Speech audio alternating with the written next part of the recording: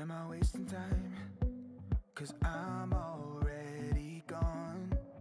So long, can you stay the night? 'Cause you're the thing I want. I know you're feeling different when you're stressed out, but even with no makeup you still stand out. 'Cause no one makes me feel the way you do now, like you do now. The way that you move your body, you make it look like a hobby. Every time that you touch me, it's electricity. Things we discovered underneath last night's covers. Everything came so easy. It's electricity. Electricity. Whoa. It's electricity. Electricity. It's electricity. When it's late at night, I feel you on my skin. My skin. You're all that's on my mind. It's finally sinking in. You're it. I know you're feeling different when you're stressed out, but even with no makeup you still stand out. 'Cause no one makes me feel the way you do now, like you do now. The way that you move your body, you make it look like a hobby. Every time that you touch me, it's electricity. Things we discovered underneath last night's covers. Everything came so easy. It's electricity. Electricity. It's electricity. Electricity. It's electricity.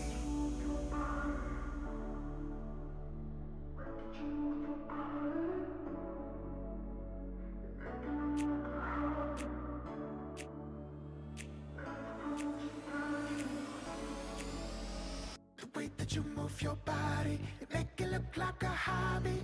Every time that you touch me, it's electricity. Things we discovered underneath last night's covers. Everything came so easy. It's electricity. Electricity. It's electricity. You move your body. Electricity. You move your body. It's electricity.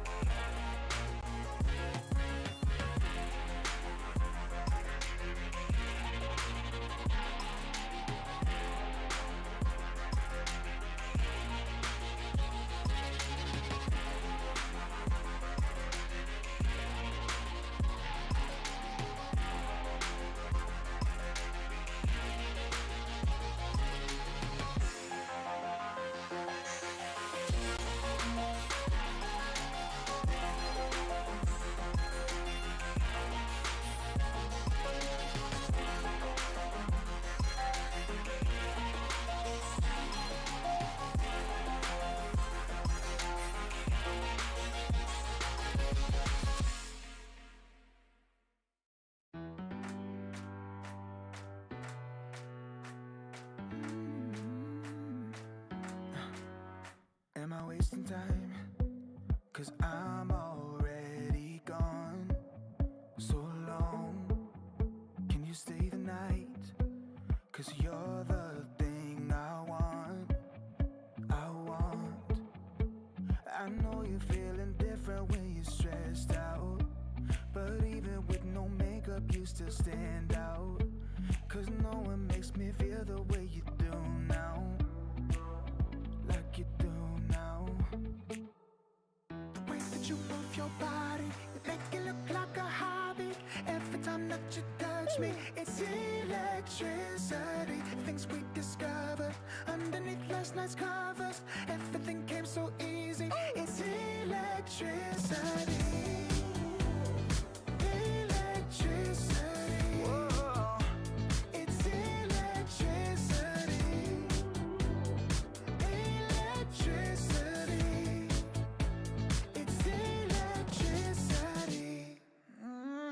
it's late at night, I feel you on my skin.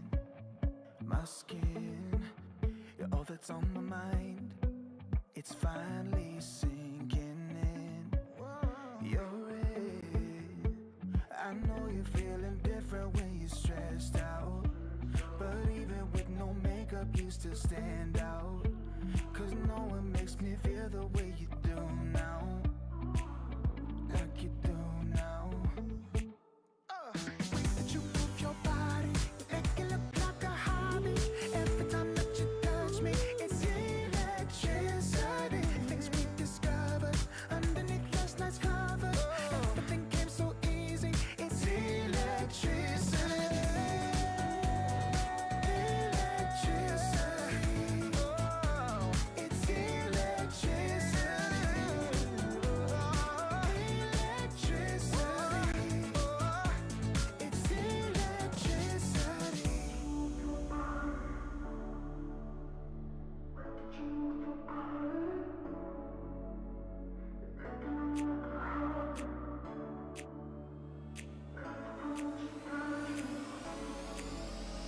The way that you move your body, you make it look like a hobby.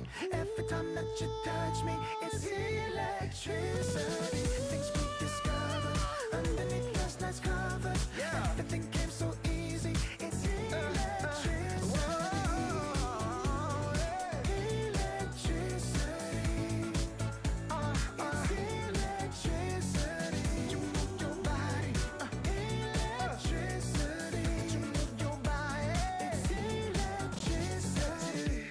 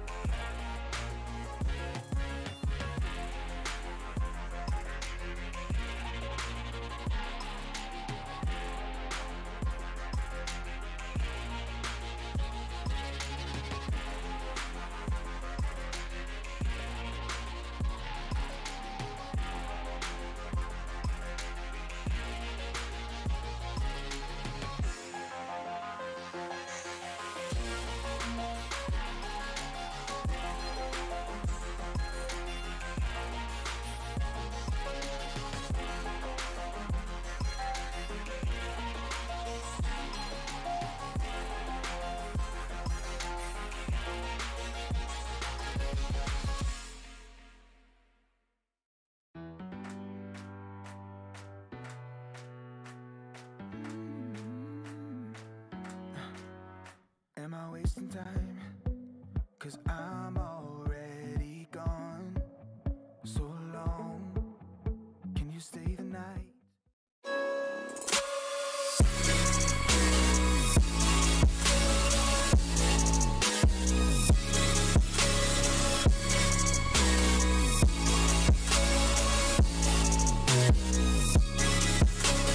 You love it, you wear it. What's your style? Get your merch at shop.eslgaming.com.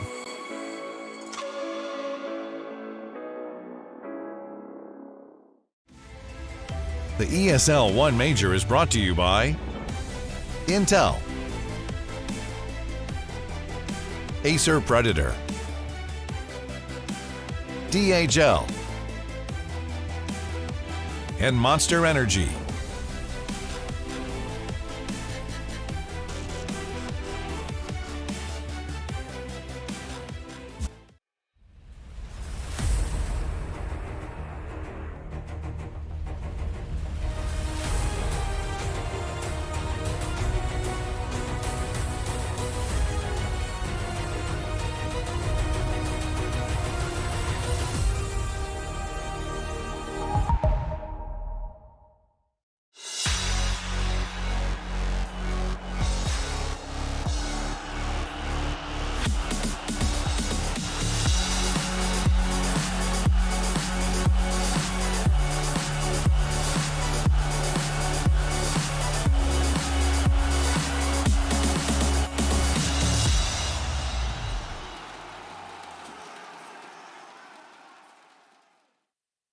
Greetings, Dota fans. Another day of glorious Dota 2 in front of us as we kick off day 3 Lacoste with a pretty exciting match here. Liquid against TSM is our first series of the day, and lots of Dota already happened as well. What's been your most exciting part outside of Roshan migrating? I was about to say the same thing. You stole the words from my mouth. It's been... I think the patch is really fun.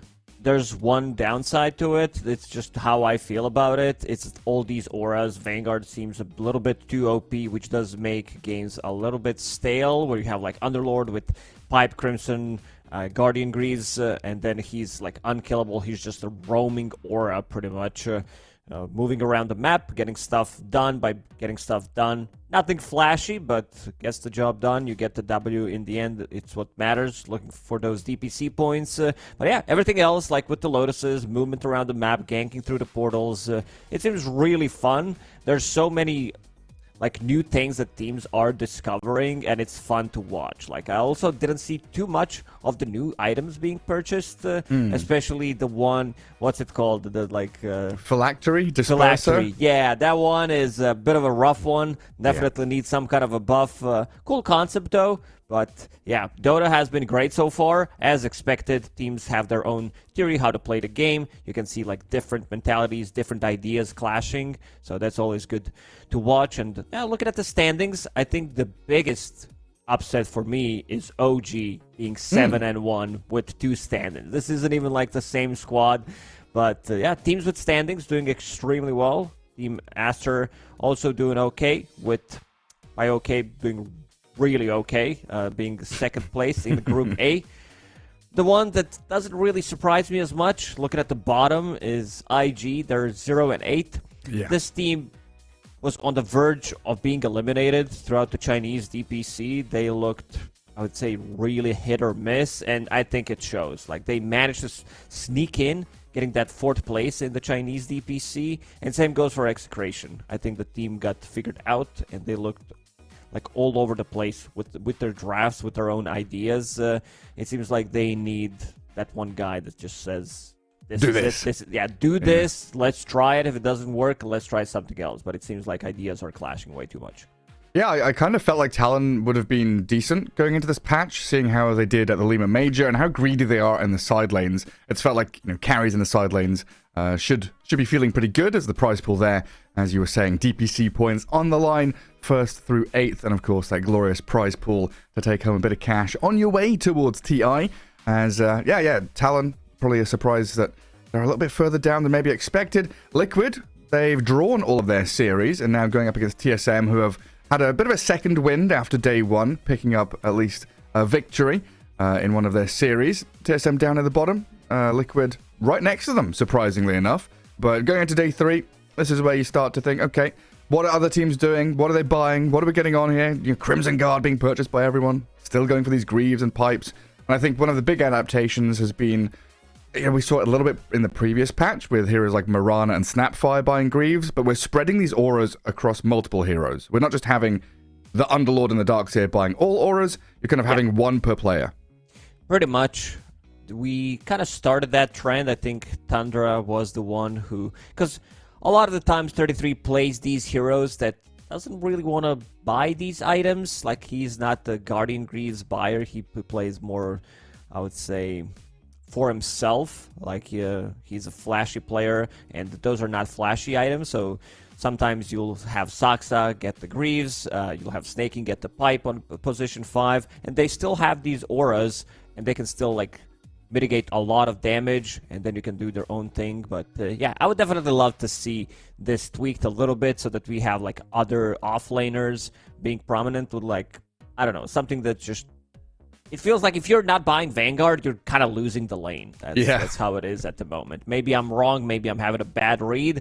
But from the games that I've seen in the last couple of days, it definitely looks like that. Yeah, I think you're right. We've been talking about all the timings with Lotus timings, Watcher timings, Roshan timings. There's now a Vanguard timing. If you're not getting it 4.5 minutes in the game, what are you doing? You've got to be as tanky as you possibly can. Not just for offlaners. We've seen it on safe lane carries like Anti-Mage as well. And another, story coming out of the first couple of days of group stage here has been the pickup of this Storm Pugna second pick duo, right? We've seen it from BetBoom a lot in the Eastern European DPC Div 1. Then it's, kind of moving around. We know Ari on TSM likes to pick it up. Yesterday, I was watching the mainstream. Every game, you're looking for this Storm Pugna. It's either, Storm's being banned first phase sometimes if people have got first pick because they don't want this duo to be on the map. It's one of the better heroes that utilizes free mana, because it's the only thing you need, pretty much, and you can be very aggressive. You don't have any cooldowns.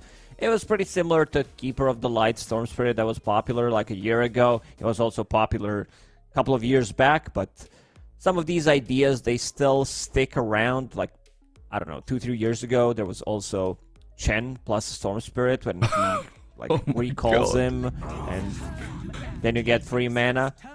I think the hero that could be contested, TSM had a really good game yesterday with Broodmother. Kasane completely dominated EG. It was one of the better Broodmother games that I've seen. Didn't die a single time. But yeah, it was all over the place. Unkillable, literally.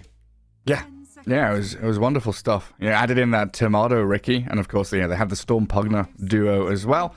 We'll see how things go on, though. Io, Doom, Chen, and one more to be banned by Liquid, which is the Beastmaster. And it's first pick for TSM.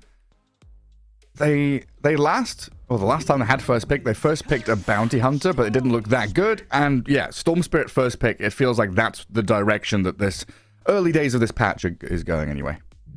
Pretty much. Now it's the question, do you want to steal away Pugna from them? Looks like Team Liquid just not going to do that. They're going to let them pick it. They have stun. This is their off lane. Okay. I've been reading, I've been thinking, like, about certain heroes that do counter this Underlord. Of course, there's going to be Monkey King, there's going to be Ursa. Slark is also the one. It's not that good in the lane against the Underlord, but throughout the game, it's really good. Like, you might also be able to get the kills. I think banning out a hero like a Disruptor, Jakiro for Team Liquid could be really good, because you set things up for Slark so much. I think Disruptor is like one of the better ones, because Slark starts hitting on people, can't sit inside a Firestorm plus Rubik's Fate Bolt. It's a lot of damage early on. Slark's constantly going to be on half HP, but if you can try to fight around it, it works out miracles.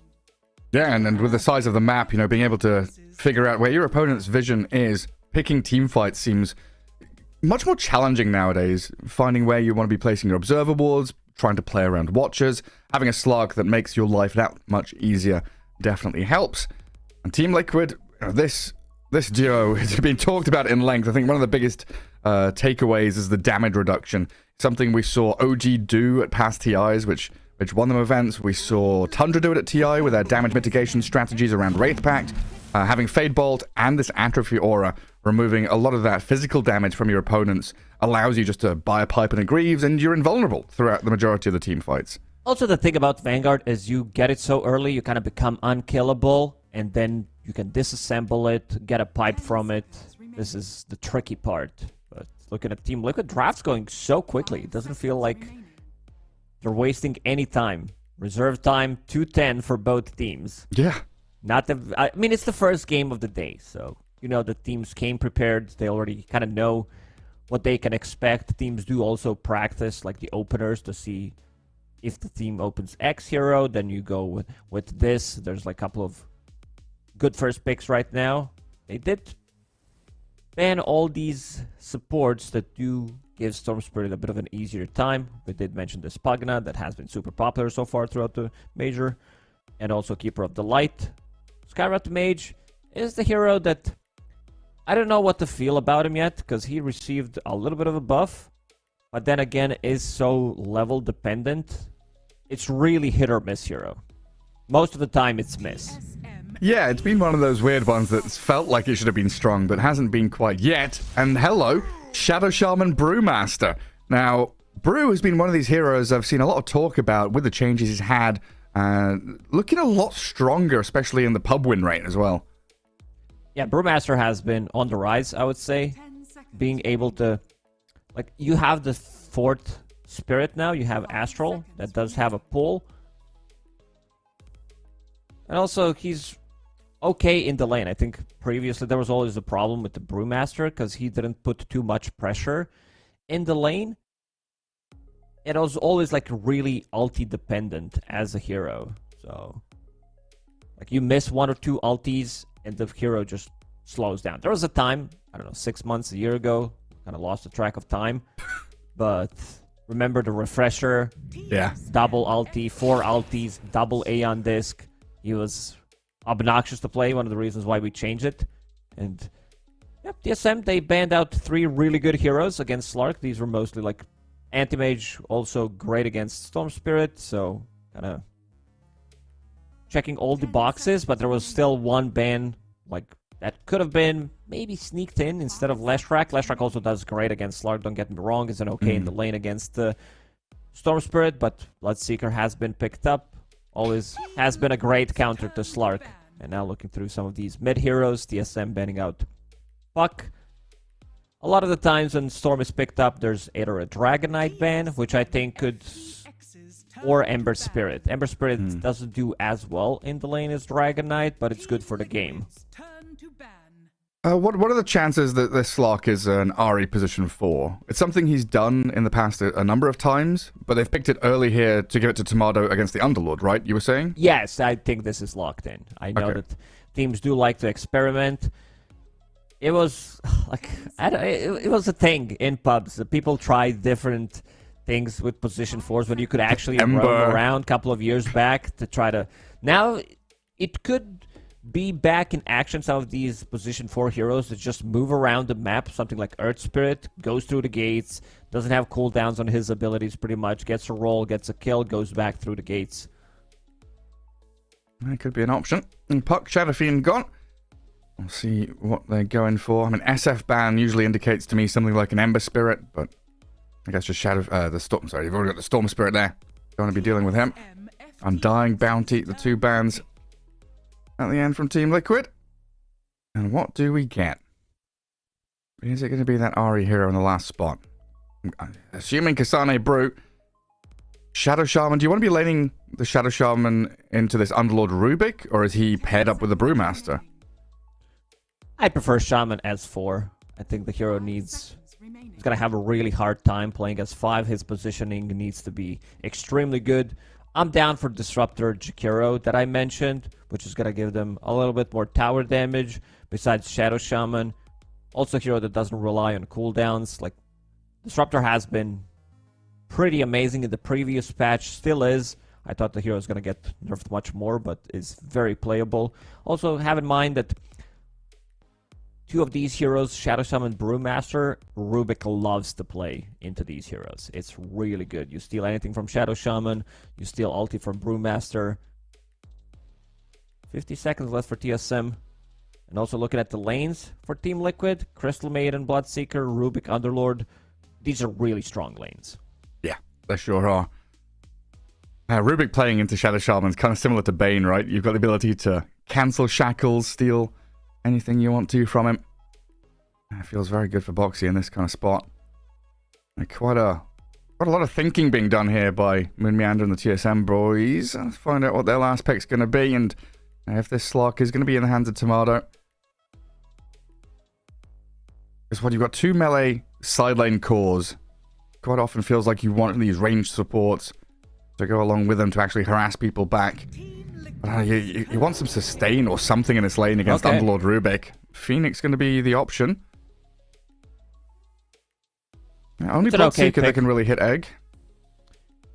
Yeah, the other heroes really don't do it. Now from the mid lane, there's still Pango, who's available. Loses the lane for Storm Spirit, but teams do pick it if they feel like it's a good game. A lot of these heroes are very mana dependent. Slark, Brew, Phoenix, if they want to go for it. Yeah. And there it is. Adding a bit more teamfight chaos. A lot of chasing potential from both teams, right? Once these fights start, if you lose a hero quickly, you could just get run over. The fact you've got telekinesis, all the nukes and slows from Maiden, and of course Pango, Bloodseeker, really adept at hunting people down. And on the other side, Slark and Storm, same kind of story. Just need a bit of catch from this Ahri Shadow Shaman, Kasane Brewmaster. Try and get these fights started for themselves. I like Shadow Shaman as a hero. I mean, he did receive buffs, also like Ether Shock level 1. Now you can actually use this spell. It's not just one target, it hits 3 targets, so you can harass both heroes if you find a good angle for it. But then again, he's gonna have a hard time playing the game against the Bloodseeker, Silence, Rubik, Underlord. You know that they're gonna be super tanky, random swashbuckles like firestorms all around them. Shadow Shaman doesn't like to play into these types of matchups, and also doesn't really have that hero to protect him. I was always a big fan when China was picking Shadow Shaman plus Tidehunter, so you could like defend Shadow Shaman when he goes in. You always have like, you know that he's gonna be the target to go for. I just got those immediate snap hexes out. And like you were saying earlier, quite a good amount of tower damage from Shadow Shaman and the Brewmaster. I mean, Brew's always been one of those weird heroes where you have to find some kind of cheesy, cheeky way to play it. You mentioned the Refresher double Eon disc. We had Wings in the times gone past, the old days, going for the Alacrity and all these buffs to the Solar Crest, wasn't it? Yeah, onto the Earth Brewling to hit towers and objectives. We even had this Echo Saber patch where you were going just physical right-click Brew because he had talents and all sorts of good stuff to get crits and hits out of Echo Sabers and right-clicks. We'll see what he gets up to this time around. If he's universal hero now, so Magic Wand, Triple Branch is the build on Brewmaster. You want to also build into earn a lot of value on Brewmaster, especially since the recent changes where you get, if you die, you get the charge. So then you can ignite them with the Cinder Brew plus earn, of course. Oh yeah.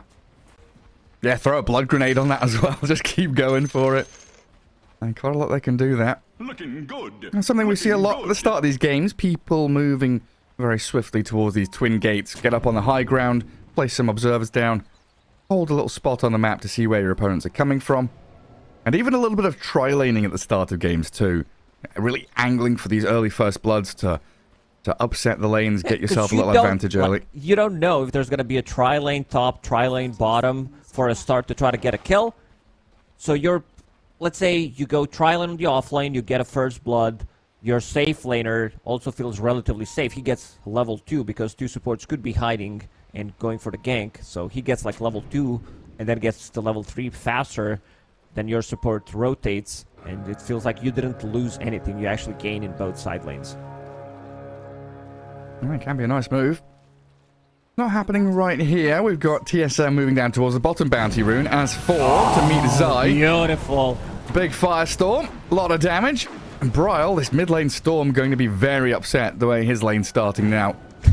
3 bounty runes for Liquid. How this game is going to be played out if they use the combo like 2 times. Crystal Nova, Fade Bolt, Firestorm. If these spells are maxed out, add 1 Swashbuckle, 1 Blood Right. Team Liquid can get a full team wipe just by using 1 ability. I'm not even kidding. Yeah, just need to add one more in there. Just Pit of Malice, 5 heroes, and then throw everything you just said on top of them. Just a little bit of control is all they need.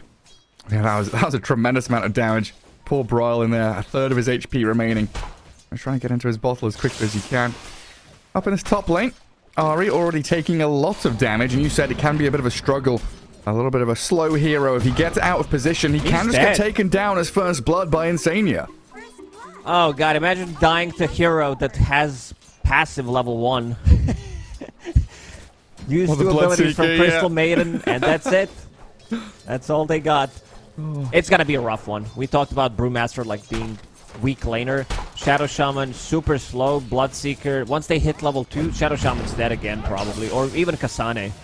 They're gonna have Bloodright available. They will have Frostbite as well. Thing about Crystal Maiden is you're not gonna have as much mana sustain as we talked about with those mangoes, because they're limited, and we can see adaptation already. Insania actually putting a point in Arcane Aura. Yeah, super useful. I wonder if we'll see the dip back into the old meta of buying headdresses and bassies just for that little additional laning oomph to get yourselves through the first 3 or 4 minutes. Like, as soon as we saw TSM TP back up here, they're just immediately spamming their spells, knowing that they need to try and relieve that little bit of pressure from this top lane. Still set at level 1 on the Shadow Shaman. Well, Liquid both level 2. In that mid lane, you said Storm Spirit, and as we've seen, definitely gets the upper hand in this lane, even though he was behind and took a lot of damage early on. He's 11 and 5, Nisha 8 and 2. It's a good matchup for Storm Spirit. You don't really possess a kill threat on Storm Spirit, while Storm Spirit can relatively easy kill you. You don't get like the most out of Pango because you can't shield crash, you can't play aggressive with the swashbuckle. Most of the time you will be using that swash to get a CS and stay away from the Storm Spirit. This is the lane that TSM needs to dominate. They need to play around Storm and then like gank the side lanes. He needs to be very active because top lane doesn't seem to be going too well for them right now, having 10 CS combined while Bloodseeker has 12 alone. And it's only going to get rougher and rougher. Yeah, especially if Insania can keep holding this wave back near his tier 1. It looks like he's sentried the large camp, so no pulls for TSM. I love that Mickey has Blood Grenade. Oh, yeah. It fits the profile. Bloodseeker with the Blood Grenade, by Bloodstone as well. Yeah, it fits his law. He's stealing your blood and turning it into a grenade. He's throwing your own blood back at you. A taste of your own medicine. Brawl trying to get a bit of chip damage there on Nisha. Just forcing some bottle charges. Still 40 seconds for the runes. His bottom lane, Slark, half HP. He's gonna struggle every single time he tries to square up. Steal some of the stats from Underlord. Will get zapped by Fate Another Bolt. one. Insane. Yeah, this top lane is done. Like, Ari, I don't think this lane is playable anymore. Yeah, might have to find somewhere else to go and call his home. Start trying bottom he or almost something. dropped bottom. Oh, jeez. Down to like 5-10 HP. Pops the stick, manages to survive, and you can already see the difference. He queues up Hand of Midas. Zai playing underneath the tower. And I talked about Ari not being able to get back to the top lane. Refills the bottle mid. Could even potentially dive him on the mid lane. Things are looking really rough for TSM. Storm needs to do some heavy lifting because Brewmaster is not the hero that wants to rotate. Shadow Shaman also is going to have a really hard time. So you might need to have like Phoenix double supports rotating, playing with the Storm Spirit, or Storm needs to rotate and make stuff done. Man, Ari just bought these raindrops and he's already lost 2 charges because Insania comes mid, hits him with Crystal Nova twice. Spending his mana to make you waste your gold. Yeah, what does TSM do to like move these lanes to feel a little bit more comfortable? Is there any way, or do you just have to stick with it and say, hey, we're under pressure, we're going to wait it out, we'll get to our level 6s, get to some kind of item? Is it like Phoenix Supernova's ready, we go fight with a primal split, or? Yeah, good luck with that. Getting level 6 on Phoenix in a lane where you're really losing. He's 1 CS. Slark is doing relatively okay considering what he's playing into. But needs a lot of time. This is not going to be that Slark that steals a lot of Essence Shift, as we've seen yesterday when EG played against them. Oh man, that Pakaz Slark was out of this world. I don't even know if TSM will have time to do what we've seen with some of these other supports, where Storm starts rotating, you leave that mid open, you put your position 5 there, get them to level 6. because it feels like TSM are going to have to bring numbers to every fight if they are getting further and further behind. And yeah, you said it a couple of minutes in. This is a game where Brawl kind of has to pop off. The Storm is pretty much all of the early game catch, gap close, and damage. Try and break Liquid a little bit once the laning stage breaks down. Roshan Roshan is moving. Off he goes. Had to check if it was a bug. Maybe. It wasn't this time around. White one. Will TP to the top lane. If the lane is pushed, he's trying to backstab. Maybe they can get something done. Storm Spirit doesn't have his level 6 yet, so can't really TP and rotate. Insania playing very aggressive here. Let's see if they can punish him. Yeah, it's another situation here where Liquid know that they're dominating bot lane. They can leave Zai alone. They can leave Nisha mid in the 1v1. And really, the only move, we were talking about it. How does TSM get out of this? They can't stick bot, can't really move into mid. They have to bring a hero top to try and do something. Liquid were ready and waiting for them with 3 heroes there. And now they shift into mid around that 6-minute timing. Look to guard the 6-minute rune. From Liquid already there. Insania and Boxy mimicking movement from TSM supports. Let's see where the rune is going to spawn. Nisha faking it. Fine. Illusion rune. Shackle up Insania, get the kill. Finally on the board is TSM. But in comes Nisha with a lift up. They grab Bryle, pop the illusion rune, trying to get this. That was a nice attempt. That was pretty sick. Still going to connect though. And a shield crash, final bit of damage. Bryle very low. Nisha, Boxy both diving to get the kill. Ari and Whitemon unable to save up their Storm Spirit in the area, but not close enough. Supports from TSM are very sluggish. This is Shadow Shaman we're talking about. If the hero doesn't have boots, he's gonna have a really hard time just moving. You're there like, come on bro, slow down a little bit so we can try to use some spells on you. Never happens. Mango, good rolling thunder, good play there. With the illusion rune, they finally find him. Storm was a little bit on mana, low on mana. I don't think I've seen that before, using the illusion rune, kind of like we've seen the Yules be used, right? Just a stop in time to try and get an additional crash in there. Force a bit of delay on your rolling thunder. Clever attempt by Nisha. Yeah, already Orb of Corrosion, working towards his Diffusal Blade. As TSM bring heroes back up to top. Hisane still level 5. Tagged by the Rupture, the Blood Right dodged, but he's rooted and caught out now. And again, Liquid have 3 heroes up here. They throw a Blood Grenade at Mickey, but he's the Blood Seeker. He loves it. Being burnt a bit by the Fiery Spirits, but he's got 19 one charges in a Lotus. He's not going to be too bothered by the attempts there from TSM. Some shared tangos as well. Damage on the side of TSM supports is really lacking at early levels. They don't really provide you with much. Like, these type of heroes are supposed to do well in the laning stage, especially Shaman. But never happened. They got killed level 1, and now Brewmaster is level 5, going for Vanguard. I don't think I like Vanguard Tomato.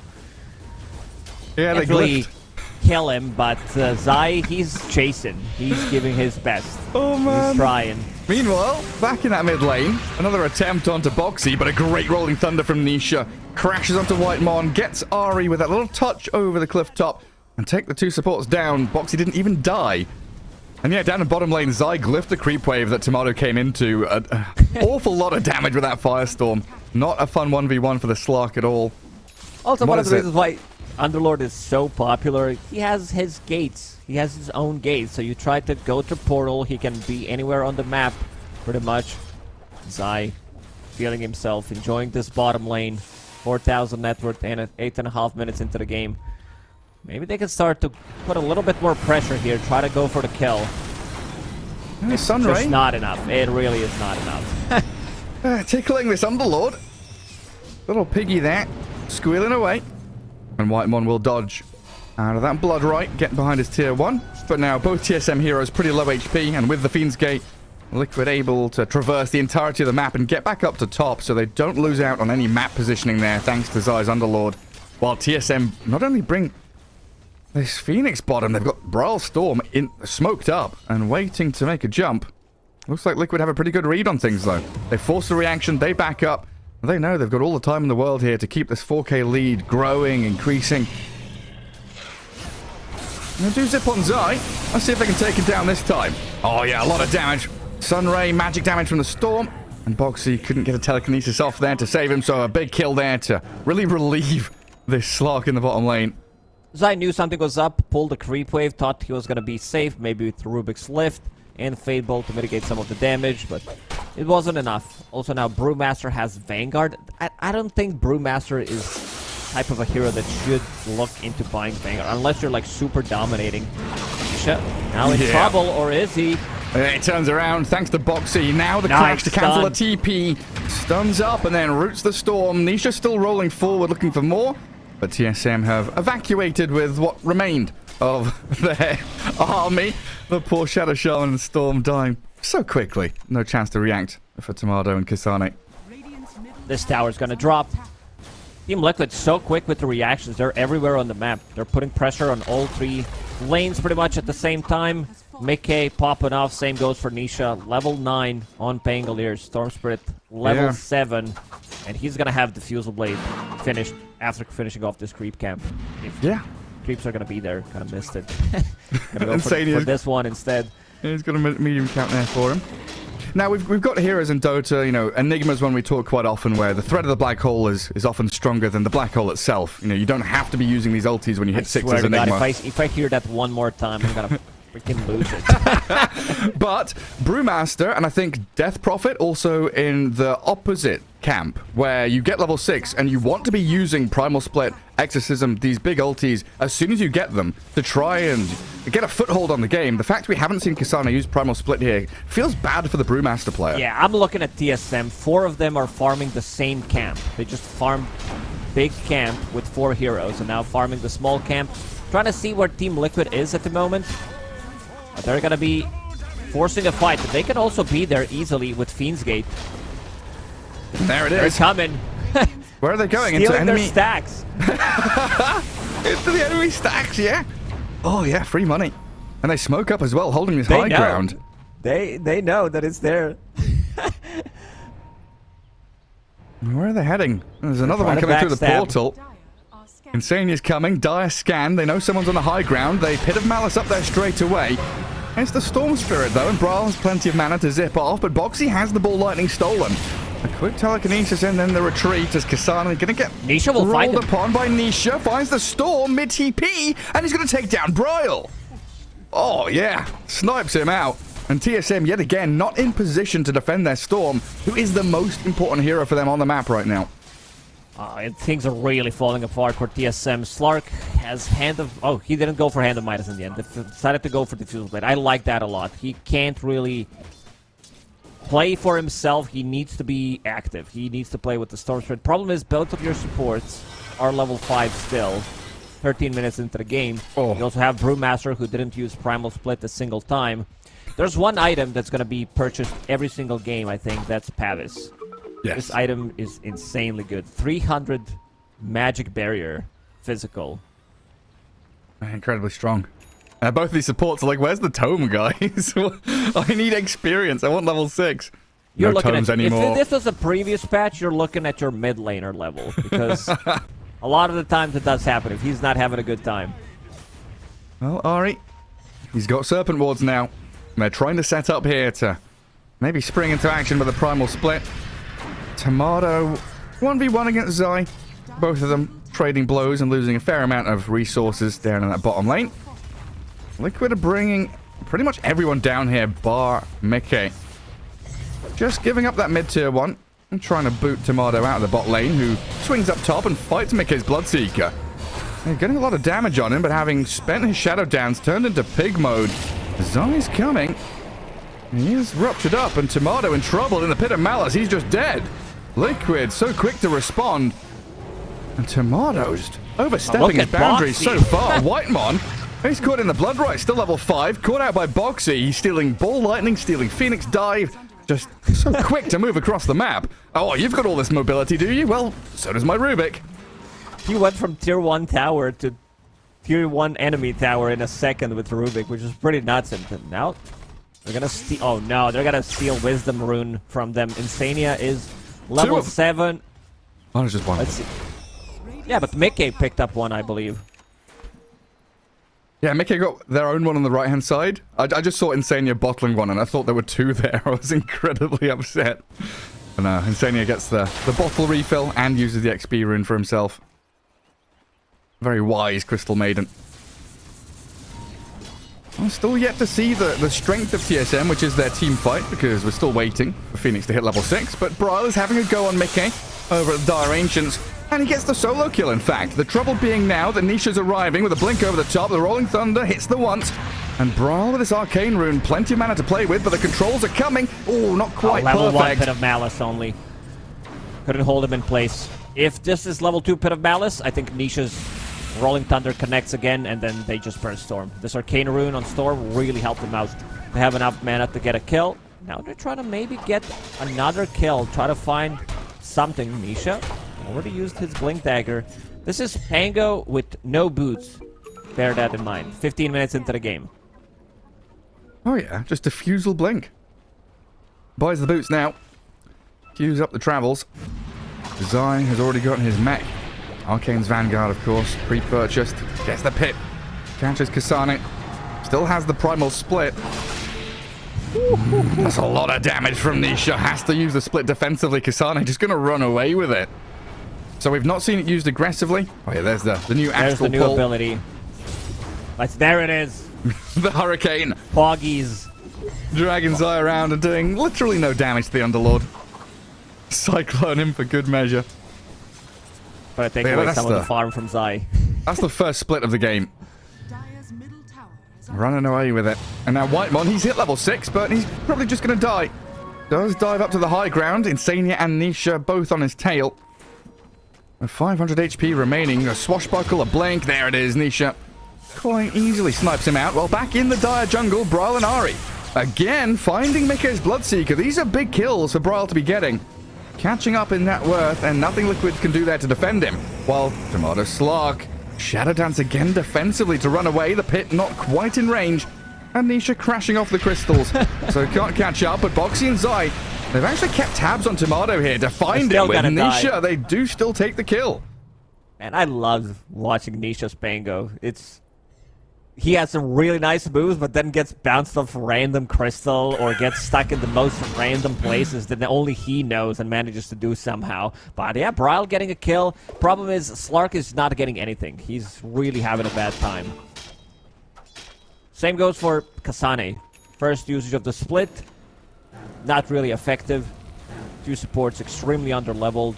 Team Liquid, they're just chasing. They know that there's no split available. Meg, straight on the Brewmaster. From one side of the map to the other so quickly is Team Liquid here. Insania does get jumped, pops the Pavis and the drums on himself. The egg is down and they shackle up the Maiden.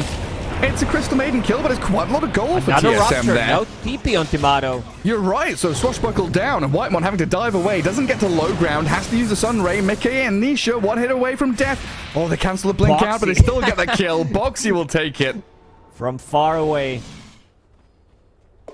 It's insane. Like, we talked about damage on the ground that they can deal just by using 1-2 abilities. One Swashbuckle with Diffusal Blade, an Orb of Corrosion, Fade Bolt, Firestorm, Blood Rite. They're down to half HP or someone's dead if they hit them with all these abilities. You make it sound so simple, and I guess It really just is. In this game, it really is. Just cast your spells, boys. And it's kind of funny, like the first thing we see, and you point out, you notice that rune battle, right? They cast 3 spells, and they basically kill 3 heroes. The game hasn't changed in the next 18 minutes. 15-5, Liquid with a 10k lead. There's still no signs of relenting with this really aggressive playstyle. They bounce back towards the mid lane, finding Whitemon in the pits of Malice.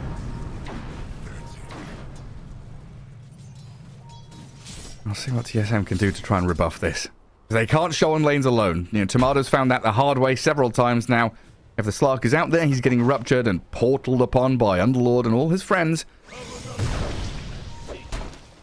Is there a way for TSM to, like, sneak Roshan or do something that gets them back into this? Because Shadow Shaman used to be that hero that goes in with another guy and just kind of steals it. I'm thinking maybe if it's on a Radiant side, because right now Liquid is dire, Roshan is dire as well. Let's see, one day you're gonna decide to kill Tormentor. It's gonna spawn in 30 seconds. Mech, Guardian Grease now available on Underlord. That's gonna be sustain against Tormentor. Seems like they wanna probably grab it. give it to one of the 2 lowest net worth supports at the moment. So he's going to box your Crystal Maiden. Shadow Shaman, Slark missing. I wonder what they're talking about, saying those 2 heroes are gone. Let's go kill them. Where are they? Let's find them and kill them. That doesn't matter. These heroes are missing. Let's kill whoever shows up.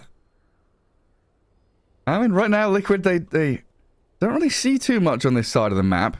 High ground vision is here for TSM around their Ancient, so a decent spot to fight him in terms of vision and how they can get the jump.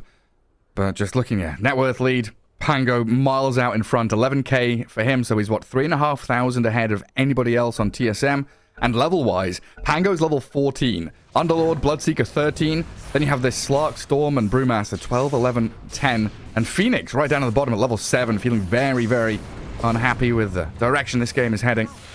Yeah, also, I don't like that he's maxing out Fire Spirits. I think in this type of a game where you're like really having a bad time, you need to max out the Sun Ray. Try to go for like this Sun Ray play, keep your allies alive, because I don't think you're going to be able to get the Supernova off. Wrap around, but they're underneath the ward now. Oh my god. Hit into the blood, right? They get off the split and the ball lightning at least. So Ari, the first point of contact, dies immediately. Kasane just losing all his Brewlings, though. The poor little pandas. Close to extinction, only 1 remains in the wild. It's the Earth Panda retreating. And Liquid straight back towards the Tormentor. Steal this away from TSM. They see Boxy. They're going to try and grab him with a Storm. Sunray is there. Boxy balls away. Has the ball lightning yet again to escape from danger. He got the shard while he's fighting. It's going to be like, Pango's not dying. Nisha didn't die a single time this game. Pavis, shield crash on 2-3 heroes. It's going to hurt. He didn't even max out the shield crash, going for a lucky shot instead. More armor reduction. And disarm against... Like, Brewlings disappeared immediately. They do. Portal to the bottom lane. And this is it. Slark. They can do this and just like clear 1 creep wave, or they can go for the Slark if they see him. Boxy apparently knows body block. exactly where he is, losing quite a bit of HP and stealing out the Slark pounce. Yeah, Tomato knows there's vision there now. As mid lane, Mickey, the only target the TSM have been really able to get on top of, but he pops his BKB, heals up, the blood rides down, and the damage is good onto Bryle. Ari attempting the TP home. Nothing to stop it this time. Dire's courier has been killed. It's not fun. They're going for another Tormentor. First one they killed at 20:30. The other one's gonna die at 22 minutes into the game, so now it's gonna be either Insania or Zai who gets it, yeah. So Insania gets it for himself. He's super farmed on Crystal Maiden. At one point he was almost as farmed as Storm, but now if he kills 1 creep, we'll have more farm than Brewmaster, which is pretty nuts. God. Has that Pavis. Boots of Bearing about to be finished in 500 gold. Ari stealing the haste rune right under Nisha's nose. In terms of big items for TSM, this BKB from Storm's not coming for another, 3-4 minutes at least. Slark, he wants to try and get his Aghanim Scepter. It does have Echo Diffusal, so can output quite a bit of damage. Staying alive is the difficulty, so wants a bit more of this in and out gameplay for himself. And Brewmaster, we've seen, he's gone for this pipe, disassembled his Vanguard into it, trying to go Crimson next. Yeah, so no shard, no blink or anything like that. No urn. Like, he did have really bad laning stage. Shadow Shaman died, then he died. Looking at the score, 0-2-0. 23 minutes into the game. It means you didn't get the chance to play Dota. You're literally AFK. Yeah, under the boot of Team Liquid. Getting a bit of farm time top. As Tomato, speaking of AFK, just standing and waiting for a creep wave to come his way. Please, Liquid, leave me just a creep wave. One creep, please, sir. Something. Crumbs. Any crumbs? He immediately pinged as soon as he shows on a wave. Box is like, here. Target acquired. Let's go, team. Oh, Tomato. Oh, Tomato. He does pounce away from the pit. Sunray's there to heal him up a bit. Boxy Boxy having pouncing the time in. of his life. Nearly has the kill. In comes Ari with the shackles and the serpent wards, but they kill Tomato. That's the one they wanted. Serpent wards cleared out by Mickey. And the supernova landing, sure, but on the doorstep of the Radiant base, Liquid have no gonna cares in the bounce him world. The Brewlings are all dying to Mickey and Zai. They do bouncing back onto Ari, kill off the Shadow Shaman, and nearly slaying Whitemon with just a swashbuckle. They'll dive into the base and get another kill. I think Team it's time Liquid. to call it, Gary. Yeah. You know, when it is time, it is time. I like how Nisha tried to bounce him out of the base 2 times in a row, but seems like the wall is too thick. 5-21. Well, we've seen some stomps in our time, but this is a pretty strong performance. Oh, Bryle, the stolen shackles. He shows on the mid Level lane. 4. Okay. Whoops. That's all Bryle can say right now. Yeah, I think you're right. At this point, you're just thinking about game 2. Probably. One thing I noticed about this patch is the teams do tend to go for Tormentors rather than going for Roshans because they do value it more. Roshan also feels much stronger because of all the buffs. You also need to be at the right place on the map, so you're kind of like wasting time. But if you go for Tormentors, because Roshan is like not near any objectives other than the gates, but if you go for tier 2 towers, you go for Tormentor, you can maybe take a fight, kill Tormentor, kill tower after that, so there's a lot more value to it. Yeah, it feels so good. Like you're holding a high ground, you're killing the enemy ancient, basically. You're also choking. This is a got a new way of choking them out when they can't get the farm. You kill both Tormentors, your 2 supports most of the time will get shards for themselves. So free gold, then they can buy another set of item, whether that's going to be like Glimmer, Drum, or a Force Staff. And now Roshan belongs to Team Liquid. Yeah, knowing they're so comfortable and so far ahead, they can just get into the pit, take Roshan down, and they've got 3 observer wards out on the map that they can play into. We can already see the Fiend's Gate, the jump from Boxy, forcing Bryle to spend the majority of his mana pool, gets to low ground away from Nisha, ever so barely escaping with his life. But Liquid are again out on the map, hunting for kills that will close this game out. A bit of money for TSM with that tier 1. They are all grouped in behind Tomato Slug bottom, but you're going to start losing tier 2s now. Multiple lanes pushed in by Liquid with catapults.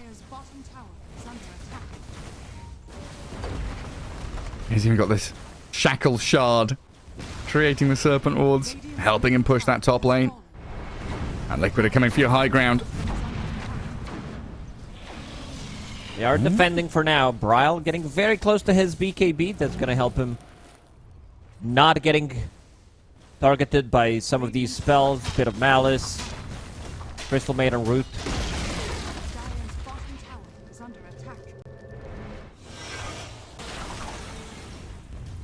You're thinking, Gary, you're like, does it work that way? No, I just agree with you. No, don't agree with me. On the new patch, there's going to be a lot of wrong things that I'm going to say. It's Debuff good. resistance. Like, I still have to remember debuff resistance. This is the easiest time to be an analyst right now. If people are watching, go apply for a job because you can say whatever and you're like, oh, it's a new patch. Still didn't get used to it. Let me just control F that for you. Well, TSM, at least they've taken a step across the river and got on the map in their bottom lane for a couple of minutes. Little morale boost. Still yet to see them take a proper team fight around the Supernova and Primal Split. The potential is there for them to cyclone somebody. Bryle pops his BKB, plays onto Last and Zai. Underlord. Look at how strong and tanky he is. The big slug man now wandering forward. They killed off Ari. And they're chasing Kasani's Brewlings. The Earth Panda dead. The Storm one slipping away on very low hit points. But there we Nisha go. finds The him. Aghanim Scepter Shield Crash Swashbuckle takes them down. And a beyond godlike Pango at this point. A DD rune flowing through his veins. And Tomato's lurking in the shadows just off to the side. I don't know what he's up to, but... is he hunting someone from Liquid here? Because he's about to get hunted by them. He can't even kill any of these supports. They're way too tanky. Boxy has Ghost Scepter, Crystal Maiden, Pavis available, Healing Lotus. Sitting on 1700 HP. And first lane of barracks for Liquid. Nothing to stop him. in that top lane. Still 2 minutes left on this Aegis as well. Tomato, Bozo Gem. What is that? He took What? his gem. I don't know how. What happened? But I see Slark holding Insania's gem. Oh, he killed the courier. Oh, thank you. So he killed the courier, the gem dropped on the floor, and he just takes it. Oh, free gem for Slark. No, there's no response from Liquid there, though, right? There's just Tomato laughing at himself. Laughing to himself. It's always Insania. He's always up to something. He's making these games interesting.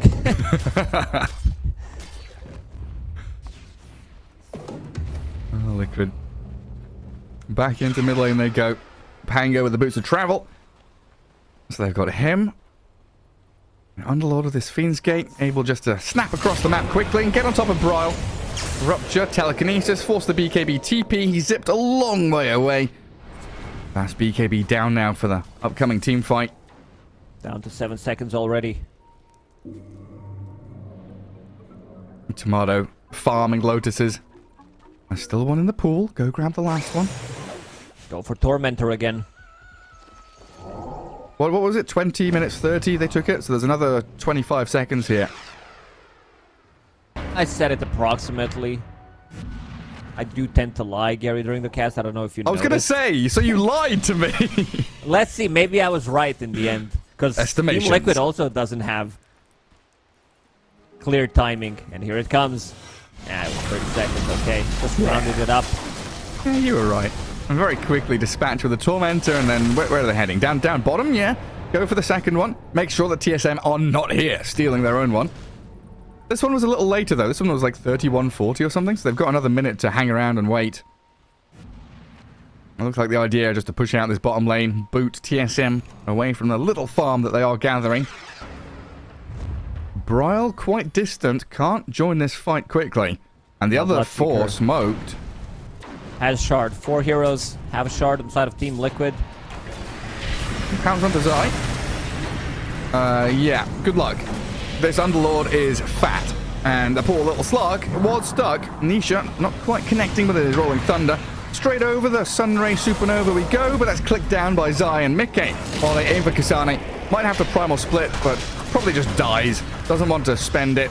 Will lose his life. Wait to respawn and think about the next fight. I'm always down to play out the game when it feels like it's winnable, but TSM didn't get a single kill in the last like 10-15 minutes, and it also gotta kill your morale for the second game. And it's also a very important game for you, because right now you're 1-5 or you're 1-5, so you definitely want to have this bit of a different mentality coming into the second game, because this game doesn't seem winnable for the past 20 minutes. Yeah, what was that win percentage chance? 2% for TSM. I don't know where Dota Plus is getting these numbers. Well, Liquid is going to go for another lane of barracks. Push up to high ground. Everyone's so resilient and tanky. Even if Bryle gets a perfect jump into backlines. Struggle to see them doing too much. And Tomato right now, he's just career sniping. Takes out a tier 3 token. The Fiend Gate. Going down to the bottom Tormentor, or the right-hand side Tormentor. Zai did so much work with these gates. Finally, he receives something for it. Gets the Aghanim shard. He's the last one. Bryle? Not sure about this one, Bryle. He pops his BKB and balls away, but Nisha's in onto Whitemon. The Phoenix doesn't have a dive anymore, so Mickey will close the gap and kill him off. Bryle, I think, was having a bit of fun there with the Fiend's Gate. We're trying to see where they're gone. What's through this door? It's nothing but pain and despair. Things are going to get even more difficult if Zai manages to find the farm if the game doesn't end. Get Aghanim Scepter, summon Pit of Malice around each portal so you can't even go through it. Fly back from Phoenix. Okie dokie. And they've got some good Serpent Wards. And the attempt onto Boxy takes down the Rubik, but in comes Nisha again. Sunray's on him, though. A lot of damage from TSM. They're blowing up the Pango. Sunray, Supernova, all used up, and the Pango's dead. TSM defend their base, killing 3 of Liquid. And I want to see how much money they got, because that's 2.5 grand just from Nisha. The 10x streak gone, as it looks like TSM won't find any additional heroes They're going to the they're portal going now. through the gate. They want to catch up to Zai. Okay, let's see if they can bring him down. The Underlord holding his ground, 1v3. Just walking around inside his pit and his Firestorm, using that shard to good use. As Slug pounces upon him and the buybacks from Liquid start to come out. Tomato and Kasane now stuck in this top portion of the map. Grabbed up, Whitemon dead. Boxy and Zai make short work of him. Well, Mickey, he's chasing on Kasane. The Brewmaster going to get scouted out by the Bloodright, rolling on the barrel. Look at it go. See how far he can run away. Because Boxy and Mickey very speedy, quick on their feet. Will catch up with another blink forward and take down a hero that really didn't belong up here. They used 2 buybacks inside of Liquid. Let's see if maybe TSM Win condition. can try to go for something. I do like that they're smoking up, trying to go for this type of a play. They know that maybe they managed to have like another big fight before Pango respawns. Alright. Mickey. He gets off his BKB before the storm can vortex him. Take down Ari. Now Brawl and Tomato and a 2v4 doing quite a lot of work onto Mickey, killing the Bloodseeker. Tomato still alive inside the Shadow Dance, but caught up inside another pit of Malice. Boxy and Insania, can they close the gap on him? Because Nisha, he can deal with the storm, no problems. Brawl, can get turned around on with another Rolling Thunder crash. They'll find him, and yeah, Boxy did catch up with Zai onto Tomato. Slay the Slark and a 5-man wipe, as Liquid did use a couple of buybacks. Look at Insania. He's going into the portal. That was a nice play from Zai. He knew that he's going to be able to catch Slark, already use his Pit of Malice, but since the upgraded Aghanim Scepter version of Fiend's Gate, he puts it there and gets the root, gets another Pit of Malice on top of him. Now level 20. Atrophy Aura, damage reduction, on top of Guardian Greaves. What's the cooldown on his abilities now that he has Octarine Core and Quickening Charm? It's getting ridiculous at this point. It's like no downtime on these pits, right? You're just rooting people non-stop. Scythe the Vice next for Zai if he even gets there. The lonely push up to high ground. Joined by Nisha. Boxy not able to quite get the grab on Kasane there. Let's see if Zai uses Portal to get Mickey back into the action. Here it comes. Yeah. Absolutely right. Bring the Bloodseeker. Straight into that mid lane as Brawl makes the zip on to the Pango. Nisha balling up for a second as this final lane of barracks slowly being whittled away. Defensive Serpent Walls chucked in by RE2, trying to delay this Liquid shove. Another 10 seconds for Roche. There's Wisdom Runes off on the right-hand side of the map. So there are things for Liquid to do here if they want to be a little more patient. Think about the Aegis, but yeah, 26k lead. They've had this game firmly in their control for the majority of the match. Trying to finish this one off with the final set. Kasane just no mana to play with at this point. Being burnt by the Diffusal Blade non-stop. Constant spam from the abilities. Firestorm, Fate Bolt, X on Zai. Now, do make the jump on the Underlord, but Telekinesis saved. Tomato, half HP just through the Firestorm. AoE spill damage. The Slog's in trouble. The egg is dropped, but the focus from Liquid straight towards it. Whitemon's gone. And there's Pit of Malice causing problems. Slog still stuck up inside it, being permanently rooted, while Brawl's caught as well. A double kill for Mickey, and the GG's called as Bloodseeker comes out of his shell for a triple. And Team Liquid take game 1 with ease. This is very clean from Team Liquid, not even close. TSM, they kind of fell apart the first 5-10 minutes of the game. Team Liquid moving around the map. This Underlord hero needs to get, you know, his ult is way too powerful for Dispatch because it does allow you to go for Tormentor, go for XP runes, contest it, steal when you see that enemy is doing potentially Tormentor, backstab them and stuff. It's just way too powerful of an ability right now, and he's paired up with like range support in the lane, builds into Vanguard, becomes unkillable. Like we've seen him also going for solo kill on Slark, which is insane to think about, diving underneath the tower. Yeah, TSM, 2 supports being level 5 for a long time, not able to get anything done for the longest duration, like 15 minutes or something, and then with the first like snakes, with the first egg, like these ultimates were just not on point. I can't really blame them considering all the AoE stuff that Team Liquid had, like the way this fight, the way game started pretty much. You saw Firestorm, Fate Bolt into Crystal Noah, 3 heroes almost instantly dying. Yeah, I mean at the start of the draft we were talking about that Storm Pugna second pick duo. Rubik Underlord second pick duo also looking very strong this event. You know, two of the highest pick rates, if not win rates. They're sitting like 50% yesterday when they checked. But in the hands of Liquid here, looking incredible with damage mitigation, the control, and like you said, these gates just seemingly very strong in this patch to traverse the map and get yourselves into those positions so very quickly. And game one, going to Liquid, very simple stuff. We'll see if TSM have anything up their sleeves to try and sneak a win, as we'll take a quick break and return with game number 2.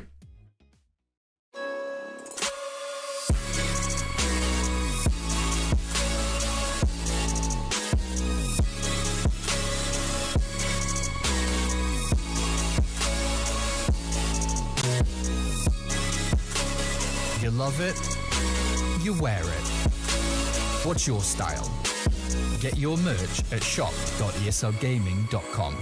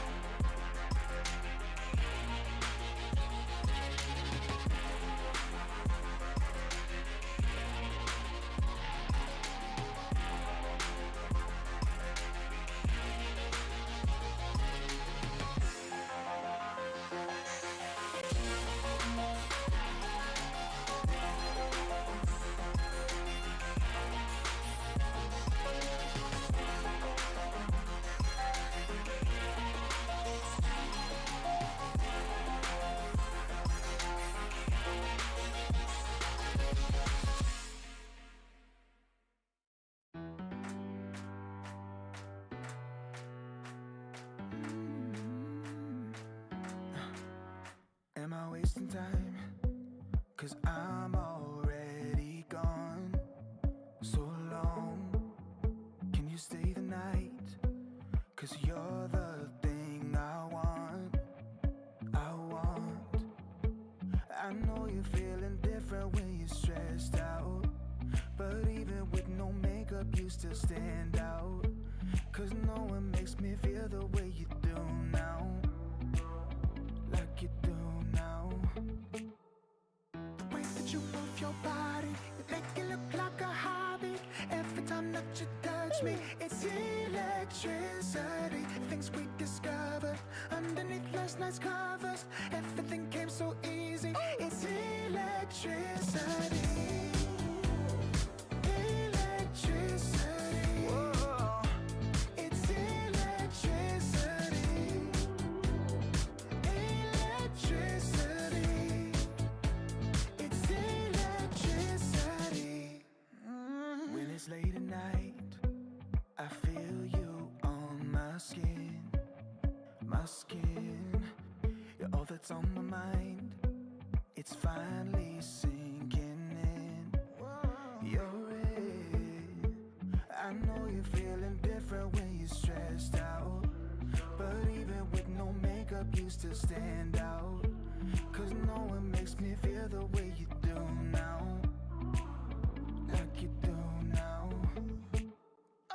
Way that you move your body, you make it look like a hobby. Every time that you touch me, it's electricity. Things we discovered underneath last night's covers. Everything came so easy. It's electricity. Electricity. It's electricity. Electricity. It's electricity.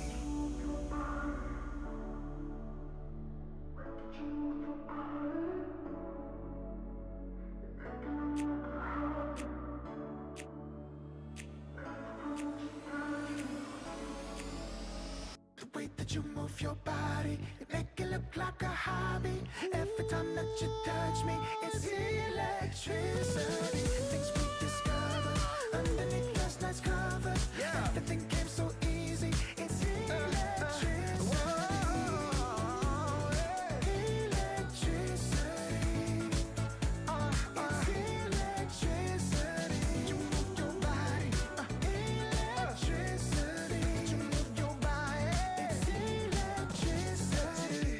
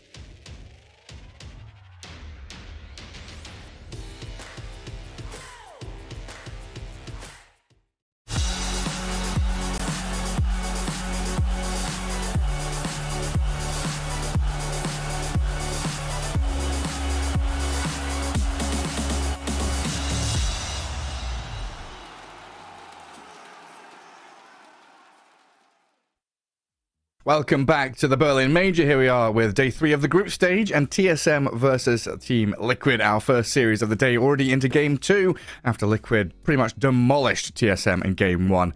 Very straightforward victory for them, Lacoste. Yeah, it was very dominating from start to finish. I want to see TSM drafting themselves stronger lanes, heroes that can actually move, play the game, because having Shadow Shaman, Brewmaster, these heroes, like, they don't want to move from the lane. Shadow Shaman is very slow as a hero, especially if you don't have, like, Boots of Speed as your starting item, which is something you don't want to buy. Maybe if you, like, 5-man gang, then he gets First Blood, gets Boots, then he's going to be able to gank. But he's also one of the heroes that consumes way too much mana, so he can't really go through the gates, rotate, get stuff done. Phoenix also a hero that doesn't really rotate as much. It was a lot on Brawl's shoulders to be able to carry the game because they lost both side lanes. Nisha got way too much from the mid lane as well, considering the matchup that he was playing into. And now Team Liquid, they will be taking out some of these heroes. Again, Beastmaster, Storm, they think that Storm caused some of the issues. Let's see, TSM, Keeper of the Light. Who's he going to be playing with? Whether that's going to be... Okay, it's going to be Alk. Okay. TSM did play Alchemist from the offlane in one of those games. I believe it was against Bedboom. Looked really good on Kasane. He hit the good Radiance timing because he was playing against PL. Vanguard Mana Boots Radiance, I think 13-14 minutes into the game, which is still extremely good. But then he proceeded to feed, dying 3 or 4 times in a row, which kind of set the pace for the game. Yeah, it seems even more important now than ever that you can't have these lapses in judgment where you're going for one more creep, going for one more wave, one more neutral camp. You have to be either backed up by your team through these twin gates or TPs to tier 1s, or you have to be just there as 5. So many of these movements and team fights, they start off, with just 5 heroes swarming all across the map. Liquid, one of the better teams at doing this, knowing they can just dogpile a hero, dogpile into a lane, go grab Tormentor, contest the Wisdom Runes. If you do get left out on the map, quite easy to get picked off and scouted. And Keeper of the Light going to give you that ability to, hold back waves. And I'm still curious to see if we see the prioritization of his shard as well, because that does add a bit more global maneuverability to your side if you get it. Could be. I don't mind it too much. It's a lot of just like damage on the ground this time around from TSM. Acid Spray, you have Keeper of the Light blasting. If you hit 2-3 heroes with these 2 abilities, you're going to cut them down to like 60-50% HP depending the time of the game. Team Liquid picking up Doom and Crystal Maiden. Again, setting themselves up for really strong lanes one more time. I want to see what kind of a build Zai is going to go on Doom. Whether that's going to be a bit more tankiness. Go for Vanguard, then disassemble it, get a pipe. Pipe, again, still feels way too valuable considering that Magic Barrier takes in your magic resistance as well. So yeah. Makes it even more tanky. I think this is going to get fixed because it's just the way it works. Plus also, your intelligence, the more intelligence you have means you have more magic resistance, and then like these spellcasters are not as strong. Yeah, it makes you so tanky. Now, the change up here, Liquid having first pick this time and not the second pick. So they ignore that Underlord Rubik duo because they're not sure if they will be guaranteed it. So looking at this, the idea is Liquid thinks Doom is a stronger, just outright pick on its own, and then they can have any kind of support that goes along with him, rather than having an Underlord to start off their draft. But I'm really curious to see why TSM are opting for Kotal Alk over the Underlord Rubik. Like, they still get the Rubik here, but why do they feel this is stronger than going for the Underlord Rubik, which so many teams have shown is incredible? Good question, Gary. I can't really answer what's going through their mind, but looking at the draft, this is also a type of a draft that could go the same way as it did in Game 1. Keeper of the Light, Rubik. Again, these heroes don't really rotate. By rotating, I mean, how do you set things up? Rubik lift, level 1. It's going to be level 1 until he reaches level 8, so you know that the stun duration is not going to be as long. Maybe with the Alchemist stun, but I want to see them like just pick something different. Pick a mid hero that does benefit from Chakra. Ember Spirit's still a really good combo with it. If you want to go for something like Bristleback, I'm also down for Bristle. I do love a bit of Bristle. Because you can't end up with Keeper of the Light plus, I don't know, Drow Ranger. It's just not happening. And this is the hero that we mentioned at the start of the first game. That low cooldown heroes, something that can rotate, can easily make ganks happen, go through the portal, get stuff done, go back to the lane. Earth Spirit is exactly that type of a hero. I mean, if you compare Keeper of the Light plus Rubik to Earth Spirit Crystal Maiden in terms of scaling and what they provide you in the laning stage, how well you can move, these two heroes, CM plus Earth Spirit, with any hero that Team Liquid does decide to pick, they can always go for the kills. They can every single time kill a core on TSM. Yeah, they sure can. Especially when they hit level 6, having Freezing Field and Magnetize, a lot of damage over time. Let's see if they add into that with, urns or veils or anything like that. Liquid do have this double pick though. Need to show something in terms of Nisha and Mikkei's heroes. You don't know what your mid matchup's going to be, so they'll go with Mikkei Sven for now. Something they showed off in the Dream League final to great success. His cleave getting buffed, getting a lot more strength. Tanky heroes, prime picks in this patch so far. And of course, his ability just to accelerate with his farm with so many neutral camps to clear up. I like how we're trying to find a way to buff Sven. And the buff is, we'll add some strength to his cleave. Yeah. I mean, didn't his ulti used to give strength as well? Like back in the day it did, right? So he just became incredibly tanky. Well, TSM, like you said, we're not entirely sure where this Alchemist is heading. Could be picked up as a flex in that first phase for Kasane or Tomato. Even in the mid lane, we've had a couple of mid Alks. I think Talon were trying to run it with this Meteor Hammer Blink build.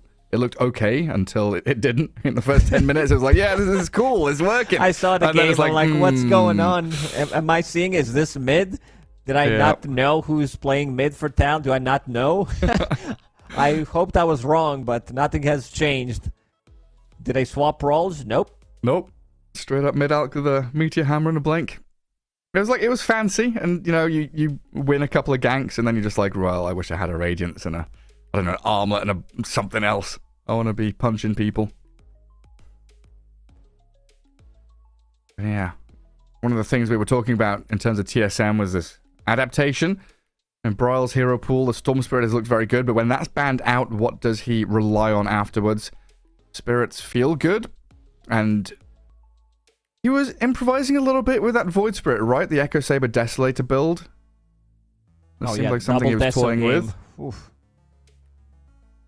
It looks okay. I think Echo Saber, maybe into Kaya Sanj, most of the time seems like a better option. But if he needs damage, I think Deso is also an okay one. I'm a bit worried about this, picking DP into Sven. I was about to say the same thing. Also, Crystal Maiden, Earth Spirit, they can easily blow you up. You'll need a BKB this game, most definitely. I'm not sure where that Prophet's gonna go, because they still have a couple of options left. Most likely gonna be that mid laner. Not sure who's getting Guardian Greaves. I'm also down to get Guardian Greaves on Dead Prophet, no matter where she's going, into a BKB. They still don't know the matchup. Okay, they're the ones banning out Shadowfiend. Okay, so they think Alk safe lane, DP off lane. Could it still be a Tomato safe lane SF? Mid DP off lane Alk? Like they're banning SF because it's a flex, right? Yeah, they don't know the matchup, and then you would have to end up in the lane with like, Keeper of the Light, Shadowfiend, or Rubik Shadowfiend, which doesn't sound great. I think they're mostly looking into the mid matchup. That's why they decided to ban out Shadowfiend, so most likely it's going to be some melee hero. That's why the Ember's banned, right? The good old counter. In terms of SF beating Ember there. You ban SF if you want to pick Ember. Oh, one more for Liquid to remove. And right now, TSM, you can use EXO for tower pushing. Got a decent amount of catch with Rubik and Alk. Huskar. It could still be Pango again for Team Liquid, considering the bans that they just showed. Shadowfiend, Huskar. There must be another hero that I'm missing out. Yeah, it's just like melee heroes, like you said, right? Any of these melee heroes, the spirits and stuff that go mid. Add in the Pango there. Also, very limited lockdown. Could be Void Spirit. I think Pango, Void Spirit. Yeah, they ban out Void. Because it looks really good. It does benefit from Crystal Maiden, Aura, a little bit of lack on catch on side of TSM, so he could cause some issues. Yeah, I mean, how do you feel about something like a Dragon Knight mid for Liquid? Add a bit more. Dragon. If you don't know what to pick, Dragon Knight's always going to be that guy. It's like, sure, we can pick it. But yeah, they go with the Pango. It's still a good Pango game. And TSM, they know exactly what they're going to pick. I think they kind of tried to set the trap for Team Liquid. Still favoring what Team Liquid has in this game. I think Dead Prophet, Alchemist could be a little bit slow. But then again, Team Liquid, Sven, Banglier, Crystal Maiden, Earth Spirit support duo going around the map, getting the kills. This could also be another fast game. Yeah, sure could. Yeah, it's kind of a gotcha at the end, right? You got last pick, you Bloodseeker into the Pango and the Sven. Feels pretty good for Tomato. And they do put Brawl mid, Alchemist, and Kasane, that offlane Death Prophet. So I'm going to be looking at Brawl to see what kind of items he buys. If it's going to be that kind of active, maneuverable Blink Meteor Hammer Alch, or if it's going to be this Armlet Alch with the Assault Cuirass, or just go for the regular old Radiance build. We'll find out exactly what he does.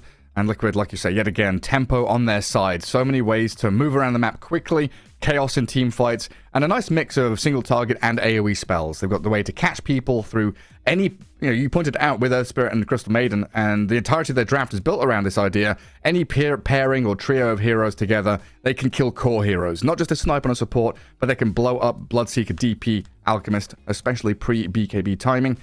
TSM have got a lot of tools here to hold back waves, delay things with Illuminate, Fade Bolt, get Alchemist to a decent point where he's farmed, and potentially take these big engagements, which are so important. You need to be holding your Tormentors, guarding Wisdom Runes, basically playing 5v5 from the get-go, and we'll find how it all goes here. Game 2 as Team Liquid take on TSM. TSM needing some kind of wind in their sails, a some victory. Kind of a dub here, exactly. Not gonna be an... Wait, what am I seeing? Is this it? Is Zai gonna rush Ring of Health as first item? They pick up Bounty Runes, he picks up Ring of Health. That's it, that's the build. Turbo strats. I've been saying this for years. This is a turbo strat again. Tundra have showed the boots first and sell them when you get to Secret Shop to get yourself across the map quicker. Ring of Health with no other items just to try and get it quicker in the game. This is some Dota 1 stuff that we're seeing right now. Ooh, it's gonna be a lot of slow. Look at that Boxy's items. Orb of Venom, Blood Grenade, Crystal Maiden. Whether he decides to go for Frostbite or Crystal Nova, stun from Sven. This could also be like the start of a tri-lane until they get a kill, and then Boxy rotates to the top lane. TSM holding out on that twin gate top. Spraying, warding, holding atop the staircase. Was that a clown kitten? Looking very upset. It's a sad kitty. It is. Very upsetty. Yeah, Broil, just holding out mid on his Alch. Trying to defend his ward, see if anybody comes his way. And Liquid, 4 heroes gathered up for the bottom bounty runes. Oh, Zai still waiting for that little bit of cash, as is Courier near the Secret Shop for that early Ring of Health. The battle begins. What a time to be alive. I never thought that this was gonna happen. This was pub strat 15 years ago. Save for Ring of Health when it cost 875, maybe even 775 back in those days. Now it's much cheaper. It's 700, and here it comes, Ring of Health. Oh, what a great starting item. No stats, no branches. Forget all that. Just go straight up ring. Now you eat a creep with the Devour, buy 2 branches.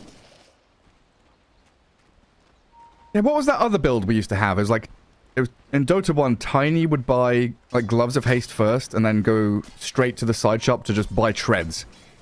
Like kill one creep wave, buy treads straight away. I missed the side shop. I don't know why. There were so many fun things you could do with it. Buying Blink Dagger when you're being chased through the trees and just blink away. That was always a really fun move. Yeah, no side shops anymore, sadly. As the laning stage here, all set up. Zai, the Ring of Health, starting to pay for itself. Sits under tower regen, taking a lot of harassment from Whitemon. Not able to get that last CS in there, while Kasane and Ari getting tri-laned. Boxy and Insania doing a lot of damage to them, but Zai, the first one to die, and Insania about to follow him into the grave. 2 kills for TSM on both side lanes. Much better start for TSM this time around, using Grenade on Rubik and also using Grenade on Keeper of the Light to secure them kills. This is something that TSM does really well. I noticed that even in the game's post 20-25 minute mark, they always have hand grenade, blood grenade to be able to throw and slow them down. It's a lot of slow. It's 15% AoE slow. I just have to make sure you count to 3 when you throw it. Zai, that ring of health, maybe he wished he did have a branch or something. Died up in that top lane, getting dragged back into the blood right. A bit of help from Boxy, battering into Tomato. Keeping Zai alive. Yeah, much better from TSM though, you're right. Yeah, free farm, not on this Bloodseeker, but Alchemist, 10 and 2 in that mid lane. Doing very well against the Pango. I don't think this is a matchup I've ever seen in the mid lane. It's been a while since Alchemist has been popular on the mid lane. He's gonna farm. Like, Al's definitely gonna farm in this matchup. Uses Acid Spray. He's gonna try to go for Nisha. Maybe deny Water Rune, but Nisha picks it up immediately. I'm just making sure, hey, you go for the Water Rune, I'll do damage to you on the way. And yeah, just putting Acid Spray on the floor in this closed area in the mid lane. Very tight for Nisha to maneuver around. If he wants to go for creeps, he's got to walk into the Acid Spray for sure. Now a bit of calm. Liquid can relax a little bit, get the farm up on themselves. And we'll see how impactful this Boxy Earth Spirit can be. Because you were talking about the roaming supports. No, we've seen it from Crit. And I know that's been a conversation between Crit and Boxy in particular. The two of them were always known as these actual roaming supports, not necessarily full-on laning supports. They like to maneuver around, cause a bit of chaos, be a little bit unpredictable. That's My one of those favorite thing to heroes do that in just pop up Dota. from nowhere. Being able to run around the map, getting kills in multiple lanes. Now with portals, it is back. You're gonna see a lot more movement happening from the heroes, especially when games start to be a bit more chaotic. Look at the build on Kasane. I really love it. Going for Pavis, level 1, some branches, and the magic one. It's a lot of stats on him. A lot of dropping low, but we're gonna get silence on him. Yeah, he's gonna drop here. Yeah, kill off Boxy. 3-0 start for them. A bit of a poke there onto Zai, just to keep him away from any kind of creep wave coming his way. Nisha trying to stay away from that acid spray. Yeah, swashbuckling on the dire side of the river. Make sure he's taking as little harassment as possible. And he's caught up a fair amount to the Alt's last hit value. While Ari and Insania, the battle in the jungle, but Boxy's arrived. Ari thought he had a straight 1v1. It's not an honorable fight. Insania brings back up. And the Crystal Maiden survives on a sliver of HP. Not fair. Love the build on Nisha. This time around, putting more points in Lucky Shot. 3-0-2 build. Trying to deny some of the CS from Alchemist. Bottle refill on the mid lane. So, Also not fair. Alk is kind of like DK, right? In the fact that he stuns and then denies creeps in front of you. I'll throw a concoction at you, so I'm going to get some last hits and deny in your face. Poor Nisha. Still doing well, though. Yeah, like you say. Coming with a bottle refill. Boxy dragging that wave top. Try and hand it to Zai. And going a long way around. Zai's actually got to pull into large camp as well. TSM's got to contend with this. We've not looked too much at this bottom lane. We had that initial skirmish where Liquid lost their Crystal Maiden. Kasane doing decently for himself. Kasane is not gonna die. They need to bring third hero to be able to kill him. Sven at early levels, he's strong level 1, level 2. By level 4, level 5, doesn't really matter for him. By level 6, most of the time will be in the jungle, get one of his sustain items, and just start to farm it up there. Now Kasane with Pavis, definitely not gonna die. Rolling Thunder. Yeah, straight in onto them. This is what we talked about. Two supports that can easily rotate at any point of the game, and they can go for the kills. Yeah, Whitemon pings now, but it's a little bit late. They do make a move bottom, though.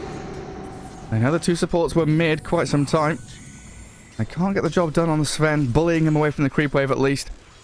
But yeah, he'll just back up into the jungle. As they'll scan and realize Insania's on his way down south. Yeah, level 3 Crystal Maiden. boots up and wandering around, and Zai finishes off his Vanguard, so Liquid becoming a little bit tankier in these side lanes, much more difficult to kill.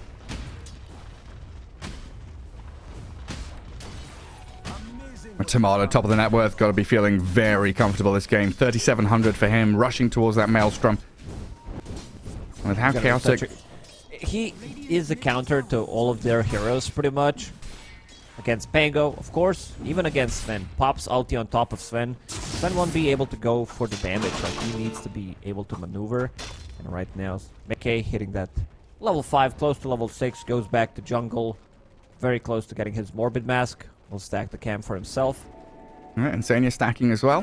And it might be the first time we see Harpoon on broadcast. On our broadcast, yeah. Sven definitely wants to be able to upgrade it eventually. I think you had a really good point that you brought up. I'm going to quote you to it multiple times. Oh, God. Zai, against pure damage, against the physical damage, 3 heroes around him, Acid Spray, Doom is going to drop. Yeah, going back to your point, is you talked about Sven, how it always feels like it's a good pick, but then again, you buy Mask of Madness, you buy Echo Saber, Powered Treads, Blink Dagger. Like, a lot of these stuff, they're upgradable. Crystal Mane is just going to immediately disappear.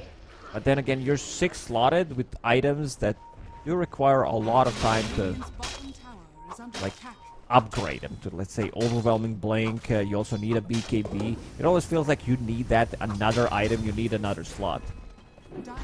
He runs out of slots very quickly with all these kind of mid-tier items. But Bryle, so far, the past couple of minutes, roaming for lane to lane, does get kicked up to the high ground, which puts him in a tough spot. And interesting pause. Nisha, Bryle. Oh, what's happening? That's the second time that's gone on. Bryle very upset with the way things are going. Bit of lag, it seems, for the players. But yeah, so Bryle has gone top, got a kill on Zai, went through the portal, came bottom, got another kill. And now, trying to fight in the mid lane, but he's stuck, disarmed, and probably dead up atop the cliff. 4 seconds until his Chemical Rage has 13-1 charges, Fairy Fire.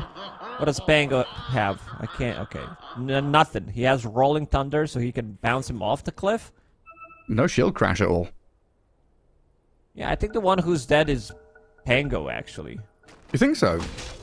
He has haste, never mind. Chemical Rage. That's the Chemical Rage. Oh, Nisha, Rolling Thunder, stuck on top of the cliff and pushes Bryle down. Alchemist still fine, swashbuckled, and channels up the concoction. Nisha with a haste, trying to run away, and Duke gets silence from Boxy, yeah. We'll stop Bryle in his tracks. A blinding light, another swashbuckle. Whitemon joins the fight now as well, as they grab the Watcher. If they get a stun on him, I think Pango dies. Fade Bolt, Blast from Keeper of the Light should be enough to bring him down. Asane with Pavis, about to crack level 6, and this should be the tower. It's being pinged out. Mekay's there half HP, not sure if he wants to join this one. Yeah, Boxy wants to roll in onto Ari. Very far on a blinding light again, gets the Keeper of the Light out of danger. And now Nisha with no shield crash, no Rolling Thunder, just going to get ruptured and taken down. The attempted TP stopped by the concoction at the last second. And Nisha falls to the first rotation of Tomato. Closing in on 5k net worth as this Bloodseeker. Yeah, the counter to Liquid's heroes. And at the same time, this is great from TSM. They're spreading the map, playing multiple lanes, just ping-ponging from one side to the other, finding pickoffs as Bryle hunts for the Maiden but won't find her. Self-stuns in the trees. Should be okay to walk it back. But yeah, while this is all happening, Kasane just takes a tier 1 tower. Things are looking really good for TSM this time around. Ooh, doesn't manage to get the stun off nor body block him. Because they do have Alchemist that is not going for greedy build. Instead, I see Armlet, Blink Dagger. So that means that he will be able to join these earlier fights. Bloodseeker, like you still scale with those items. And you have Bloodseeker as your like mid-late game security anyway. The faded brooch. The fabled faded brooch. A little bit of nerf in the previous patch, but yeah, still very good. Like any movement speed item, it feels like in this kind of patch feels incredible. Become speedier. Taking out their stacks near the Ancients, or at least attempting to, with Liquid's invasion. Speaking of new patch, I think one of the weirdest things that happened, because like map is bigger, so the heroes, we needed to add movement speed, so during nighttime you have increased movement speed, which is like a bit of a weird one to me. Yeah, like what gives you that? the full moon comes out and suddenly you're speeding up. I can understand for heroes like Lycan during nighttime Yeah. to be having extra movement speed. Not sure. If you're not a night person, you shouldn't be getting extra movement speed. We need the lorgasm from Slacks about the buffs of night. What does it come from? Who's giving it? Is it Celamene? Does she come to bless everybody during the night time, no Well, matter what side you're on? We have Lotuses now. They're able to be picked up. Kasane making a move on Mickey. Yeah, what was it called? The Convergence? The thing that Oracle was warning us about? I might need to rewatch the anime. Yeah, me too. Yeah, rewatch all the anime, Slacks' lorgasms, try and figure out what's going on. There's some weird stuff happening on the map. What do you mean all the anime? Like There's 2 non-Dota related? seasons. No. Okay. I just mean, no, every episode. I'll watch it on normal speed. Kasane is found in the bottom lane, and Nisha continues that Rolling Thunder to grab Whitemon. Liquid with numbers, bringing 4 heroes down here to give the space to to Zai's Doom to keep on farming. Because Mickey, he's got himself to a decent spot. Midas done on Zai now as well. So we do see this net worth lead from TSM drop back down. Mickey shows up. We talked about the matchup against Dead Prophet. She's super tanky with Pavis, Power Tread, Strength, had 21 charges. They're so fast. Illusion Rune. He pops it and turns onto Boxy. Does have another roll, but it's body blocked. Well done by Bryle. Catching up to the Earth Spirit. Liquid wanted to keep that ball rolling, going from bot to mid, looking for another pick off. But TSM, they've got EXO back up, and they'll be gathering around this DP to push another tier 1. Nisha is on to something. He didn't buy boots in the previous game until 15-minute mark. We just mentioned that heroes are faster, and he also wants to get the Lincoln Sphere as soon as possible, playing against the Bloodseeker, even against Rubik, so your Thunder doesn't get stolen.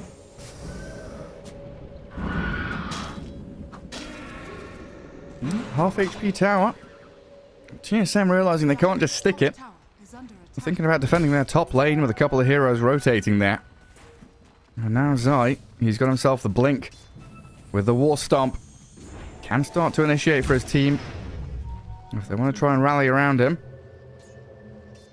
13 minutes in, so another minute until next Wisdom Rune spawns.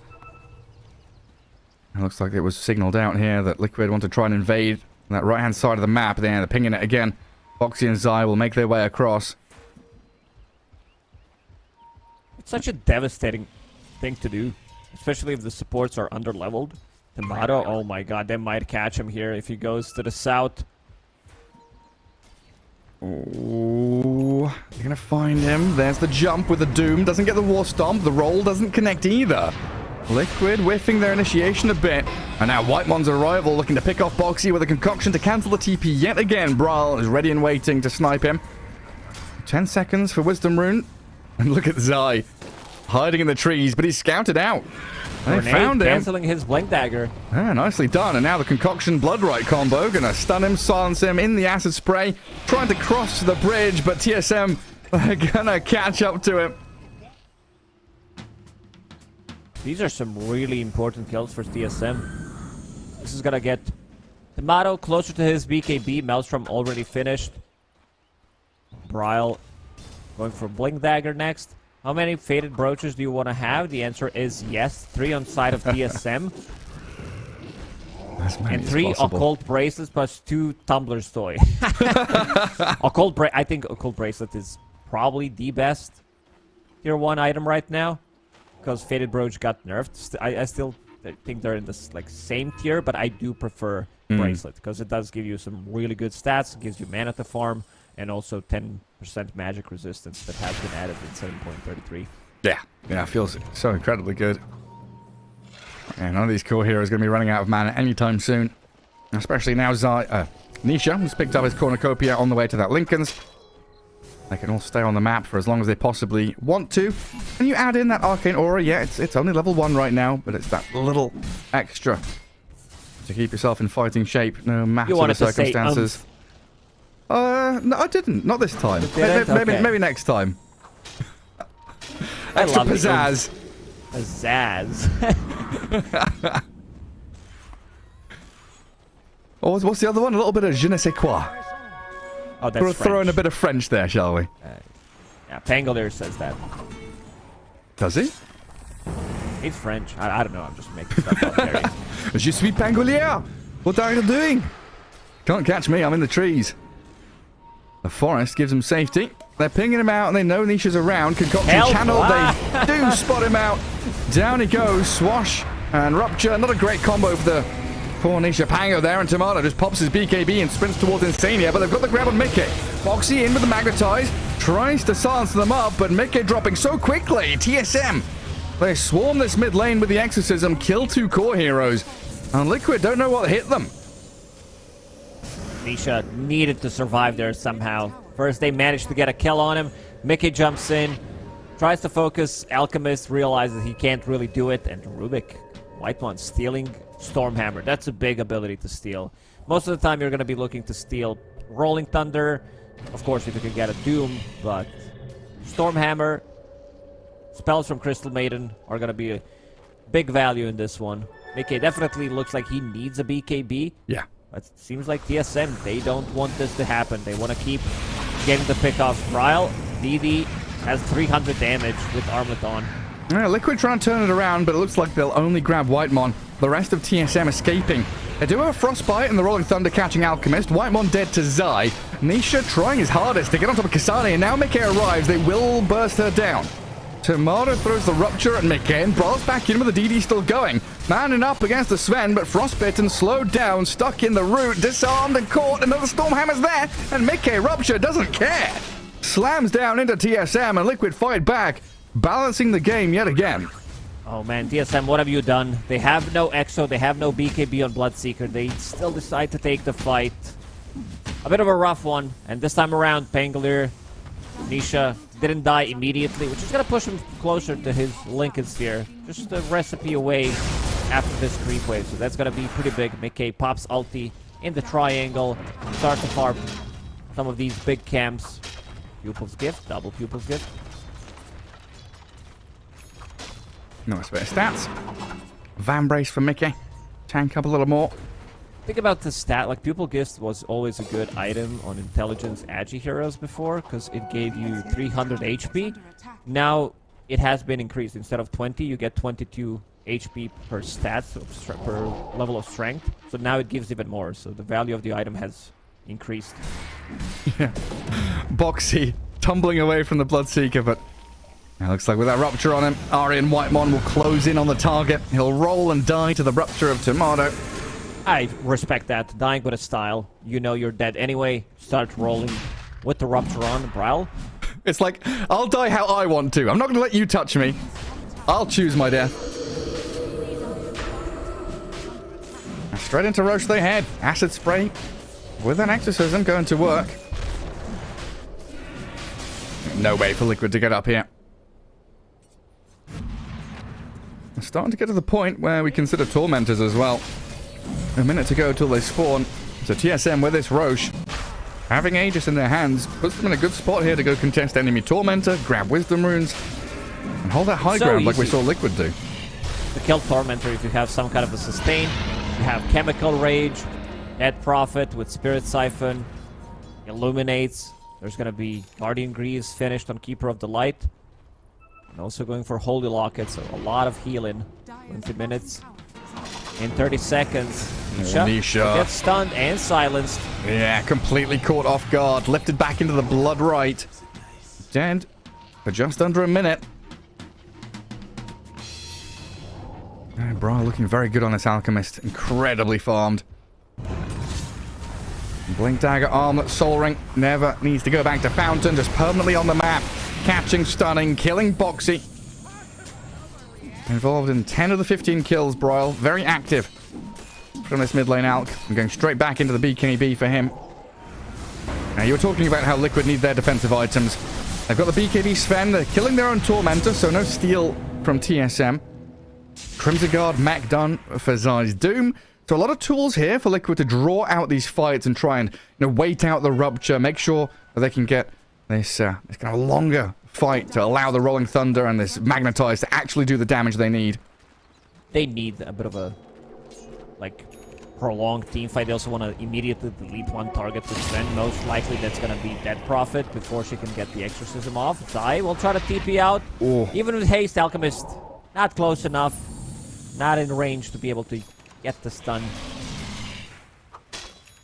Was that a Vanguard on Earth Spirit? What's he up to, eh? For now, it's just going to be that. We'll disassemble it. I assume so. And get Spirit Vessel. Oh, yeah. Or Yeah, maybe he's going to keep it. He did have Vessel queued, and then he got Vanguard, but I guess, yeah, you're right. He can go Pipe and He Vessel? can he can disassemble it, go Pipe and Vessel. For now, it might just be a Cloak. And then decide how things are going to go. Oh, no, Mickey, he's in trouble here if they catch him. Oh, yeah. Doesn't get the BKB off, and the jump is immediate from TSM. Mickey's not even gonna bother wasting it. He popped his war cry, accepted his death.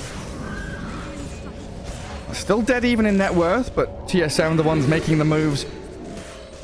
Try and pressure Liquid as best they can. It feels like one of those games, though. The Liquid, they're not super far behind. They just need to win one team fight, and they're straight back into things. You know, this Aegis for TSM, these Exorcisms, they've got to get all these outer objectives, the tier 2s, close the map out on Liquid very quickly. Team Liquid only managed to kill one tower. That's a tier 1 bottom tower. Boxy, oh no, another missed roll. It goes pretty deep in there. They do get the catch in onto this Alchemist, though. Look at that Infernal Blade and the Doom on him. A lot of damage through the Magnetized 2, ticking him down. And finding the finish as Boxy rolls in onto Whitemon. Pops the shield on himself, trying to protect him from the Earth Spirit, while the Rolling Thunder is back onto the DP. Kasane has been spotted out. Liquid grouping up around there. Sven as he jumps back in. These Spirit Siphons, they're doing wonders for Kasane, but it'll never be enough in a 1v4. While Boxy has kept tabs on Whitemon, just rolling back towards the Rubik, finding another latch. Can he kick him back? It's on cooldown for a few seconds while Zai, Mickey, fighting Tomato back in the river. Tomato dies, first life gone. Let's see what they can do once he respawns.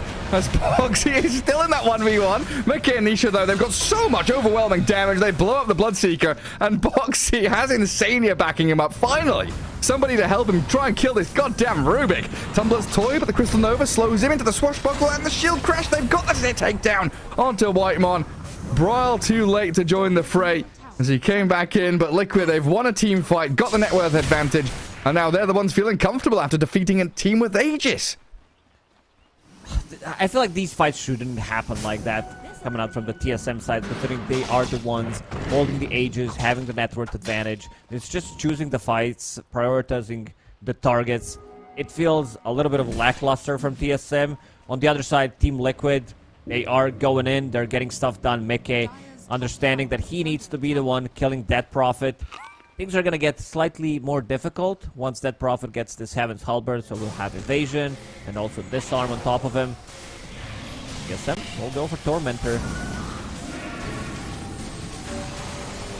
Yeah, 4 minutes after it spawns. Liquid got theirs pretty much immediately. But this is one of those things where it's, you know, the feel of the map, trying to understand where you need to be with what kind of objectives you can take at what times. I felt like with that Aegis, they maybe could have had an opportunity to steal Liquid's Tormented and go back to get their own. But opting to try and teamfight, TSM have lost ground on the map by doing so. Now it feels like Liquid is in control of the game. They want to keep fighting. Sven with a BKB Crystallis has more than enough damage. This is level 3 God Strength we're talking about. 200% increase. Top tower is under attack. Also having extra armor, something that we didn't point out. Warcry armor against Alchemist and Dead Prophet. It's insane how well it deals with these two heroes. What's the vision looking like? They're gonna need to jump in blindly. Oh, they have one Observer Ward. Yeah, they saw Kasane move down here. Already down to half HP and no mana to play with. They do jump in on the Alk with the Doom as well. Kasane about to fall as Mickey focuses straight in onto the target he knows he can kill. And Whitemon found by Nisha Zai, while the roll from Boxy catching up to Tomato and Braille. Alk and Bloodseeker left to their own devices here. Let's see what they can do with the backup of Ari. Looks like Nisha, Boxy, and now Mickey coming back in with some firm swipes of his sword. Tomato scurries away, tail between legs, trying to get out of here as TSM lose 3 heroes. And nothing really lost by Liquid. Sven again. Mickey choosing the right target, going for that Prophet. She was so close to getting Heaven's Halberd. With the mischant, like, you can still feel that she's super tanky, getting 2 Spirit Siphon charges in the previous fight, having Pavis on top of it, Guardian Greaves. Rubik is there to potentially save him with the lift, the shard that he got from Tormentor. Boxy, his spells are connecting. Had a little bit of a trouble. Couple of rolls didn't connect, but Alka 2-second cooldown on his BKB. He uses it now, but dies to the crits of Mickey. And Tomato, oh no, came in to try and fight, but dies. Insania dominating on this Crystal Maiden. And really, it just took one team fight. It was dead even in terms of net worth. And Liquid win a team fight down in that bottom rune spot. Another one in that bottom lane. And now they are in firm control of this match. Just a little bit of an inexperience. This is shot calling, pretty much. This has nothing to do with how well they play, because TSM played the game extremely well for the first 20 minutes, going for the rotations. It's just choosing where they want to take the fights, how they're going to utilize Aegis. It just didn't happen. And Zai has been pretty silent, I would say, when it comes down to his movement. He did have really bad start. Farm-handed Midas gets Vanguard, now has Crimson, Guardian Greaves, and going for Heaven's Halberd. So he's super tanky and disable Bloodseeker, and also Alchemist from getting the right clicks in. Yeah, it just seemed like a matter of time. A waiting game from Liquid to push it over the line. Get to the point they need to be with all these tanky defensive items. Oh, you were calling for it. There's Lincoln's on Pango, the BKB Sven, all the auras from the Doom. Put them in a spot where they group up as 5. Just going to keep coming back to that point. Every team right now that look the strongest are the best at grouping as 5, dogpiling a single target, and turning that one small victory into a proper fight or an objective, something bigger that they can claim on the map. And here we go again. Liquid all together in the mid lane while TSM smoke off as 4. There it is, the upgrade that you wanted to see. First harpoon of the game. You called it before the game started. Let's see it in action. Flashy blows. Gotta use that on Pudge or Kunkka. Is there anyone else that could use it? More friendly item? I don't know. Are scanning. I think Kunkka's probably the best one, right? Go and harpoon the white whale. Oh no, they're Dick? coming through the gate. Oh dear, Bryle. It just gets double tapped by Mickey. And now through the twin gate, down to bottom lane, Kasane, basically blown up by Mickey. Still alive Mickey's though. ruptured. Sven is ruptured, half HP, the Spirit Siphon's on him, but the disarm and the damage onto Tomato forces the Bloodseeker back, while Mickey can just stand here whacking into Kasane. Tomato's in, looking for the kill, Mickey about to fall, and they do take him down, but TSM, they'll lose so much in the exchange for this. A roll back across from Whitemon trying to aim for Boxy as Bryle has re-arrived, respawned to come back in to look like he's going to die. Up on his high ground, Nisha Insania just pound into the Alchemist. Catch him out, disarm him, nothing you can do. Whitemon, Kasane, and RA now stuck down in the bottom portion of the map with another roll in that catch them all. There's so much damage from Liquid, surviving through the onslaught, and TSM, yeah, congrats, you got the Sven. But you're going to lose so much in the trade-off as they get the TP cancel. Zai's there, right place, right time. And a team wipe for Liquid. What has Dota become? They're fighting through the gates, people portaling through it, and then getting the kill. Suddenly there's a whole fight. 2 teams on a different side of the map. They kill Alchemist, he buys back, comes back into a fight. The only casualty pretty much from Team Liquid has been Sven, and I want to see if he changes his mind. I see Swift Blink queued up. If he has Satanic in that Satanic as an item has been heavily nerfed in the previous patch, but still a sustain is really good because the damage got... Let me just check that. Bonus damage increased. Okay, so 13 less damage from Satanic, which is a pretty big nerf. Yeah. It still gives you so much turnaround potential, though.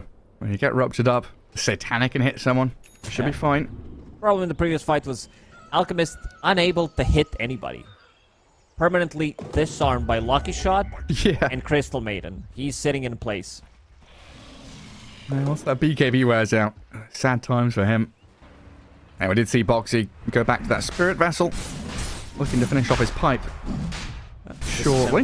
Vanguard. That's how you do it. Now has Spirit Vessel to reduce some of the healing from Every single hero besides Rubik has some kind of healing. Did we see the harpoon in that fight? I didn't No, he didn't click it. click it, yeah. Maybe the next He's on one. the ground. And pass that over to Nisha. Well, Liquid having Aegis and almost a 20k lead. This map getting smaller for TSM. Nowhere feels safe. And Radiant Vision. Oh, it spots out Bryle. It looks like he feels it coming. Goes back towards his base. Holding high ground and waiting to see what comes. And that's the best you can do as TSM now, is try and hold an area of the map. Doesn't feel as good. It doesn't feel as good as it did in the last patch. But if you're grouped as 5, gives you a better chance at fighting into what Liquid have. So another big item about to be finished. On Doom, Shiva's Guard in 1,000 gold. Also picked up level 20 talent, -35 seconds on Doom. So that's gonna allow him to fight even more. Ooh, what does Pango have? Vindicator's Axe. 30 damage. If he's silenced, they do have silence for Bloodright or Death Prophet. And then getting extra 20 armor. That's a big one. You stun him, plus 20 armor against Death Prophet, Bloodseeker, Yeah. even Alchemist. It's just, this item seems very, very strong. Pretty nutty. Like, oh, you've disabled me. Well, I'm invulnerable now. You can't actually do any damage. Under attack. Quick Tormentor there. Giving Doom the Aghanim Shard, so that upgraded Infernal Blade. The level death comes into play. What do we have? Multiples of 3 or above level 24. So Alk, 15. That's a multiple of 3. Rubik, 12. You need to know how to multiply or divide by 3 in Dota. Yeah. Bounty runes, lotuses, level death, anything else. You need to know how to count to 4 if you're playing Kunkka. Now there's these blood grenades now, right? The Holy Hand Grenade of Antioch. The number you should count to is 3. No more, no less. 2 is too little. 4 is too much. Dire's top tower is under attack. I feel like you don't get that reference, but it's okay. No, I'm just thinking what it was. Monty Python and the Holy Grail. I didn't watch it. Oh, You would assume, considering you're old. my humor, yeah, I'm old as well, that I would watch that, but I've never watched it. for some Interesting. reason. Have you watched any of the Monty Pythons? Life of Brian? No. No, interesting. Okay, well, that's your homework For tomorrow, for tomorrow. Next class, everybody, pop quiz on Monty Python references. I have to Great. think of a lie. What did I do in high school? How did I say that I didn't do homework? Yeah, my dog ate my papers. Dog ate my cables. Couldn't check YouTube videos. My favorite one was learning how to corrupt a file. And, you know, when you would email your paper to one of your professors or teachers, you'd just be like, yeah, I emailed it to you. What was wrong? You couldn't open it? Like, no, it wouldn't open. It was corrupted. Oh, at you. what a shame. It was a corrupted file, was it? Well, I definitely did it. Little hacker man. That Prophet is going to have a little bit more survivability compared to the previous one. Holding the plate mail, having Heaven's Halberd finished, also having level 15 talent available, extra 300 HP. So let's see if they can burst her. On the other side, Mickey did finish off Daedalus, did pick up Titan Sliver. Let's see the jump. Yeah, Mickey's in. 2-man stun. Aiming for supports. Disarm. Turns around. Disarm. There's the go from Boxy as well. Good turnaround from Bryle. Tomato still looking He's for at the the angle low of the ground. fight. And Boxy can't get out of here.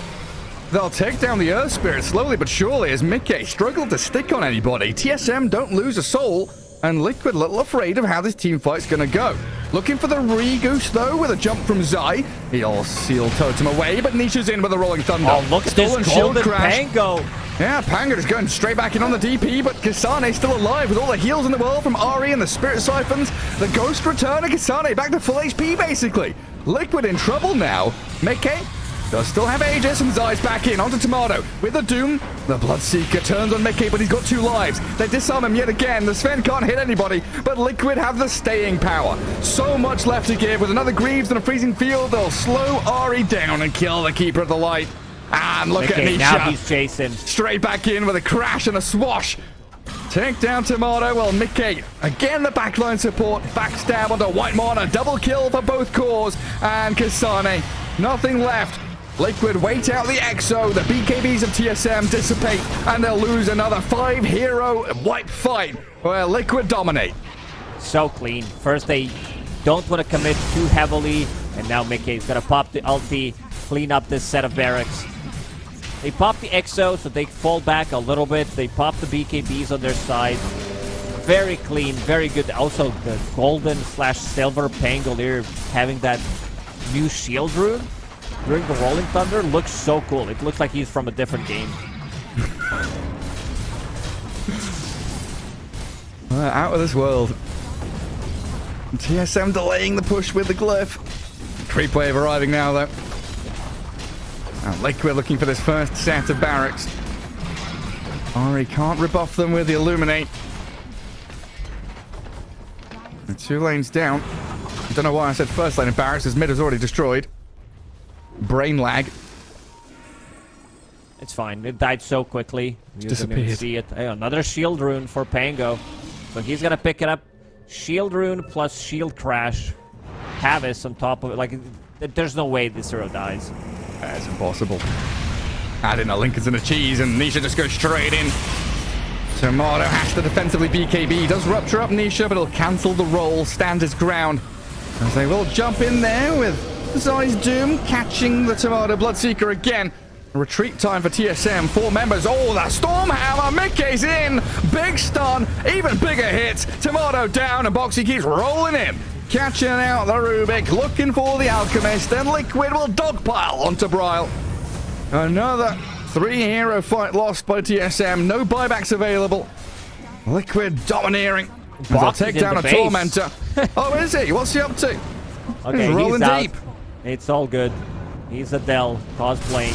And now this is going to be the last set of barracks. That might just clean them up. Mickey, he's in.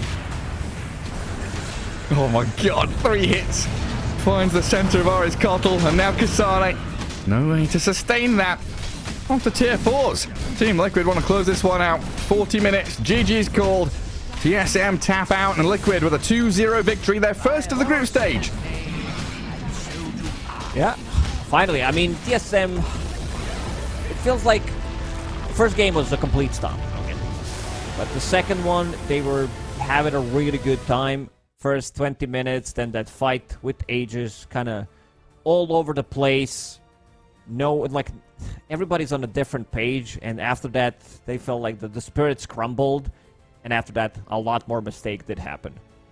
Yeah, didn't have the same kind of drive and direction that Liquid have had when they get the Aegis, stealing Tormentors, sniping Wisdom Runes. Yeah, that just one fight, that's all it took for Liquid to catch up in terms of net worth, get the advantage. Alchemist, even from the mid lane, he does have that inflation problem where his net worth is very good, but needs to be a little bit better to be ahead of his opponents. And Mickey Sven was given so much space in that early game by the rest of his squad. Gets to a point where he can just jump stun, slay a hero, and turn these fights into 5v4s in a matter of seconds. And here we see it back.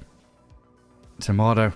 How many times did we see that? BKB and run away from TSM. Way too many times. And Mickey was so patient, waiting with his BKB to find the right opportunity, choosing the right targets, going for dead profit multiple times, and they've been so patient, like reinitiating, trying to buy a little bit more time while EXO is running, try to bait a BKB from TSM, and then go back in.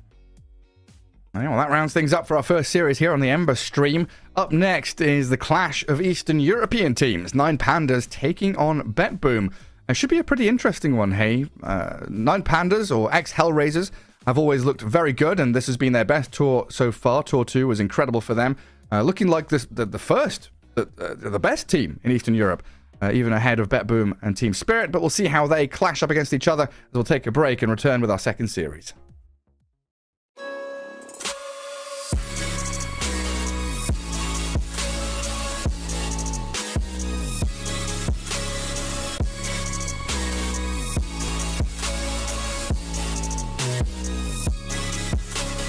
You love it, you wear it. What's your style? Get your merch at shop.eslgaming.com.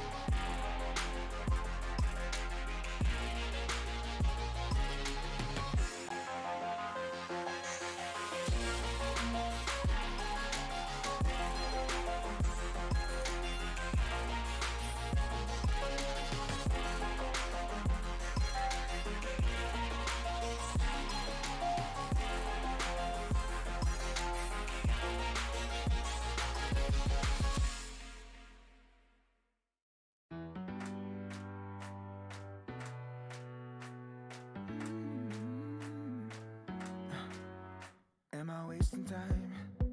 'Cause I'm already gone. So long, can you stay the night?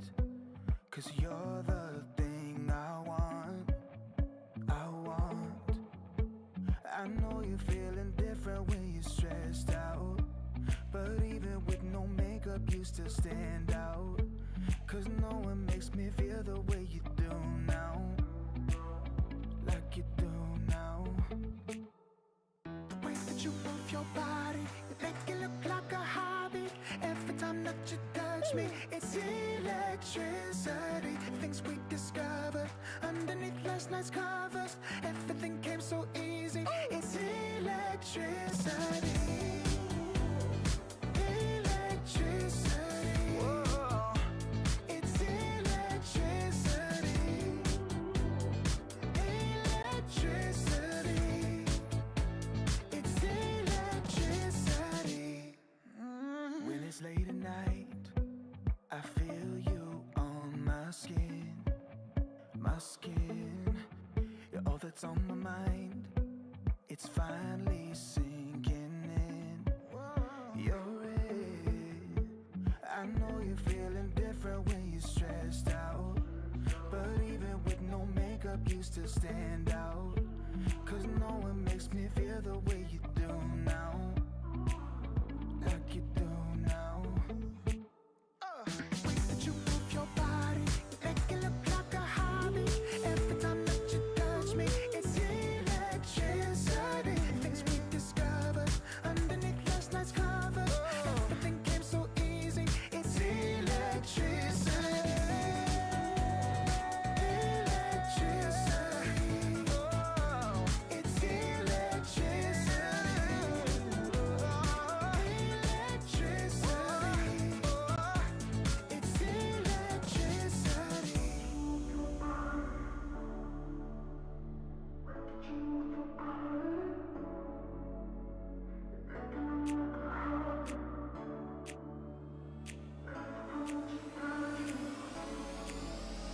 The way that you move your body, it make it look like a hobby.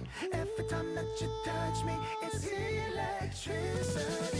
Things we discovered underneath last night's covers. Everything came so easy. It's electricity. Electricity. It's electricity. You move your body. Electricity. You move your body. It's electricity.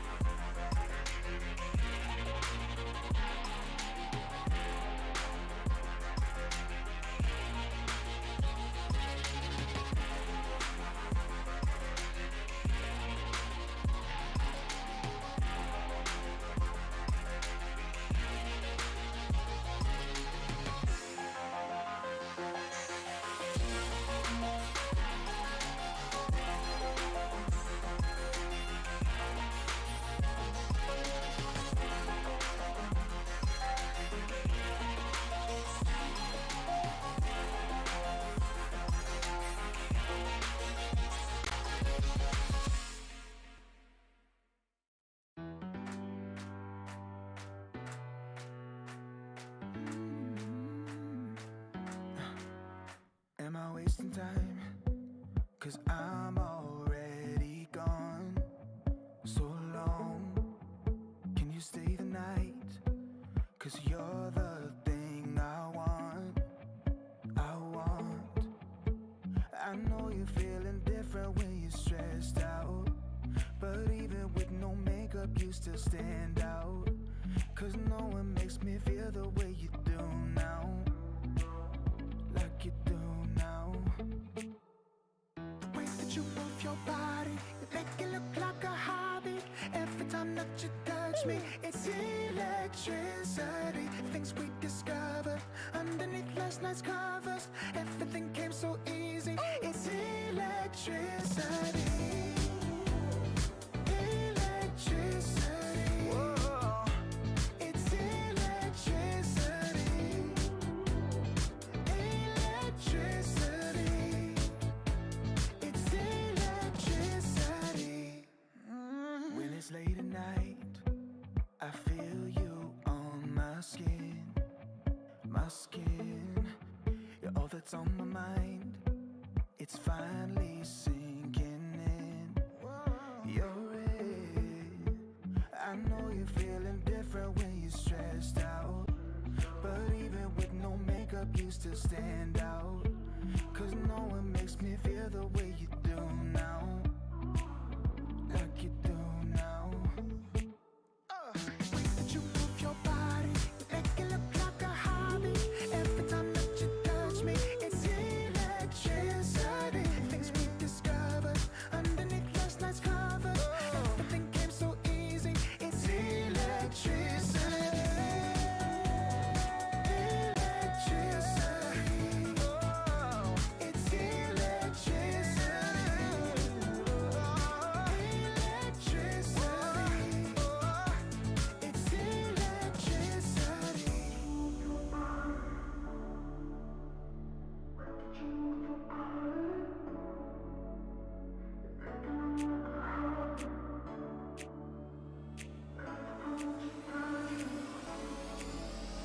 The way that you move your body, you make it look like a hobby. Every time that you touch me, it's electricity. Things we discovered underneath last night's covers. Everything came so easy. It's electricity. Electricity. It's electricity. You move your body. Electricity. You move your body. It's electricity.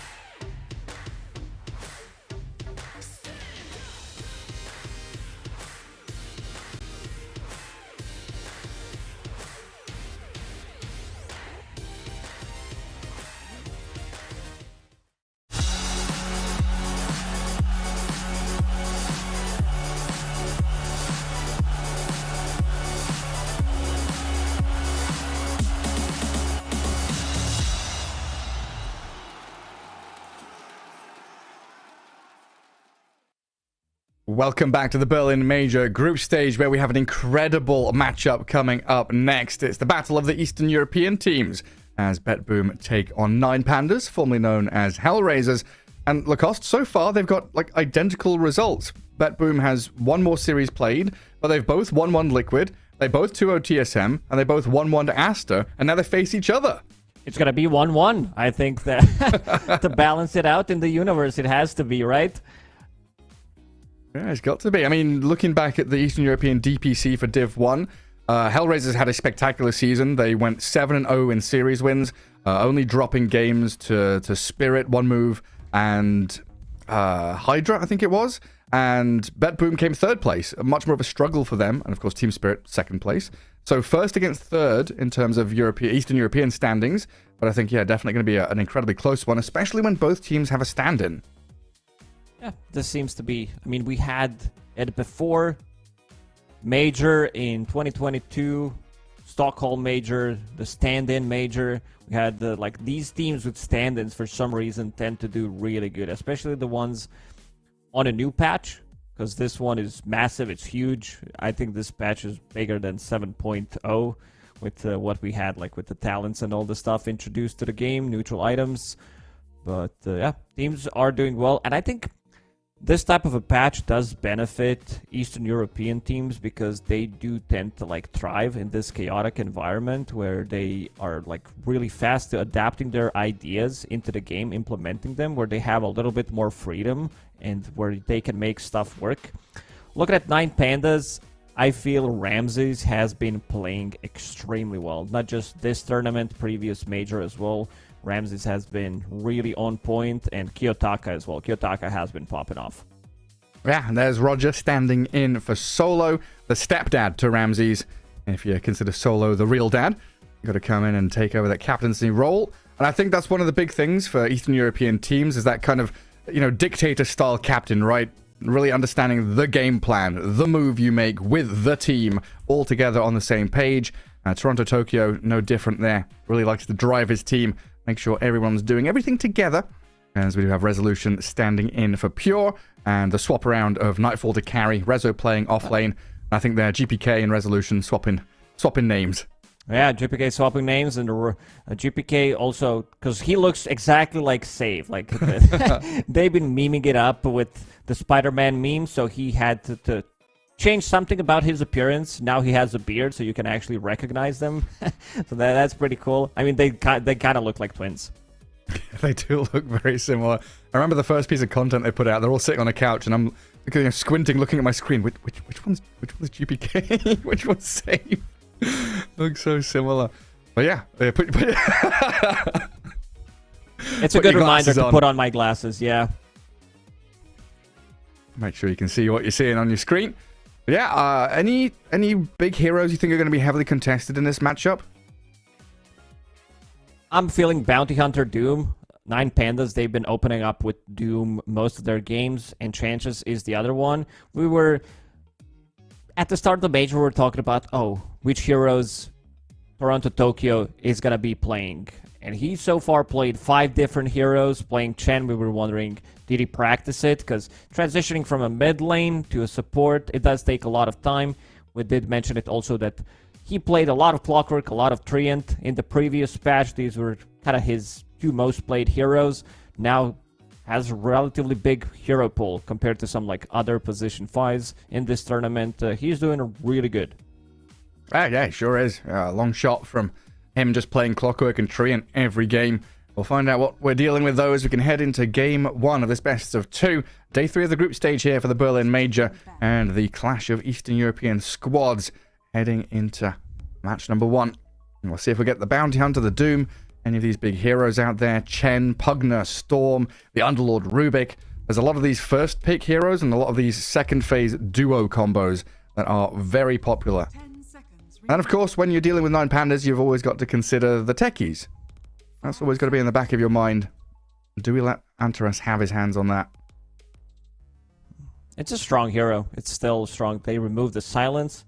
They did have, they added stun instead to his 3rd ability. I think the big one is also going to be Save Pudge. He played it 4 times, so he's been actually spamming it. Has 75% win rate on the hero. Yeah, it looked incredible in that series we saw the other day. 10 seconds. Was it was Pudge Enchantress, wasn't it? The offlane Ench for Resolution. Already banned out. 5 seconds remaining. I think Chen probably going to be heavily contested here as well. You know, Roger excels on the hero, and we've seen, like you said, Toronto Tokyo can pick it up as a +5 too.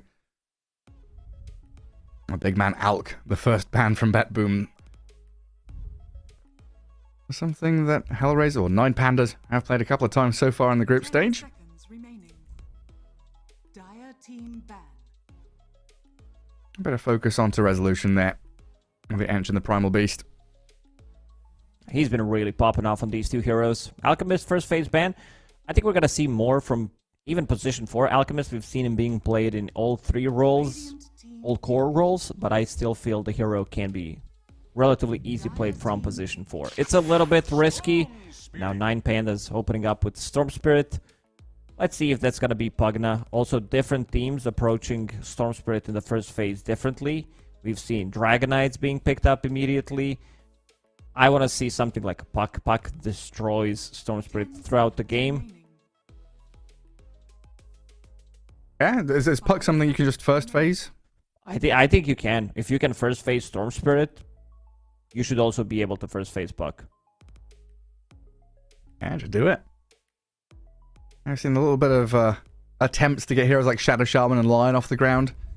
Those disables seem handy, but haven't really been able to flourish yet in the new patch. I'm fine with Dragonite as because it seems like a hero that does so well at every stage of the game. Scales really nicely. If you go to super late game, the Manta style, Octarine type of a build does really punish supports. And also the slow siege you can do with it, something that Tundra has been kind of abusing in the previous patch.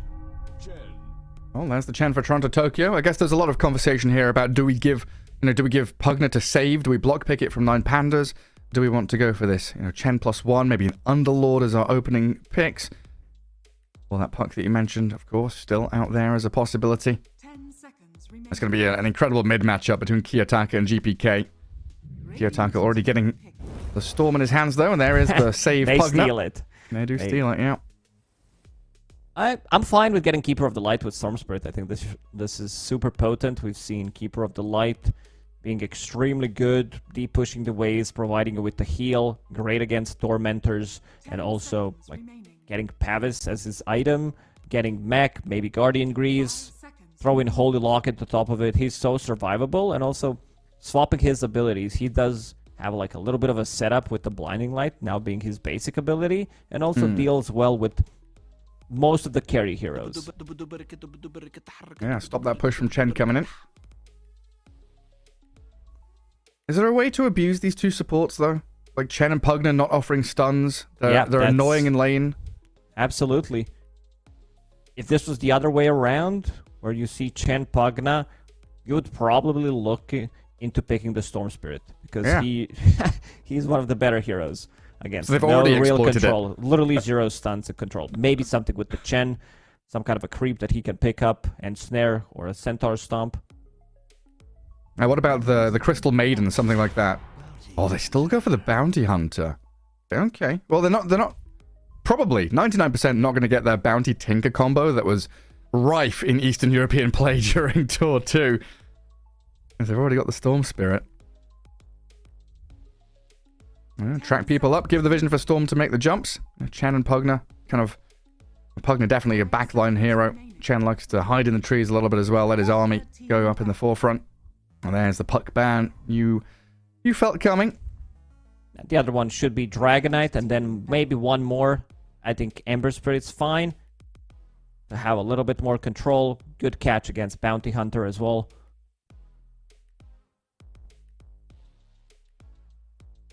Darkseer ban. It does synergize nicely with Bounty Hunter. I think it just comes down to that, and also not having any kind of stunts, so Bounty Hunter could easily roam freely, or get close to Chen, get that stun, get another stun with his newly added stun on the Shadow Walk. Yeah, they're banning out PL. Do you think that Anti-Mage is the next ban from 9 Pandas? Cover the Storm even more? Could be. 10 seconds remaining. I feel like there are certain heroes that can still work really well 5 seconds against Anti-Mage in the lane.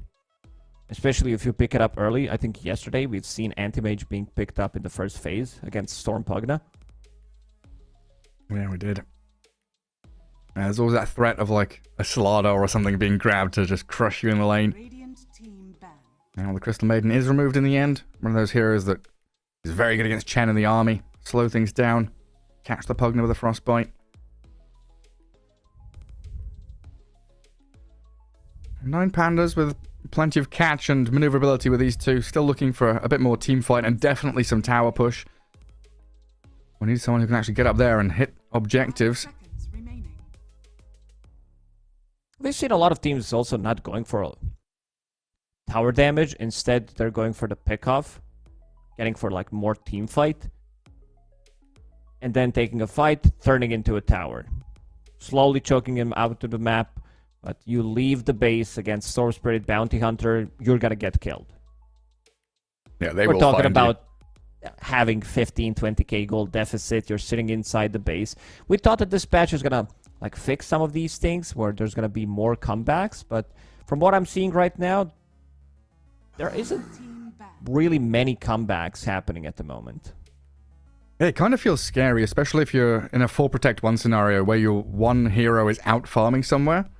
The amount of gold you get from these individual kills from a high net worth hero is substantial with the changes to the formulas. So if you're out there and you die, it feels even worse than it did before. Lesh But and if you PL kill them, banned. Remaining. you get more gold. Yeah, All you have to do is kill the enemy before they kill you. that's all you gotta do. Just kill them. That's not the goal. The goal is to kill the throne before enemy kills your throne.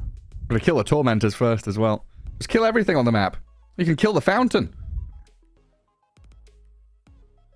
Just relocate and pulverize one of those tormentors into fountain. Kill it off. Interesting. Radiant team Lash and Phoenix, not heroes that I would have called for bans to come out there. They're keeping things open. I think there's still a possibility for BetBoom to run this Pugna as a core if necessary. Put him on the off lane. Put him maybe even on the mid lane. 10 But seconds having remaining. Tiny from the mid lane sounds much better because his combo is going to be maxed out 5 early on. seconds remaining. And then you have someone that can control Storm Spirit. Pugna, the Cripify into Tiny's combo, always going to be super potent pre-BKBs. I'm wondering what the plan for the Bounty Hunter is here. Because I know during Div 1, it was more of a Miero hero. It was position 3 rather than a support. And he back then, even in the old patch, just go for this Vanguard tankiness, build up a few auras, run at people non-stop. So they've still got the option to go back into the techies if that's their idea. We definitely do still need a Roger hero. With no Skyrim Ancient, no Mage. Chen. I think if they're gonna run position 4 bounty, then a bit of a different support. Okay, Io's gonna be the pairing for Storm Spirit, looking for something to replenish his mana. Also have even more global presence, so now you can have. It seems like the global heroes are coming back into the meta. Mostly it's Underlord with his gate, so that you can go for Tormentors, go for Bounty runes, XP runes. Choose So- where you want to take fights, because the map is bigger, so you got that extra buff with being able to be anywhere on the map. Where's Nature's Prophet then? Team pick. What's wrong with the Furion? It's a good question. I wanted to see Sanking. This is my first official cast of Sanking as a hero that has been buffed in the previous patch. Big fan of the hero right now. Universal hero after all. 10 seconds. Didn't really feel like he's the strength. So one of the reasons why we have these universal 5 heroes. seconds remaining. Burrow Strike now does apply Caustic Finale no matter what. It was previously tied to Aghanim Scepter. Now new Aghanim Scepter is pretty insane. It's so so fun. good. It's like, it's random, but it does so much damage. You sit inside of it, you get stunned. If you don't have enough control, there is repositioning tool with Tiny who could toss him out of this Sandstorm, so that's going to be big. And they needed some kind of a setup. Some hero that can also play with the Storm Spirit, a little bit of an extra damage, so Sanking looks really nice. I want to see how BetBoom's going to try to round up their draft in this last pick. Chen, Pagna, Tiny, it looks okay. It's a lot of sustain. Add like 2 items, 2 support items. Chen with the mech, Guardian Greaves, Pagna with 1 Glimmer Cape, Tossback saves. Their damage against Ursa is very limited. All these heals that can amplify Ursa. Ursa does love to fight these longer, prolonged team fights where he goes in and out multiple times, especially with his level 10 talent. Yeah, so if he's enabled by tossbacks, decrep saves, and all this good stuff, yeah, you're right, can keep things going. It looks like BetBoom now need their resolution hero, because we're assuming Tiny mid for GPK, Ursa for Nightfall, and then the first 2 picks, the 2 supports, while 9 Pandas also looking for a carry for Ramses. And usually he's the kind of guy that wants to go for these big, hard carries, the illusion ones usually, the Terrorblade, stuff like that. But we have seen recently he's dipped into the Faceless Voids, the Alchemists, the Troll Warlords, the Deuces from time to time. Definitely trying things out as the carry I think for Troll Ramses. is the one that's gonna be the big one, but also seeing that they banned out Brewmaster, If there was no Ursa, because Ursa's a Battle Fury carrier, I would say that they're looking to get some Illusion carry for 9 Pandas. But I think Troll is a relatively good pick. Sure, you would pick it into Pagna. I'm mostly looking into matchup against Tiny and Ursa. You do have sustain, extra sustain from Io. Ramses classic. Terrorblade. Builds into Scotty, slows these heroes down. Against Ursa, having that physical resistance. Doesn't sound too bad. So good ban coming out from BetBoom. And having Sunder against Tiny, like he goes in, combos you, you're on 10% HP, just Sunder him back. Need to find something new for Ramses then. And you said the IO is going to be the partner for the Storm in that mid game, right? Do you want another hero that can go along with the IO? The Chaos Knight always comes to mind, or is that going to be too hard against... Oh, it's the Slardar. Is that quick carry Slardar? It is. It definitely is. I loved it. This is why I said at the start of this series that this patch does allow new ideas to come in, and Eastern European teams are not afraid to use it. So having that extra attack speed... With IO, Slardar, this has been comboed. The first team that comes to my mind is definitely OG. They've been running this multiple times in the previous years. Yeah, it was an Amar Classic. And it doesn't feel like there's a great way here for BetBoom to swap anything. They don't have a really flexible draft. It feels like these heroes are kind of locked into the roles they want, and Resolution's hero is the last one to come. You could still do decently with some kind of zoo, but I don't know. I don't see Rezo as like a Visage player or anything like that. And it has to be a hero that doesn't get crushed by an Io Slardar lane, which can be very difficult to pick. You may now select your heroes. Give them team fight. Big Gives tanky them auras. Exactly. Auras, yeah. So you have Pagna with the save. You have Chen, Mech, Tidehunter most likely going to be looking into... looks like a decent pipe game against Sand King. Then maybe you get something like a Heaven's Halberd. Lotus Orb is also a lot of value against Sand King, Slardar, Bounty Hunter. Thinking if they have enough to kill this Tide, to go through all this tankiness from BetBoom. It's an interesting one. I'm gonna side with 9 Pandas just because of the new idea of Slardar. I think this hero... It didn't receive literally any buffs in the previous patch. There were straight up nerfs, but same goes for every other hero that does have some kind of a disable, some kind of a stun. We did lower it, so all of his abilities are not going to be as strong. This also opens up to Roche relatively early on. Actually, for both teams, because they do have sustain. This is Ursa, this is Slardar. You have Io, you have Chen on one side. Healing Tormentor is going to be easy peasy for both teams as well. Okay, well, definitely looking forward to the game. Definitely didn't also expect that lineups are going to look like this. Seeing Sand King, seeing Slardar, but then again, you have like Sand King, Slardar, Bounty Hunter into Ursa. These are like 3 melee heroes into Tidehunter as well. The Ravage, right?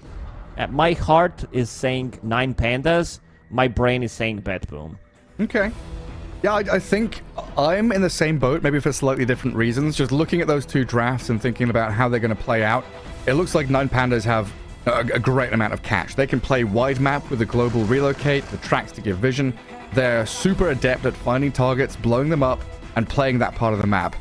But I think with the predominance of these really heavy-hitting 5v5 fights, everyone's grouping up, playing together, and bringing numbers, not just 3 or 4, but the entire team to every single battle once the lane stage breaks down. I look at BetBoom, and I think their 5v5 is better. I think if they get to Roshan or they get to Tormentors, they can hold high grounds much more effectively. So I think lanes and first 15 minutes in pickoffs for 9 Pandas, super important for this Storm and Slardar to have a good time, or else they could meet a brick wall of BetBoom resistance once they get to their big items, those auras, the blink daggers, the initiation tools for GPK and Nightfall. Yeah, Bounty Hunter can look really good as a hero. This is one of those how well you're going to be played. Looking at the item build, Antares starting with Boots of Speed. It's been a while since we've been in this meta where Position 4 could potentially buy Boots of Speed. Definitely fits Bounty Hunter and what he wants to do. Starting with Shadow Walk, getting that 1 second stun into another 1 second stun. Combine that with Slardar, Slithering Crush, Sanking Stun. You always have a hero to play off with. Plus a Storm Spirit zipping in. Seems like there's not going to be a battle, at least for now. Rezo is going back to bottom, trying to scout things out, but we'll see them from the high ground. Yeah, just spot Antares there. Oh, Janada level 1. Yeah. Plus 12. Rezo laughing about it as well. So Pugnatide in that bottom lane can offer a lot of damage when they hit level 2 with gushes and blasts, and dropping watermelons on his way down south.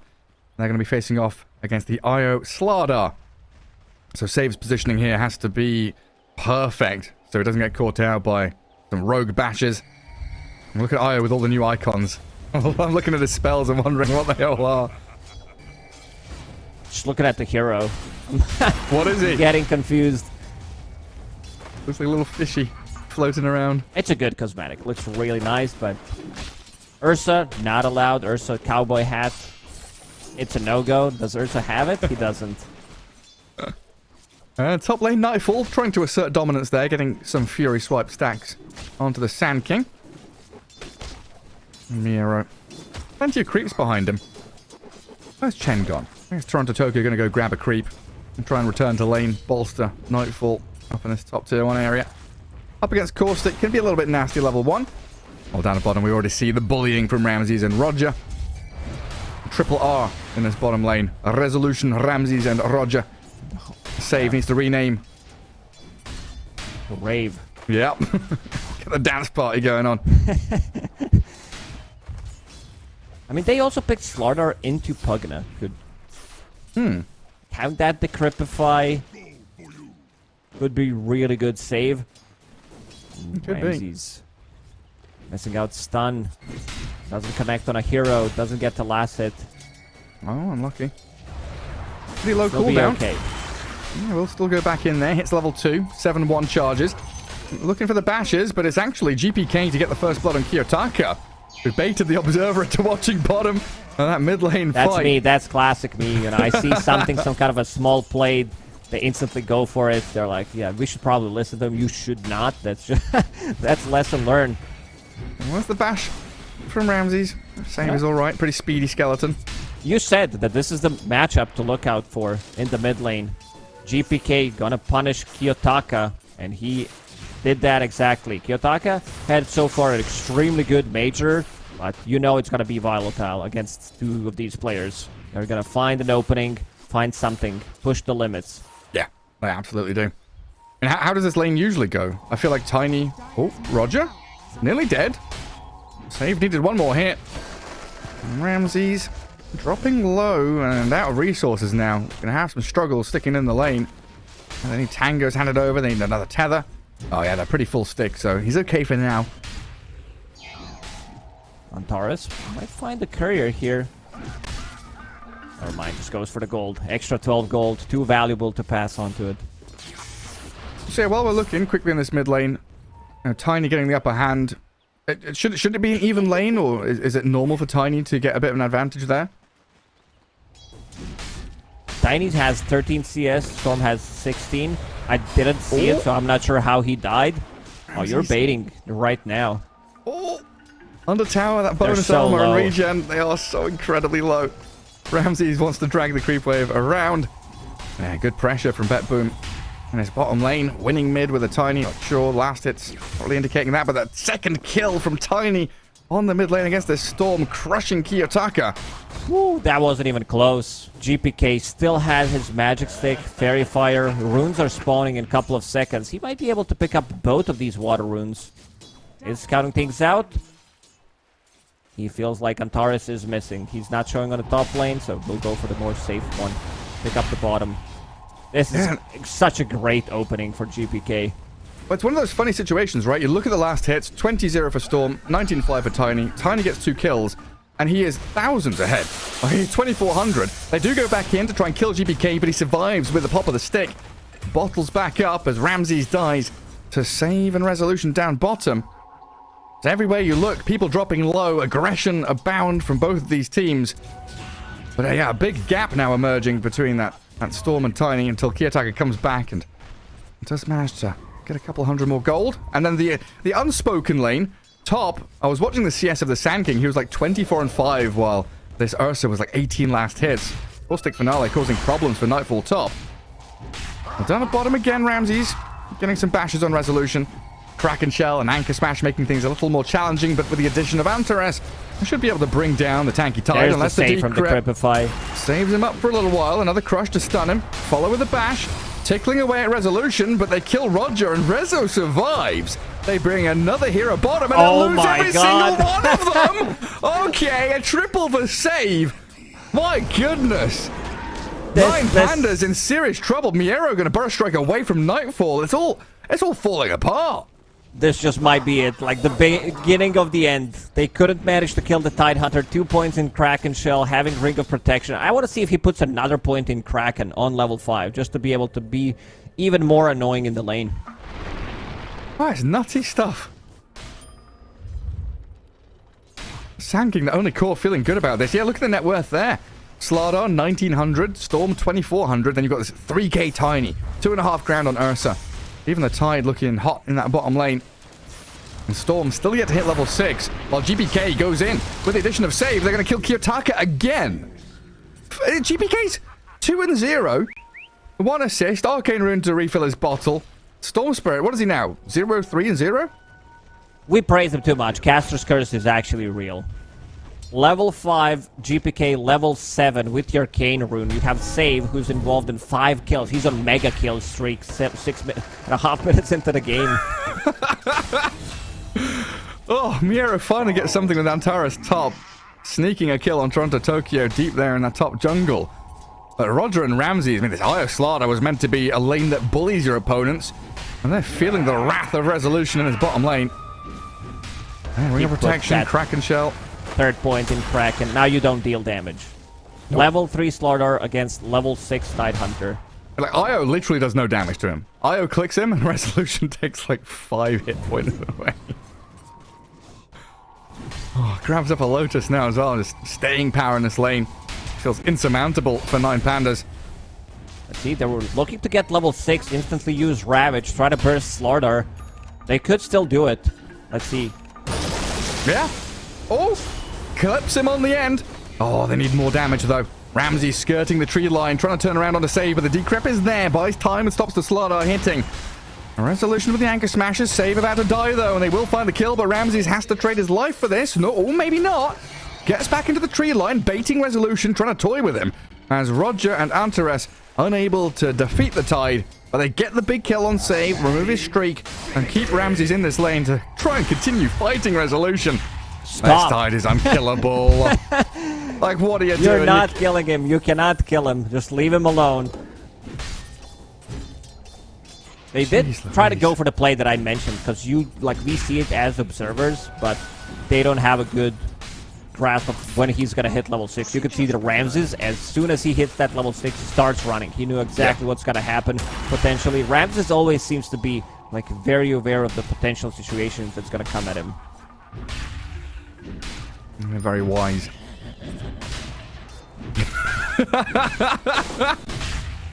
Kiyotaka's here now.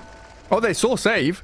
Yeah, they have a couple of deep observer wards there as 9 Pandas, so they'll see the Pugna in the back, hunt him down, and look to kill him off with 3 heroes surrounding him. Save is close to death and finally finished off.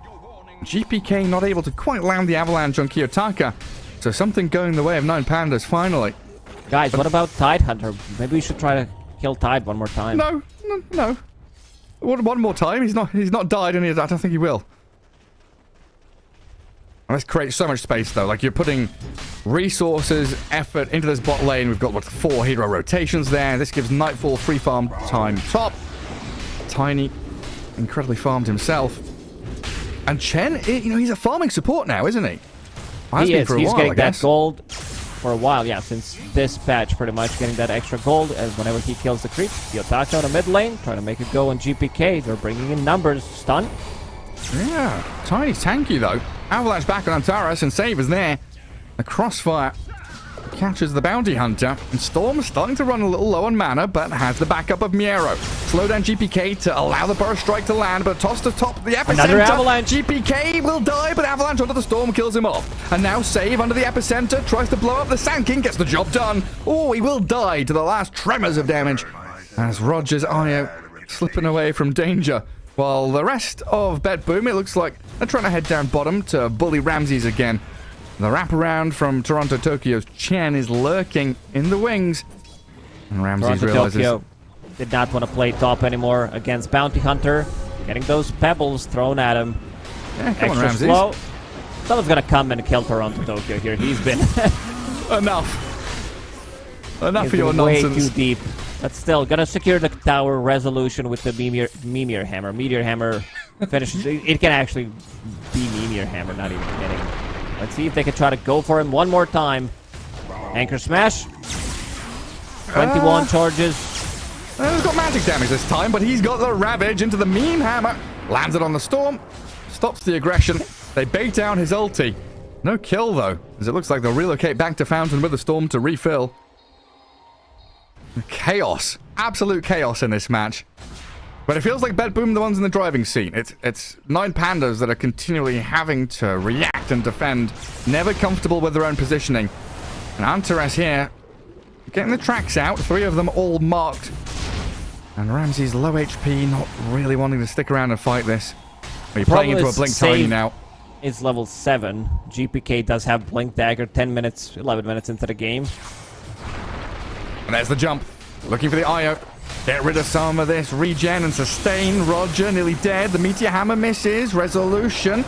And GPK. Roger goes straight flying back into them. They'll get the trade. IO for Pugner, but another toss from GPK will clear out the Bounty Hunter. And Resolution, what is he? 400 HP. The Storm trying to blow him up. A good crush. Slaughter slows them. GPK about to die. And Kiyotaka picks up a double kill. Big kills here for the Storm. If he can get another one, that's huge. But Ramsey is being hemmed out by the Chen, and Kiyotaka is now out of mana. They'll jump in with Miero, though. Burst Strike connects on the Tide. Toronto Tokyo focused down by Ramses, and Kiyotaka with a triple kill turn that into what looks like a team wipe. The Ursa didn't get involved, I guess, so 4 heroes dead, and now Nightfall's joined in saying, hey, there's action down here, is there? Let me have a piece of this. Goes under Ramses and rages up, but the Burst Strike holds him back. Barely enough time there for Ramses to slither out of danger. It's Life not going to drain, be not enough. Maybe Life Drain a couple of years back with the extra cast range should be able to finish him off, but not this time around. Kiyotaka, he's going to jump in one more time, but so is GPK. Oh, the Avalanche toss combo with the Ursa burst damage. Miero there with a Burrow Epicenter comes short. Not enough damage to finish anybody off. Keep it going, boys. I'm enjoying it. 24 kills in 12 minutes, so 2 kills per minute. Toss into tether. It's relentless. Non-stop aggression for both these teams. Fighting and fighting. Not giving an inch of the map. If you look at the 9 Pandas lineup, they don't really have any cooldowns other than the Epicenter, and Sanking's definitely not the hero that is not going to take fight if he doesn't have Epi. On the other side, there is Ravage, Hand of God, that he doesn't even have, so because he's level 5, he's been bullied by Bounty Hunter. Trying to find some farm on Chen. Mech is being delivered as we speak. Antares wants to be annoying. There's the relocate play. Relo in here with the Storm, but Earthshock to high ground, even popping the Enraged there as the Ursa. The good old relocate. Coming for nothing. Yeah, you're right. Both these teams with cheap stuns. The Storm's positioning. Always able to get on top of people. Time to get some tier 1 neutral items. Who's lurking back there? It's, yeah, Antares again, tracking up Nightfall, keeping tabs on the Ursa. Watching him destroy the ancient camps with his battle fury. The rest of Bed Boom, though, swarming top. Again, just going to reiterate how strong these teams have looked when they do group up as 5 to blow up Ramses in the top lane. Miero slips away, didn't want to get involved, seeing the numbers there. Antares going to steal the Wisdom Rune under the nose of Nightfall. This is why Bounty Hunter is such a good hero right now. Killing couriers, stealing runes, because you have like guaranteed rune steal. Hit him from Invis, that's 1 second. Should be enough on level 1. It also scales really good. Resolution. Meteor Hammer available one more time. Nightfall finishes off his Battle Fury. Yeah, Nightfall keeping Antares, who's been on his tail for quite some time now. Shadowing him. Jump in mid though. Decrep. Avalanche toss combo. That's just enough. Straight up. Kills the Slardar. And what is the Bounty Hunter? Double Windlace, Medallion, Arcane Boots. Trying to build up his Solar Crest and sniping couriers in behind enemy lines. Yeah, just thinking about this Tide. Like, I don't know. I was definitely not sure about it in the draft. Probably a little bit negative towards it when it got picked. You know, Tide Hunter, kind of one of these heroes. You last pick it. It's a Tide with Ravage. So far, Resolution with that Kraken Shell build has looked incredible. Oh, they get the Storm. Under vision. Not enough to blow him up, though, with the Decrep tiny combo. It's such a potent combo. It's going to be throughout the whole game. Extra magic damage, 60% once the Cripify is maxed out. Tiny does have Echo Saber being delivered to him right now. And again, Antares is the one scouting things out. A little bit afraid right now. Knows that there are sentry wards near the area. And we start to see the effectiveness of this IO battery. Keeping Storm on the map. Antares. The GPK's like, come on, come here. Give me a fight, will you? And he's tracked everybody up. And Kiyotaka and Roger can both look to escape. Chen on the high ground, though, spots the Storm. Doesn't have any creeps that stun or root. They'll need the GPK jump, but he goes for the IO instead, looking to blow up Roger, the easier target to kill. And Storm immediately twin gates up towards top. Oh, placing remnants. This is it. Place multiple remnants once they go through the gates and then you die. What was the combo the other day that we've seen? Ice Path? Yeah. It was the Ice Path. So you run into Ice Path, maybe get him pulled by Remnant. Or any kind, like Techies is definitely gonna be the one. Where's Arc Warden then, with Spark Wraiths? Oh, you're onto something, Gary. Yeah, I think that could be pretty powerful. Ramsey's up top. They didn't get the Decrep combo with Tiny, but they've got the Ravage to follow through on him. Slardar not having a good time whatsoever. 2, 5, and 3. Closing in on his BKB after that Mask of Madness. Once he gets to that point, potentially could see these fights go differently. You know, XHR, I don't know, the amount of times they changed their names. 9 Pandas, sorry. They're getting closer to their big items. And this is what we talked about. One pickoff can easily be turned into Roche. Where's the big guy? Here comes Nightfall with a style. GPK actually tossed him. Get in that pit, will you? Gives a bit of room to maneuver for 9 Pandas, though. Getting into mid. Pushing out bottom. Free tower for them. But Aegis in the hands of the Ursa. And the 5-man group up from Bet Boom. This is the fear I had in the draft. Can 9 Pandas withstand the brute force action of Toronto Tokyo's team? Now they have these item timings. Glimmer Cape finished on Puck. Puck at such a high level. Saved that triple kill. He's been involved in 15 out of 18 kills in 18 minutes. So 1 kill per minute. Nightfall has his Blink Dagger. Needs to be delivered. GPK going into Aghanim Scepter next. Rezo, even without Ravage, they still feel very comfortable taking this fight. A lot of sustain. Toronto Tokyo is going through the gates. Will connect with the rest of the team. Has Mech plus Hand of God available. Yeah, no smoke from 9 Pandas, so they're all scouted out by that Deep Observer Ward. They see Antares, they will get the D-Ward, but in comes GPK with Save to blow up the bounty. Kiyotaka zips in with Miero's backup. They'll kill off Save. Awkward position now, though. GPK looking to TP out and bashed up by Ramsey. The BKB's up for the slaughter. And Ursa may be in trouble, but he turns around with Fury Swipes and cleaving Ramses. Oh, Locket saving him. Keep him back and pop the Aegis, though. With no Ravage for 30. The team fight effectiveness here from Betboom is lacking. Stun does miss, but I don't think it'll matter. Nightfall still gets caught out and a triple kill for Kiyotaka. Roger relocating aggressively. Scouting out the Tidehunter. Can't keep up with Resolution, though. And Toronto Tokyo through the Twin Gate and heads northwards. This game doesn't matter who's winning. It's just about the aggression, who gets better. Jump gets better initiation. Great epicenter. I want to see how much damage Sanking did. 3.2k damage in the previous fight. Spirit Vessel as well, reducing the healing coming out from Pugna. Also, Chen didn't have enough mana to use Hand of God. Maybe save on Pugna so he can get another round of spells. Could change things a little bit. Yeah, it's like one of those old school battles in like medieval times, or even like World War I, where the general is saying, doesn't matter how many of my soldiers die, I'm just going to send them across the trenches, get into the battlefield, keep swarming our opponents to send a message. Both of these teams not afraid to throw away their lives if they can get that GPK, slight upper hand. In the mid lane, catching the tiny half HP, gets the avalanche out onto Kiyotaka with a toss and the life drain, tries to top him up, but in comes Miero with one more stun. The follow through Ravage from Resolution, catching on to Antares and Miero as GPK about to fall, but he'll back up on the life drain again. They can't finish him off. Antares now the one in trouble with Io and Miero both getting tossed around and cleared up by Betboom. It's Straight the back formula. the other way. Every single time. One team wins a team fight, tries to make an aggressive move, then they lose that fight, keep repeating it. Now 3k gold lead for Betboom. Not that it does mean anything, but another set of items. Gonna be BKB for Nightfall. I see Resolution trying to get Blink Dagger for himself. Tiny Aghanim Scepter, GPK relatively close to it. Once he disassembles Echo Saber, just 500 gold that he needs to farm. Kiyotaka, considering the start that he had, is doing extremely well. Canceling the Blink Daggers, of course, with the Witchblade. And looking at the item that Ramses wants to buy, I like what I see. After finishing off that Mask of Madness, BKB, Blink Dagger, Nullifier. Nullifier, great against Pugna, save Glimmer Cape, of course, and also against Ursa. Removing Overpower from Ursa mitigates most of the damage. As that constant Dispel mechanic. That's huge.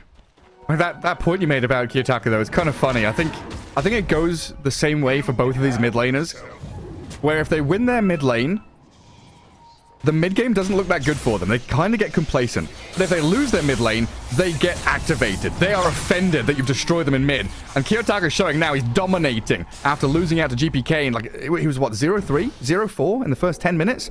Now he is just cruising on this Storm Spirit. I think GPK is the same kind of thing.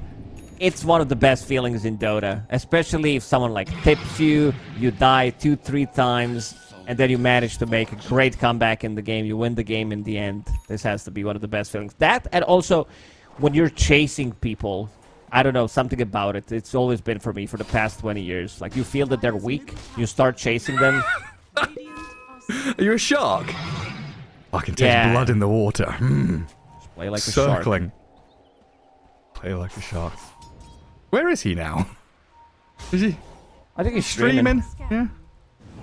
Been a while. Been a while.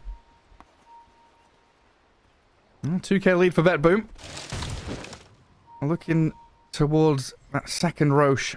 At least 3 minutes to go. I want another couple of team fights. Try and get themselves to that point. A smoke will put them in a position to do so. Maneuver up towards top. I think they caught a glimpse there of Miero for a second. Under the sandstorm. Not really safe though. GPK straight in. They didn't have a reveal on them, so Burst Strike gets a bit of distance for Miero to blink away towards the Twin Gate. And that'll be that. I want to see Aghanim Scepter on Sanking. Buy it as fast as possible. This is better than Ravage. Oh, it's so fun. Every 0.2 seconds, I believe. Yeah, every 2 Burrow Strike spines, and it's so cool looking. And it's felt of late that Sandstorm is the most important skill for Sand King. It's your laning skill, Is under attack. way to deep-push waves. And now you just add in an additional little Burrow Strike effect there for it. Shanking was never about epicenter. It was always about Burrow Strike, Blink Stun, try to reinitiate, maybe one more stun, then go with the epicenter. Rarely we've seen epis into Burrow Strike type of a plays. Well, enough of the nonsense from Bounty Hunter there. Shut down at last by Betboom Sentry Ward. Yotaka showing mid, but a good early enrage from Nightfall, feeling the aggression coming. Stops the Vortex play from the Storm. And who's nearby? The IO was there, backing up Kiyotaka too. But in this wild past couple of minutes, we have had Slardar farming away, getting up to the top 3 spot on the net worth. After his mom and BKB, the Blink Dagger comes, and the Nullifier next. A way to get through the decrep saves of save. Gotta be careful. Hey. So who got it? It was Chen who received it. Very nice. One thing I noticed is no one, like 25 minutes into the game, not a single hero has bought a shard for themselves. You're not playing for this anymore. So now you have longer duration stun, as our observer is pointing out. Extra damage. And also being able to control ancients. He's level 10, so he can control 1 ancient creep. Takes Granite Golem. Bonus HP percentage, 17%. That's quite a lot of tankiness that he brings to the table. Not just that, but also holding the Cloak Aura from Centaur Conqueror. 14% magic resistance. I feel like this is one of the coolest changes we've had in a long time, the creep levels. Actually having levels on the creeps, making these zoo heroes a little bit more fun and effective. It's a nice change. To have like something extra added to the game. Yeah, something to pay attention to. 10 seconds for Roshan. Very fast spawn. What time of day is it? Look at my calendar. Let me look at the star charts to see if everything aligns. So it's nighttime and 4 minutes till day. So he'll be in the top left corner on that dire side. Spawns in the pit. You're not even kidding, right? About the calendar. You actually looked at it because Yeah. you sent it to me with all the timings and everything. Makes life easier. Yeah, I've got a screenshot of the map with a bunch of scribbles on it when I was doing my homework pre-major. Writing down all the timings, figuring out daytime, nighttime. Oh, the smoke gang from Betboom was maneuvering towards Roche. Save is in on top of Antares and looking to just solo down the Bounty Hunter with a block in from the Nether Ward. Nicely What played. a play. Yeah. Gets 500 gold for it. Lotus Soap, that's an item to pick up in this game. Against Bounty Hunter's Track, Corrosive Haze, Burrow Strike Stun, and of course, Pull from the Vortex. Kiyotaka didn't die in a long time. Level 15 on Storm Spirit, continues to farm up. Getting into Hex next, getting very close to it. Just 600-700 gold away from it. Yeah, really doubling, tripling down on this single target focus. If they can get in, blow up a hero, life can look good. But second Roshan there for Betboom. Aegis and Cheese for the Ursa and Tiny respectively. A lot of work to do here for 9 Pandas. Trying to get a bit of a position on the map by pushing bottom, shoving mid. But again, this Death Ball, a 5-man group up. Oh, look at the Lotuses. Rogers collecting everything. Just collected 5 Lotuses. Now has 2 greater ones. Also, Tasty. no healing reduction on side of Betboom. Holding on to 2 greater healing Lotuses. Holy Locket, Mech. If they don't kill Io, he could turn the fight around easily. Do you wanna do some quick maths there? No, I'm good. How much? Okay, 900 HP from Greater Healing Lotus. 275 for Mech, so that's 1175. And what's a full Holy Locket? God knows. A lot. He's doing, let's just say he's doing like 2,000 heals, plus, with the tether and the overcharge and stuff. With active on Tether and people. Holy Locket, Greater Healing Lotus, Holy Locket, Mech, this is like 3.5k healing. Yeah. He can 0 to 100 Storm Spirit Slardar easily, with HP to spare. Well, Nightfall pops the Enrage. A little scared there of Antares and Miero setting up on them, while Kiyotaka just pushes high ground bottom. They've got Slardar nearby with the IO. They can relocate to fight bot to fight top if they need to. But I think Miero just looking to try and cancel TPs and stop them coming back. Guys, they're sieging. Somebody help. He can't do it alone. He also does have a lot of solo pickoff potential. And now the They're Ursa are in coming. trouble. Maybe they should take him down. Aegis claimed Kiyotaka very low mana. Don't know if they want to stick around. Resolution is making his way forward. Gosh and Ravage on Kiyotaka. Doesn't dodge it. Nightfall blinks in with his BKB, but they don't get the blow up. Where's Io? He He zips needs away. the healing. Nightfall about to die to Ramses, charging forward and chasing in, but this poor Slaughter getting tossed around. Killed off in the end. They needed Io to be with the Storm Spirit, replenish his mana, then with another zip, might be able to control Nightfall, but now Ramses caught in the middle of the fight, in the middle of 5 heroes. GPK finds an opening. And in comes Resolution with the tendrils, catching the stun, the toss again, in onto Kiyotaka with the heals. Look at that. He went from 10% to half HP. Just a pop of the heals from the Io there. Oh, Miero has to escape with his Burrow Strike, and GPK's in again. 2-man Avalanche, toss back Sand Kick towards Rezu, but the self-fuels comes, won't be able to blink away, and Storm aiming for the Ursa. Heal up from the life drain, and Miero still in trouble. Has to burrow yet again defensively. He does have Aghanim Scepter, I believe, on Sanking. Yeah, this is it. Let's see the Sandstorm right now. Sandstorm Radius with level 15 talent. And still on cooldown. On 10 seconds. Let's see. They're going to go with the Epicenter Blink play, maybe. I could hear it channeling, but he doesn't jump. Tier 3 still standing, barely, with about 100 health remaining. They're going to smoke instantly. The chase is Love on. the play. There is double damage available for Nightfall. Or they're going to give it to GPK. He does have Bottle available, but he's also tracked. Let's see the first zip. There it is. Straight in with a good Burrow Strike. Pugner, the first point of contact, trying to blow up Save, but he survived with the Glimmer Cape and a bit of a heal, but DD finally Tiny. dies. In comes Ramses, but the DD Tiny whacking into him. Slardar in trouble. Grabs up some bounty runes before he dies. Still falls to the toss forward of the Centaur, and Miero blinking out of there. Oh man, DD Tiny. Save. Did also use his buyback. 5,000 damage with 1-3 volley, 1-3 throw.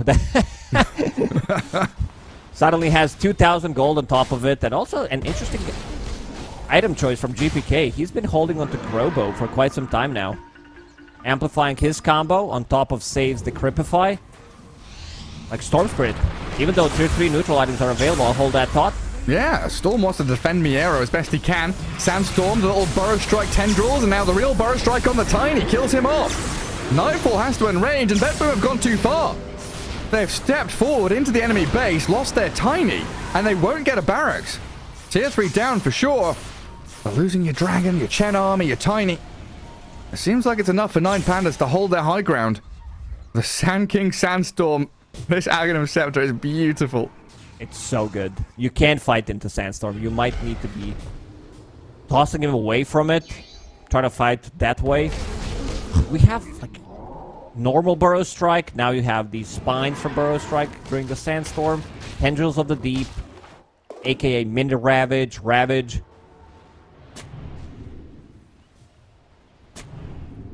Nice. Tendrils everywhere. Cthulhu would be incredibly happy. I always thought that was pronounced Chutlu for some reason. I don't know. Yeah, I didn't know how to pronounce it for a long. I heard it. Heard someone much smarter than I pronounce it. I was like, oh, okay, yeah, that makes sense. Chutlu. That's it. Cthulhu. Ramses. Roger was thinking about getting Heart, but changed his mind. Okay. Going for Yule Scepter. Of course, great item against Decrypify, against Ursa as well. Another save item for yourself. Let's see if this illusion bait does anything. Kiyotaka sending one of them forward. Hiding in the trees. Bit of deep vision there for 9 Pandas. Playing forward with their bounty hunter as well to scout out where Betboom are. And now Betboom have lost this Aegis though. Maybe feeling a little worse for wear heading into the next fight. Dire's top And tower these long drawn out engagements really where 9 Pandas excel with all the sustain from Io. Long range initiation from Storm and Sand King if they can keep chasing. That's what kind of fight outcome they're looking for. 1 kill and to chase more. Aya's really good, like all these global presence heroes, because they can move, collect lotuses. Io, he's like, oh, I'm there's nothing happening, I'll relocate, collect a couple of Lotuses, turn it into cheese, pretty much. Yeah. Free real estate. Free heals. Bloodstone for Kiyotaka now. Yeah, coming out on his courier. Fully purchased. He's being eyed up, though. Oh, no. No, he didn't get the stuns. Tendrils missed. I don't know if that is that situation where you maybe have to wait for Tiny to come. Off the mark a little too early. Didn't want to commit with the Ravage. There's potentially Io behind him. Gets relocate, gets Mech Holy Locket, Greater Healing Lotus. Heals him up fully. Storm Spirit still... in terms of tankiness, 3000 HP, 14 armor. I want to see what the next item is going to be for him. Still holding on to Fairy Stricken. That's the thought that I wanted to say. Considering it's 34 minutes, you can choose what you want to get from the tokens. And he chose to keep tier 1 neutral item. That's how good it is in Storm. Yeah, this is still the case, even from the last patch. No BKB on Storm, feeling comfortable just with a Kaya Sanj to be tanky enough. And like you say, his raw HP, incredible. Doesn't feel like he needs that debuff mitigation. Zipping down to bottom to dodge the tendrils over the deep. Clearing out the bottom wave. And try and slow the push coming in from Bedboom. But they are in on your mid lane. Again, can't fight into the Sandstorm though. Nullifier. GPK finding that out the hard way, and Ramsey's there with a Nullifier. Back up to full HP with Roger tethering him. A great combo of stuns, and both of them die. GPK and Toronto Tokyo dead. The Ravage from Resolution clips onto the Storm. Very late indeed. Cancelling out the Meteor Hammer too. Ramsey's still in fighting shape, and Nightfall looking to run away as Kiyotaka zips back in. Another couple of stuns connecting. And Save has fallen. Bedboom too far forward. They'll all fall. It's going to be a team wipe here, and 9 Pandas don't lose a single soul. Resolution's tanky, but Ramsey's will pummel them into the ground. A huge fight for 9 Pandas holding their high ground. Again, they delivered it to them. Going inside their base, allowing them to get the jump. 6.7 thousand damage from Sanking. Like we wanted to see it. It's massive. It's just huge what this hero does once he hits his Aghanim Scepter timing, sitting inside the Sandstorm. Oh my God. And those heals. Look at the graph. Oh. It's just peak performance there. Stonks. So much XP. Big stonks coming out for 9 Panda squad. Nullifier, great pickup. Also, interesting build from Ramsey. He did go for that Mask of Madness early on, which does amplify his farm. Disassembles it, and went for Butterfly. Wants to protect himself against Ursa. Red clicks from Tiny, and holding on to Elven Tunic. Yeah, and the first barracks to fall is on the Dire side top lane. Full set, gone now. 9 Panda just sweep through. Dire's middle tower. Oh, incredible. I love this game so much. Oh, that's a cool video game. Oh man, the back and forth we had in this. Just knowing the stories behind the players. It's gonna be a refresher, because it's third Roche on Dire side. If it gets killed, then it will be killed super easy with Slardar. He can pretty much solo him with Corrosive Haze with all this evasion that he has. Roger, he actually committed. He did. Heart of Tarask on your position 5 IO. On top of Mech, Holy Locket. Philosopher's Stone did help out. And look at those heals. 50 per second on Slardar. There's casual Ring of Regen. They're near the Roche pit. Smoke of Deceit also dropped. This ring is considered a good luck charm among the gnomes. Who are the gnomes? Do we have gnomes in Dota? We have goblins and Keen and... Well, I think the old ones was the neutral camp, the gnomes. I think those were replaced by wool assassins, if I'm not mistaken. Oh, really? Because I think the Keen are like based on gnomes, right? Or halflings? Is that little people? Yeah, I don't know. I don't know the lore. I Yeah, actually me had to neither. play the game back in the days. Couldn't afford to read lore in between. It's like, you know what? You want to play a scrim, or you want to read about Tinker or where he's from? The story behind the Aglodi and the Keen. She's dropped. Gather it up. Whew. That was Very low close. HP. Tiny. Got the Aghanim Shard for free. Oh, That tree means- volley. Miero's in. Sandstorm. Doesn't looking have for a burrow. BKB. Hey, he's in trouble. Kiyotaka's arrived with a Scythe of Ice, clear through the Tiny with ease. Man, Sand with E-Blade. Slowing you down if you don't have a BKB, can't get out of the Sandstorm, means you're gonna get stunned, amplify all the damage. It's getting ridiculous. Miero having a blast of a game on Sand King. A hero that was considered dead long ago returns to the forefront of competitive play. High ground vision. Kiyotaka zips in. Just a bit of a poke there on save. Tier 3 being broken, but Rezo's in with a big Ravage. They're aiming the IO, looking to blow him up, but Ramsey saves his buddy. Roger's alive, still heals to full. And Kiyotaka in the back lines, aiming for the Pugna, while this Ursa trapped and stunned, chained disabled, he can't run. Needs the Toronto Tokyo heal and help to get him out of there, while Kiyotaka causing chaos and havoc in the back lines. Nightfall will fall.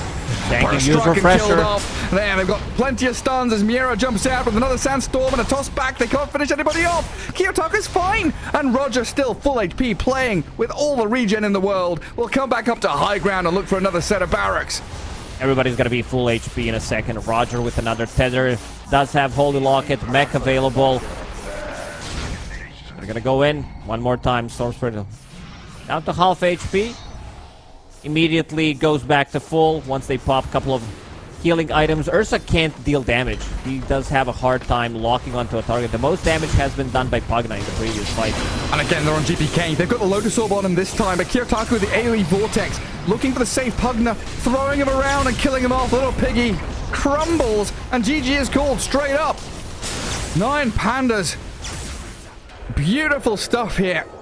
Coming back against Bet Boom in a game where it looked like Bet Boom was starting to edge out this advantage, getting first and second Roshan, pressuring high ground, and Sand King just, he gets an Ags, places Sandstorm down and wins 3-4 fights in a row. Wonderfully done.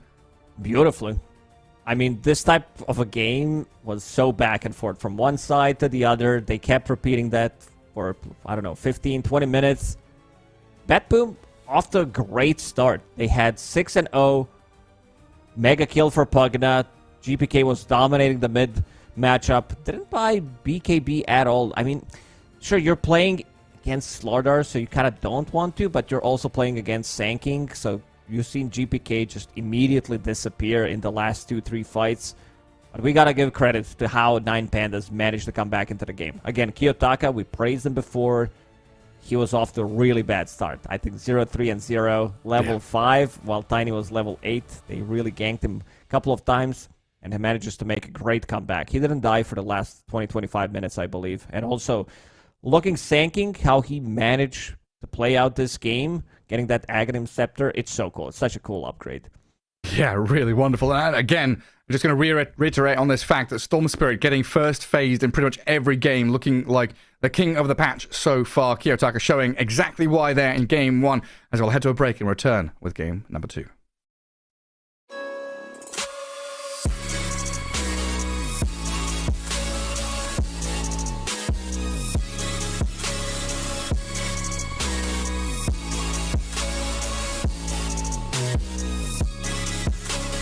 You love it, you wear it. What's your style? Get your merch at shop.eslgaming.com.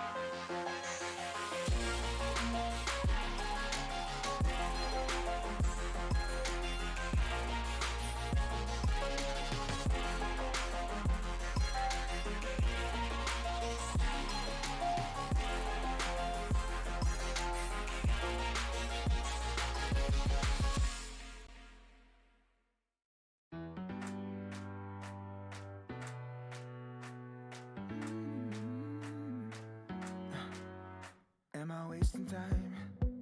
'Cause I'm already gone.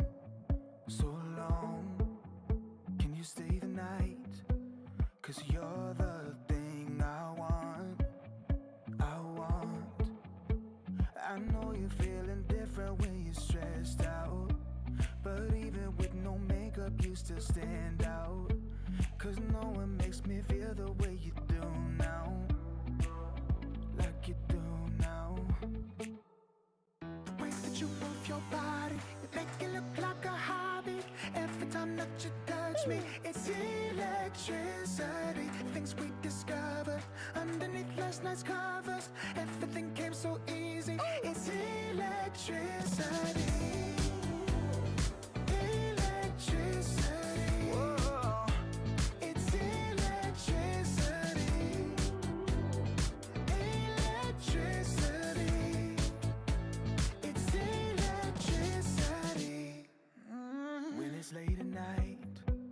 I feel you on my skin,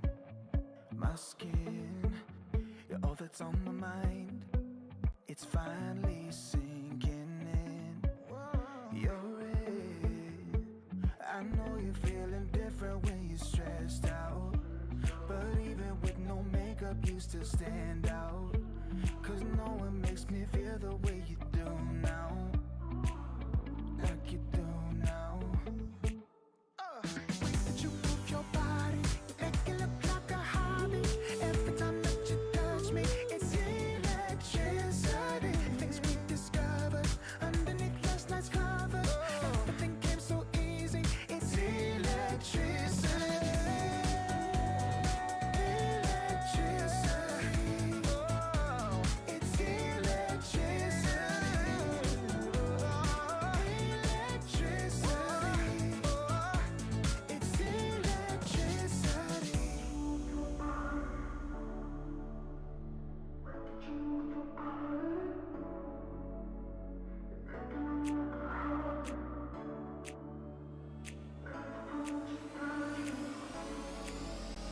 The way that you move your body, it make it look like a hobby. Every time that you touch me, it's electricity. Things we discovered underneath last night's covers. Everything came so easy. It's electricity. Electricity. It's electricity. You move your body. Electricity. You move your body. It's electricity.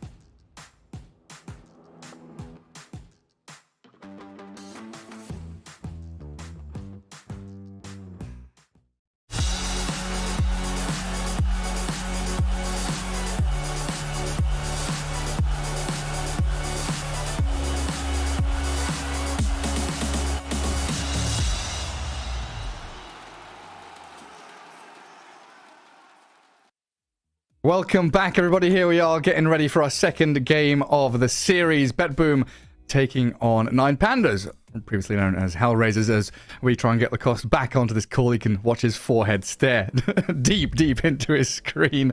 Oh, we've got a draft in front of us already. We can get cracking on with our second game here, which is going to be a super hype one. Like we knew heading into this series, game 1 was incredibly close, back and forth between 2 squads. And the cost, do we have you? Yeah, I'm here, Gary. Don't worry about it. Nice. I misclicked. I closed all my tabs. All my prep work is gone now. I clicked the X on my second monitor, so we're back. It's all good. We have draft on the screen. BetBoom, they will go with Chen. One more time. But 9 Pandas, they got tired of playing against Pugna. Pugna caused a lot of issues at the early stages of the game. Save. 10 seconds remaining. Played amazing first like 15-20 minutes, then kind of struggled to find those saves with the Decrypify, with Glimmer Cape, keeping people alive. The damage was just a little bit too high with the burst damage from Storm and Sanking. Yeah, and then Ramses grabbed a Nullifier as his like third item, Mask of Madness, BKB, Blink, then Nullifier, so I guess fourth item, and then just, yeah, no way to decrypt save people anymore. BetBoom's still opting for this Toronto-Tokyo Chen, still feels like a good option. You farm pretty quickly, get into the mech, one of your early aura pickers. And now the Underlord Rubik time for 9 Pandas, probably. Underlord to start things off. That's something a lot of teams have been playing with. But I guess another option is just to go for the Storm again. Underlord Storm as an opener could be a direction to go for them. Could be. You also could get like a laning partner for Underlord that you said Rubik. Okay. Of course. Antares Techies, here we go. It's a lot of kill threat from these two heroes. Keep them inside the Firestorm.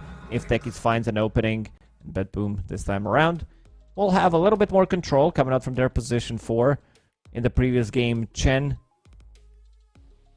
and Pugna that doesn't really provide you with much stuns unless you have a Centaur, but still, they played really good. At least Save did. Toronto-Tokyo kind of struggled to find those ganks with Chen, got really bullied by Bounty Hunter. Yeah, that bounty caused a lot of issues. Courier sniping, stealing wisdom runes. Keeping track of that Ursa in the jungle. So Nightfall never felt comfortable. And nobody on BetBoom felt comfortable after like 15 minutes. They were being hunted relentlessly by 9 Pandas.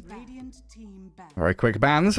Crystal Maiden and the Snap Ursa ban from 9 Pandas, knowing exactly what they want to remove to give Underlord a better time in lane.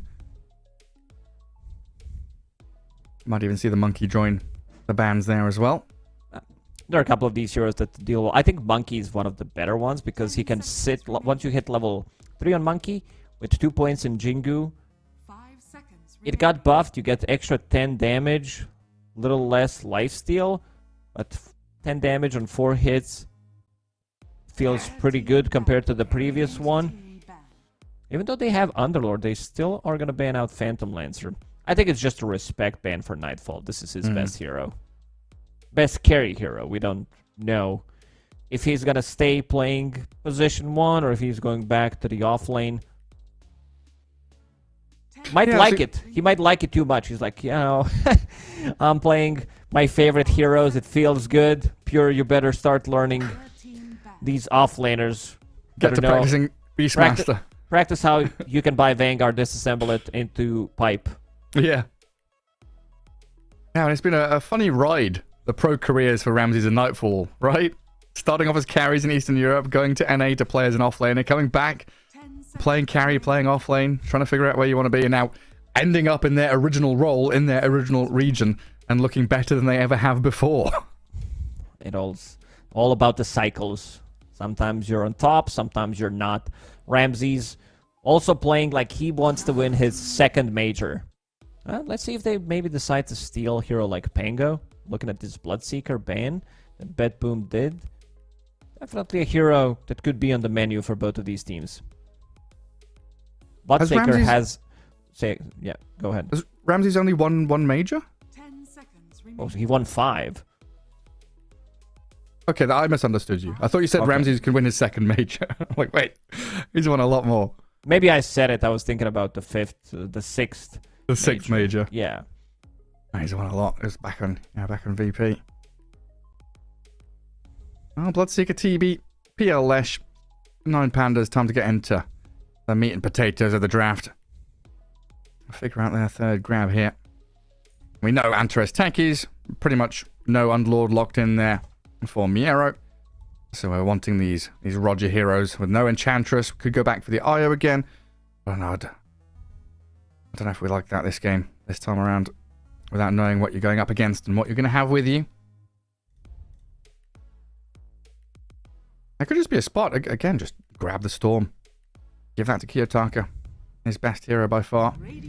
They're probably looking into it, but they don't want to reveal it yet. They want to see the matchup. So if you're a BetBoom, it's a good Phoenix game. Gives them even more sustain, add Underlord auras. Phoenix with the Sun Ray, damage from Bed Boom. It needs to come from something. Sure, Rubik against Underlord, you'll always have Firestorm, but you need something else. Radiant team pick. Beastmaster, that's the Bongo Vision Bongo. hero. It's the Bongo guy. Also attack speed against Phoenix. They counter the Phoenix egg real nicely. Slark with all his attack speed. Same goes for Beastmaster. Now you have Slark against the Underlord as well. So we'll always have something in the game for it. Now 9 Pandas are in trouble because they don't have hero against Slark. Leshrac has been banned out. Phantom Lancer, Ursa, all Bloodseeker as well. All these heroes are really good against Slark, so they need to find something else. Yeah, what is another one of those heroes? I remember we used to have Anti-Mage against Slark, have this like back and forth where AM was picked against Slark because you counter him by burning mana, then Slark got the leash on the pounce added.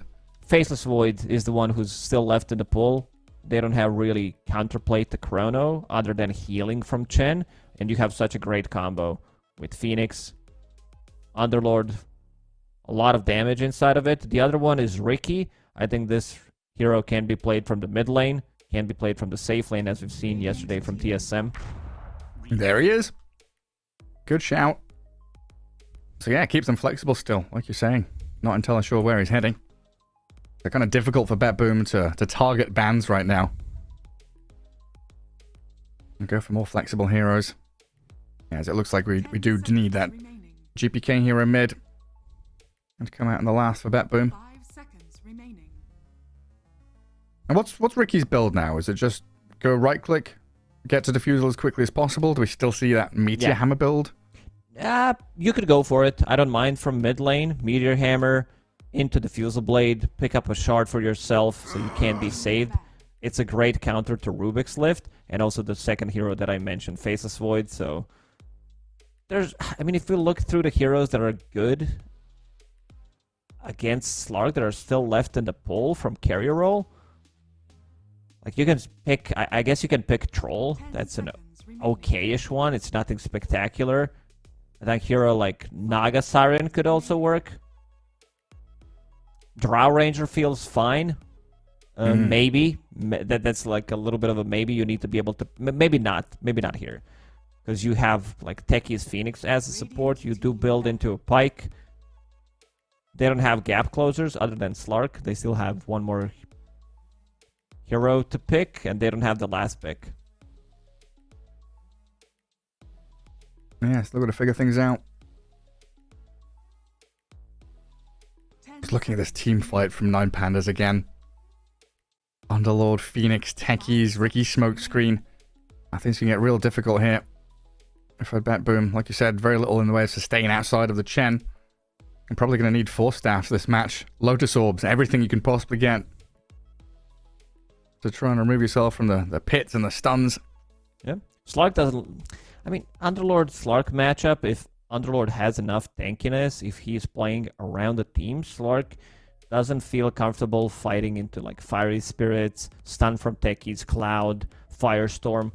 It's not an easy game for Slark unless he like splits up the fight and chooses the target. If he's the one backstabbing, being the one who's initiating on Techies, leashing Ricky, if they like isolate the target, start the fight 4 versus 5, Beastmaster gets a roar, then it's going to be much more easier. He thrives in these chaotic situations rather than straight up 5-on-5 fights.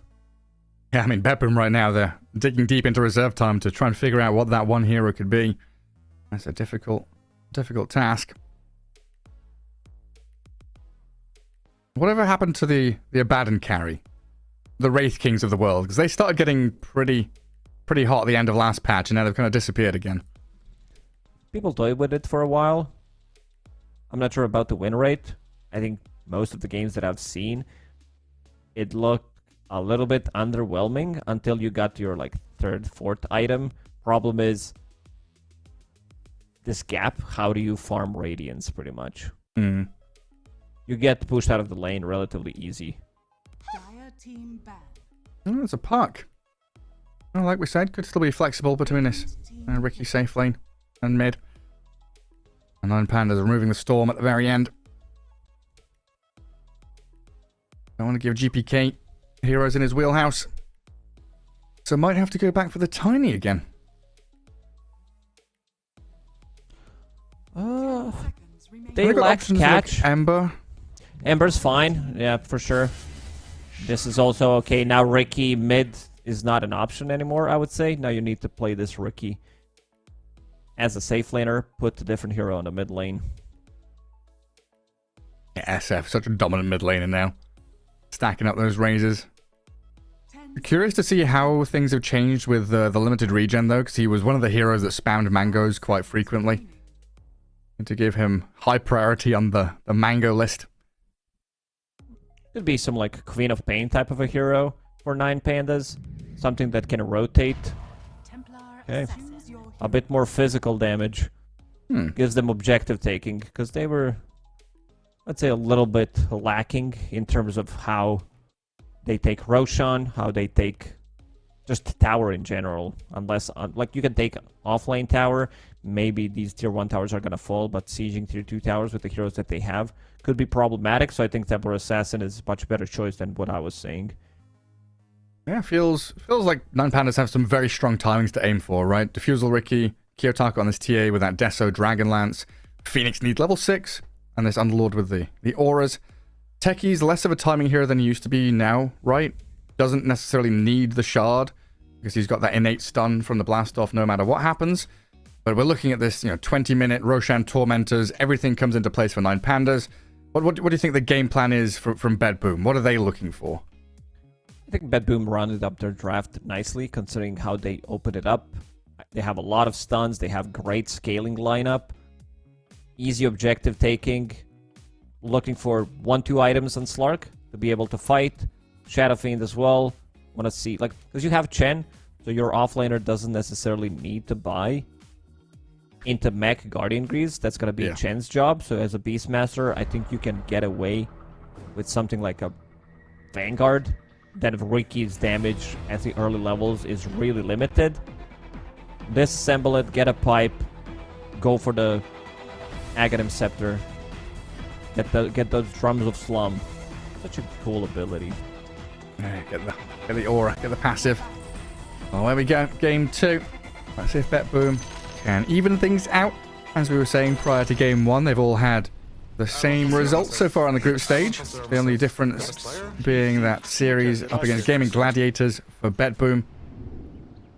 The additional one that they had, which they did draw 1-1. Otherwise, I did 1-1 Liquid, 2-0 TSM, 1-1 Asta for both of these teams. Let's see if they've got balance in all things to go 1-1 here, or if 9 pandas can get the edge like they did in Div 1 of Tour 2. Quick little pause from Ricky. Looks like it was accidental. This is interesting. Oh no! we've had this before. Remember in the Liquid game where someone paused and it immediately unpaused? It seems like there's a bug with the pause button. You think so? Something's going on. It could be. People did have a couple of lag situations, so if you're lagging, then it's delayed, so we'll see. Already used their pauses. They're not going to be bad-mannered. Imagine if people not doing that. Like Reason? Pause reason? Unpause? Good old times. Rezo, look at what he has in Quick Buy. No drums, no nothing, like no shenanigans. Straight up Drums of Slum. He's a man who knows what he wants and how he's going to get it. Mira telling his team to split up and farm. It looks like this is going to be no real clash early days here. Bedboom gathering down at the bottom twin gate, getting some high ground vision going. And 9 pandas all grouped up in that top jungle. So no first blood attempt. Just try and guard the bounty runes on their side of the map. So lane-wise, going to have ourselves set up with GPK mid, Toronto, Tokyo, and Nightfall, the Chen Slark down in the bottom lane, Rubik and Beastmaster. Pretty solid lane there for Bedboom up top. Especially when they're facing a Ricky Phoenix. That feels to me like a pretty weak lane. It really is. It's just not enough damage. Against... So does that mean 9 pandas want to try lane to start things off? begins. They could try to get a kill off to a good start. Looking at the item builds, Ramses, stick, 2 branches, 2 slippers, has 69 damage with this build. Nice. This is the build I'm gonna copy. Also seen Underlord's build. No region. He's bringing something on the courier. But 2 branches, 2 gauntlets, and just a circlet. I'm sitting at 900 HP. Tons of stats. Good luck last hitting against him. Slark sitting at 61. Yeah, a little rough there, especially with techies in the lane. A lot of harassment coming out of Antares and Miero early days. I can hear the raises from across the map. It's already being spammed out by GPK. Trying to get a good early start here. Shoving the wave, doing some damage to Kiyotaka. An interesting lane matchup. Wow. Looking at this bottom lane, they throw Blood Grenade level 1 to slow him down, get some extra damage from the Firestorm. Nicely done. Every little counts. Every little bit helps. It's going to be a hard-fought battle here. I mean, Toronto Tokyo are going to need some big creeps to really weather the storm in that lane. First few levels going to be difficult for them. Kiyotaka finally striking back on GPK, getting some sight blade spills onto the SF very nicely off these melee creeps. It seems like it's not a fun matchup for the Shadow Fiend until he gets that bottle up and can start regen and trading back more effectively. Not gonna be a fun one. This is last pick, Temper Assassin. As you said, some good side blade usages, and he might go for a kill here. Ooh, Meld. If he got another strike, could have been a kill with a refraction. Yeah, it's a lot of damage. Physical burst. GPK's got to be careful standing on this high ground, trying to raise the creep wave down. He's got a sneaky tonight. Ooh, 3 in a row. Kiyotaka. He's looking for this next hit. Not going to find it there. Very, very dangerous times, though, for GPK, towing the line between life and death. His lane depends on it. And looking back down the bottom, yeah, Nightfall. 8 last hits. Underlord 9 and 3, so Miero having a very good time, pretty much unbothered by anything in this lane. And this is where Chen starts to think about gathering creeps in the jungle, thinking about what he wants to be doing, if stacking and farming camps is more effective. You can't leave Nightfall alone down here. You definitely can. Slark, I think I've said it a couple of times already because we've seen this matchup. It's good for the game, not so good in the lane. You try to man up. He's going to use Firestorm, Techies. Does have level 2 available. Blast Off is their full damage. It's like not a lot of damage, but it's also a good stun. I just keep him in the Firestorm. Well, under tower, a little bit of protection for Nightfall. As mid lane, GPK throws the razors at TA. Bit of back and forth now for them. TA a little behind in the last hits compared to the Shadow Fiend at this point. He was looking for another raise there. He doesn't find the angle. And the third lane up at top, it's been a little quiet. That Ricky Phoenix, a pretty sad pairing. But so far so good, keeping Ramses up in the top of the CS board. If I was playing this lane as Ricky or Phoenix, I would want to get out as soon as possible. Like, just fast forward 15-20 minutes into the game. Like, the first couple of levels are definitely not fun. Beastmaster, as we see, having a complete free farm in this lane, 21 and 4, stealing some of their stacks as well. Easy times for resolution. Nightfall finally getting a bit of chip damage on Miero because they have rotated Antares away from that bottom lane to guard the 4-minute runes. GPK's gone wandering back to Fountain, so double water runes there for 9 Pandas should be no problem. And a bit of a go on top lane. Ramses and Roger trying to play aggressively on resolution. Looking good with that Blood Grenade and the Fiery Spirit's damage over time. Not enough to tick him down as he's under tower now. And no turnaround there from Save. I'll make sure the Beastmaster's alive.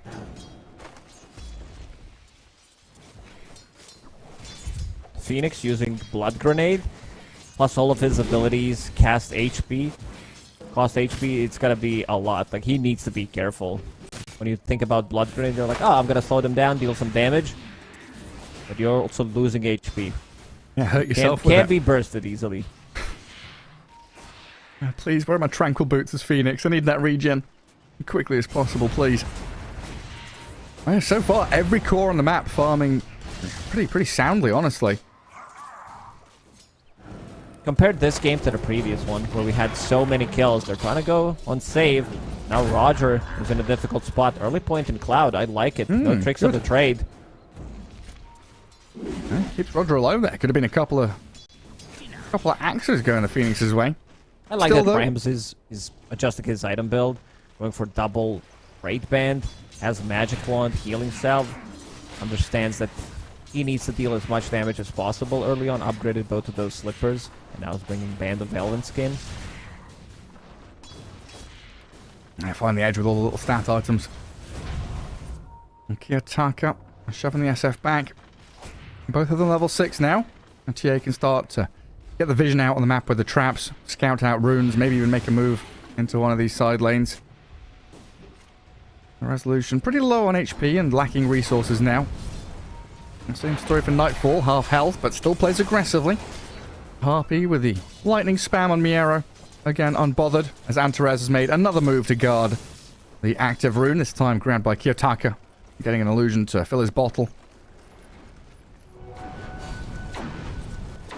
Man, no kills in this game. It's like completely different to game 1, where it was like, what, like 2 kills a minute? It's insane. Pagna had pentakill. Pentakill. I can't believe I called it pentakill. Oh. Mega kill. I didn't even play that game. I played that game in 2010 or something. I tried it for 30 minutes. I'm like, this is not for me. I think the only reason I ever played that game, I don't know if you remember when Sing Sing used to pub, if he was stomping you, he would troll you and he would copy paste the sign up page for League of Legends. Like, get out of my Dota game, go play LOL. And I was like, yeah, okay, I'll install it. Play Because I speak Latin, okay, Gary? Okay, yeah. Well, it does make sense. Penta does mean 5. Yeah, Ramses walks back. Kiyotaka, 3k net worth compared to the 2.7 of SF, so I guess that's an indication of additional mangoes and salves being spent by the Shadow Fiend just to have staying power in that lane. We'll find a little token. Pop it in their vending machine for those neutral items and grab a trusty shovel. Let's see if he digs up Kobold. Can't follow you right now. You do own it. Yeah, do you remember we were talking about that a couple of months ago? We did. Maybe someone was listening. Yeah. Where are my God, royalties? I hope people are not listening to what we're actually saying and writing stuff down. Patch ideas from Gary and Larry. That's like the worst idea possible. Interest. This techie is like struggling to find a place on the map to play. He doesn't want to stay bottom. Trying to angle in towards mid, give Kiyotaka a better time. It's like Miero's fine down there. He's not really too bothered by anything.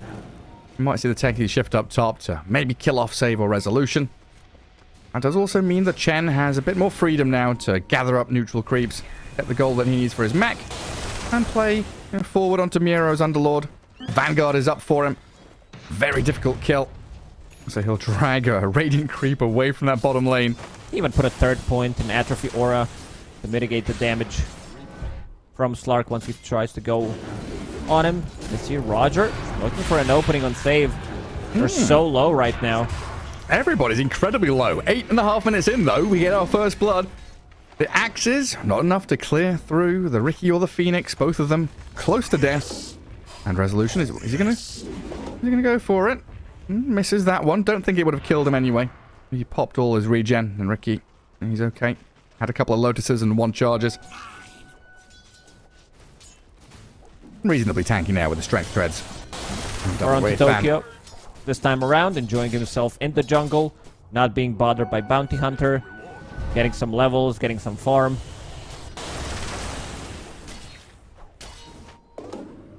And both these carries going Diffusal Blade. Ricky under sentry. Tricks of the trade. Back into the fog, hiding invis. And Reza will just grab the Watcher in the bit of downtime he's got. Shadow Fiend slowed down. Sticky Bomb, no blast off comes. Kiyotaka, maybe expecting Antares to make the play there, but it's GPK that batters them back and throws the razors their way. Gets the kill on Kiyotaka in a 1v2. Immediately tips him. This is what you could expect to happen. Was Game blast goes off on wrong. cooldown or? I was watching Shadowfin. I didn't click anything, Gary. I was... Oh no, Backstab. GPK. He's caught down in the river. Firestorm's there from Miero after the Fiend's Gate teleports him across the map. And he'll head back all the way down to bottom again. So far we've had, what, a kill on There's top lane taking down Rubik. Both mid laners traded, but the Ricky, the 4th kill of the match. Carry dead. Radiant structures are fortified. Also got to be careful about stacking the small camp. You'd think it's a good idea. Hero like a Beastmaster comes in, steals it immediately. You just amplify his farm. He also drags the creep wave away from your creep wave, especially during the catapult. So this top tower seems pretty dead. They're still gonna defend it, but UPK. Yeah, Mid Roger lane. has Egg. Dire's top tower is under Doesn't want to go forward for it. Some weird little fights going on. On top lane, Bet Boom. Not quite able to finish the tier 1. Ramses returns. Radiant's bottom tower. Miro still just sticking it out in that bottom lane, making sure that Chen and Slark are both stuck down there. They can't leave him to push the tier 1 on his own. I think Mech is now being delivered as well. Yeah, arrives for the Chen as they dive up top. Save, half HP. 9 Pandas again, just unable to finish the job. There A were lack no of fights initiation. happening. Toronto, Tokyo, going through the portal. Never mind, changed his mind. Not level 6 yet, has mech available. A little worried that the rest of the team is also going to be backstabbing. And that's exactly what they're doing. Kiyotaka, Antares lands a stun. Yeah, DD Rune TA.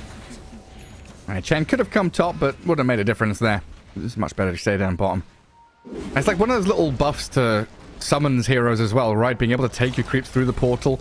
You're no longer worried about TPing to a side lane, not having your army with you. Just bring them all through the gate. Under attack. Sentry there, blocking the ancient camp. Resolution can't stack it up and build bank for himself. Radiant's top tower is under attack.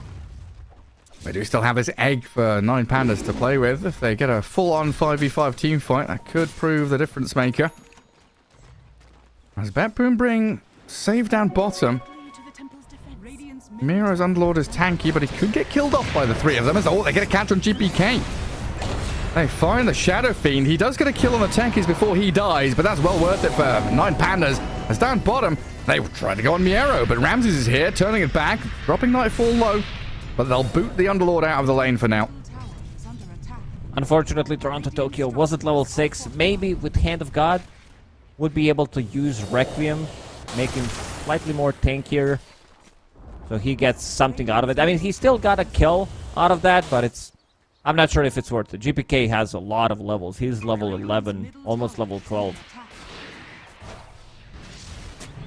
Here's the big boy on the map. Needs that BKB to give him protection, though. Bottom tower is under attack. As the Templar Assassin speedily farms through the enemy Ancients, rushing towards the Desolator after that Dragon Lance.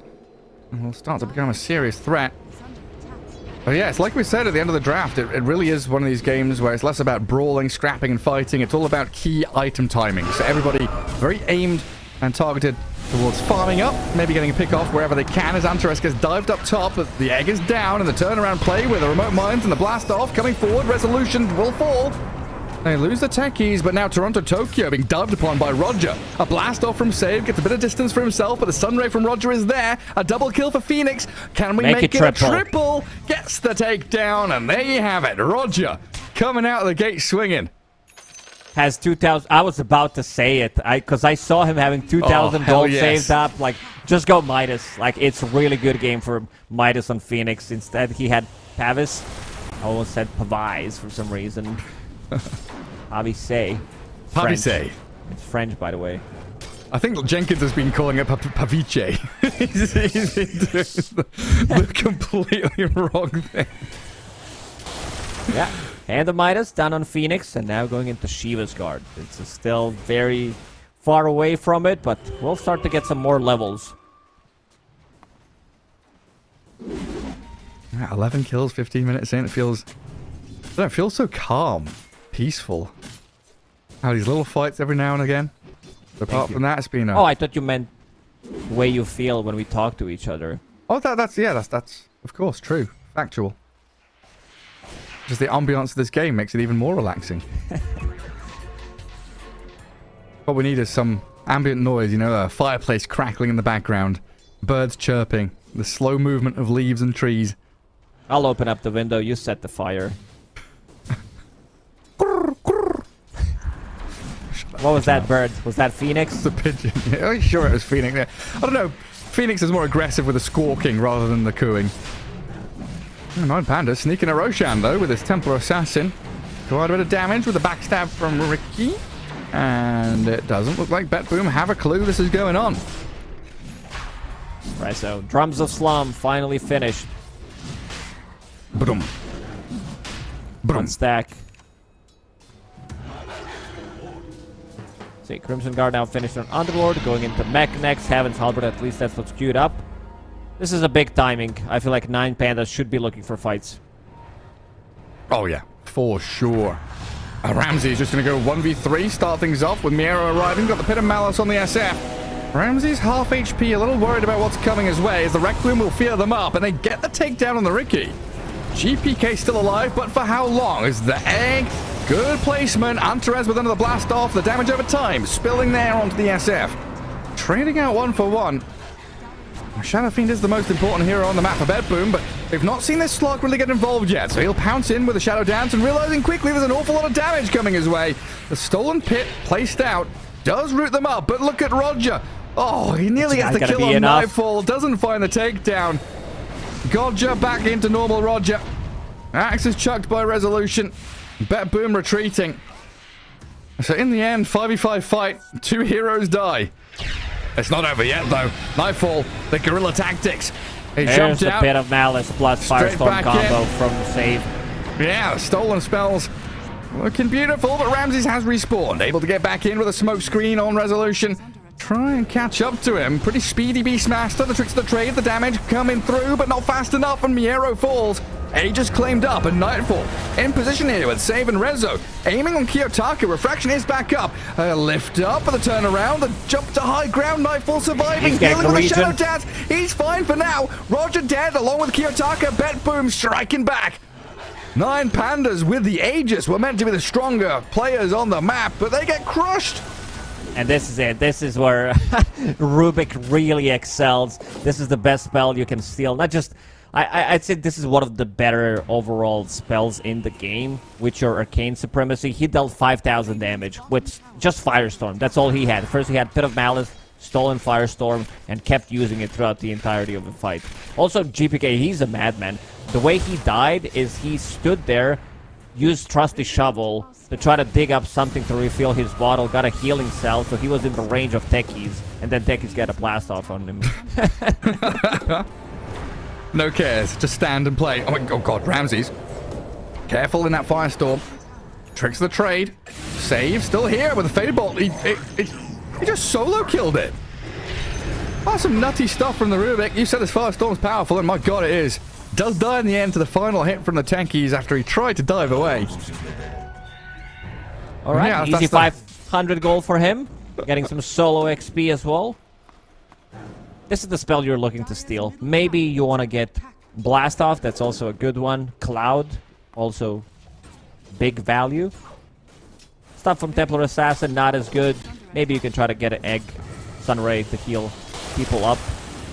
Let's see the neutral items. 19 minutes into the game, Templar Assassin finds Grobo for herself. Ricky holding onto Vampire Fangs. Night Vision wants to be able to provide vision for the team, get the good jump. I've just realized this 9 Pandas team name reminds me of Pasha. His old username. Pasha, yeah. Pasha. I think his full old nickname was a bit rude. Yeah. I wanted to say it, then I remember, yeah, maybe it's not the smart thing to say.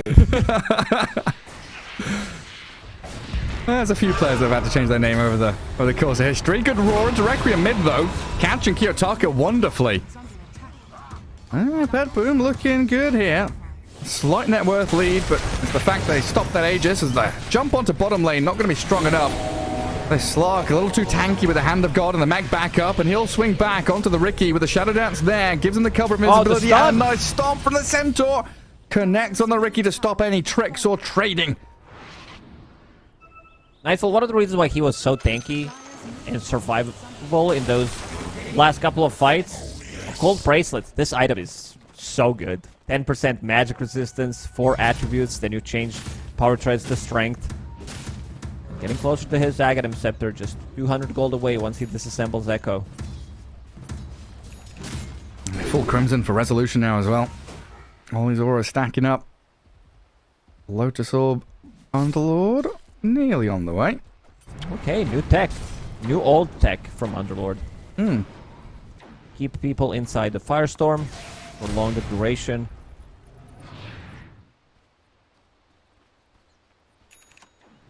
I mean, Ramses with his Diffusal Blade. I felt like he should have been really incredibly strong. Still needs to pick up a few more stats items. They just stand his ground and fight up against this SF and Slark. Phoenix Hand of Midas sure is scaling now. The most farmed support on the map. Shiva's Guard really not that far away. That's something that it felt like we were lacking in the previous game, where Betboom didn't really have much in the way of healing reduction. It feels like it's so important this patch with the amount of auras and chens and IOs and stuff. Everybody has some kind of a key. Yeah. So you will... Okay, they're going for Tormentor. BBK will not even pop double damage. They have Sustain. I'm really not enjoying that none of the supports are dying while teams are doing Tormentor. I gotta be honest. I thought that there's gonna be like a lot more chaos. People just randomly dying to it. We nearly had Toronto Tokyo die in the last game, right? Yeah. Like 100 health. Had to pop a bunch of heals to survive. Oh, great scan. The read from Betboom. They know something's up. Nightfall trying to scout them out. Sunray, the Roar, stunning the TA. Smoke screen's down. Ramsey's in position. Diving forward. They've got a Pit of Malice out there, but Ricky's so low he can't stand and fight. And the BKB from GBK. With this DD rune, he Requiem's out, but the Supernova's well placed. They can't focus it down. They lose their Rubik and they back away. Betboom has spent a fair amount, but they can still go for a second round.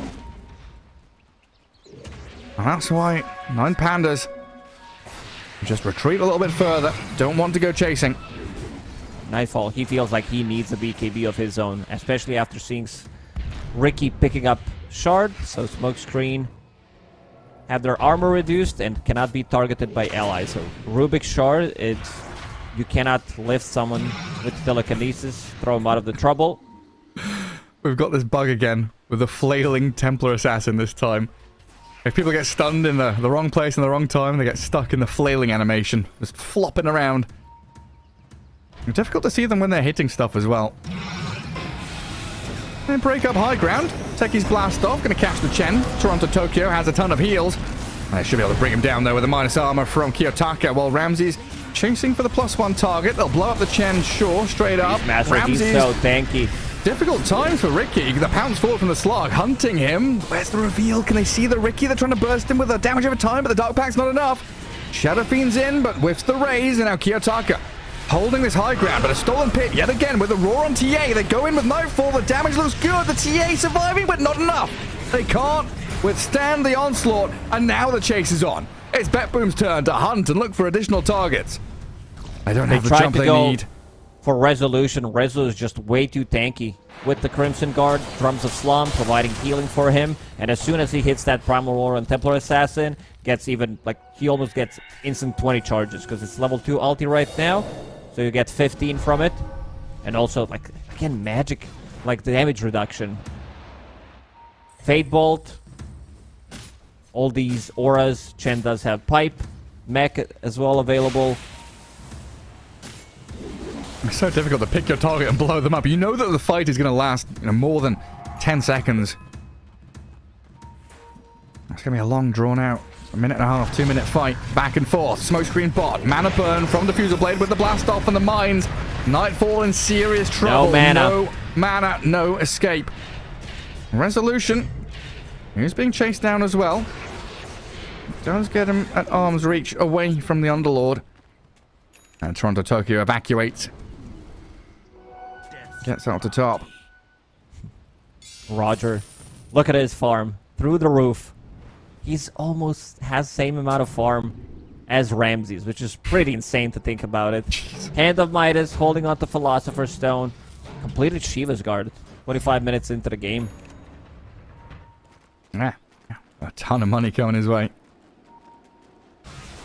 It looks like they're moving up to top, and that's where you need to be. And then just cracked nighttime. Roshan could potentially be spawning now. We, as observers, know it's another minute and 15 seconds to go.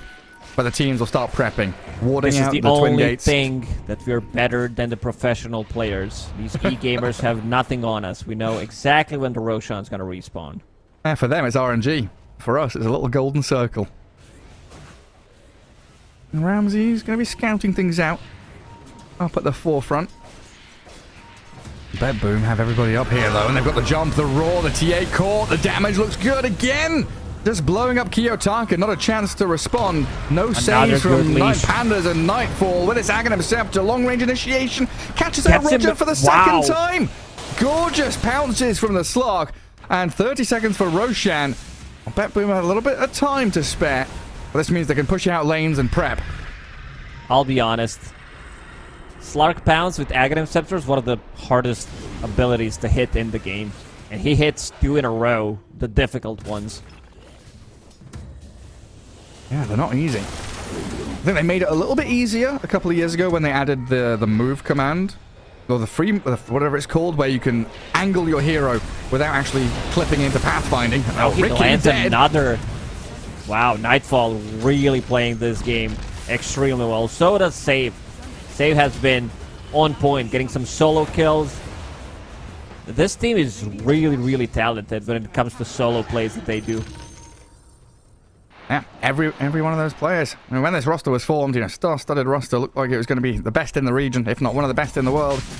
They've had some struggles at LAN events and really proving their worth. Yeah, in these solo individual plays, can't be beaten. 9 Pandas are still coming. Fiend's Gate there. Roshan half health. They do have Egg. Roger, level 2 Supernova ready. Miera starts things off with a Pit of Malice. Choke point fight. Trying to hold his ground, but in comes GPK with a Requiem. Fearing and big damage onto the Underlord to kill him off, and there's no buyback from Miero. Blast off, decent onto Resolution with an Egg on top of him. He can't escape while Nightfall Slark is silenced under the smoke screen, but a long-range pounce gets him the distance. We want to reinitiate. There is no Requiem available. Backed up into a corner.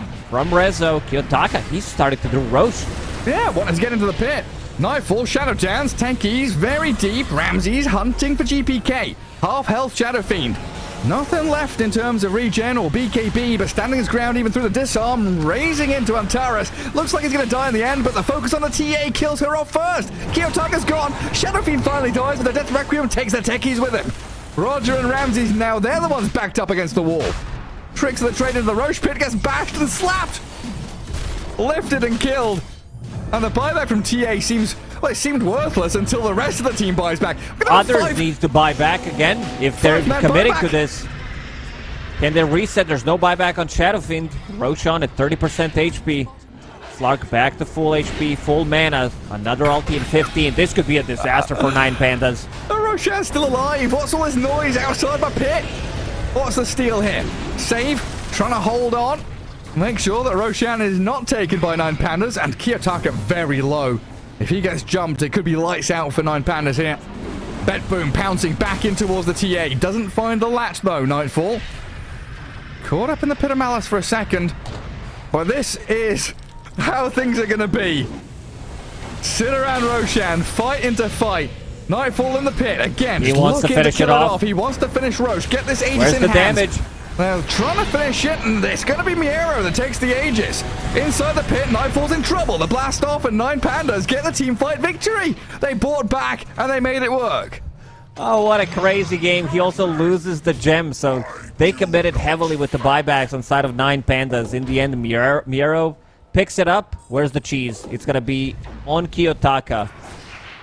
Rubik again. Some heavy lifting. No puns intended with the Firestorm damage. Oh, goodness, yeah. 3k damage from the Rubik. But such good back and forth from 9 Pandas here. Well, they get hit around a little bit around that Roche pit. What did we have? 4 buybacks? An awful lot of them just to hold their ground and take it. But this is the important part now. What do you do after Roche? Can you go steal a Tormentor? Can you go and grab Wisdom Runes or a place on the map where you can use that as a platform to go for more? Because Ramsey's, he's hunting the Shadow Fiend right now. Can't do it all on his own. Tries to slow him. But GBK has Hurricane Pike and BKB up his sleeve Butterfly as as well, level 20 on him. Needs to be Ramses? careful. Oh Ramses? my god, one Ramses? hit. Still He's fine. alive. He's fine. The Crimson Aura. And GPK, the turn around onto the TA. The roar into Requiem again. This combo proving too much to handle. Miero going to go for the TP home. A Resolution aiming for the Supernova. The egg, is it going to get cracked? A lot of right clicks coming, but it looks like it's going to land. Roger, he's going to get the egg to hit them, but in the end, he's left all alone. If there was some kind of follow-up, imagine there's a blast off on top of the egg to be able to... That's a double kill, but... 9 Pandas overextending a little bit. You said Roar on Templar Assassin doesn't get the cheese off, plus Requiem, 3 BKB. Templar Assassin doesn't even have BKB queued up, so that's gonna be a bit of difficult to deal with. Kiyotaka hates buying BKB.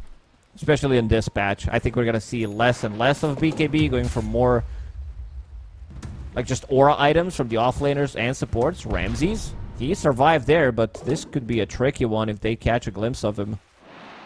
It's been a hard game for Ramses. The Ricky pick looked good in the draft. Lane was a little hard. 1, 6, and 7.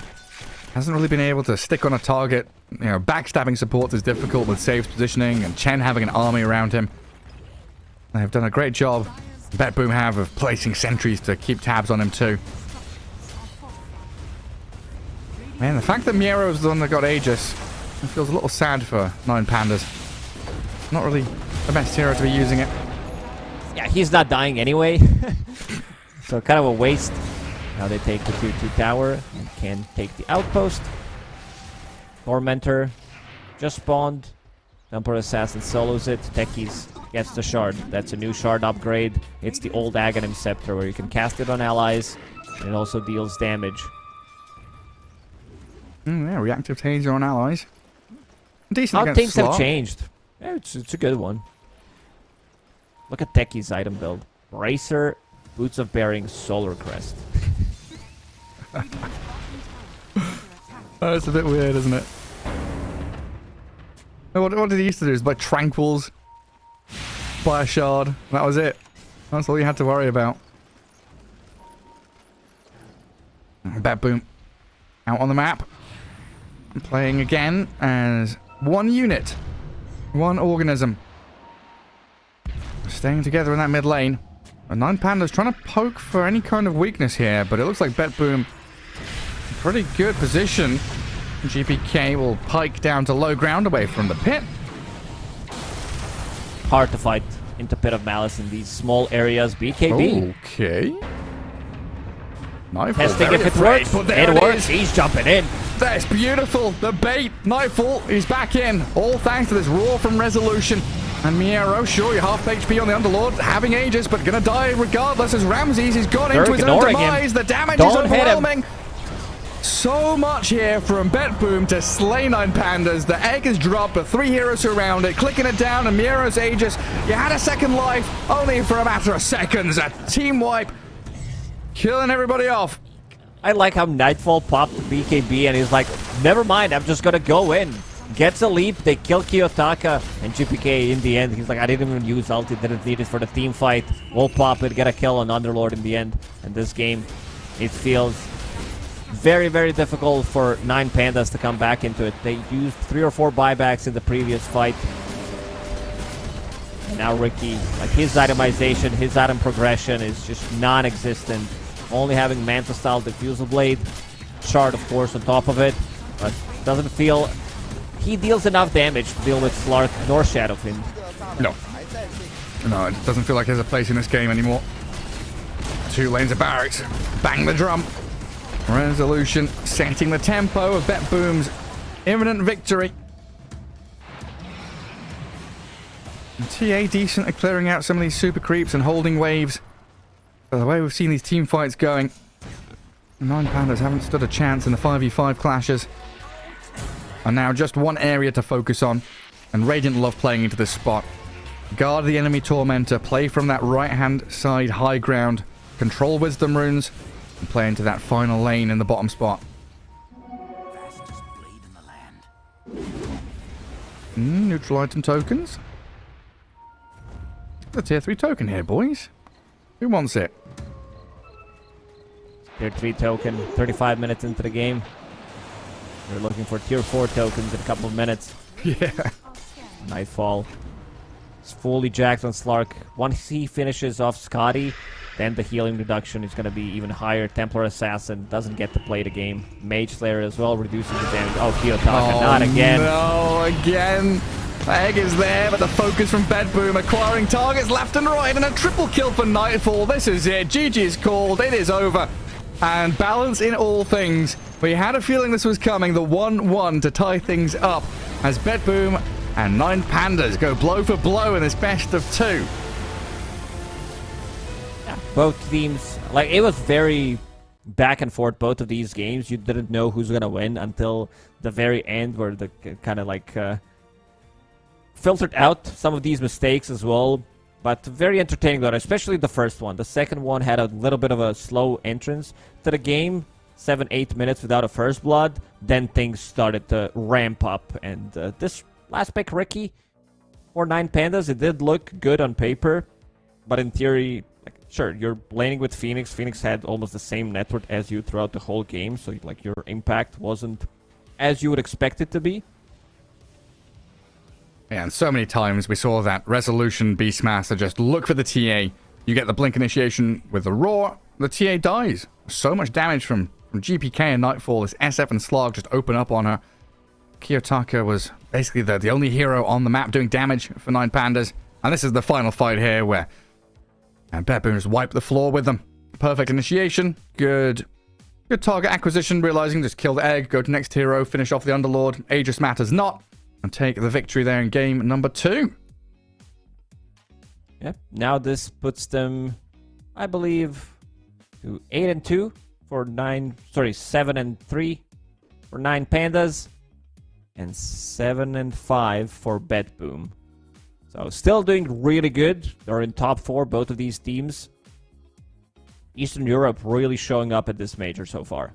Yeah, looking incredibly hot. And up next, we will have Talon up against Tundra as the next series here on the Ember stream for the group stage of the Berlin Major. And Tundra against OG, I believe, is the last series, as we will be replaced by Gods and Ares. So until tomorrow, we'll see you then.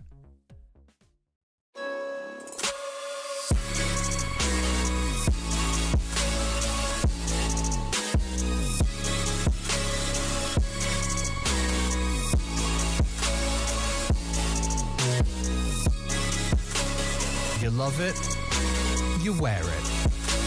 What's your style? Get your merch at shop.eslgaming.com.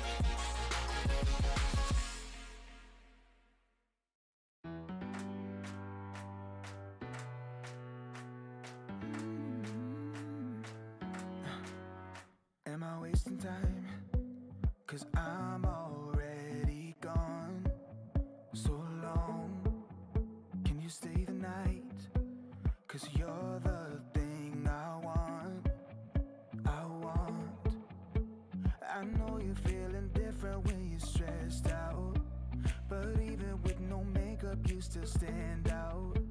Cause no one makes me feel the way you do now. Like you do now. The way that you move your body, you make it look like a hobby.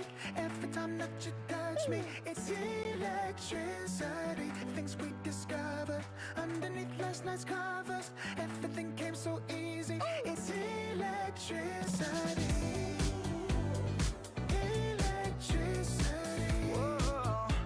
It's electricity. Electricity.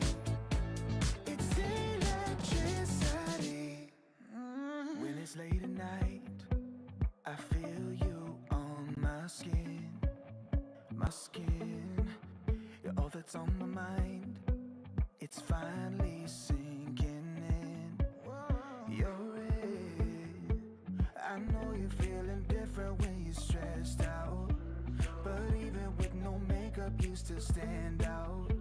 Cause no one makes me feel the way you do now. Like you do now. The way that you move your body, you make it look like a hobby. Every time that you touch me, it's electricity. Things we discovered underneath last night's covers. Everything came so easy. It's electricity. Electricity. Oh, it's electricity. Electricity. It's electricity.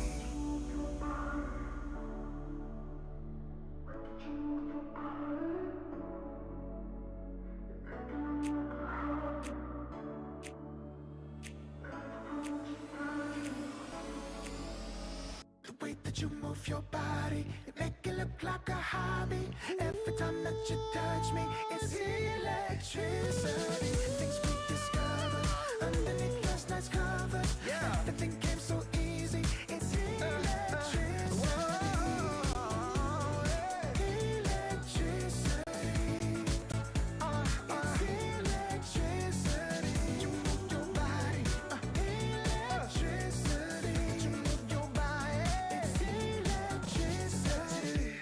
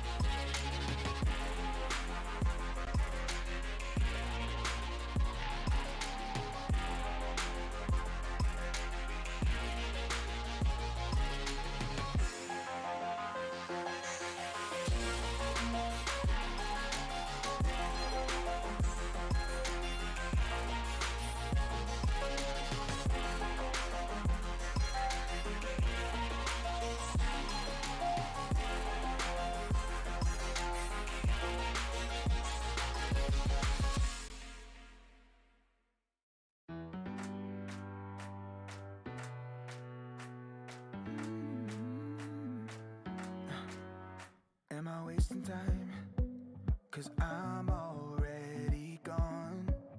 So long, can you stay the night? 'Cause you're the thing I want. I know you're feeling different when you're stressed out, but even with no makeup you still stand out. 'Cause no one makes me feel the way you do now, like you do now. The way that you move your body, you make it look like a hobby. Every time that you touch me, it's electricity. Things we discovered underneath last night's covers. Everything came so easy. It's electricity. Electricity. Whoa. It's electricity. Electricity. It's electricity. When it's late at night, I feel you on my skin. My skin. You're all that's on my mind. It's finally sinking in. You're it. I know you're feeling different when you're stressed out, but even with no makeup you still stand out. 'Cause no one makes me feel the way you do now, like you do now. The way that you move your body, you make it look like a hobby. Every time that you touch me, it's electricity. Things we discovered underneath last night's covers. Everything came so easy. It's electricity.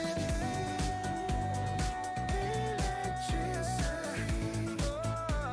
It's electricity. Electricity. It's electricity.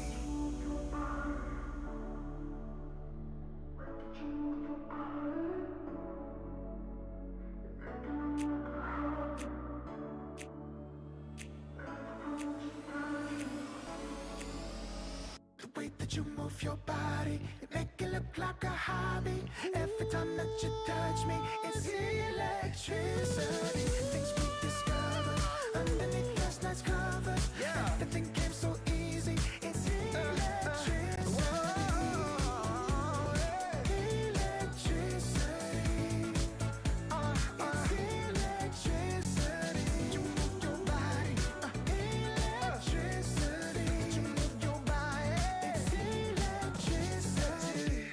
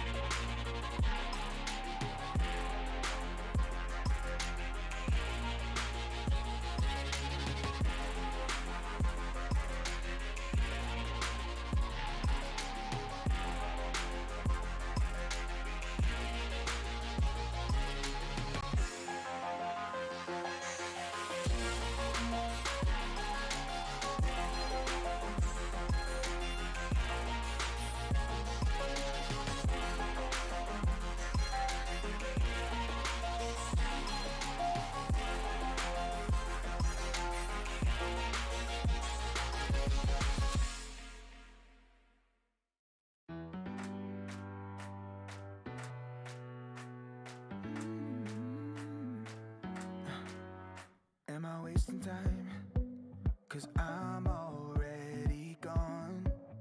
So long, can you stay the night? 'Cause you're the thing I want. I know you're feeling different when you're stressed out, but even with no makeup you still stand out. 'Cause no one makes me feel the way you do now, like you do now.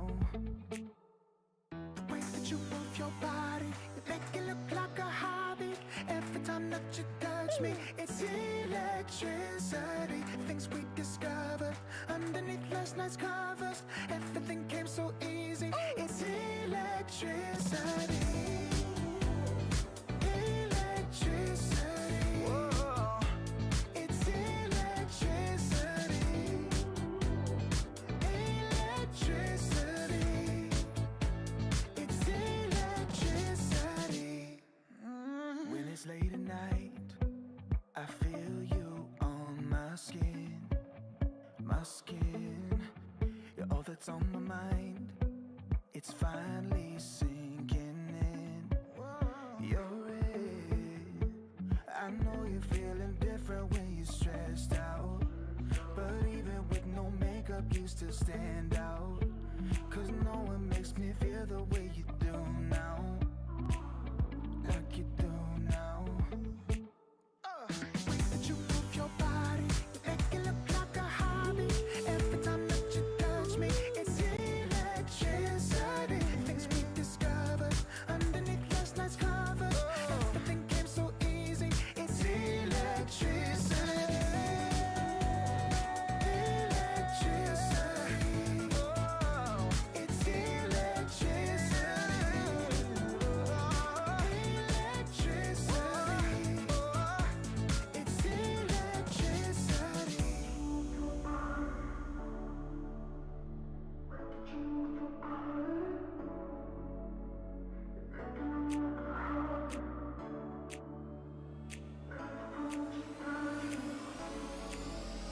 The way that you move your body, you make it look like a hobby.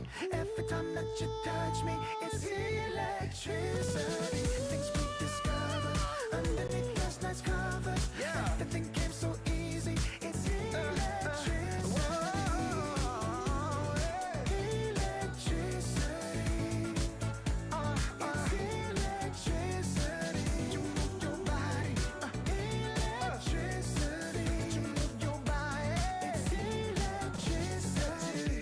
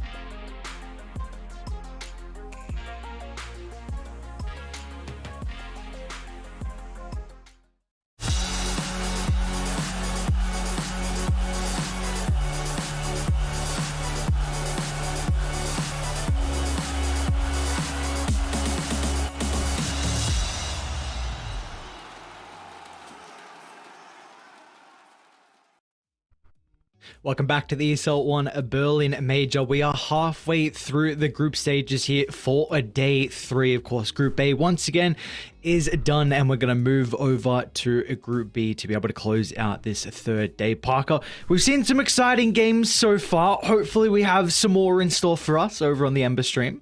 Yeah, there's been a lot of great games today to follow with Group A. It's kind of fun because we get to kind of cover and really follow close to Group B, and then in the morning leading up to it, it's just sit back, chill, enjoy some Group A Dota, where you can see there in the stands, Diamond Gladiators continue to dominate. But one of the nice, pleasant surprises to me is how Nine Pandas have kind of not just been an online team. They crushed the Eastern European DPC, but they're actually showing up here on LAN as well, despite having Roger as a stand-in. And that's a big thing. I didn't really know how well Nine Pandas were going to be able to perform with Roger as a stand-in, and also because the previous major at Lima, they crumbled. They had a first place exit from the playoffs. They just made it through the group stages, so they're looking good. BetBoom looking pretty good as well with another stand-in. You got Asta kind of towards the middle of the pack, and some surprises with maybe Liquid, and finally, I mean, the first event in a long time where an LGD team is not looking like they're just completely dominant through the groups, because it's always been for pretty much, I mean, this organization somehow just demolishes every single group stage, but they're the middle of the pack. And then Group B, were there any standouts for you in the, of course, the group that we're going to be covering?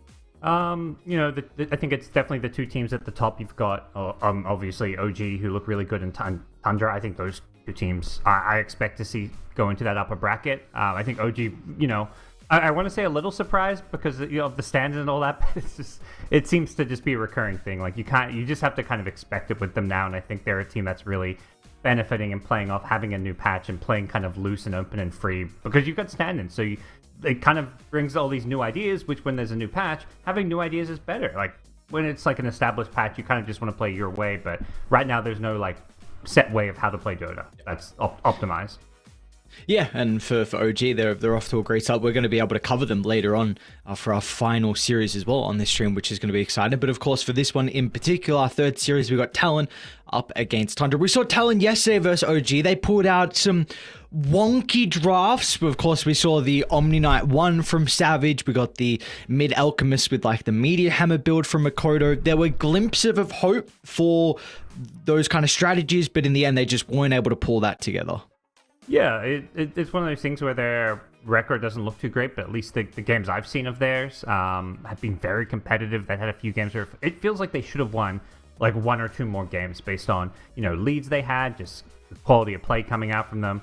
Definitely, they've shown why they're the top team coming out of SEA. Unfortunately, just haven't been able to collect those wins, which is something they're hoping to do today. Because I know you're a big SEA Dota follower. It's been a bit of a grim start for the SEA boys here in Berlin. Yeah, that it has indeed, and I mean, this is not going to be an easy series for them as well, considering Tundra, they've only lost 1 map, and that was to Team Spirit, and that was their first series as well overall. So Tundra, they're on quite a roll. They're 4-0, of course, in their last 2 series, so this is a team that it just ran through Invictus Gaming. They ran through Shopify Rebellion as well, which we have the opportunity to cover. And in that series in particular, we saw both games back-to-back, Nine playing the Mid Alchemist. And that just looked incredible. I'm a little bit surprised we're not seeing other teams try and attempt this. I guess, yes, Talon did, but it was a very different sort of Alchemist style than what we saw Nine run. So far, Tundra, no real surprise. They've got some crazy ideas, and those ideas seem to be working out. Yeah, definitely the Alchemist is something Talon have to be aware of. Probably looked at, obviously, those replays with their coach, and are going to have to either have a plan for it, maybe consider banning it in the second phase. But I think what's impressed me most about Tundra's play is just how dominant they've been in the early game laning stages, particularly their side lanes in these 2v2 matchups. They just seem to be crushing their lanes. Like against Shopify, they just won the lanes and just stomped the game because of that. And Shopify is a team that is always hyped up because they don't lose their lanes. So using the Keeper of the Light really well, using the Crystal Maiden, whatever supports they end up with. Disruptor was another big one. They just seem to dominate their lanes. So I do like I don't know if adaptation's the right word just because it's game one, but at least for Talon, they're going to put priority on the Coddle, which has a pretty high win rate at the moment. I checked before actually we went in, and now I've lost the number, but I think it's 70 to 80%, somewhere in that range, with maybe 10 to 12 games. So we saw Tundra pull it out on the first day, and I wasn't seeing many other teams start to run it, but now I've seen the likes of Gaming Gladiators. I think they actually won 2 games with it in their early series. Just saw Asta try and run it as well. I think even another Chinese team pulled it out, so that was LGD as well that tried to play it. So this hero is starting to rise in popularity. That's another one of the Tundra ideas that they brought in so far, and it looks like it's finally starting to permeate to some of the other teams. Yeah. Definitely, it seems like the support band have been the focus for almost everyone right now. I think nobody knows on the new patch who the OP cores are. Like, there's a few that people agree on, like the Underlord, for example. Yeah, there we go. Speaking of which, just gets banned out. But every game I'm seeing like 3, sometimes even 4 support bans with Chen and Chantress, who aren't even banned here. But yeah, Io, Rubik, Coddle. Rubik's been the most played hero of the tournament so far. Coddle's got that insane win rate that you mentioned. So curious to see where Talon go with their first pick. Obviously, Chen and Enchantress are available. They do play the Enchantress very well, but yeah, I think Coddle is going to continue to be a focus of a lot of teams when it comes to these early picks and bans. Doom's still there as well if they want to consider it. So yep, Talon going to look to try and pick it up. So takes it away from 33, and again, one of the few heroes, a few teams that can also flex it to 23 Savage. Yeah, Doom's one of those things where I feel like teams have just decided like this should be this first ban hero. Like all these, like everyone, it's like not even like whether it's the teams that are doing well or poorly. But I'm not being blown away by how Doom's look. Like there was a game where Tundra played against it. They just dominated the lane. If Doom doesn't have a good early game lane stage, it just feels like you're playing like 4v5. And sometimes it feels like you're playing 4v5 because you've got a carry that's like needs to farm it up and come late game. But this is an off laner, so I feel like having these offlaners that can't afford to lose their lane, or they just have to be like this farming catch-up here, can be a big liability. And my personal belief is we may see Doom like just fall off a bit because I'm not being sold on this hero right now. Okay. 5 seconds remaining. I think maybe the one thing why people are enjoying it so much right now is just that Vanguard disassemble into Octarine seems very clean for the Doom. Like that's really the big one. Prior was like the Arcane Boots, right? Into Aether Lens, and you disassemble that, and of course you've got your Octarine as well from that. So, and that's actually one thing I wanted to try and go into now, because Tundra with the Enchantress, maybe like with some higher levels in the impetus in the lane, maybe that could prove to be a bit of an issue for the Vanguard to protect the Doom, because quite often we've seen like Vanguard, you're okay. You don't need a support to play with you. But do you feel like maybe with some higher points in impetus, that could actually be a bit of a concern if it is going to be Jabs playing the Doom? Yeah, I think for sure. I think you have Ench, and if you get any kind of aggressive carry with kill threat to go with the Enchantress. We saw Wraith King yesterday, for example, against the Doom. They did, I think, a Wraith King Crystal Maiden lane.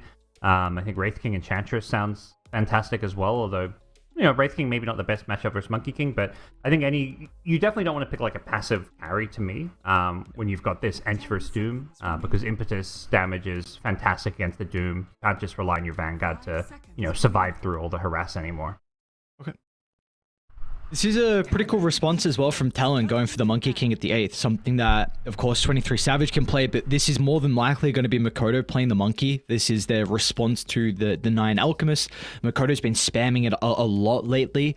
One concern I have at the moment for Talon is just you already have 2 heroes that you need a lot of control to enable them. If Doom's used and Wukong's is used, these are abilities that the enemy team, they're going to see them and look to disengage straight away and wait for them to expire. So Tundra, you can already consider about looking to itemize into things like Force Staffs and Glimmer to help retreat, and for Talon, you need stuns to be able to make sure that doesn't happen. Yeah, and Tundra's a team. Sucks he gets a lot of farm. He's a greedy 4 in many ways, and just he plays so well that it seems like his Coddle, of course, being a big example, it just seems like he's always got that 4 stuff. So I totally agree. I think they're gonna need like disruptor type heroes to kind of round out their draft. Crystal Maiden, obviously another big support that could kind of come into play, but definitely does feel like the Monkey King Doom have some weaknesses that need to be addressed.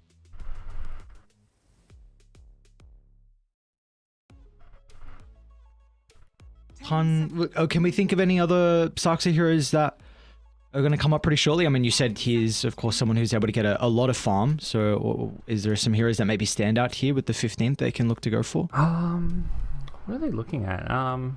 That's a good question. I mean, the obvious ones, Rubik, Call Up, Band Out. I'm trying to think.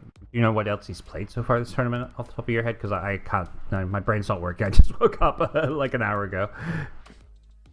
No, but I can find out very quickly. Yeah, they got one more ban. I should be able to get it up.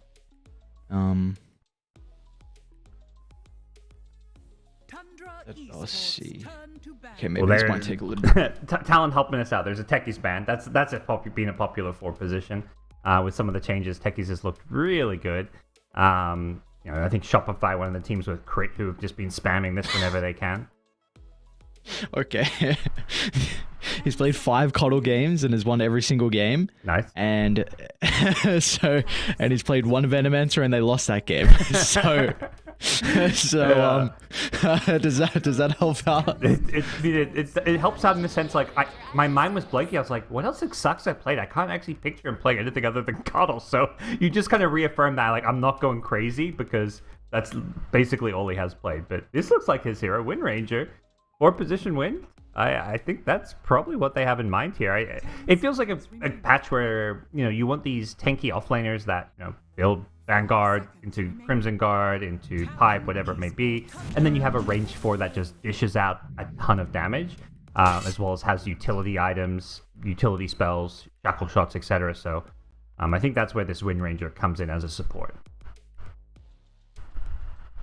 Pudja. Okay. Well. 3 melee cores, but this is something we've seen quite a bit of. It's not like that's a bad thing. I'm still worried this Alk is going to have a free game. And as much as, Nine has looked amazing, if they don't want the Alk versus Monkey King matchup, they could do the Alk Enchantress. Alk is a hero that has decent kill threat with the stun plus acid against the Doom, so it's I guess I would say maybe unlikely just because usually teams, when players been practicing here, you're going to keep letting them play it, but it is a possibility if Nine decides, hey, look, this Alk versus Monkey King matchup isn't good. Because so far, every Alchemy I've seen from him is like, it doesn't feel like there's bad matchups. But maybe the Monkey King is one. That's a really good point, because I thought that wherever the Alchemist would go, they'd follow it with the Monkey King, because 3 of Talon's, all the cores can play it. Jabs has a very good Monkey as well, but if you lane into Enchantress, then you purge the Jingu. Yeah. So that's going to be a lot of value heading to the later phases for Tundra. I'm not quite sure how much flex they have on the Wind Ranger as well. I don't know if it is a guaranteed Saxa hero or if there is some potential for 9 to play it. Yeah, not sure. Definitely, one of those heroes we didn't get to see all too much of in previous patches. I think occasionally when it was picked up, we saw like these Wind Rangers being played support, doing utility stuff with the Aghanims and whatnot. But here's some answers. You see 3 melee cores and Skitter's like, yeah, dude, pick me Ursa. This is a Dream Ursa game in some ways. Ursa's not a bad Doom target though. Does rely a bit on his spells in terms of just getting a little bit of mobility, as well as obviously getting damage out. If you Doom him, you can kind of limit that, but a fantastic hero to chomp his way through a lot of these tanky Talon cores. And an incredible lane as well, right? Enchantress Ursa into the Doom +1. Not quite sure just yet, but. Yeah. 100, they're going to be able to body that lane, and that was one thing you were kind of concerned about with the Doom, is that you feel like if he has a really rough start, then what is his value going to be inside the game? Yeah, and when it comes to like laning partners, there's most of the 4s have been banned out, and we're going to see 2 more 4s banned out because Venom gets banned. There's only the stuff like Skywrath Mage maybe that you could consider. Phoenix has been a little popular. But yeah, the good ranged 4s are all either taken or banned, so you're going to have to get a bit creative when it comes to what you pick here for Q. 10 seconds remaining. 5 seconds. I can't think of any others as well. I don't know. I'm trying to rack my head because you kind of want control as well again for the Doom Monkey. I think like a Dark Willow type hero could be good. Okay. That's not something we see all too much of, but that's kind of the hero that I think of when I think they want to control. Dark Willow brings a couple different spells with a stun, a root. Not like a reliable kind of catch, but it's at least something. It fights and hits a similar timing to the rest of the draft, but I think here there's probably a few others that I'm not thinking of as well right now, but that's definitely one. Or they risk it, go double melee. But I think last time we saw this double melee with Doom against it was the Tundra versus Shopify game, and it just got completely rolled over. So I think you want some range 4 that can kind of address the Enchantress a little bit. Yeah, I 100% agree. I just feel like that's going to be a free lane for Tundra, and we've spoken a lot about. So far, this is a team that's just bodying the lanes. Just all their side lanes look incredible. 9 as well is winning. Feels like every matchup, even to maybe some matchups we wouldn't expect him to do as well in. So they'll get rid of the Venom and the Batrider. So maybe just thinking of the potential Doom to be flexed to the 4 for Q to play and still looking for a ranged hero. Yep. If that's the case, I'm just going to chuck out a Viper just to kind of cover our tracks in case they're still looking to go down that route of maybe a range 3 and then flexing the Doom. But yeah, I kind of like that idea of maybe deciding like.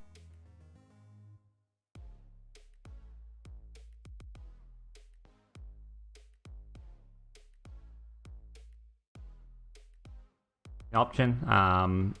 Viper seems amazing against Ursa and Alchemist, but yeah, as far as the 4s go, like I think Skyreth Mage, Dark Willow are probably the 2 that stand up to me. As well as Snapfire is the other one. And whoa, they pick a carry. We were talking about 4s and offlanes, and they're just like, we got a carry in mind. I mean, yeah, it makes sense. I guess Pudge is not the. I mean, I think we're so used to the old patch where it's like Pudge is being played in mid and carry typically, but Talon are doing something else. Yeah, so that's another hero as well, right? That it has a horrible matchup versus Ursa. So, I mean, you spoke about the melee, but when we were seeing Pudge 1s, it was Ursa destroys him through the entirety of the game. So maybe they're looking for Q to play this, but I mean, then you're going to have a Pudge Doom lane versus Ursa Enchantress. That sounds incredibly free. Maybe they can aggro. Yeah. Maybe they run aggro like. And I think what they can also do is, like, you often want melee supports with Drow Ranger. Maybe Pudges with the Drow. Crystal Maiden can be that ranged 4 to go with Doom as well.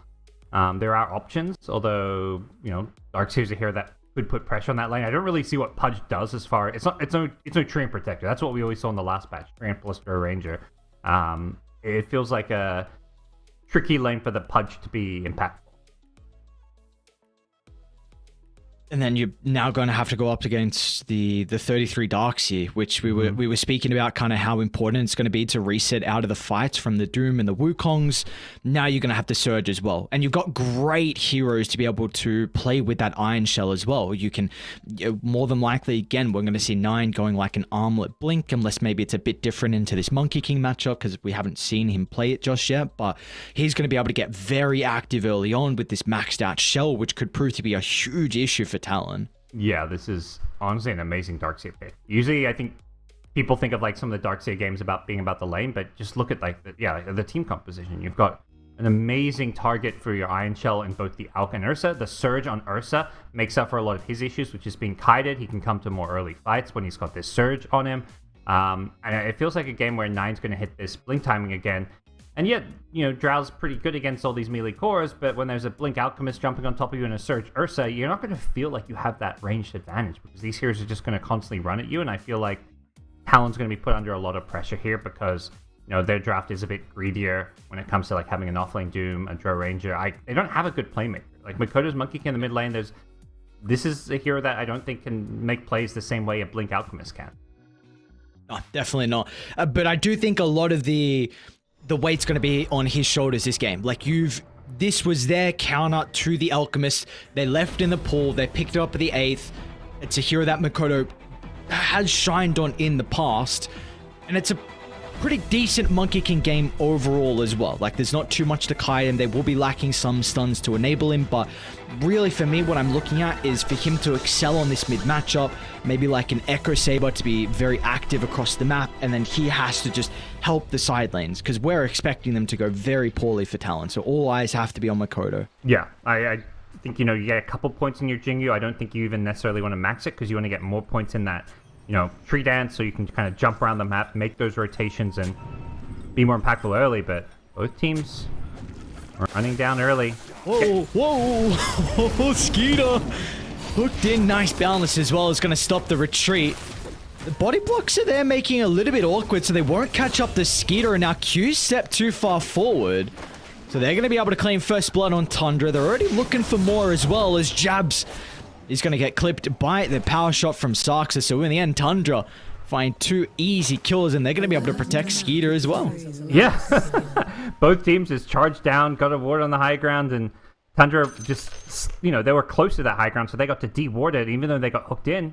Once Ursa got out, Pudge just kind of over. Once you've thrown your hook, you don't really have much else in your arsenal, and Q probably shouldn't have just chased and ran in there. You just got to let the Ursa go. If anything, they got damage. They dish out damage without taking too much damage, but they just got a bit greedy with the chase. So great start for Tundra, and they get to go to these lanes with some nice little extra gold.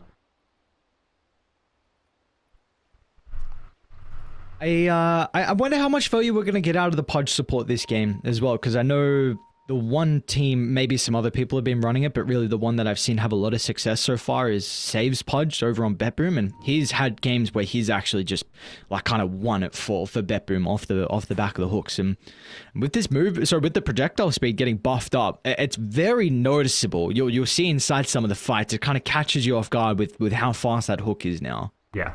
Oh yeah, it's much harder to dodge than it used to be, and I think that's where I think maybe Icefrog saw this Pudge corner. Is like, come on, we want playmaking support Pudge back, so make it more about the hook and not about just getting as tanky as possible. But yeah, it's something that in the lanes, like obviously there's always the hooks under the tower you have to worry about. Just in general, heroes being repositioned. If there's a draw ranger slowing them, find some easy kills. So it is pretty potent here. One of the things I'm enjoying is seeing like some of the new item builds, like with the new universal heroes. We've got, I think, Darkseer and Wind Ranger on the Radiant side. You get all these extra stats. They've both gone for like circlets and branches because they're universal heroes. It's like this is the most cost-effective way to get early damage to secure your lanes, and that's something that Tundra's kind of playing around, is like figuring out what are these new item builds going to be.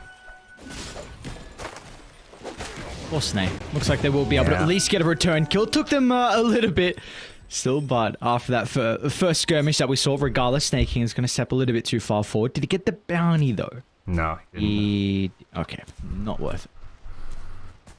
This is what we were expecting as well, right? Them to look to try and play aggro down bottom, avoid the Doom lane into the Ursa, but of course you've got the Rift, so Skitter's just going to move his way up to top. Yeah, and we'll see what the plan's going to be, is where the Talon try and match this with Jabs kind of TPing around. I've still yet to see a game where there's like, the constant lane switching shenanigans, because, in the old patch when it happened, it was hilarious to watch heroes just run across the entire map, or sometimes just give up and just start jungling level 1. With the Rift now, I'm wondering like how side lane cores are going to approach trying to get these, better matchups.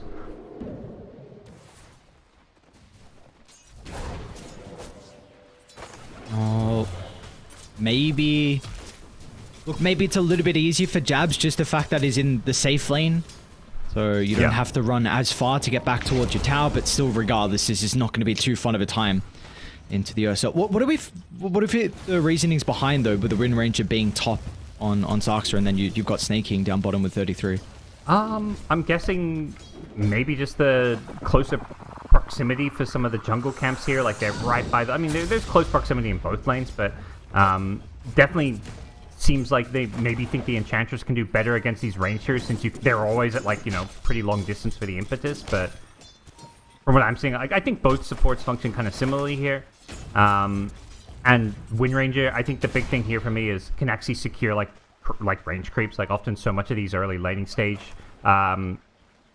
what you want to focus on is just securing range creeps, and Power Shot is great for that, whereas Ursa maybe just doesn't secure range creeps all too well. Okay.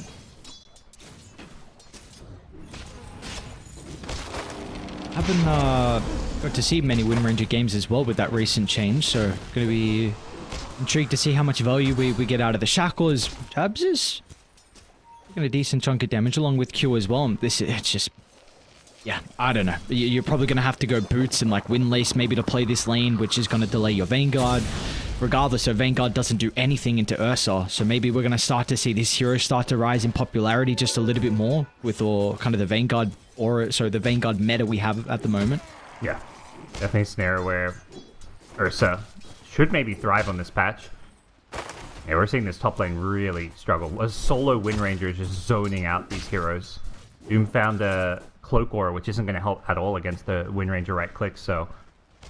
Seeing a bit what they have in mind here with the Wind Ranger. Here, that, you know, even if you get hooked in, you've always got that Wind Run as a defensive tool, so... Very good against this lane. Still as expected though, this mid lane for Makoto is going incredibly well. 15-8 compared to the 13-0, so a lot of denies early on. Gonna be able to give him that level advantage. He's gone for the 2-0-2, has a actually top lane, Saxa. A little bit of trouble here, in fact, they're gonna be able to get the kill. So an extra +1 is what's required. Ollie was there to be able to set up for the hook, I believe, with that Frostbite. They'd had enough. They're like, there's no way we're letting this Wind Ranger like solo zone 2 melee heroes. Let's bring in the CM. Let's punish her. Mid lane Makoto is 9. Okay, I was gonna say, is he gonna continue to go for this attempt under the tower? But that's a lot of harassment onto the Monkey King with that concoction. Yeah, and that's the thing. I get is like Monkey King has come out on top with some of these denies, but like as Out gets these levels, like the damage really ramps up with concoction and the acid spray minus armor. So wants to deny these runes away. Makoto, he's chasing him. Wants to get to the other one. Meanwhile, we just got kills happening in some of the other lanes as well. But the Makoto might be in some trouble if 9 gets enough mana for the acid spray. See if the damage is going to be enough. Sox is here as well. Walks able to dodge it with the mischief. Beautifully done from Makoto, but I don't think that's going to be enough. Verify activated. The grenade. But they'll still be able to chase him down nonetheless. As Fog, this is not good. This was your counter pick, and they're getting a kill. Yeah, I had doubts about it truly carrying the Alpha. Like, yeah, you can stop him maybe CSing as well in the early game, but this is what happens. Like, level 4 Alpha, like 2 points in your 2 spells. Like, he even dodges the unstable concoction. That's part of why I think the Monkey King can be a counter, because you dodge all the unstable concoction damage, but one rotation, utilizing the new grenade item, and yeah, Makoto, he goes down here. And the issue is, it's so much harder for a Monkey King to rotate compared to an Alchemist. Alchemist is just going to hit this armlet timing with Blink Dagger and just be ready to go anywhere on the map. Yeah, and really importantly, his first item, he has Phase Boots almost completed after he farms his stack, so he's going to easily be able to reposition away from the monkey getting aggressive, and just a little bit of extra armor to help out with that fighting. As speaking about the fighting, top lane, once again another rotation coming out from Ollie's going to be able to help secure another kill on the Saxa, so at least off the back of some of these movements, they're doing okay, and that's kind of enabled because of the creep wave sit up down bottom. It's very close to the tower, so 23 Savage isn't feeling too vulnerable without a support to play with him. Yeah, but like these kills are nice, but then suddenly you look at bottom and Darkseer is just already putting Iron Shell on Enchantress creeps and really causing problems here, but they're going to keep rotating. CM Doom now come for the end. Yeah, but look at 23 Savage's health. Yeah. They're going to get the kill into the Drow regardless. He's got no level up in the Gust to push him away, and there's going to be no potential for the deny as well. Now, 33 did heavily commit. He's got no mana to work with as well. Going to try and somehow juke around, and looks like it's not even going to be a scary threat from 33's own life. So in the end, when that is a trade you would definitely take any day of the week for Tundra. Yeah, I think this is level 3 Iron Shell really starts to ramp up in terms of damage, and you know, usually it's like you think of Darkseer with the Iron Shell, it's like, oh yeah, that helm timing where you can put Iron Shell in your helm creep, but Enchantress just gives you that right off the bat. So I think to kind of go back to your question before, something I obviously didn't realize at the time is like, Ench with Darkseer is great because you can Iron Shell those creeps.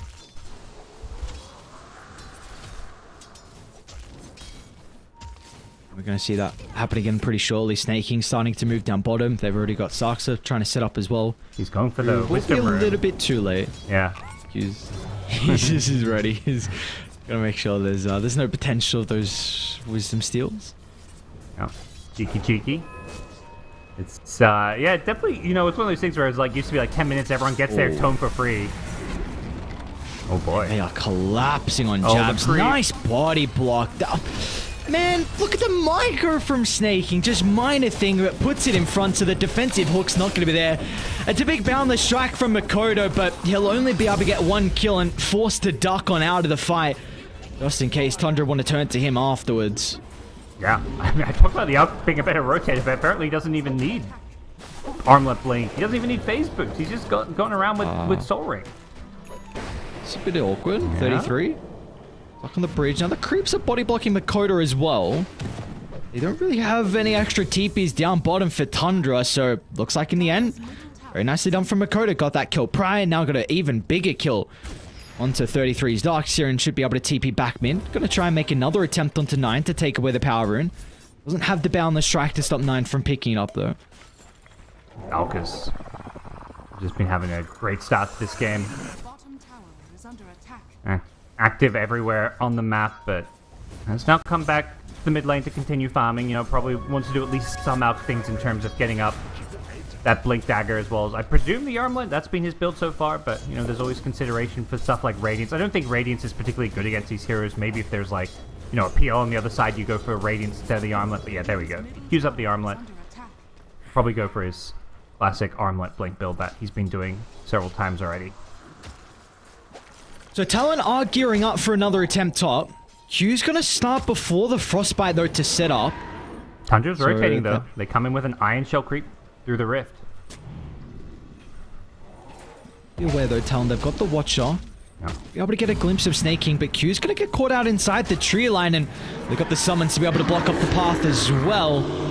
So another dead member on Talon. Now Skeeter's gonna look to try and charge forward for more as well.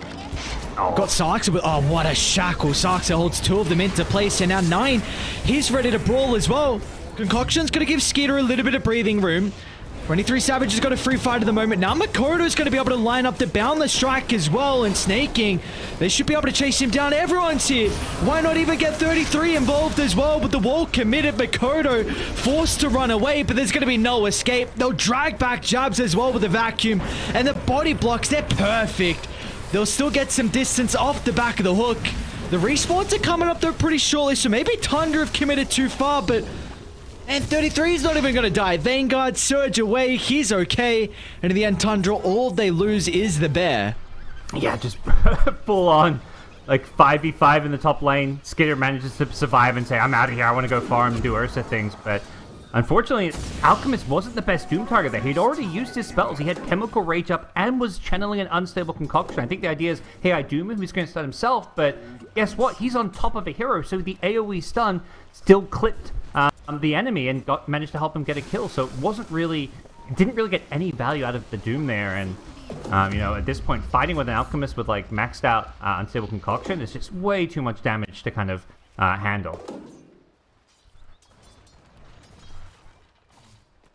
Trying to silver linings at 10 minutes in and see if there was any big winners for Talon off the back of that previous fight, but it's not like Makoto's is doing okay in net worth. I mean, he's going to be working on Diffusal Blade next item. So what do we make of that? I was kind of thinking it would be an Echo Saber, but do we like this Diffusal route from the Monkey? Yeah, I think both routes make sense. You want to get cheap, cost-effective items. I think, yeah, like Diffusal, I throw 2 of them. I think you're going to get picked off in the top lane, just playing a bit too aggressive. But he's probably looking at this Radiant team and seeing, you know, some value with just earning the mana pool of, like, I'd say particularly the Ursa. Alchemist is kind of great too, but I think he's a bit harder to burn through all his mana pool.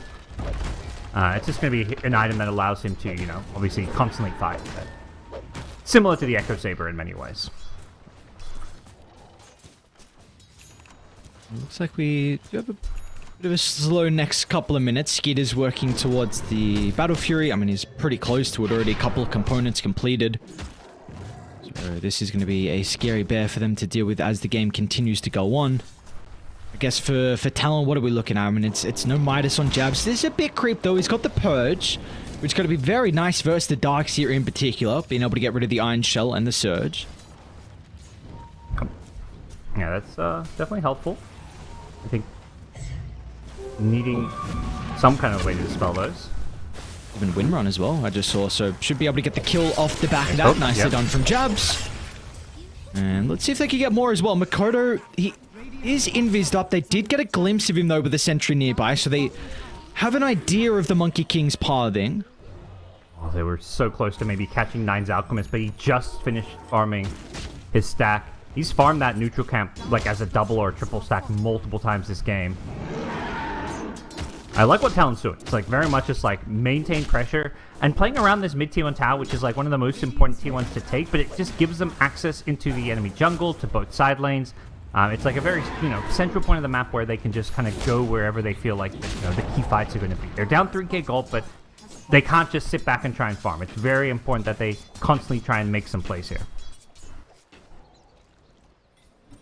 Attempt they will, Talon. Looking to try and smoke us too. It's just the supports though.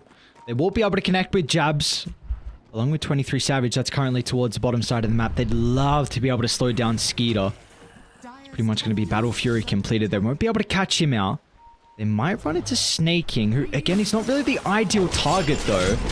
Potential kill into the tower, though, is going to feel pretty nice here for Talon. Snaking will definitely make him work for it, though, in the end. No reinforcements coming there. They're trying to make their own play bottom. Nine and Sarksa through the rift. They might be able to catch Savage off guard. Oh, he's getting a bit greedy. They're going to be able to penalize him for that. Jabs is nearby.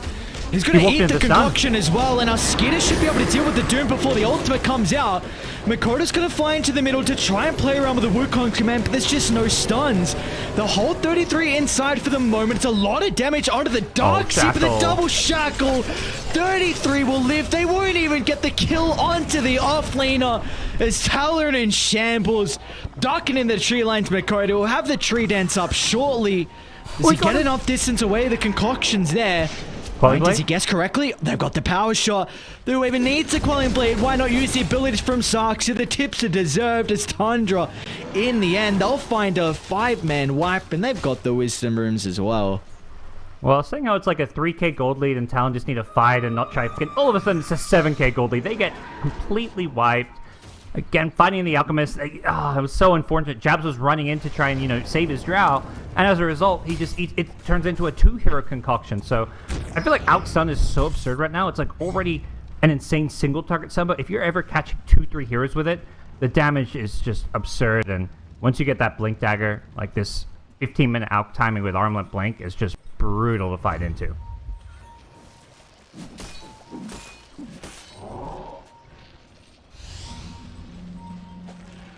Here come Talon, though. Nice hook. Alright. Should be able to find a pretty easy kill with no one playing behind the Alchemist. Savage going to be able to get a bit of a streak there for the Drow. Maybe they can open up this bottom tower as well to help with the access into the Twin Gates. Yeah. That's what they kind of have to... How they need to approach this game. It's just like, keep going for pickoffs. Utilize the Pudge hook to... find a target and bring them out of position. Like, they don't want these, like, 5v5 fights where everybody's on top of each other. They want to just take one at a time. Like, pull one with the hook, kill them, then, like, disengage, and then wait for that next target to present itself with another hook. So, finding more pickoffs rather than full, like, 5v5 engagement. Alright, nice read from Talon. They don't have the Doom, though, so maybe this is going to be a bit of an issue with them trying to contest the Roche. Yeah. They're going to make their way over there. They get the tier 1 tower here. They can go through the rift. It is being scouted out by an observer ward. If they come through the rift, Tundra will see them.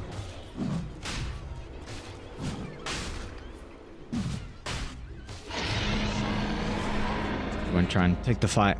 Tundra actually might look to get aggressive through the rift, and Talon, they have no way to scout this out. So all of a sudden, 3 heroes from Tundra, opposite side of the map. And they're going to be able to catch Jabs out as well. Q, what's the play for the Pudge? He's just going to try and evade. Oh, actually goes for a hook because he's got some backup here to pump the damage in. So they'll get the kill onto Snaking. They've even got Makoto as well perched on a tree. Maybe it's a bit more difficult to get the kill onto Skeeter. Sarksa, definitely the easy one. They've still got a ward as well to play with on the higher ground. Gotta hope he doesn't cut the tree. What? Wow, how did it hit go? him. Okay. So 9, he's ready though with a blink over the top. He's stuck in the tree line as well. 9, he's going to get no value out of the Alchemist. They'll be able to cut him down with the dying breath of the Wind Ranger.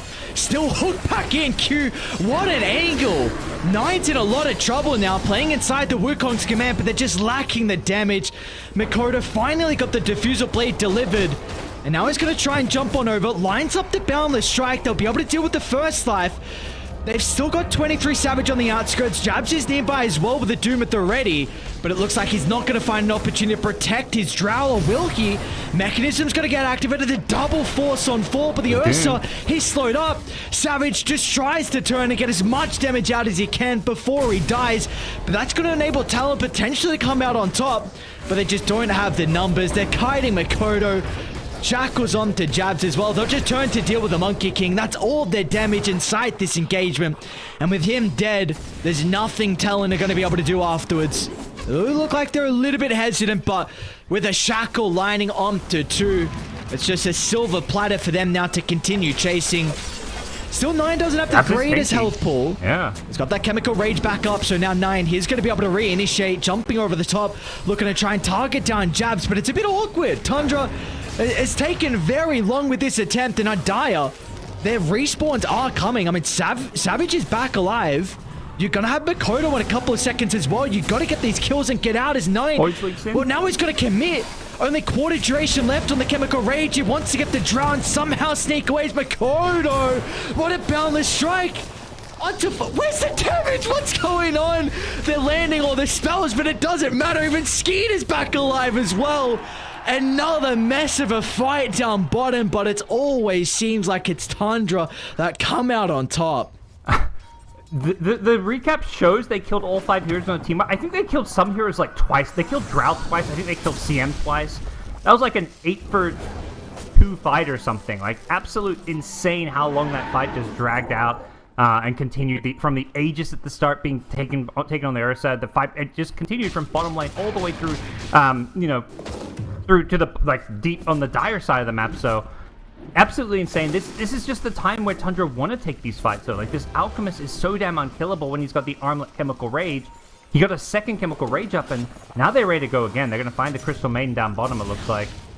May not have enough vault damage to take the kill here, but, you know, TALON, it's the right idea. You got to force these fights. You're not going to get back in this game by not, like, winning these fights, but they're just taking, like, too much of a heads-on approach, and they need to use a bit more nuance. As I mentioned earlier, use those meat hooks, try to put people out of position. You can't just, you know, throw numbers at Tundra and expect to come out on top.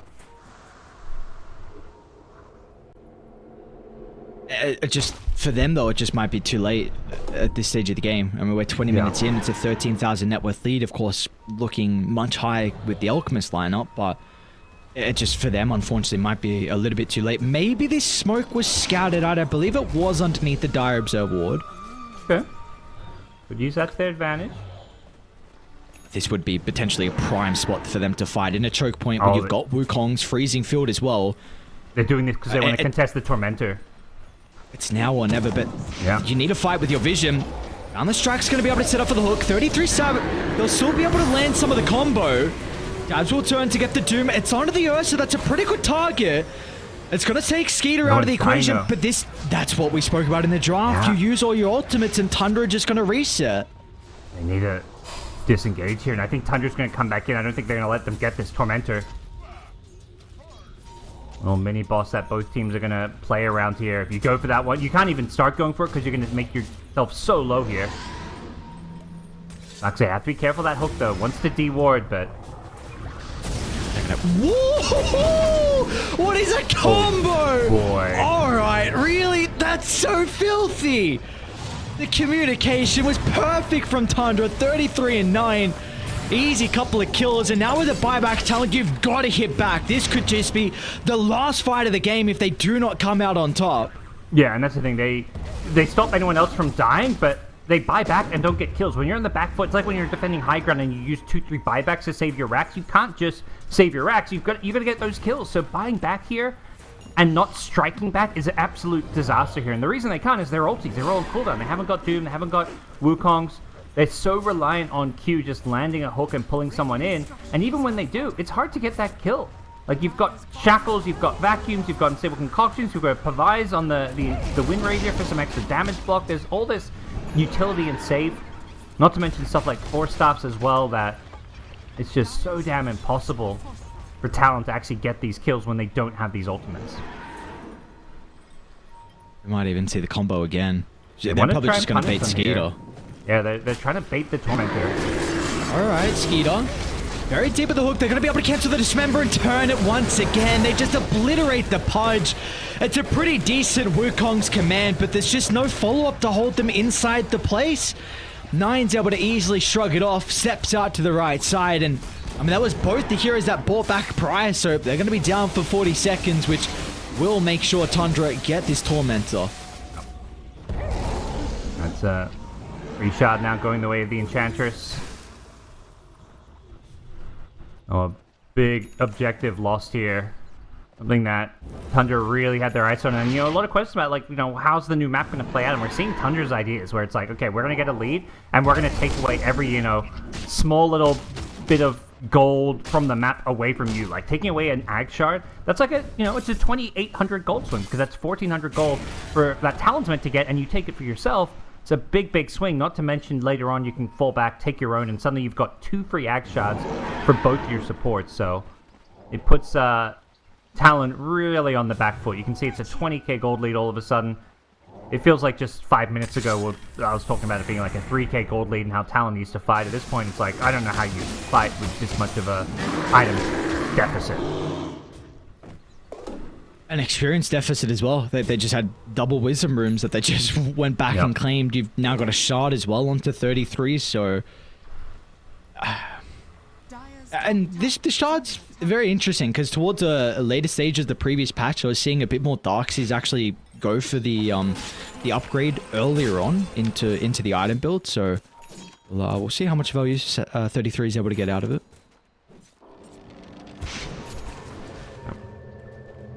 Well, Tundra and their eyes set on looking for that next fight here. Everybody grouping up around this bottom lane.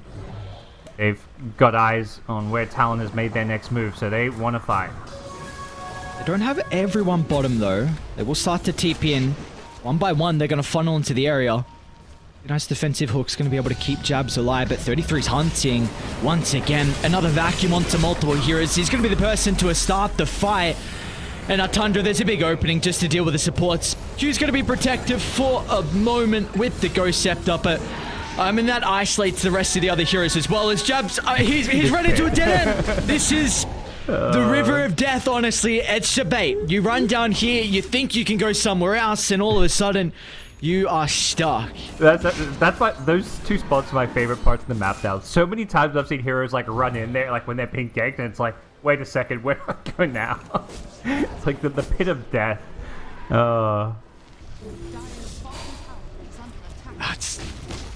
The first couple of times I saw them run down, and they kind of hit the wall, and they didn't know what to do. They didn't believe it was like a dead end. They kind of keep trying to shuffle around and see if they can maybe hide and find a way out. No, I like it. I hope they don't get rid of it. I mean, maybe a lot of people would be like, yeah, what's the point of it? There's no other place. But it's kind of funny just seeing someone run and you're like, oh shit, I'm stuck. What do I do? Yeah, it feels like there should be a ramp up on the right side, like to, where that little bridge across is. Like, oh, there should be a ramp to like go up the bridge or whatever. But nope, you're just trapped.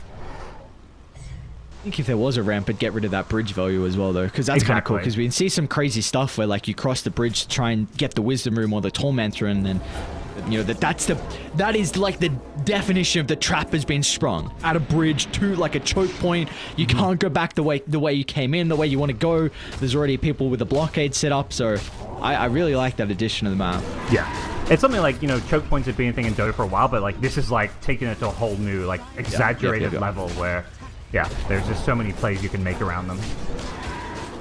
Well, definitely getting to enjoy some new patch stuff here, but Tundra not letting us enjoy a close game. They are absolutely continuing where they left off the last couple of days, dominating, just really showing their understanding of how to play these mid games. Yeah. And look, it's a 2%, so I feel like we're kind of in a position where maybe we can speak about next game a little bit.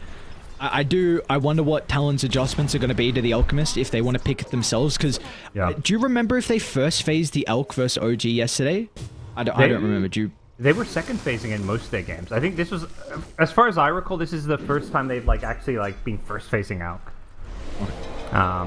They may have first phased at one of the games, but it does seem like Tundra's response, and they probably after a couple of days are like, okay, what's good, what's been good, what's been bad. They probably as a team decided, hey, we actually got to prioritize Alk as a first phase hero now, because it's all about getting ahead of what your opponents are going to do, and probably they assume their opponents are going to start banning Alk in the second phase. Like, hey, we keep second phasing Alk and owning with it. Teams aren't going to let us second phase Alk anymore. Let's first phase it because we think the hero is this good. Auction is not going to be disjointed. 9 is still on the hunt, and they're just going to try and TP out. Good attempt with the shackle onto the neutrals. They will still be able to get the Ollie at the buzzer, so nonetheless, Skeeter instantly down to bottom. after the Aegis was taken from the Bear, so he has that second life. Chi's going to be given over to Snaking as well. And oh my lord, okay, so 23 Savage actually went for a Scepter. And I felt like the Shard getting pushed to... I felt like the Shard getting pushed to a Scepter was a pretty big nerf to him, because that's a lot of gold, 4,200, so we shall see how it's going to work out this game. Yeah, it's big investment. It's not something I think that, I mean, it gives him a lot of, like, decent damage output, but I just don't think it's what the game needs. Alright, never mind. Well, no value out of the Scepter, I suppose, and they're soon going to be able to kite the Wukongs. Skeeter's just going to fight inside the ring. They're so far ahead, they do not even give a damn. Prior, they were looking to try and avoid it at all costs, and now it is not a concern at all for Tundra. It's time to call it, I think. You're getting wiped in your own base. Ursa is just like two-shotting people. Enchantress is fourth on net worth behind his own teammates, so there's no hope for this one. Looks like they'll take one last one. I mean, you're playing Pudge, I guess, high ground defense, so they're thinking they can, hook people into their base, into their tier 4s, into their down even, but Tundra's a team that's very disciplined and just, they're not going to lose a game like this. They honestly might want to get hooked. 33 will jump in and protect him. 9 will jump in as well. I hope that they get hooked, and then they might just get team wiped again. Yeah, hooking into tier 4 towers does nothing. If it's in the fountain, that might work, but I don't think Tundra's going to let that happen. Look at this discipline. They're like, all right, let's take 2 lanes. Let's back off. We're not going to force the issue. Yeah. Still got 3 minutes of Aegis left, so plenty of time to get that last lane of Rax. But for Talon, they do not have a lot of time now. Games are slipping away from them every single day, every single series. They are falling further and further behind the 8 ball. You've got to try and find a solution soon. They are again a team that had a lot of hope letting in. Maybe one last attempt. Unfortunately, Q, his hook shot's going to be off the mark, and now it's going to give them confirmation of where Talon are. So instantly they'll jump towards Oli. A quick assassination of the Crystal Maiden. And now Tundra, they're already looking for more as well. Makoto's going to be slowed up, even eats the shackles as well. They'll look to buy back and have one more 5-man fight potentially for Talon. No. At the end. Oh, what a vacuum. 33! He does it every fight, man, it feels like. Another vacuum onto multiple heroes from the Darkseer. That was your 24th pick Darkseer as well, who just absolutely obliterated Talon through the entirety of this game. And what a performance from Tundra. This game got ugly quick. Unless if you're a Tundra fan, you're thinking, beautiful Dota. And honestly, watching this game, like, it was a complete stomp. Like, Tundra just had their number the whole way through, but watching was like, wow, they're just executing their combos perfectly. The vacuums from 33 comboing with the unstable concoctions. The way they always back up each other, like somebody gets pulled in by a hook. It felt like every single hook that landed led to a Tundra victory in a fight, just because they like understood, like, okay, let's use these force stops, let's use these shields. We're gonna make sure that we punish them for like forcing these fights. So it didn't really feel like the hook was a pick-off tool at all, because Tundra were just dominating every single fight. I mean, look at that. At the end of the fight, beautiful. I think there was a Force, Glimmer, Boots of Bearing on the Enchantress, maybe even another item. It's just crazy. I mean, we're seeing the praises of all the cores and what they're getting, but just even the supports and their itemization as well just makes it so difficult for people to fight into with all the 5-men that we're getting. Yeah. And it gets so easy to kind of play, like, Ench can just be up there because she gets so farmed. She had like a full Holy Locker too, but because they're getting all these, like, you steal the enemy Tormentor, so you get the free shard. Ench was higher net worth than every single Dire hero at the end, so definitely, you can't take away too much from the last fight in terms of like, like how things are, but like everything leading up to it, it was just amazing from Tundra. Like it felt like, of course they're going to win the fights when they're 40k gold ahead, but they were doing the same thing when it was like a 5k gold lead, so they just had a perfect understanding of how to execute their draft. Well, for Thunder, really, no shock here. It's another game where they're easily able to come out on top. This is starting to be something that we're seeing on the regular so far through the group stages. And for Talon, it's getting down to the stages where you have to turn things around. You do not have many games left. That also, maybe this next upcoming game could be where Sunby whips them into shape, and that could potentially be the turning point for them. But we've got to have a break, and then once we come back, we can potentially find out if that will be the case.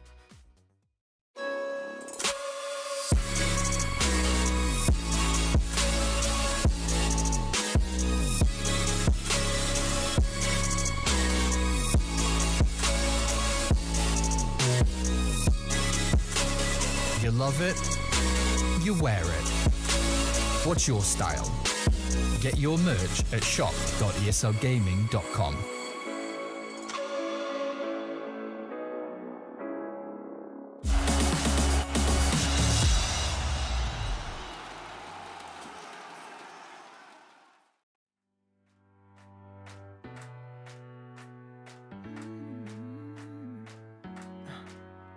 Am I wasting time?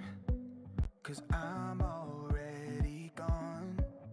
So long, can you stay the night? 'Cause you're the thing I want. I know you're feeling different when you're stressed out, but even with no makeup you still stand out. 'Cause no one makes me feel the way you do now. Like you do now. The way that you move your body, you make it look like a hobby. Every time that you touch me, it's electricity. Things we discovered underneath last night's covers. Everything came so easy. It's electricity. Electricity. Whoa. It's electricity. Electricity. It's electricity. When it's late at night, I feel you on my skin. My skin. You're all that's on my mind. It's finally sinking in. You're it. I know you're feeling different when you're stressed out, but even with no makeup you still stand out. 'Cause no one makes me feel the way you do now. Like you do now. The way that you move your body, you make it look like a hobby. Every time that you touch me, it's electricity. Things we discovered underneath last night's covers. Everything came so easy. It's electricity. Electricity. Oh, it's electricity. Electricity. It's electricity.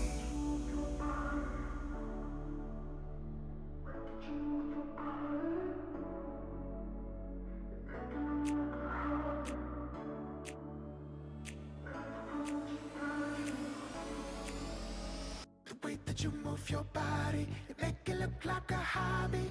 Every time that you touch me, it's electricity. Things we discovered underneath last night's covers. Everything came so easy. It's electricity. Electricity. It's electricity. You move your body. Electricity. You move your body. It's electricity.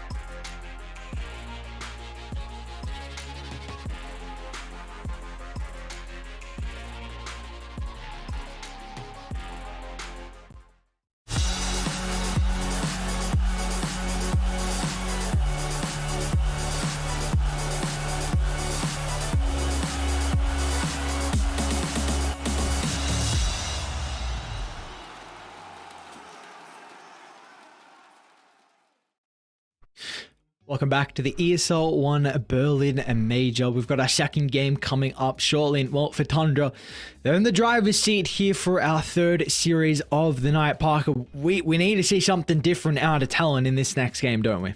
We do. It's, I think, back to the drawing board in terms of drafts, how they want to approach the game. I think Tundra have made it pretty clear what their preferred heroes and strats are, and I think TALON need to come up with a more direct response to it. I mean, they kind of, I guess they thought they did, but I think step one to me is just first phase ban this Alchemist. I've yet to see a hero that seems to slow the hero down in the lanes. It's too hard to like help your mid lane with how much action and commotion there is in the side lanes. So Alk is basically guaranteed a pure 1v1 mid without too much support involvement. He can, always farm his jungle stacks. So that seems to be problem number one for me. But then also I think there's problems in these side lanes when it comes to just how well Tundra execute in them and seem to always have these side lane advantages as well. Just like... There it is. Firstly, we do get the Alchemist ban, so I like that a lot. Yeah. Speaking on the hero a little bit more as well, it's so crazy that this is a hero that now with the changes with the Greed was Greed, you're not forced to level it up, that you can lane into one of your more difficult matchups in the Monkey King. We got to keep in mind, Monkey King got buffed as well. His Jingu does more damage and more lifesteal as well. He's a very, very difficult hero, but the fact that Alchemist is able to beat him in a lane just... Yeah, I gotta start seeing other teams run it, man. This hero looks so strong when it's played as a 2. Yeah, and that's the thing. I agree. He effectively wins that lane. Like the Alk, that is. I mean, early on, I think I remember it was like, I don't know what minute, but when Monkey had like 8 denies with 16 last hits. Alk still had 13 last hits with like a couple denies as well. And the scary thing is, any support that comes to the Alk lane, it's a kill. Like level 4 Alk with 2 in acid, 2 in stun, like all it needed was like one Wind Ranger to show up with a grenade for some extra slow, and suddenly we had a kill. So all it takes is one TP. I mean, usually there isn't much support involvement, but those TP rotations is still possible, not to mention just like a normal rotation if there is a kill opportunity. So I think the hero's honestly to me looking like one of the biggest winners right now of the new patch. Like I'm surprised other teams aren't running this mid out. I did, actually, no, sorry. I was going to say something else, but, see, Tundra, they've gone down for the Doom here with the first base. So, well, what do you know? If you can't get some of your other heroes, you can always fall back on a 33 Doom, right? There's definitely not much worse than that. No, not too shabby. Although I did give my Doom hate spill last game, so I'm curious to see, Tundra has been the most, we've just been the Tundra stream, so it's, obviously we're going to be singing their praises because we keep seeing them here on the Ember stream, but I'm curious to see how they make the hero work because I have not been convinced that Doom is amazing yet. So what do you got with the Lesh? No Iron, no Coddle. Yeah. Is there potential Pugna? We're just going to play the Lesh Bear with no steroid. Yeah, I'm wondering what they see with Lesh in the first phase here. Because like you say, it's often paired with the IO. Is a hero that doesn't care too much about the Doom. If you've got your spells off, you've got your ulti on, you've got your Edict off, like you're not the best Doom target. Not to mention if you've already cast like Bloodstone, for example, you're still life stealing. So the other pick they get is the Rubik. I was looking at the support picks. Chen Enchantress have been good. Definitely, I think Tundra could respond with the Enchantress here, and that's maybe why Talon like Lesh is like a lot of AoE magic damage that can just shoot through not just Doom, but even supports like an Enchantress. 5 seconds remaining. So, what are we looking out at Tundra now with the 8th? They're going to go down. All right, yeah. So there we go. Yep. Pretty standard stuff. They're going to stick to their picks, stick to their guns. I think this has always been the Tundra formula. Like, obviously, when a patch is more established, they have their clear ideas and picks that they're going to, rinse and repeat and just dominate with. But even when it comes to like the new patch, like they're using some of the new stuff like the Alchemist, but they're not a team that I feel like that experiments game to game. Like you have teams like like Team Secret in the past with Puppy, where it's like they'll win game 1 with one strat, and then game 2 they'll do a completely different opener, even though their game 1 opener was still available. They just don't want to give the teams. They don't want to be predictable. Tundra don't mind being predictable because they just they're basically like they prefer to challenge teams, say, hey, we're gonna do this again, try and beat us again. And it's going to be scary as well, getting toward the later stages of the event. Like, what other ideas Tundra have been able to craft up? Because this, again, is a very nerdy team. And so far, we've seen the Elk Mid and the Coddle really be the shining two that we're starting to see other teams run. But, man, they could just have some other crazy strategies that we haven't seen yet as well. They're just waiting for an opportunity to unleash them. Yeah, and if they've maybe found some stuff that they consider like maybe a bit OP or whatever, there's a good chance they're just going to hold off and utilize it in like the key playoff matches, for example. Which is not just Tundra. I think a lot of teams, if you found something that, on the new patch that's insane, some synergy, just some hero, don't show it in the group stage. It's obviously it's good to try stuff out, but like it's better to use it in scrims and then wait for wait for playoff series. Like group stage, as long as you're making it into the upper bracket, like if Talon knows something, it's time to use it. Like you got to make it into you got to make it into the playoffs. But if you're Tundra and you're sitting on some secret pick, like Clinks is insane and overpowered now, you don't show that. You got to keep that in your back pocket.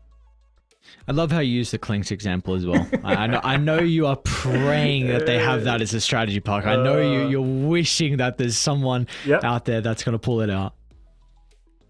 I mean, I could see it being a skitter hero, but not. He's more like the melee hero guy. He likes his Ursa, his Wraith King, his Slark, so perhaps not him, but there will be one that'll come out of nowhere. Might just have. I wonder. Let me check. Actually, has it even been picked? Yeah. Or about new Meepo? That could be whoever starts picking Meepo could quickly become a fan favorite. Clinks is unpicked. Wait. Oh, did I spell? Oh, yeah, it's with a Z, isn't it? 10 seconds. Damn. remaining. Rough. That's it's alright. We'll see it. We'll see it one day. Yep. It's okay. Yeah, there's currently looks like about 25 unpicked heroes. So, still lots of time for some of these heroes to kind of still make an appearance. No Huska yet, no Arc Warden yet. I don't think people will be too sad to see those heroes missing. No And Zeus. no Invoker yet. Yeah, no Invoker. Oh, yeah. Seriously, that's a hero you usually see popping up. I do think that the change to his shard kind of, I don't want to say obliterated the hero, but I think it very much hindered his late game Exort scaling potential. So they got rid of that level 20 Talon as well with like all the damage. So I'm kind of surprised no Invoker though. I hope we get to see some Axe. That's one of the other unpicked heroes. I think the change with the spin, it gives you a lot more control over the laning stage because you kind of know when you're going to spin. So the fact you can like basically, prime it with the creeps and then run at heroes when you have a spin to like use it as more reliable harass. But at the same time, I'm like, I had to think, I was like, is this actually a buff? Because, in the past, the chaotic randomness that you could just suddenly get 2 or 3 spins in a row, like off like, some insane RNG, that was also like some serious upside of Axe's lane stage because you would just catch people by surprise. So, making it less RNG isn't necessarily a buff, but it does make the hero more consistent. Yeah, I think if we're going to see anyone more than likely pull out the Axe, it's probably going to be Collapse. And I did check, I think, at the start of day one, I checked some of his pubs and did see he was playing a couple of them. I can't remember if he was winning or not with it, but if anyone's going to pull out the crazy Axe, it will be that man indeed. But probably not going to get it, unfortunately, in this one in particular. For Talon, though, of course, nothing too crazy, though. You're going to pick up the Crystal Maiden, so another very, very strong 5. I mean, it's definitely one of the top 5, I'd say, right now on the hard supports. Yep. Yeah, absolutely. Very commonly picked hero. What's interesting with these bans from Talon in the second phase is they banned out TB and Naga. Like, they really targeted these illusion carries, which makes me wonder if there's something they want to pick for themselves that doesn't feel well, because they've got a Lesh. Usually you think, we've got Lesh, you're not afraid of these illusion carries so much. I mean, I think TB's pretty good against Lesh, but I wouldn't say Naga is. So maybe they're thinking of like the Slark type heroes.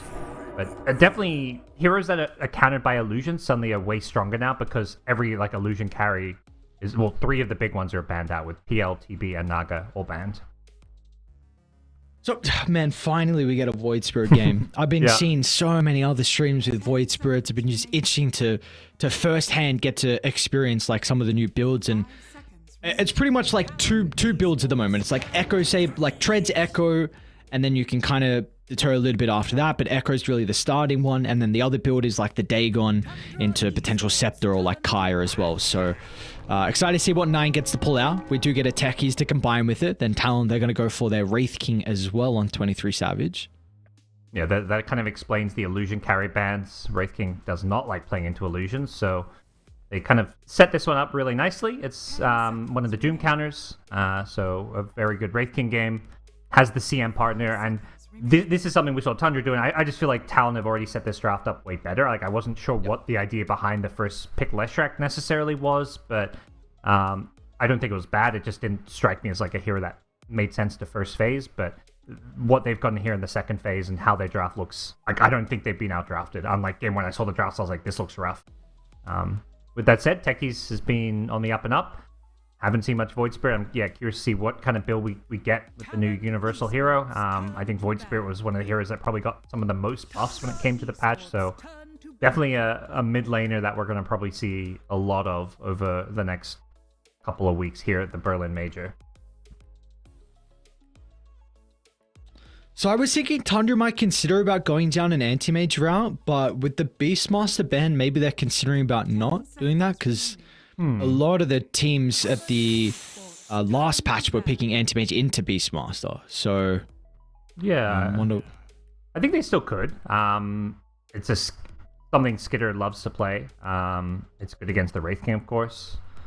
So it's definitely possible, and I think the Enchantress gives you a good way to secure lane. It's a bit greedier, like, I think it's something that, Doom's already a bit greedy. It's going to give them a much slower draft, whereas usually I think Tundra's a team that, they'll play the greed game and have like a lot of kind of efficiency in their gameplay, but they want to get together in the mid game. Like we saw last game, pre-Armlet was just coming to the bottom lane, joining fights. Obviously that's your mid laner, you're more expected, but they like to just take all these kind of like 10 to 20 minute fights. 20 minutes in, they were contesting the enemy Tormentor.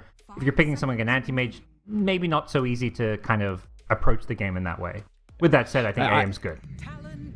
Yeah, I just don't think they protected it with their bans, though, which is the concern. If they picked AM here, then you'd probably get like a Slaughter or a Legion response from Talon. So that's a good they're going to go down the Slark route. So, I mean, that makes a little bit more sense with the kind of the Beastmaster and the Venomancer, some of the heroes that can play pretty well into the Slark. So let's see what overall we have for Jabs at last. Yeah, this is, I think, I feel like we've joked in the past, Jabs, he's the captain drafter, he just picks his hero last. But it makes sense to pick your hero here last because you get to counterpick their last pick. So he picks Slark, and now you get to pick for the lane. The Legion command you mentioned, like good against the AM, also could be good against the Slark. You want to have maybe some more lockdown, but I also feel like the Slark's in some ways already been addressed reasonably well. Like you've got good AoE magic damage from both Leshrac and Crystal Maiden ultimates, so not like the Dream Slark game. I still think it's a totally fine pick. I mentioned how they want to take these mid-game fights. They don't want to go too greedy, particularly when you've already got a Doom. I think Slark kind of fits that theme well. They're also a team that loves to play around their vision, and when it comes to nighttime fights, Slark is like the king of vision. Not to mention just in general, dewarding with Slark, very easy. So we'll see what Talon look to get as the Slark answer here. I would like a way to start fights. Okay, so it's a incredible Rupture game. Yeah. You have two of the biggest counters to Slark now in the Bloodseeker and the Leshrac.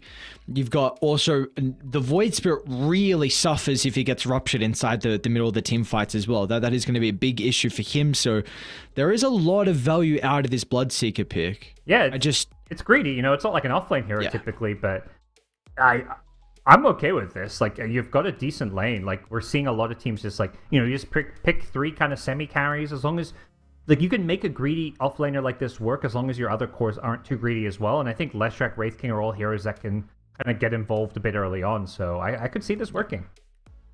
I really, really hope Talon go Bloodseeker Crystal Maiden lane. One, you've got the Frostbite to set up for the Blood Riot. Then you've also got the CM to potentially deal with the Enchantress creeps as well.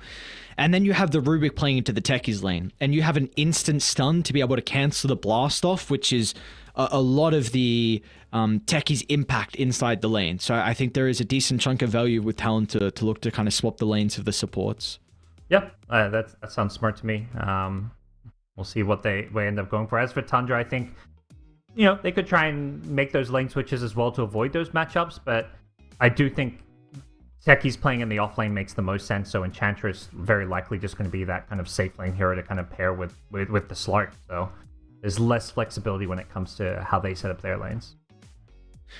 Like you said, though, for Talon, it definitely is a bit more of a greedy draft going this Bloodseeker route, but there's a lot of heroes he's able to counter overall. So for me, I like this Talon draft more than what we saw prior. I don't know if it's enough for them to be able to get the edge just with how good Tundra look and Talon have still been struggling, but I at least think they've set themselves up with a solid draft to potentially take this game. Would you agree as well? Yeah. Oh, no, I agree. I think I walk away from this draft feeling like both teams have their chances here. I think you still can't look past the fact that Tundra have just looked like they're on a different level.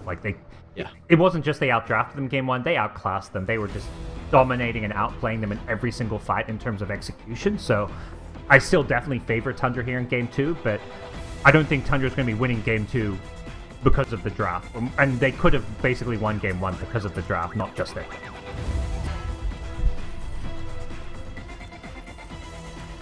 Let us see. This is at least nice for us. We have a potential game where it could be a bit of an outclass instead of some of the particular matchups, something crazy that just takes us over. Because Parker, we've had some very one-sided games in some of the ones that we've been casting. So I'm hoping that changes a little bit. We've been following too much Tundra, is what I'm hearing. Yeah, I don't know. These guys are just mauling every single team. Yeah, the Tundra Spirit games were great. Those would probably be my highlight, although both games were like a little stompy for the team that won, but in terms of like both teams like being just, I think just having a good understanding of the patch and playing their drafts really well. It was fantastic to watch. Well, this could be an interesting spot though. Talon have that cliff ward, but they're going to enter the river, and I believe Tundra also got a glimpse of where Talon was set up. So seems like we're not going to get anyone running unaware into the enemy's vision. They will get confirmation there's somewhere a ward position. Great read from Snaking. Oh, don't let it get down. Okay. Rough. Yep, no gold for you, but they make it on top of someone here. They've got the Wraith King stun. The Doom is not the ideal target. Everyone's kind of veered off as well, so they'll still stun Sarkzar. You hate to level telekinesis. You might be forced to use blood grenade to help the chase. This is going to be a lot of space, though. What's the play going to be? I feel like he dies here eventually, unless they just give up on it, and there's the telekinesis into the tower, so... I kind of thought it was going to take a little bit longer than that, so it didn't take them too long in the end. Savage going to be able to tip to the lane, and he won't even miss a creep as well, so you've got your first blood secured, and that is going to be... It was actually the tower that got it, so this gold's going to be split. Yep. Well, no, not too big a deal, I guess. But if anything, maybe better, because usually that first blood gold is just spent on consumables, getting some more, grenades, tangos, mangoes, etc. So pretty cheap items. So a bit of gold going all three ways is totally reasonable for them. So yeah, curious to see how this mid lane goes. Definitely a matchup that should be slightly less favored, but I think Void Spirit at the same time shouldn't get bullied too much here. And once you hit level 6, you always have that support rotation potential. I don't think we see the rotations pre-level 6, maybe for runes, but it's not going to be like the Alchemist where, hey, level 4 Alch, we can get kills here. Void Spirit really does want that level 6. And at the moment, we do see 9 has Treads and Echo Saber queued up, so at least currently, that's going to be the item build he goes for, and afterwards, I've seen kind of Echo into Deso, and I think maybe Daedalus fits in there somewhere as well. I know BZM played a very, very stellar Void Spirit performance with like kind of this right-click build earlier on in the tournament. Yeah, I feel like the changes are really trying to make this hero more of a right-click. A kill up top, though. Nicely done by 33 using the zap to get that kill, comboing up with Saksa there. And I think this is the key thing for these Doom lanes. Like, we've seen these Doom lanes kind of struggle. But if you get a good creep early on, and Harpy's like one of the best in terms of just giving you extra damage output, you can actually win your lane. But yeah, Wraith King CM was one of the lanes that dominated against the Doom here, but with a techie support and a good creep, I'm not sure this lane is going to be so easy for Talon. He might even just go straight Arcane Boots, and I think he has. Yeah, he's bought the boots in the bottom lane, actually. A little bit of danger Slark's going to be in. So still, we kind of brought up in the draft that I'd prefer maybe the Crystal Maiden to play bottom. The Rubik still has that potential to set up for the Blood Rat, which is going to be the nice thing. So once you're able to find the levels here from Talon, they will definitely be able to spam potentially the Slark away at some of the early stages. Yeah, I maybe just a comfort thing when it comes to, like, you know, which players are playing which lanes for Talon. Not wanting to have Ollie and Q kind of switch things up too much, but definitely seeing the early CSs. It's Tundra who are very happy with this lane stage. Doom getting complete free farm. Slark not really being pressured, and I think that's the one downside of Blood Secret. It does counter the Slark in the mid game, but the way we've seen Slark get countered best is by giving him a really rough start. Like the Slark into Underlord, for example, which, you know, oh, Slark counters Underlord. It's like, no, actually what we've seen is Underlord just bullies him in lane. So the fact that Slark is not getting given a tough time in the lane could be an issue. Top lane. Okay, Socks. Oh. That was a very aggressive jump in. Savage and Ollie were instantly able to turn that one back around. He did do a decent chunk of damage, though. I guess 23 Savage has got the Healing Lotus and a Tango. Ollie's got a little bit more regen to play with as well, so it's not like they are completely out. Yeah. Oh, these skeleton. I guess there are more things to kind of, you know, chain lightning, but definitely funny seeing the constant spam coming from the Doom. And with Lotuses, he's got some extra health regen potentially, although it looked like the Wraith can grab the first one in that lane, so that's good to deny that from the Doom. Yeah, complete free farm going Doom's way. It does 23 CS. I assume some of that is Doom Skeleton, so it's probably a bit inflated. But you can see the constant low health on 23 here, just giving him a miserable time.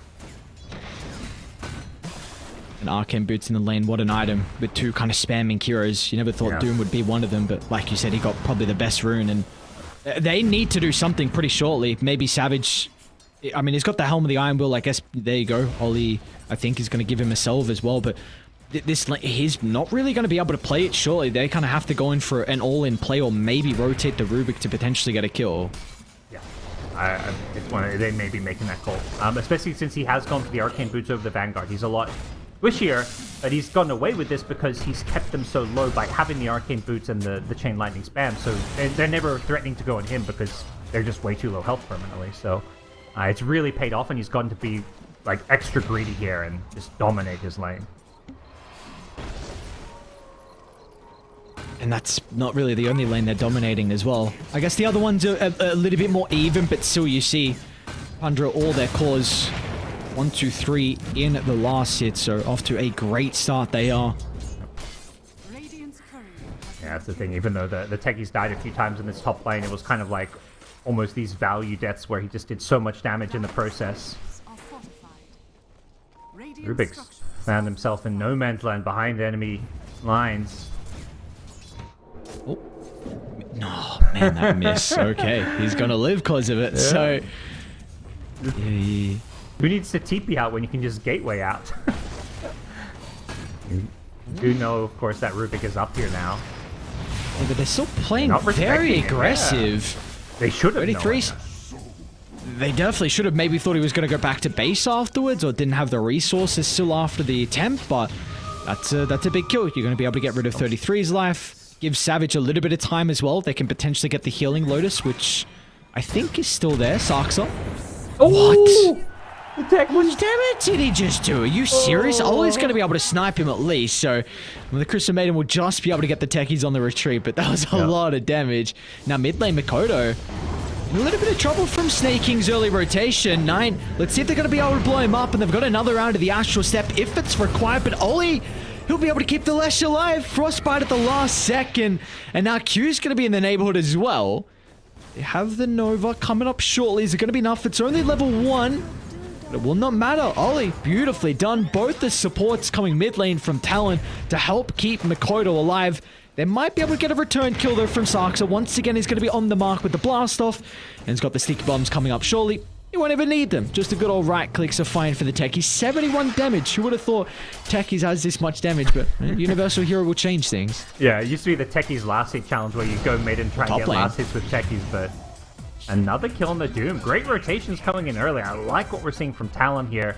Definitely go back to like that Rubik rotation top. It wasn't really a rotation. It was like, hey, I need to survive and get away.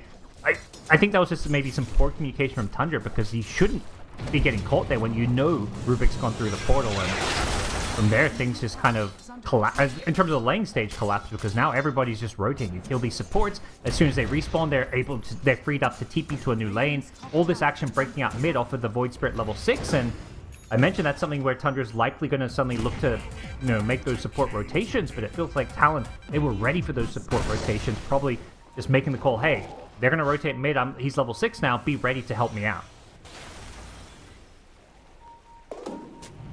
Talon, they're going to put a lot of emphasis on trying to get this power in for Makoto.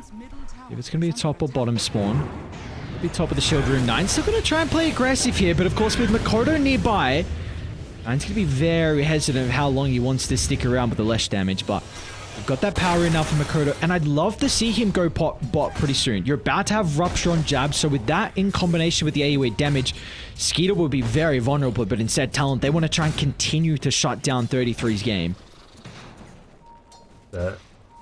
Nice kill if they can get it, but they read this well. They actually managed to get away from the big 3-man rotation. 4 heroes in the top lane, just Bloodseeker being down bottom, and if you're thinking, okay, we dodged this game, that means Bloodseeker's low, maybe he's a potential kill. They don't really have the numbers down bottom to punish this. It seems like Tundra for now happy just to kind of, avoid the ganks and just farm up the map. A minor thing, Jabs just used Rupture as well into Skeeter, so he was able to TP out. So that's Rupture on cooldown, which could mean Jabs is a little bit more vulnerable bottom lane without this to play with. They're going to start to get aggressive on him. We've got a bigger fight happening top, though. Reincarnation's going to be expended early on from Savage. Do they have the damage onto 33's Doom, though? Vanguard's not yet to complete. 33, he's going to be okay. They don't want to continue to chase him down. So, Doom expended. They don't get a kill, but in return, Savage has to use the Reincarnation as well. So that is even a longer cooldown. Yeah, it does create an opening maybe for Tundra to bring numbers to the top lane and try and chase down the Doom. I'm seeing some trouble. A little bit cautious with all the stuns they're playing with. Even more reinforcements are looking to come top lane. They get the bottle refill. 9 might go back in, surely. Second ultimate's coming up in a couple of seconds off the back of the restore. I mean, Tundra, you're thinking no reincarnation. If we can find a kill on Wraith King here, it'd be pretty big to cripple his game, but they're gonna go for it. Oh, wait, this is scary with all the proximity mines from Sarks, and now they just blow up 23, and now they're already looking for more as well. Q should probably be able to escape without a stun to cancel, but that early level 6 from the techies, thanks to all the kills he's been involved in, gives him that burst required to be able to get the double kill top. Yeah, great job just committing to that top lane, utilizing the Void Spirit rotation. At the same time, Lesh did, I would say, a good rotation bottom. I like that he went bottom rather than help top because it takes that tier 1 tower, but they're not getting the same kills. Slark is just like, okay, I'm going to just ditch this lane. I don't want anything to do with, a Rupture as well as less track damage follow-up. You can't Shadow Dance away. You're going to melt. So, Itter's just going to be looking to sit back and farm, not eat away any extra kills. So, I feel like both teams getting good things out of the map there. The big thing there for Talon, though, is, Wraith King just sticking around a bit too long. Ideally, they don't want to be losing their Wraith King up here. How does he actually got queued up on Savage? So he's got the armlet going to be working into the Desolator and Blink BKB. So no crazy Radiant shenanigans build. No, Midas going to be queued up as well with that armlet, and Destra is going to be able to get involved pretty early on. Yeah, I think... the Radiance build maybe has some merit if you're against Illusion heroes like a PL or something, but... Single target damage, Roche taking, objective taking. The Armlet Desert type build is definitely what you need. Not to mention, we've touched on, you've got a Bloodseeker offlane. You can't go for any of these ultra greedy builds. You just have to kind of stick to your standard non-greedy builds. And if anything, I'm curious to see what Bloodseeker goes, for example, because he is playing that 3 position. If he plays more as a core, if he goes for that kind of utility approach, which so far, at least with the phase boots, he has gone for an Urn early on, but... From here, there's many different directions that Jabs can go with his items. Lane Makoto. I'm going to try and make the attempt, maybe just trying to force some reactions out of Talon. Well, they'll get all of them. All 5 heroes are looking to try and veer their attention over to the mid lane to potentially secure that room. We'll actually get denied from Sarxus, so no refill the bottle. I do want to go back to speak about Jabs' item build. Is with that Vessel queued up, what we'd like to see him go afterwards is actually, never mind, because Talon, let's smoke them. Maybe we're going to wrap on 9 mid. They do overlap some of their stuns. Let's see if they're going to have the damage with the freezing field. Oh, no. Oh, no, he double-clicked his ultimate, so he's probably going to go down. To simulate distance away, it's not going to matter. Okay, they got him. They have the vision for the lightning storm. Maybe worry for a little bit there, but Makoto's able to get a big kill. Yeah, that's the big tempo here. That's the one on Tundra that can make all those moves. But bottom lane. Bottom lane. Yeah, Skeeter is going to be able to duck into the tree line. Maybe they feel like he just TP'd out, so they're going to try and chase down Sarksa, but again, that's Rupture on cooldown, so Stark is going to be chilling now. Around the bottom lane, doesn't have to TP away, but objectives being taken from Talon this game. Already looking way better than last. They're utilizing this Leshrac to make all these early rotations, takes the bottom tower, then follows up with the mid tower. They're getting some great early kills with the double support rotation. Siem and Rubik, two of the big supports so far this tournament in terms of popularity, but also just, success that's also come along with them. So, two heroes that just give you playmaking and really enable... We're seeing a lot of these drafts where the offlaners aren't playmakers, they're basically utility heroes or builders, and you're picking carries and mids that are maybe even slightly more greedy or just not rotating playmakers as well. So having these supports that can set things up for you has been really key for a lot of these.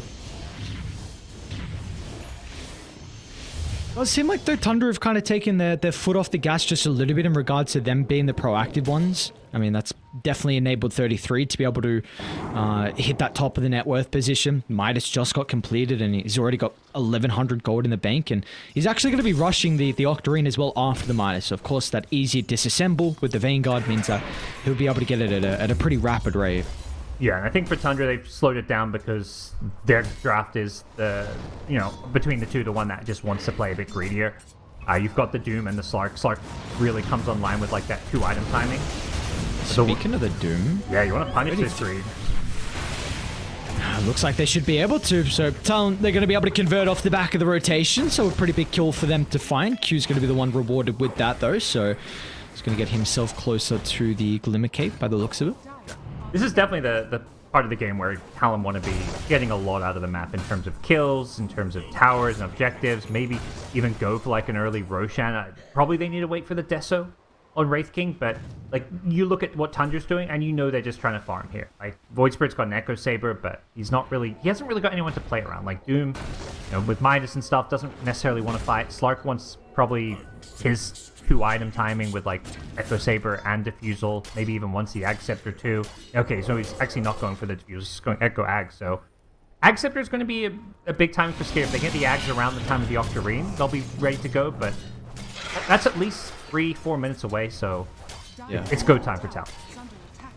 Yeah, and you would have loved to have that up at the nighttime as well, with the potential for Slark to get active. Unfortunately, not the case. I think another person who's a little bit behind, surprisingly, is Snaking on the Enchantress. Only level 6 and lowest net worth out of the supports, and often we can see the Ench early on can actually get a lot of gold, so maybe it just hasn't been putting too much priority on his own game. Yeah, and not finding those, I think a lot of the time we're seeing, in the past few games of Thunder, it's okay, they're just fighting and winning all these early engagements, so the supports get rich. But this game around, they've been on the back foot, getting picked off time and time again as we see another pickup on Sax's Techie's down bottom, and things going well for Talon. It's still a gold deficit despite being up 12 kills to 5. They're just being outfarmed on the map, and also, the Doom Midas factor is just naturally going to give you that big boost of gold. But Talon can keep finding these kills and keep putting the pressure on. This game could still easily swing their way. That's the thing, though. You got to find the kills, and it doesn't look like they'll get... Was that a long TP? Regardless, Makoto's able to stop it. Rupture's down, and he's got a regen. Will get cancelled off by Ollie, but it's not going to matter. 9 is going to be able to connect to the rest of the team just in case it is required. Very close to getting the kill, but just off the mark for Talon, and every single minute that goes by Tundra, this net worth lead will continue to grow. This early Octarine from 33 means Midas has a lower cooldown, Devour as well, and he's got Boots of Travel queued up, so they are just looking to play the long game here from Tundra, and it's very clear with their itemization. Yeah, I think that's what's impressive with Tundra, is just their read on the game. We saw last game, they're dominating, rolling over, and they're just going for all these early game items to continue to fight, and then they have a game like this where it's let's just, we're just going to calmly farm the map, play greedy. It's okay if we, if they 4-man gank our Doom top, that's fine because we're farming like 2 other lanes. Our supports, like Techies was just helping farm some Ancients, you know. They're just winning the greed game despite, you know, giving up kills here and there. Finally going to have a big fight break out. Tundra, they're the ones on the front foot trying to move on forward to take Jabs out of the equation. Can he turn at least get a rupture off? They haven't been able to secure the kill there just yet. Satsu's there to be able to cancel the freezing field, but still Tundra, it's an all-out retreat as 9. He will not be able to get enough distance away as Talon swiped the Void Spirit's life, and now off the back of the Desolator, they're going to be considering Roche. Yeah, I mean, that was... Tundra finally felt like it's go time with the Acceptor timing, but they're probably going to be like, okay, maybe not. Maybe we just chill and keep farming. But they know Roche is going on, so they don't want to chill. They don't want to give this one up for free. Everybody on the Talon side pretty low here. And they're going to be forced back. Going for Roche against heroes like Techies, Enchantress Creep Second Scout you out is a tricky ask, and they can just back off knowing that Tundra don't really have the heroes to take Roche for themselves.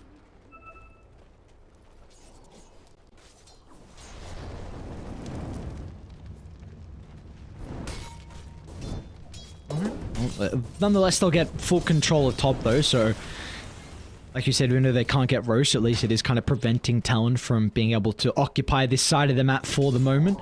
They didn't get the D ward down at the Twin Gate, so at least Talon still have this advantage. Both teams wanting to keep eyes on those rotations, on Roshan. It's be so important at this point, but now at least Talon going to wait for some of those cooldowns to come back up a bit.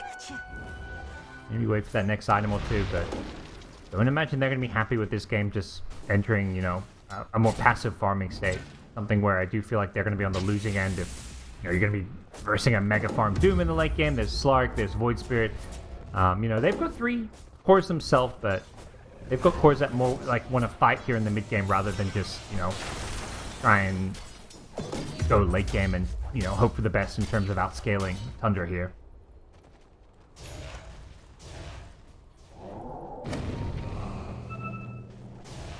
For Tundra with these upcoming fights, I think 33 in particular, who are we looking for him to take out of the equation with his Doom?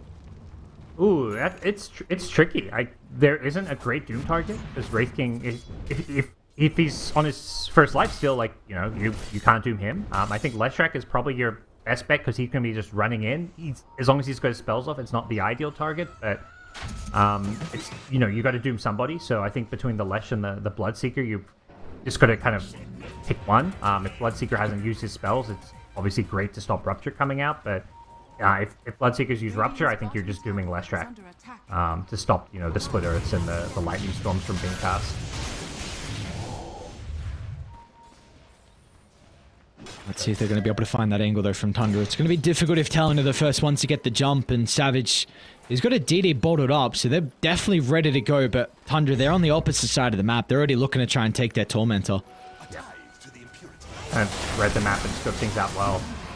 Prioritizing all these new objectives. You had Techies just farming up some jungle too, so you can see here, even, you know, they made that one smoke move top where it was like, okay, Tundra's maybe online, they feel like they should fight now, and then right afterwards they're like, nah, we're just going to keep farming, take objectives on the map, boost the travel doom, like just play the greedy style, but this greed does come at a cost, and that cost is going to be Roshan, it looks like. The way this Aegis sets up, it probably should be the Leshrac here on the front line who's most likely to get doomed. And if you have a Lesh with an Aegis, then you kind of go back to that question of like, who do you doom? I just don't think there just isn't a doom target, which is really testament to, you know, Talon. They drafted well, they give away the first big doom, and then they, you know, put this draft together where it's like, how effective can this doom be? Like, this doom is going to be mega farmed, have an Octarine core, but even so, if your doom doesn't have a huge impact on a fight, maybe you even start considering dooming supports, for example. You know, you're in a good spot.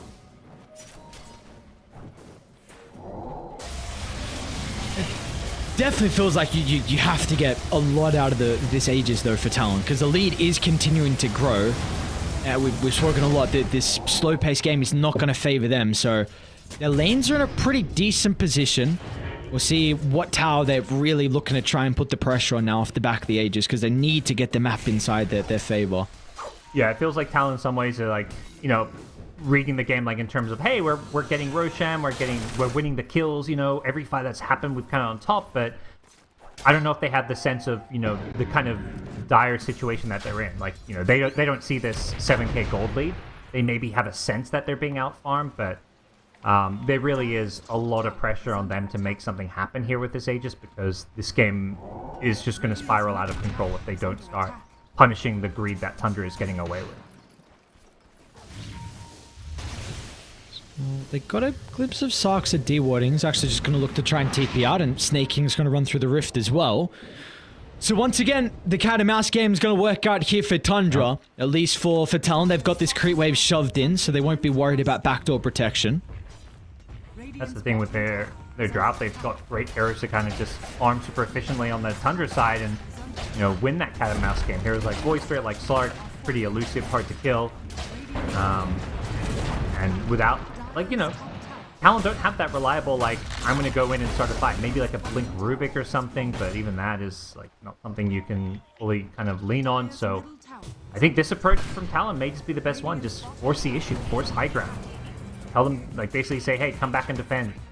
You don't necessarily want to commit to it, but you at least want to keep them honest and say, hey, you got to at least TP some heroes back here and split up, and then maybe we can look for kills elsewhere in the map. Still finding those kills going to be very difficult with the current position in the creeps. Like, top was just shoved out to the T3 tower. Tundra going to be able to get this mid lane as well. So once again, another very good read, and this is something we see Tundra do to probably one of the higher levels compared to all the teams in the world. Just their capability and understanding of how important the creep waves are on the vision across the map, and just making it very difficult for the enemy team to make plays if that's not in their advantage.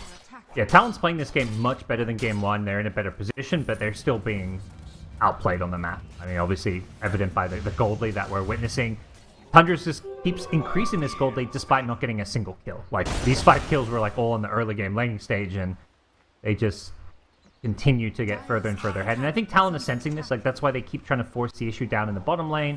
You know, they're going to basically make Tundra keep coming back to defend, but still a tricky task. With a minute and a half on Aegis, though, they can maybe force this tier 3 tower. They'd love to even, you know, force a Rax here, but Tundra will continue to come back and defend it when they have to.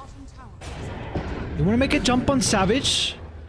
Trying to poke down that first life. They won't be able to blow him up, though, so probably look for a full reset with the health. Yep. I mean... okay. Oh, that's obnoxious. Classic. That's some Tundra Dota right there. And, well, they're actually going to look to try and make a play here on Tundra. So, minute left on the Aegis. Let's see the direction they want to go with the smoke, however. Yeah, with nighttime hitting, they want to use that Flark as kind of like an initiator here with the night vision that he gives. Man's going to be so cautious if he jumps on this high ground. The Remnant might actually catch him off guard, and they've got plenty of stuns to be able to hold him into place afterwards. They're going to be playing off the back of that vision from the Slark, though. Rubik's ready for it. Has that Ether Remnant down already. If they force this tier 2 mid tower, it does feel like with Aegis expiring in 30 seconds, it's a bit of a risky ask. Whoa, he's going to jump straight on top of them. Savage. Already half his health completely evaporated. Yep. He's going to be okay, though. Tundra very hesitant. They know the timer of the Aegis, looking to play this one slow. They don't want to overplay their hand early on. I think 23 has to be careful in those positions, because even though he's got reincarnation, you can't afford to lose your first life for like no big spells. Like if they just kill you with like techie sticky bombs and like a, you know, like a void spirit, like nuke or two, they'll just kill you a second time with each. So he's going to play these fights very carefully, because killing Wraith King twice is very doable for Tundra right now. Oh, Skeeter. Very aggressive jump. Is going to be lacking some detection, though. Backup's on the way, though. But his whole team nearby. He's going? Alright, under a T2 tower. Why not? Skeeter's still got Depth Shroud and Shadow Dance to work with. Might not even be required if his Dark Packs are on point as 9. He's going to see an opening to jump Ollie as well. Once again, it's just Tundra looking to try and poke. Maybe see a hole inside the defense of the Talon, but there isn't one just yet. It felt like Skier's just like, he's like, I'm strong, guys, like, let's go, let's run at them. And his team is like, they're trying, they were just like a little too far away. So, you know, it almost works out, but you can definitely see that Tundra feel like they've farmed enough that they're willing to take any fights now. There's no more Aegis, particularly giving them that kind of incentive to take fights now. But it does feel like this Slark is going to be a big problem in these upcoming fights, unless you can change something like this, and that's an easy way to deal with him. Oh, did a caster curse there? Oh, Skeeter. Okay, now 9. Can they get the rupture? I don't know if Jab's just run out of vision. Savage is still hunting 9, though. He's able to get the ultimate away, so... Having that link to... I guess the link stun from Wraith King. They must have just caught him with a chain stun from Fog that caught him by surprise there. Which I guess Skitter's thinking, oh, it's nighttime, I'll see him coming. Got that vision advantage. But a great pickoff for Talon. One that, you know, a kind of uncharacteristic mistake from Skitter, who up until that point had played a pretty perfect game. Oh, sucks up. Oh, pretty nice reactions to be able to get rid of one of the mine. And that Glimmer Cape as well might be enough to keep Q alive before the reinforcements show up. They're going to activate the pipe. Q will still go down. They should be able to get a trade in the end. Unfortunately, it's not a kill onto a core. Pretty nice read. I mean, you were able to get the TP out, I believe, from 33, so he was out of danger very easily. And I think Sarkis stole the Wisdom Room as well, and yeah, he did. So in the end, Tundra, another exchange that goes their way. Yeah, just a little pick off with the rune. You see the gold trade from the fight recap does look good for Talon, but yeah, that Wisdom Rune is a big objective to sneak in and grab. Kodo? I think this is... Yeah. This next Roshan is really Talon's, I think, big chance for this game. They want to get Roshan... Bottom lane. You know? Doom's out. The 33 looking to try and target down Makoto with a 4-stop to help reposition, but there's just nowhere else he can run. Sark's a beautiful placement. He's going to be able to cancel the freezing field, and Skeeter's just hunting for more. No hesitation with jumping deep behind the tower, but maybe he's going to be a little bit cautious now. With Savage looking to show up, but Skeeter's stolen a decent amount of essence. You won't want to continue to stick around, though. Finally, Tundra able to get a little bit more value kills than just some supports they've been getting recently. There's big use of the Doom, it feels like, and Slark committing pretty heavily there. Luckily, the Rupture was like 3 or 4 seconds away from being up, so couldn't rupture him underneath that tower. Anything on the punch side, and they're not done. They're done. Savage here forcing out the BKB. So, even though he keeps himself alive there, does still have the reincarnation as well. It's no BKB for this upcoming fight, and potentially just an opportunity. Okay, no Roche for a couple of minutes. It's going to be a long Roche respawn, which is something that Tundra probably would have had their eyes on if it was possible here. It's got to be said, Jabs, he's got to pull something out of the hat in these upcoming fights, because this is, we're just not feeling the impact of the Bloodseeker. 0-0-1 pipe with Spirit Vessel. His sole responsibility inside these next couple of fights, you have to rupture the Slark. If you do get that rupture out, his effectiveness will heavily be limited. Yeah, that's a pretty crazy thing. Yeah, just, you know, he's an offlaner, and just all these fights have been happening without him, and he hasn't been able to find any kind of plays or kills off of the rupture, really. But there's still plenty of time and room for him to have that impact, particularly, you know, with the Slark in the game. But at some point, Slark just gets farmed enough where if he gets ruptured, he just stands his ground and, like, you know, can pop Shadow Dance and just heal up. Obviously, you just don't run around and rupture, and you're good. He may even just farm up a Lincoln Sphere, for example, as well, if he really wants to. So, I think the Bloodseeker as a Slark counter works very well in the early game, works very well in the mid game, but late game, it's not quite as potent. And that's exactly what Tundra have been gearing up for. They've been playing this passive farming game because they're like, well, let's just not give him the opportunity to use these counter picks, because at some point, items prevail. Like, if you have way more items than your opponents, it doesn't matter if they have picks counter you, you're up 20k gold, and you can make up for bad matchup with certain item pickup. It did smoke underneath the ward, though, so Talon, they're going to have plenty of time to be able to set up a formation if they do want to take a fight. They too have to be pretty cautious, though. Okay, it looks like Q with the gems going to be able to scout out that deep ward that Tundra were potentially trying to smoke to.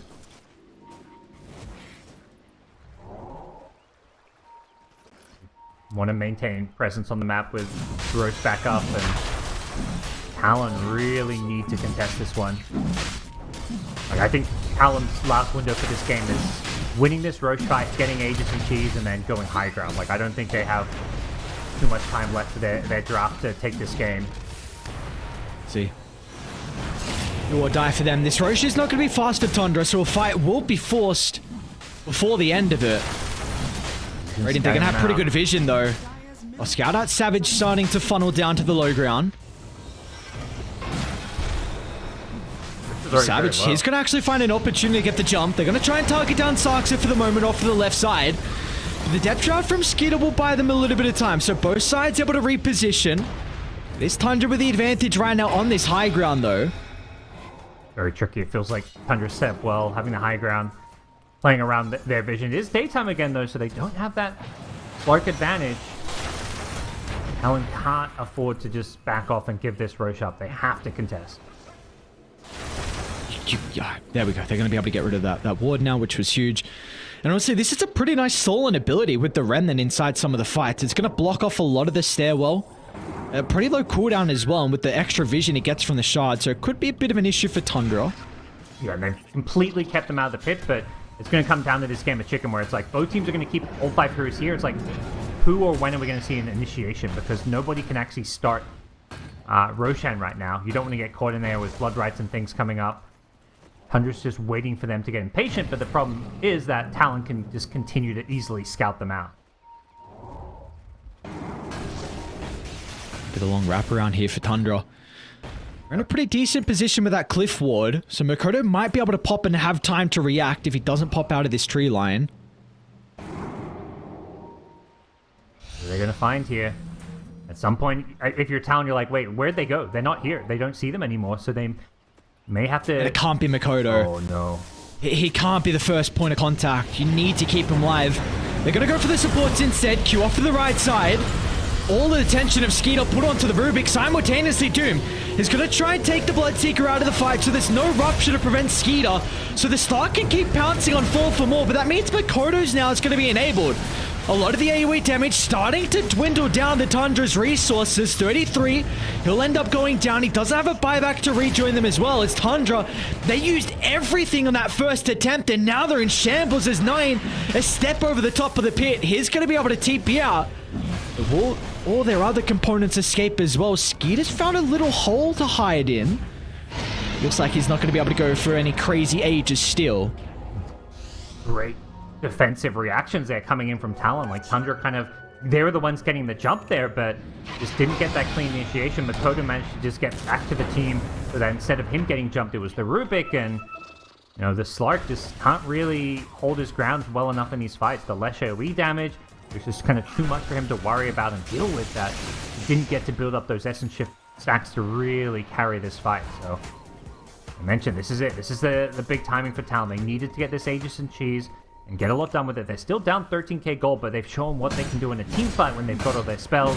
And now, particularly with this Wraith King as farmed as he is, feels like they've got a true carry that can maybe go high ground or at least carry this game.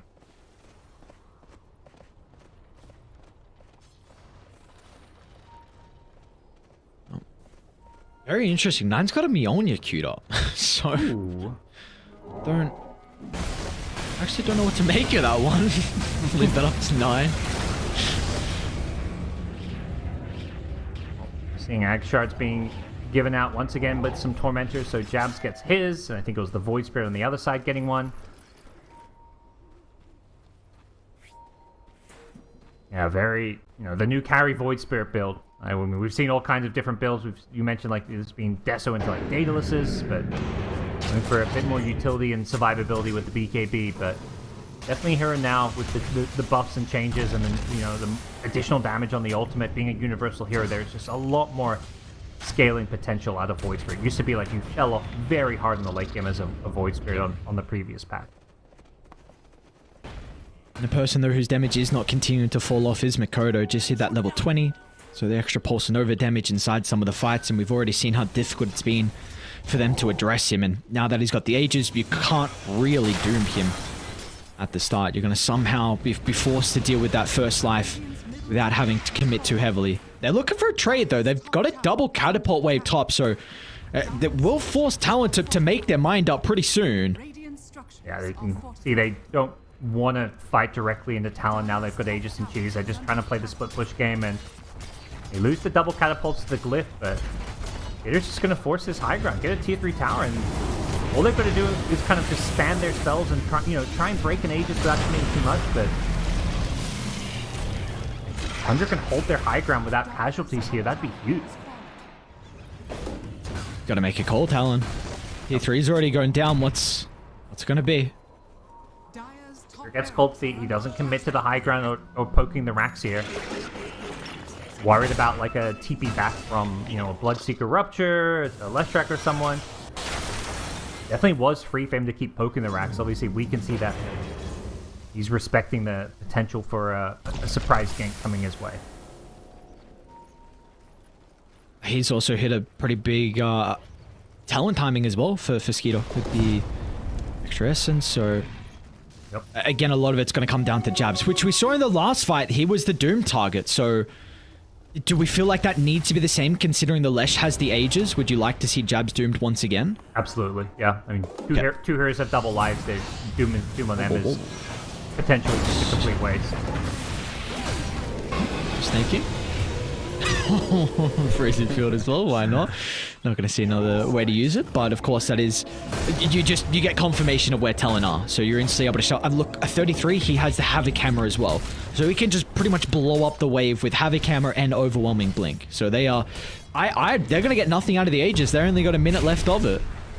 I think we're kind of going to be going to this late game where like Doom is he's not going to get a ton of value from his ultimate, but he's going to have a like 4k HP Doom. He's just going to be using Infernal Blades. He can do a lot of damage without his ultimate, and have an impact in many other ways. And just be a big scary late game presence by sheer items. But it's very close between the two teams because both teams have 3 cores that all scale well, that are all like kind of semi carries or just hard carries in the case of heroes like Wraith King. So. You know, this 100 gold lead has been maintained, but there's always that factor that, hey, a lot of that is just Doom. So I don't know how much damage this Techie's Scepter does, but apparently it's a lot. That's a lot. Wraith King's first life gets blown up, and now you might be able to doom it on the second one as well as 23. Forced to try and stand strong off the back of the BKB, but the damage, it's been dealt easily through the magic immunity. And now Jabs, he's going to be chased down as well. There's no escape for the Bloodseeker, nor Q as well. A Doom used to cancel that, and in the end, I'm telling they lost 4. So it wasn't just a couple of heroes that went down. Tundra, what a defense from them. Yeah, that's true. That Techie's just obliterated the Wraith King's first life. He just wasn't ready for all that damage just to come flying in, and that's what Tundra have been waiting for. Just that one big high ground defense where Talon slightly overstepped. It's just been a game of patience for them. They've had very few kills up until that point. You know, for the longest time, they're just sitting on 5 kills and getting maybe a single kill here or there, but that's really the first actual team fight they've taken, and they just waited and bided their time until they were kind of farmed up enough, tanky enough, and had the kind of high ground advantage where they know they're the ones getting the jump, getting to use all their spells. They take the Wraith King's first life for free. Second life doesn't take too much effort as well. And yeah, Talon just weren't ready for it. They were trying to force the issue because, you know, they've got Aegis and stuff, but they got heavily targeted. And the Assault Cuirass just got delivered on 9, so they're just shredding through the buildings. Easy 2 full sets of barracks. They were looking to back on up and maybe try and clip Makoto as he was cutting the wave, but one fight... Oh, Makoto's actually underneath the ward, so they're going to start to TP down to the outpost. They want to cut him off, and with the position there, and they should be able to. Ninja Gear actually might make him work for it. I see him again. Keep down the tree. Nice pound. Man, Skeeter, really?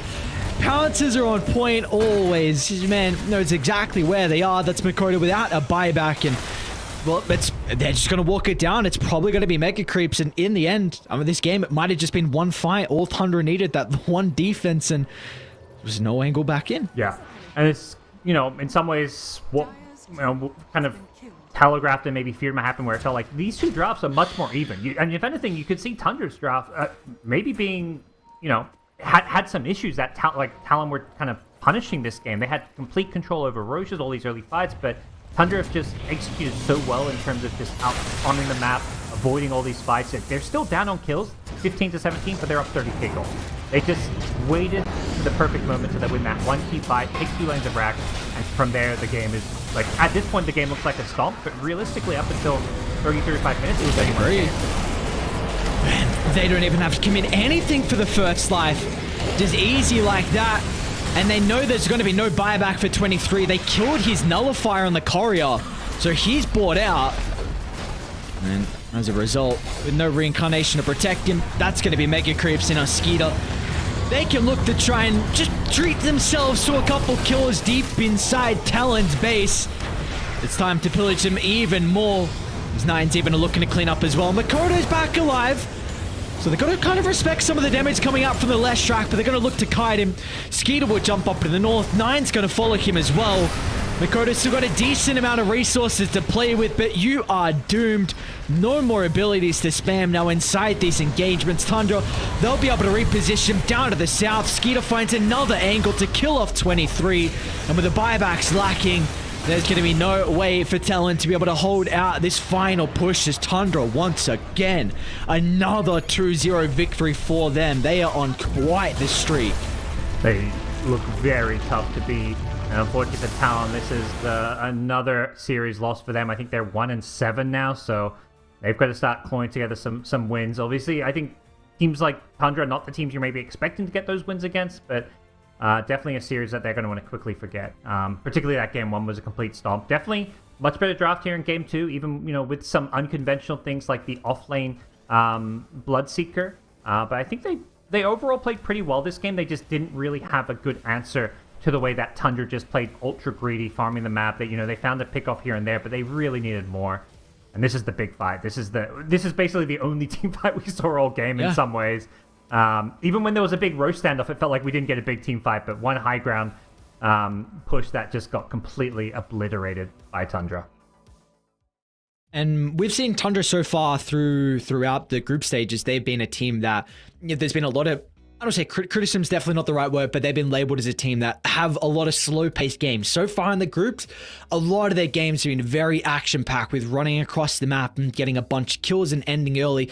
But they also know when the time is right just to slow the game down, look to stall it out and play that long game. And they did this game perfectly. And maybe a lot of that has to come down to this Bloodseeker pick. You just did not have a way to start fights. Even though Savage went for that Blink Dagger, you didn't have the Playmaker. And Tundra, they capitalize on TALON's draft and for them not being able to get active on the map. Yeah, I think that's a great sign for Tundra in terms of how well they can do this tournament, is that they can, they'll adapt their playstyle to the situation. Because up until this game, we'd mostly seen super fast-paced games, which goes against what, was the kind of maybe issue with Tundra in the past. But when they finally get a game where they need to and should play slower, more greedy, more farm heavy, they execute that. Obviously, that's kind of been their bread and butter in the past, which is, out farming the map.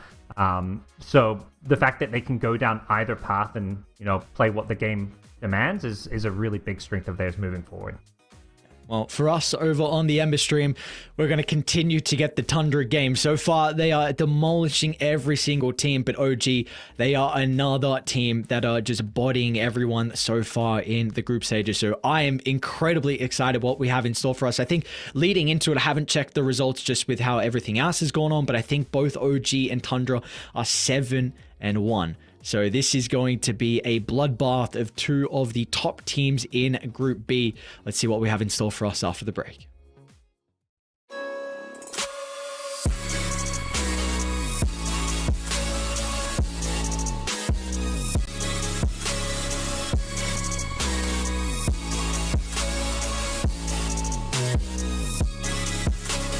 You love it, you wear it.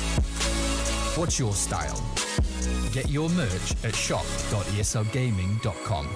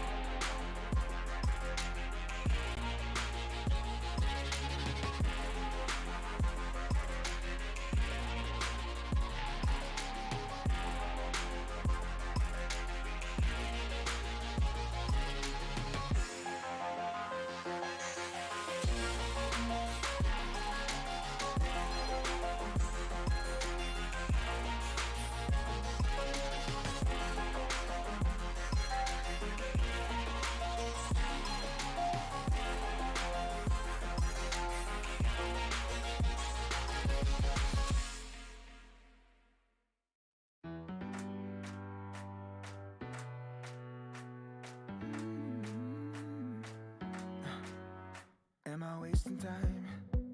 'Cause I'm already gone. So long, can you stay the night? 'Cause you're the thing I want. I know you're feeling different when you're stressed out, but even with no makeup you still stand out. 'Cause no one makes me feel the way you do now. Like you do now. The way that you move your body, you make it look like a hobby. Every time that you touch me, it's electricity. Things we discovered underneath last night's covers. Everything came so easy. It's electricity. Electricity. Whoa. It's electricity. Electricity. It's electricity. When it's late at night, I feel you on my skin. My skin. You're all that's on my mind. It's finally sinking in. You're it. I know you're feeling different when you're stressed out, but even with no makeup you still stand out. 'Cause no one makes me feel the way you do now. Like you do now. The way that you move your body, you make it look like a hobby. Every time that you touch me, it's electricity. Things we discovered underneath last night's covers. Everything came so easy. It's electricity. Electricity. Oh, it's electricity. Electricity. It's electricity.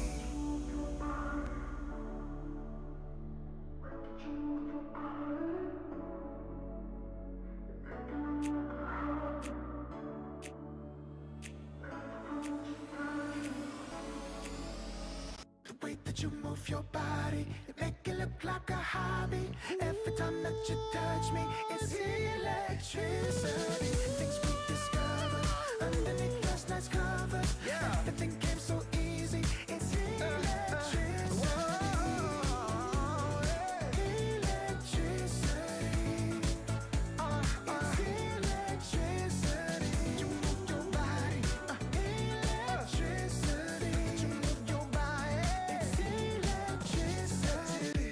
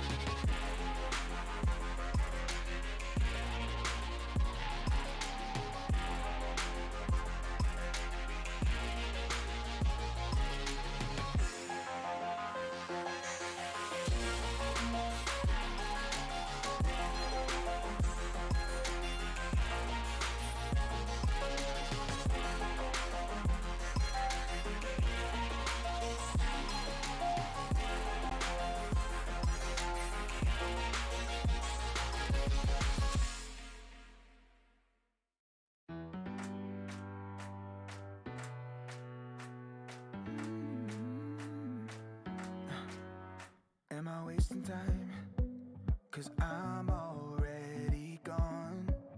So long, can you stay the night? 'Cause you're the thing I want. I know you're feeling different when you're stressed out, but even with no makeup you still stand out. 'Cause no one makes me feel the way you do now, like you do now. The way that you move your body, you make it look like a hobby. Every time that you touch me, it's electricity. Things we discovered underneath last night's covers. Everything came so easy. It's electricity. Electricity. Whoa. It's electricity. Electricity. It's electricity. When it's late at night, I feel you on my skin. My skin. You're all that's on my mind. It's finally sinking in. You're it. I know you're feeling different when you're stressed out, but even with no makeup you still stand out. 'Cause no one makes me feel the way you do now, like you do now. The way that you move your body, you make it look like a hobby.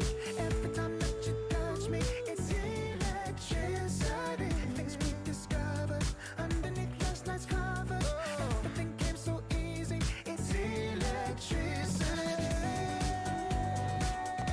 Electricity.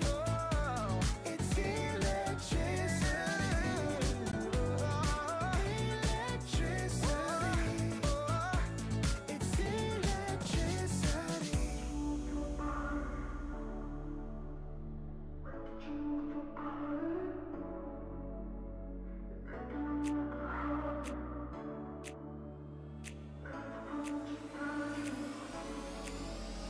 The way that you move your body, you make it look like a hobby. Every time that you touch me, it's electricity. Things we discovered underneath last night's covers. Everything came so easy. It's electricity.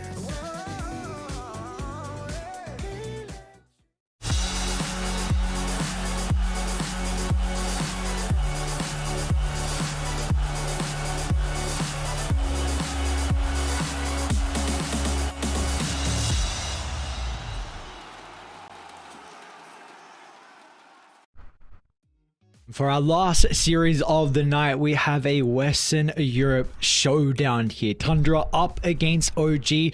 Two Titans right now over in Group B. These teams are on some phenomenal form. Parker, we get to take a look at the groups and see how they're currently situated. And well, what do you know, OG Tundra, they're at the top. Oh yeah, been pretty flawless from Tundra so far. OG, similar story, sitting on the top with the most wins. Did get their second loss, a bit of a surprise one. And it was IG who took them down in one of the two games they played. So that was IG's first win, but definitely showing that even the teams that are struggling, can be very competitive here. But this is basically a series that could determine who ends up finishing first place in their group, which should give them a ton of momentum, confidence going into the playoffs, give them that easier matchup as well. So it's a big series here, and just, always fun to see two of the teams who are playing the best right now clashing and going head to head. Yeah, and the track record with these two teams are very interesting this 2023. Tundra have a 10-1 map count over OG. And really, if you want to say it, they have not lost the series. One of those series was a best of two where they tied 1-1, which was actually recently in Dream League. So again, I'll say it, Tundra, a 10-1 map count 2023 versus OG. But this is a different OG. This is with Kid Track and, of course, with Mind Control as well. And they are in some hot form right now. So they might be able to break kind of the recent success that Tundra have had against them. Yeah, at least for the standards, they're probably not even thinking, they don't have that history or that way, oh man, these guys always beat us. I mean, probably the other OG members are quite aware of it and know that every time they play against Tundra, it's been pretty rough for them. But, bringing in some new blood, some new ideas, has at least work for OG, even though the players are just stand-ins here. So obviously the record speaks for itself, and excited to see where it goes. The two teams, when it comes to the drafts, have had some hero overlap. Particularly the Keeper of the Light has been the most picked hero for both these two teams. So they seem to obviously be onto something given how successful that hero has been. Underlord's been very popular as well, particularly for OG. So there is going to be some, interesting kind of draft mind games going on when both teams do kind of lean towards similar picks.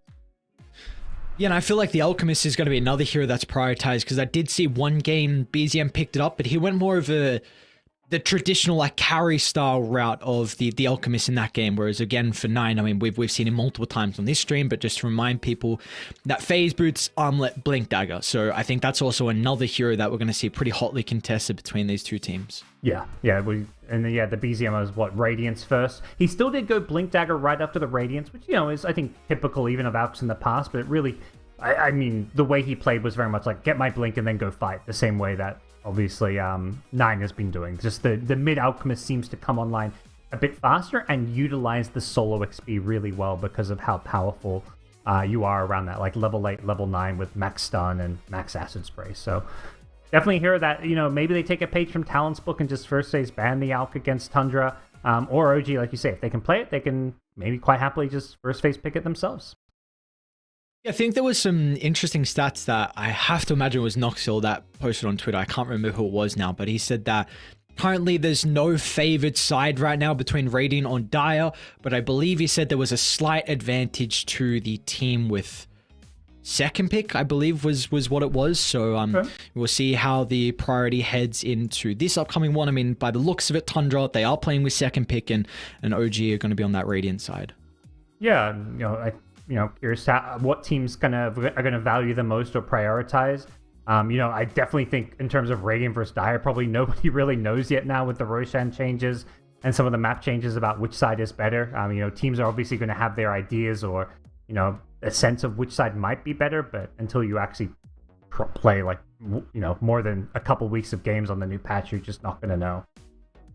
So for those stats, actually, I do have them up. So It was Radiant is 30-31, so very even, and first pick is 27 wins to 34 on second pick. So second pick is favored just slightly at the moment. Of course, the sides aren't too back and forth, but once we get further into the event, maybe we'll see it be a little bit more for Radiant, a little bit more for Dire. But overall, you'd have to feel that with how everything is currently set up, probably the map feels as even as what it's ever been.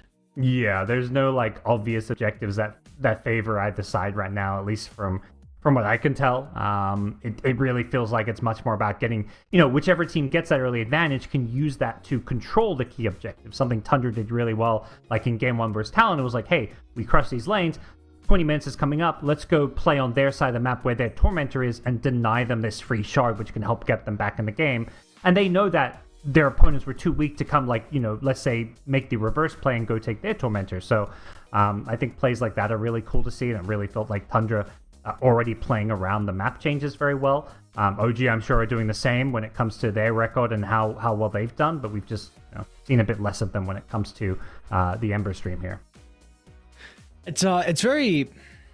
props have to be given to the teams and how much they've been able to adapt to the new patch as well. Because if we were looking at the games in Dream League, of course, when with the playoffs and on this new patch, it was taking teams a little bit to get used to like the Wisdom Room timings and the Tormentor timings. But we're already seeing, like, even on day one of the major, teams were smoking up instantly even before the 20-minute mark to try and steal Tormentors, steal Wisdom Rooms. So just the week they've had to adapt from those Dream League playoffs now to the group stages, 7 days, is a lot for these boys to be able to kind of get that internal clock down. Yeah, I feel like there were like some cheeky Wisdom Rune steals, just like a solo support getting onto the enemy Wisdom Rune. And that was like day one, and now I'm not seeing it anymore. Like there's always someone there camping it, ready to go at 7 minutes in. And if you're going on the enemy side, you're in really dangerous territory. So definitely the adjustments are being made, and they're being made very quickly.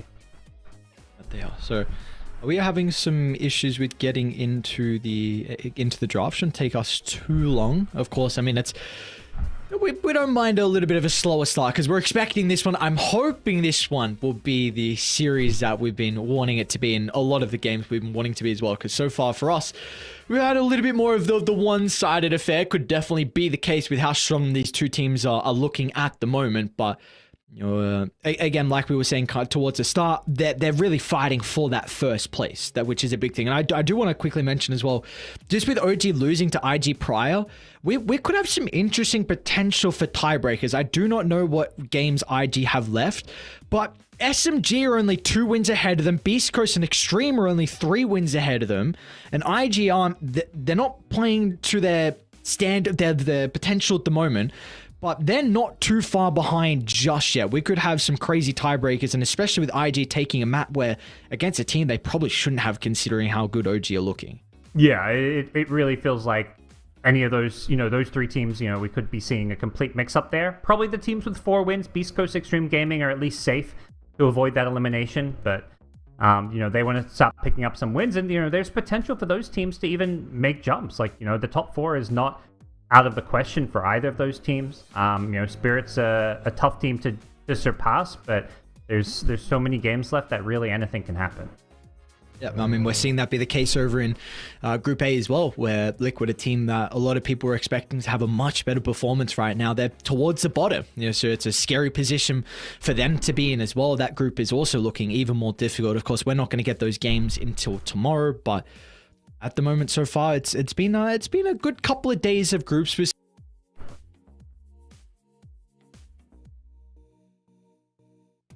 Yeah. I think obviously Group A has kind of solidified itself a bit more because they have finished their day 3 of games.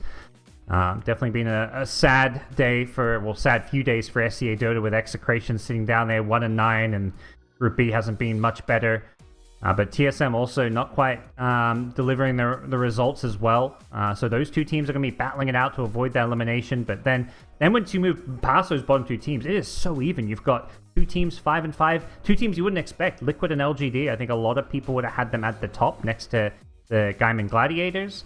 Aster 6-6, right in the midst of things. So it really feels like, there's one team dominating Group A, and then there's like 6 teams really who are just like together there, with 9 Pandas in a slightly better position because, only having the 3 losses. And it's good to see them having that success as well for 9 Pandas, because I didn't really know how they would be able to perform heading to this tournament with the stand-in and not having a whole lot of experience between the players that are on there as well. They're still very young, Miro and Kiyotaka as well, really the 2 in particular. But it's good to see Eastern Europe off to a good start, and hopefully we're going to be able to see China get some representation as well, because that is another region who's very, very much fallen out of contention. I mean, you don't have that roster like we saw prior with Asta, PSG, LGD, completely different. There's no likes of Vici, who have, I felt like, always been in the mix of it all. Yeah, China's scene has really kind of been blown wide open. Obviously, LGD is still there. Maybe not for the first time in a while, not the dominant team that everyone's afraid of that they maybe once were, but like you say, teams like Astra coming out, Extreme Gaming, they were the winners of the Chinese DPC, looking to make a name for themselves. But, it's been a while since China has kind of dominated on the international stage, outside of maybe LGD having some good results. So it's, it feels like it's time for another team to finally make that jump and suddenly, become a powerhouse and compete for these major titles. Yeah. So is it just going to be another Western Europe affair? Well, at the moment, with how everything's going so far in the groups, that might be the case. But of course, we still have a long run home here for the Berlin Major, and after this series, we're probably just over halfway of the groups. But we do finally have our first draft on the way. It took a little bit of time for us to get in, but of course, it is worth the wait with these 2 teams battling it out. Again, Tundra, OG, they are at the peak of their groups right now. We were mentioning just before some of the bands we'd be expecting, so let's see what we have in store for us. OG going to be on the Radiant side, and they've got first pick Tundra on the Die side with second pick as well. Yeah, I mean, we mentioned some of the hero overlap question of like, hey, both these teams want to first pick Coddle or first phase Coddle. Like, how high a priority does it become? Like, if you have second pick, you may be like, hey, if we don't ban Coddle, they're going to first pick it. So Tundra kind of a pressure to either ban it or risk playing against it. As for OG, while they have played 2 games on the Alchemist and did did well with it. They know what they've probably done their research and seen what Tundra do, and know that Tundra now, based on the Talon series, will first phase it. So I don't think Tundra is going to get their hands on Alchemist too much more this tournament. It just looks unbeatable when they get to play this mid Alchemist. Which is scary though, because then, I mean, what's that? We can list off a lot of them if we want to, but that potentially leaves the Chen, the Doom, the Underlord. Potentially, I know it's banned out this game, but the Io as well. You're going to ban the Coddle. Like at the moment, there's just, it feels like there's so much you got to ban out right now. And I suppose it is always like that in another couple of patches, but then you're going to have other heroes slip through as well. Like there's feeling like some of the other carries are really strong. We're even seeing occasionally like PL's like first phase bans. So there's a lot teams have to be worried about. I mean, there's a Disruptor ban, so something's getting let through. What do we make of the Disruptor ban from OG? I think it's one of those like throwaway bans, probably too strong, but it's the we have first pick, so we're gonna ban a hero that like isn't really first phase worthy because they want to leave as much of those like OP heroes left in the pool. It kind of guarantees that they can kind of get their pick of like something that's considered like S tier when you ban a Disruptor here. And also it does feel like the support pool is at least kind of more clearly defined than other roles. You know, it's very clear what the ideal like 5s and 4s are right now. There's, you know, Disruptor, CM, and Enchantress. It feels like Chen as well is in the mix, but once Enchantress is picked up, I think it's a bit harder to go for that Chen. So Tundra, of course, we were speaking about this a little bit with their recent series, but Saxa, he has a 100% win rate on the Coddle. He is 5-5 on this hero. But again, they still have the potential to flex it. Nine has a incredible Coddle as well. We're yet to see them run at mid, but this is the nice thing about going for your Coddle and Enchantress early on. You don't really reveal too much, but there is also that kind of factor once you get towards the later stages that this Coddle could be played in a different role. Yeah. We'll see if that flex is there. And as for OG, they're going to round things out. First phase Weaver. They're coming with some new ideas here. The big series we hyped up, and they're just going to...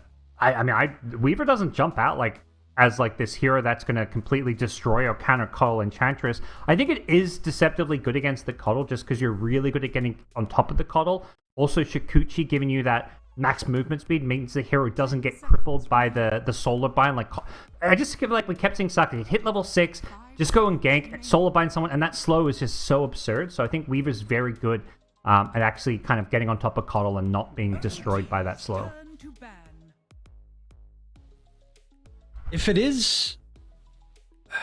I have a feeling Yuragi has a pretty high level on the Weaver as well. I don't know why, so we'll see if it's going to be him playing it or... I mean, more than likely, I think currently you're probably going to have... Yeah, you're going to have Doom, Weaver lane, so Tiger picking up, which sounds very, very strong as well. Just to spam, they're going to be able to have... That's an oppressive lane, where then Tundra, you're going to need to try and draft the hero from Skeeter who's going to be able to play into all this damage early on. Yeah. And that's where I think this Weaver is kind of a cool idea to pick up in the first phase, just because that flex potential between the support, the carry, is there. And that's something that OG can really use well. So we'll see how they do. This is their first Weaver at Berlin. So not entirely sure what the plan is when it comes to where they play Weaver. So they're pulling out a bit of a cheeky strat early on in the groups, huh? Trying to get that extra win against Tundra. Let's see. I'm trying to check out Yuragi's pro tracker just to see if he's got any games recently on it. So I'll be able to get back with that one. But let's what are we looking at towards the second phase of bans? Currently a lot of cores. I mean, there's the PL ban, that is a Yuragi specialty, and you're going to get rid of some mosquitoes here as well. So the Wraith King Naga not going to be available for them. Yeah. When we see him from Skitter, I mean, he's got a very, like, I think, defined hero pool at the moment, but it's like there's a good like 8 to 10 heroes he plays. Like you ban out his Wraith King as Naga, he's still got, you know, the Ursa, the Slark. There's plenty of other alternatives. Of course, once you pick the Doom, you want to ban illusion carries like Naga. You want to ban Wraith King. These are heroes that you just never get Doom, so you want to try and, you know, create a draft where there's a much higher chance of having a good Doom target, because that's been the issue sometimes with first pick Doom is something you end the draft. We saw last game, like the Doom won, but there weren't really any good Doom targets, so it forced the Tundra, who had Doom, to play very kind of slow, greedy, and just go for late game, since they couldn't take any mid game fights, since Doom was kind of, you know, useless. He just had to try and get 6 slotted and then carry the game alongside his team, which worked out. But you want to ban out these illusion carries. Maybe they even ban a TB or something, which is something Skeeter plays. I like the TB ban.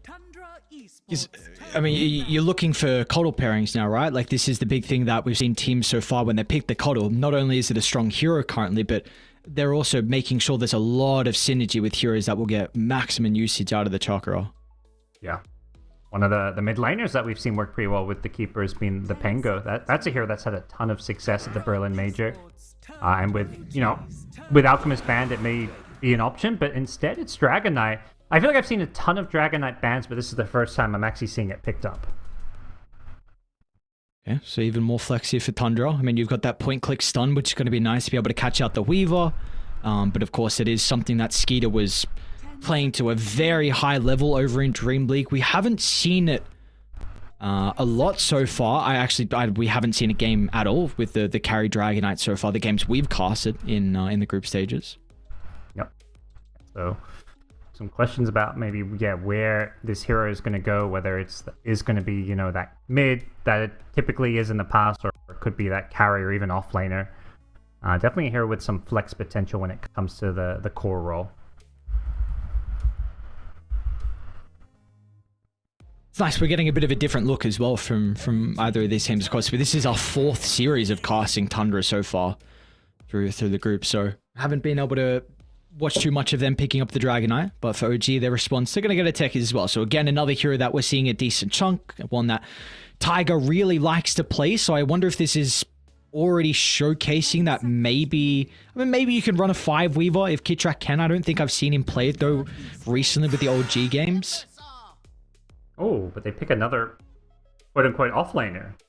I was just going to say, yeah, because once I thought maybe they'd even pick Techie's first phase, but Techie's theoretically the Doom partner, but they picked Timber now, which is definitely an MC hero. So this means Doom likely, I would say mid Doom against the DK. I think we could just see a bit of a farm off in the mid lane where, we don't even know if DK is going mid, I guess, but for OG, there's flex potential. Like if you can send Timber wherever against the DK, whether that's mid or if it's DK safe lane, you've got the Timber off lane.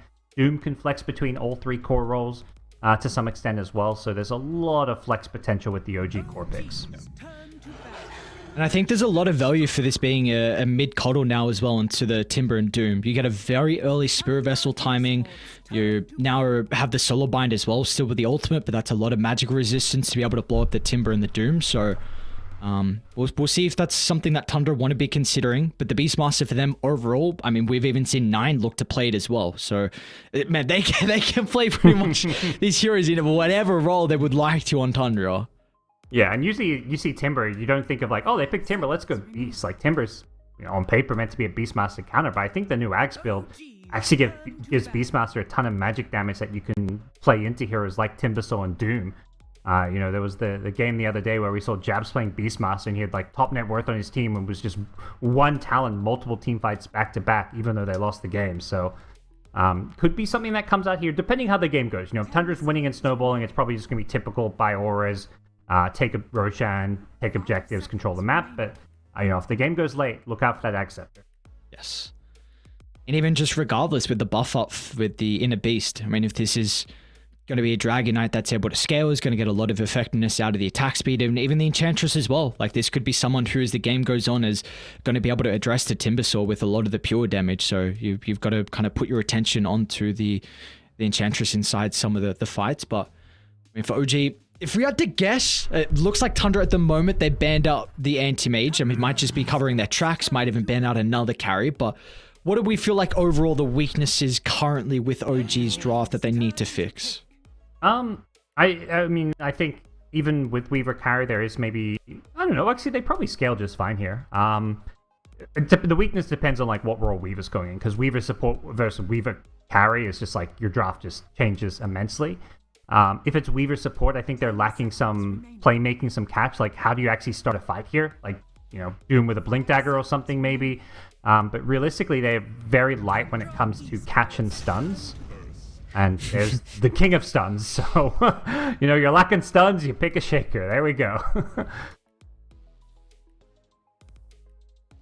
So this is a hero. I'm wondering how they plan on laning things now. presumably Weaver carry with Shaker 5 makes some sense. Like, you can make the Shaker 5 work with the ranged carry. Shaker's, a good hero to kind of lock these heroes in place and enable, Techie's Blast off the land, Timbersaw his nukes, Weaver his right click. So definitely a hero that does really buff up a lot of the rest of this OG draft. We've even seen Mind Control play the Earthshaker so far as well, so whatever they want to do with the lanes, they're going to be able to get incredibly crazy with it. At least for them, they were trying to get rid of the Pangolier and the Bloodseeker. I mean, the Pango was a hero you brought up very early on inside the draft, so that pairing with the Coddle is not going to be there for Tundra. Yeah, I'm wondering, the question is where's DK going, which is, Tundra themselves left this open, and Medusa, she's had quite the big rework now, and we're going to get to see Skeeter play this one. It's something, it's one of those things I feel like I was saying, Skeeter's got a kind of defined hero pool, but honestly, this guy, he kind of plays everything. I feel like as soon as I see Medusa, I was like, yeah, that's a Skeeter hero. It legit feels like everything is a Skeeter hero these days. All right, so people have been trying to make this Medusa work, and let's see now how it actually does with the Coddle, because a lot of people have been suggesting different item builds early on and what you're required just to make this hero actually playable. Even though it's got a very good win rate in pubs right now, it just isn't converting so far to the major. I will double check what the win rate is pretty shortly, but maybe there could be a nice little buffer with giving him extra mana with the chakra. I'm not quite sure. That's going to be something interesting to look at as the game goes on, but at least for OG, like, you've got a very good mid matchup. That's going to be Timber versus the Dragonite, so a strength hero. I mean, maybe DK can have some rotations come out from the supports to help out, but at least you've got that in favor for OG. You've got to have a Weaver Doom safe lane, which could be very difficult for the Beastmaster to address as well. So this is an interesting draft, man. I don't know. It feels like both sides are pulling out a secret strat. Secret strats are just trying to experiment a bit, since both teams are staying at the top in their groups, but happy to see the MC Shaker again. I think, the big weakness in OG's draft was that lack of playmaking and catch. So they pick a Shaker, but I think even with the Shaker, they were going to maybe still suffer, because if it's a support Shaker, when are you getting that Blink Dagger? So I really like that they put the Shaker into a core role, since it is such a key hero for them, getting extra farm, getting, faster Blink Daggers, Hag Scepters, whatever item you want to go for. And then putting the Doom in the 1 position means you can have this Doom that comes online really fast, gets active, and all of a sudden you've got, OG get to play their style of super fast pace. Let's just run at the enemy, fight them, and just not give them any breathing room, which is something that I think can do really, could cause Tundra some problems. So you feel like the big weakness for Tundra is just the fact they're not going to be able to hit a similar timing to be able to respond to the early aggression we'll get out of OG? They've definitely got a slower draft. I mean, it's hard to fully know how this Medusa is going to function, but I think just, based on the changes in the Medusa games I've seen, I think it is going to be, a bit more passive depending on how well the supports do, and they're going to be looking to just buy time, farm the map, make those jungle stacks, use the greed that Beastmaster Coddle can kind of take advantage of. And it may be similar to the last game of Tundras we saw, the Game 2 versus Talon, where they're just trying to, wait their time and farm. And it's going to come down to whether or not OG can make those plays. Okay. Let's see. I did also check the win rate of the Deucer. It is a 25% off 4 games. So 1 and 3, nothing too crazy. But again, in pubs, it has a very high win rate. So maybe people are just not quite sure still yet what the full build is going to be, but again, there does seem like there's going to be a lot of value with the Medusa this game. You've got, we spoke about the Beastmaster to enable the Dragonite scaling with his right click and even the Enchantress Impetus, but now you've got an even better user with that Inner Beast, and who knows how the Chakra is going to be able to come into play for Skeeter as this game goes on as well. And I mean, overall, I know we're not quite sure how Medusa shapes up, but if this was more of an old patch Medusa, how would it go into the heroes that OG have? Not amazing, just because you don't heroes like Timber, Doom. You've got 3 tanky kind of strength cores. They're going to get kind of tickled by Medusa, but once you hit that item timing later on, you do well. So I think it does well late game, but it's whether or not you can get to the late game. It's tough for those heroes to maybe kill a Medusa when they're going to be getting constantly kited. Like once Skadi comes online, Like, you're just being... it's hard to get on top of her outside of maybe the Timbersaw. OG, they're going to start with a pretty early tri-lane down bottom.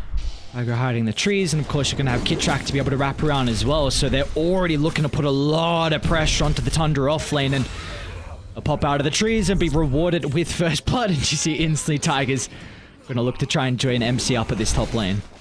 Yep. Yeah, I feel like last time we saw OG, they actually did the same move. It's like they're just going for that first blood with their tri-lane, and then they're instantly going back to the dual lane. So it's only a very temporary tri-lane, and Tiger may get another kill. One or two more right clicks. What the heck? I mean, this heck is just... he's just right-clicking people down. Oh my god. And at least, you know, Parker used to not like watching techies. This hero's actually, it's not too bad to watch now. You know, it's a very different techies, and usually I'd hate if, you know, I see a techie's first phase, I'd be like, what the hell's going on? Like, it's a bit odd, but, you know, it's a different style of the techies. It's not the worst thing when we see it come out. Yeah, I don't think anyone can complain about teammates picking techies anymore when it comes to their pub games. It's very much a team fight hero, very much a dominating lane hero as well, with the blast off and the sticky bombs. So something that can really build up to a lot of team fight damage. We've seen the Ag Scepter a few times as well on the hero, just completely turn team fights. Yeah, it feels like it's going to be an interesting transition for the techies with this new Scepter, if it's going to start to be like a core item build or not, because of course we did see it in that previous game with Sarksa picking up. So see if Tiger once again is going to look to try and follow that route as well. Of course, it takes a little bit of gold, but we shall look to see. So far, mid lane, BZM is botting 9, and it's to be expected. I mean, this is a Timber into a Strength hero. I don't really know if there's much 9 can do to offset this matchup. Like, maybe you can consider about pulling the creeps around the tower. I'm not quite sure how he'd be able to make this lane at least somewhat okay for the DK. Yeah, I mean, kind of expected, but like, I feel like early level Timbersaw, you never really kill a DK because your nuke's a low level, so I'm a bit surprised that 9 doesn't have a few more last hits. But yeah, he is really in for a rough one, so not going to be able to get the same kind of help as he did in previous games as well. And not getting to play his Alchemist that he's been absolutely dominant on, so just in for a bit of a rough time. He is, and well, it feels like for them, for Tundra, I mean, a lot of this game is going to come off to the back of the stacks, and I know I'm quite now with the map and the increased size of it, it's a little bit more difficult to make multiple stacks at once, but you're going to be forced to do that. You need it for the Beastmaster to still hit his timings, and even for the Medusa as well, to be able to continue to accelerate his farm. So I guess for at least Beast, it's a little bit easier because he can use the boars, and I honestly wonder what build we're going to get out of 33 as well, because so far we've seen a lot more of the Aura builds and not many Helm of the Overlords, at least from the games we've seen Beastmaster. Yeah, right now it just has that Helm of Iron Will queued up, which can build into, you know, various things, so we'll see what he ends up committing to. Could be, you know, the Helm, could be the Crimson Guard. But action down bottom, they're going to kill 33, speaking of him, and Saxa may be in trouble as well. This Weaver 1-1-1 build, the buffs that he got to the Gemini attack really paying off here as he gets 2 kills for the team. Alright, well, we could be starting to look a little bit more Weavers coming up if Kitrak's continuing to have the performance that he is so far. What a start to their safe lane. Juragi absolutely free farming. I think this is... Okay, never mind. He's gone boots and the raindrops with the injection of gold that he was just able to get, but he's already got that ring of health to give him a little bit of sustain down bottom. So this also doesn't look like a lane that's going to be too easy for Tundra. I mean, that's a big thing we've been praising from them so far, right? Parker, in a lot of their games, their side lanes have looked exceptional and been that big advantage. Top lane as well, they might be able to get another kill. Stinking. Able to set back to the safety of the tower. Tiger's still able to man fight though. This universal hero, he's got some decent damage, and Enchantress going to have to try and reposition accordingly. Yeah. They're so far just kind of ignoring Skeeter. He's just sitting there, full health, nearly full mana. Obviously, it's a Shaker, so there's not a whole lot you can do. But back at mid, BZM bullying 9 underneath his tower, keeping him away from the creep wave. This is just a terrible situation for him to be in. He's trying to get some Breathe Fire last hits, but times are tough for the mid DK. This is... As soon as BZM hits 6, this is lane over pretty much. He's going to need maybe a sustain item, but I should say a Menace sustained item. Once he gets the Arcane, he's just going to be able to spam him out. And DK's, well, what do you do, man? Like, you can't rotate supports because your other lanes are looking rough. They're going to come now. Let's see if they'll the damage, though, with Saksha and snaking. BZM, of course, no point in the chain, so it's going to be difficult for him to reposition. Kitrak is here as well to maybe offer up a helping hand, but there's not going to be much the Weaver can do. And now 9, he's got the Elder Dragon form, pops it instantly, but of course Kitrak very, very survivable and won't even require the Sakuchi. But regardless, though, Tundra, that's a big kill. You help out 9, he's going to be able to get a little bit of damage into the tower now as well. A much needed kill. I was kind of looking at this like, how did they even kill him? But apparently both supports gets the job done. Another kill down bottom, 33. He's having a rough time, but definitely the first time in a while we've cast a lot of Tundra games here on this stream, and it just feels like their early game, their lane stages always go so well, and this is the first time where they're losing multiple lanes, it feels like. And, like, that's what tends to happen, though, if you make that big rotation mid. The 33 gets vulnerable, so they get that kill. But what is that? Second death as well for the Beastmaster. I mean, he's starting to make some stacks at the Ancients, at least. See if it's one of those things I feel like it just had to happen, though. Like, this DK was about to get solo killed. He was going to lose his tower, probably, to the level 6 Timbersaw, who just bullies him away, so bring in the 2 supports. You know, you're just telling 33, like, sorry, dude, but you got to just play on your own a bit. This mid lane is about to just lose us the game if we don't make this rotation. Man, they're even bullying 33 back to the T2 tower. Oh, God. And they're going to come in for the Wisdom Room. Kitrak gets it with the Shikuchi. May pay the price, though, with his life. Be able to replenish the axes and not even required in the end, so even though we got the Wisdom Room, still going to give some experience over to Tundra and a little bit of gold. I mean, that's much needed for 33 to get him closer to the Helm Dom. Meanwhile, Skeeter's even getting kill onto MC top lane. So, I mean, that's really the one saving grace it looks like for Tundra with how well this lane has gone for them. Medusa is off to a great start. Yeah, just complete free farms. He's been untouched, not pressured in the slightest. And I think, yeah, you look at this a game like this and you're like, well, if Medusa just free farms and gets to a point where she's got those big late game items, has the Inner Beast to buff her up, you know, you can get that Solar Crest that's become very popular as well to even further buff up her damage. Very much is a game where Medusa could potentially just 1v5. And look at 9's net worth. He's just a one creep away from the Timbers as well, so I mean, like you said, that rotation was probably necessary even though 33 went down, because 9 is actually sitting pretty solid in regards to the graph.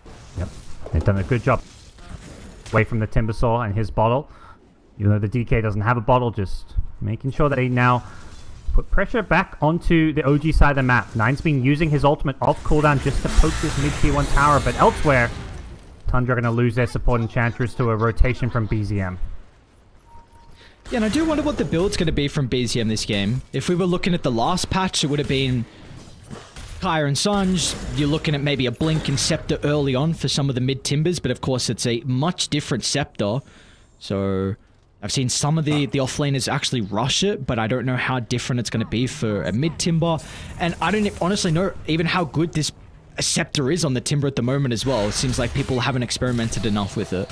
Yeah, and exactly. We saw one game of it, I think, yesterday. I think it was actually Mind Control who went for it, so we'll see if BZM has the same idea later on. For now, it's going to be the Kaya, and the items like Bloodstone are still very good on the Timbersaw as well. You may want some utility like the Yule Scepter just to like throw Medusa up in the air in these fights so you can kind of ignore her, but plenty of options when it comes to the Timber build. Looking to maybe make a goal onto Skeeter top lane though. Trying to force out some reactions potentially. Skeeter forced to pop the Stone Gaze. That'll be enough to be a deterrent, but I mean OG now, you know that Stone Gaze on cooldown, so you might need a little bit more mana for MC to make another attempt, but if they bring a +1, then they'll probably shove the Deucer out of the lane.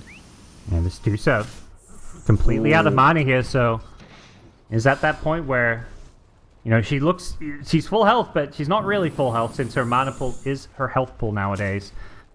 It's one of those things where it's going to take a long time for teams playing, like, for carry players who play Deucer and for people playing against Deucer to, like, understand when you can kill her with the changes that have happened. It's so funny watching a Deucer get blown up from 4 to 0. It's just, I've seen just way too many hilarious clips of Medusa die just from the most random things. I don't know what made them want to change it, but you know, the hero needed a rework, and we'll see what Skid is able to do. Of course, he was able to pull it out in some games where it wasn't even looking strong. I mean, you could take back to the Game 3, the grand finals at TI. You know, we weren't seeing the Medusa in the meta at all, and he's like, why not? I'll play it. And the big thing is the hero gets like destroyed by mana burn now, so you want to make sure you pick it the right spot. Bottom lane, OG, they'll be a little bit too late to protect Kid Track, but they're looking to try and snipe away 33, taking the Ancient stack. And with the spam from afar, oh, he got denied to the neutrals. All right, not too bad. I also believe they stole one of Tundra's tokens. Confirm later on afterwards. They won't be able to get anything more, but the tower, along with some of the remaining creeps, is now 9. We've still got Sarts in nearby. Dragon Tail is going to be set up for the blast, but with the Doom turnaround, Yuragi, well, they're going to be able to pump in plenty of damage with the Timber nearby, so a bit of a streak as well for Yuragi to fire, and there's nothing that Sarksa can do to protect 9.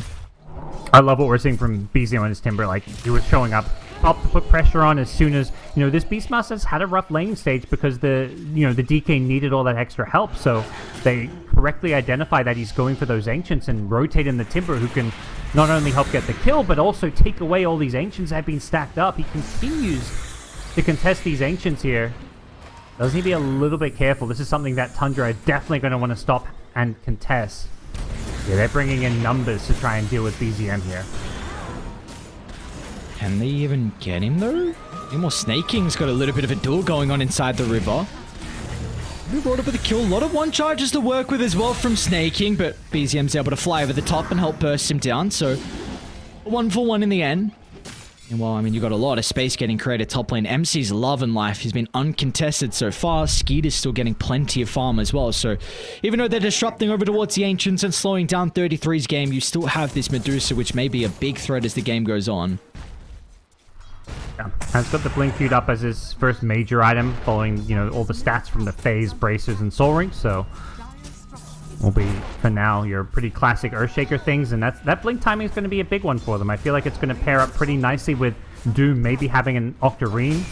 It's been a very greedy Doom build so far from Yuragi with the Midas boosted travel, going for the full farm mode, but OG is going to come online in a big way, I feel like, here in like a couple of minutes. But for now, not quite ready to defend some of these towers. The DK has made his move down bottom and going to get an easy tier 1.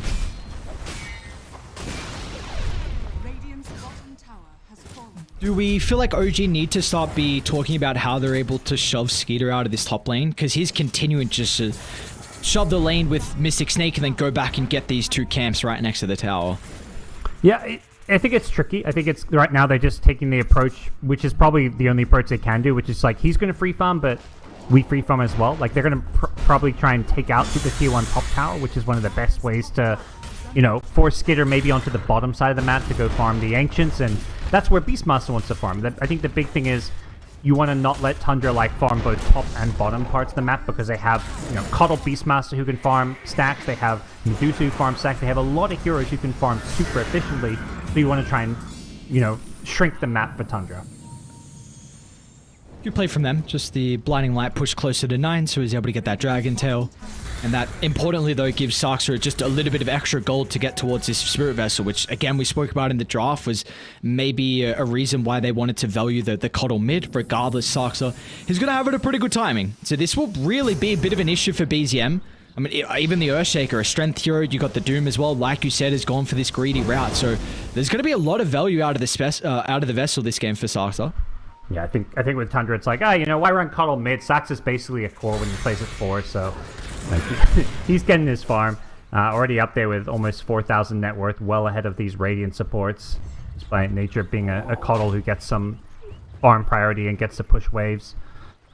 Yeah, definitely a game that's kind of slowed down, and I think that's something that favors Tundra right now. So you can see the pressure on OG. They're going for a bit of a smoke, maybe trying to find Skeeter up in the top. Probably recognizing that, you know, he's farming top while the other heroes farm bottom. We just can't let him get away with this kind of greed.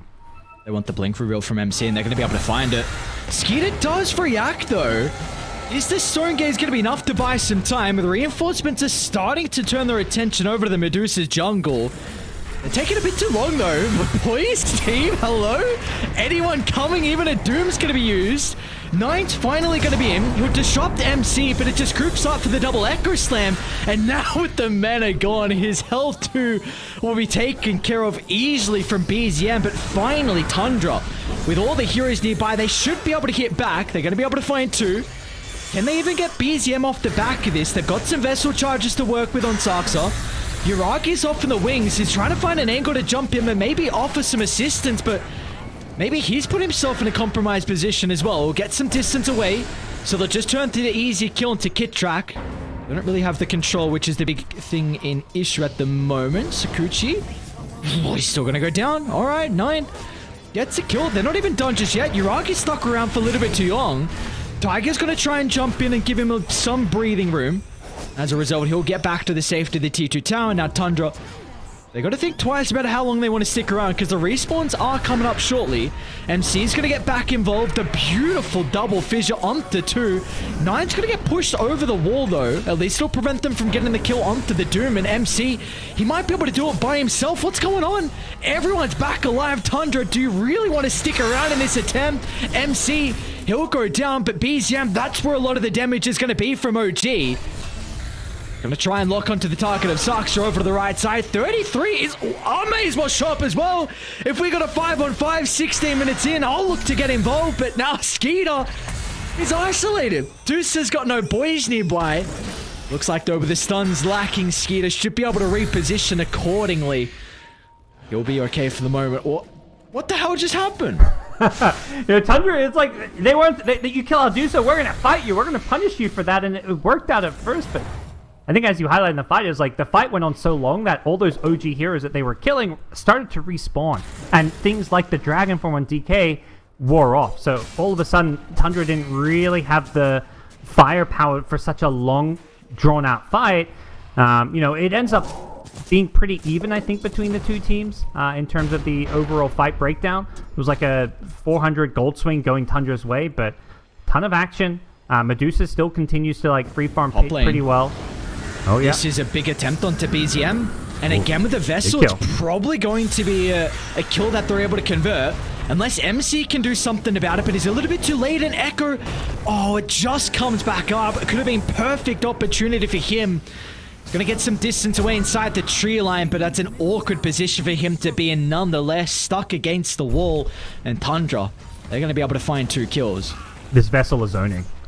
It's been huge. Timbersaw had the Axe queued up. He even bought the point booster, and now he's like, nope, I need a Yules. He's just changed his item build because of this Vessel. Skeeter's got a diffusal blade, man. Oh my, okay. This is a very... what's happening bottom lane? 33? You are doomed indeed. Down goes the Beastmaster. An easy kill for OG to be able to find, so at least they also get something out of the map.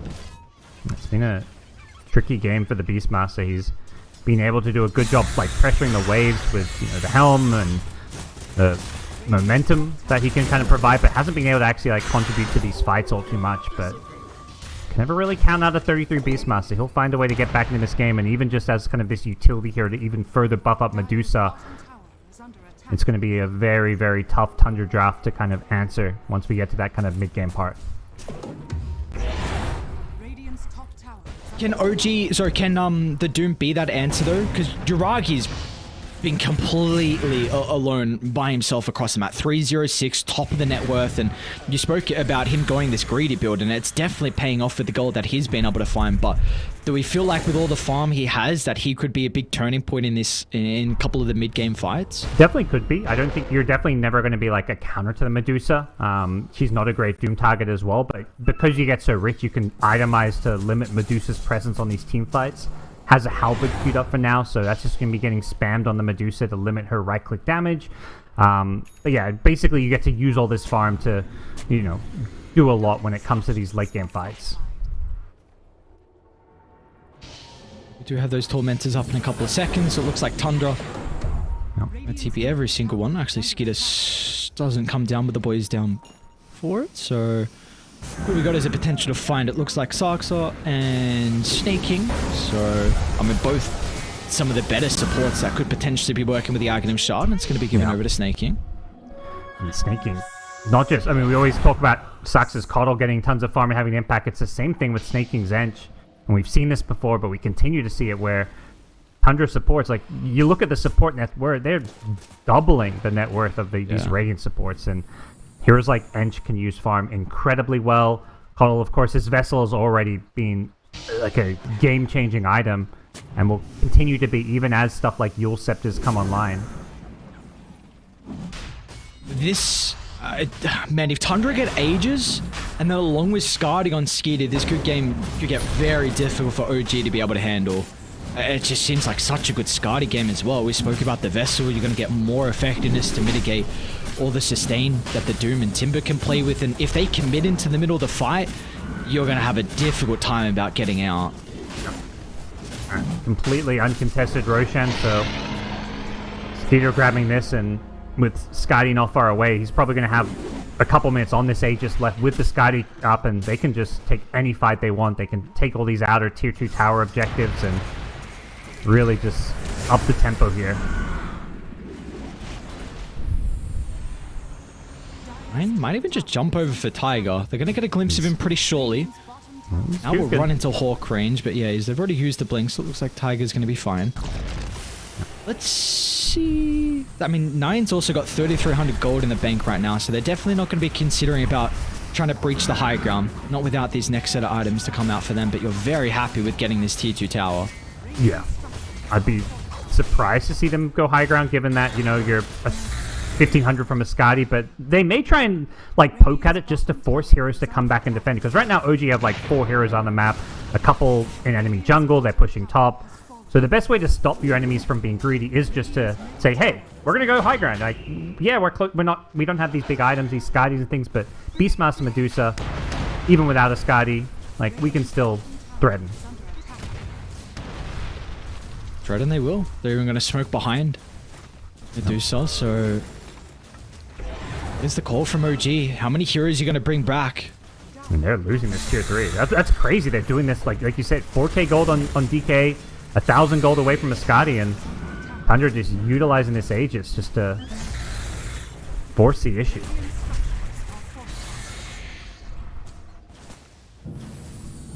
Alright, the wraparound. That's going to be the call from OG. Yeah, you got to ignore this Medusa. Get to the back lines. Try and deal with the Coddle. Though.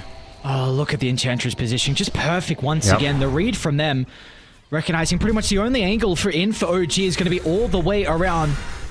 Going to be the long route from MC. Skitter's still just plunking himself all the way forward. They're going to jump 9. They want to take the Doom out of the equation.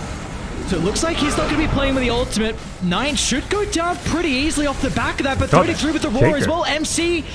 he can spellcast. Great reactions out of 33. Now they've got the numbers advantage as well. Over to the high ground they go with Saxa. Forced off to reposition. Oh, this is an awkward position for OG. How do you get out now? BZM slowed to a crawl. Chain up in a couple of seconds.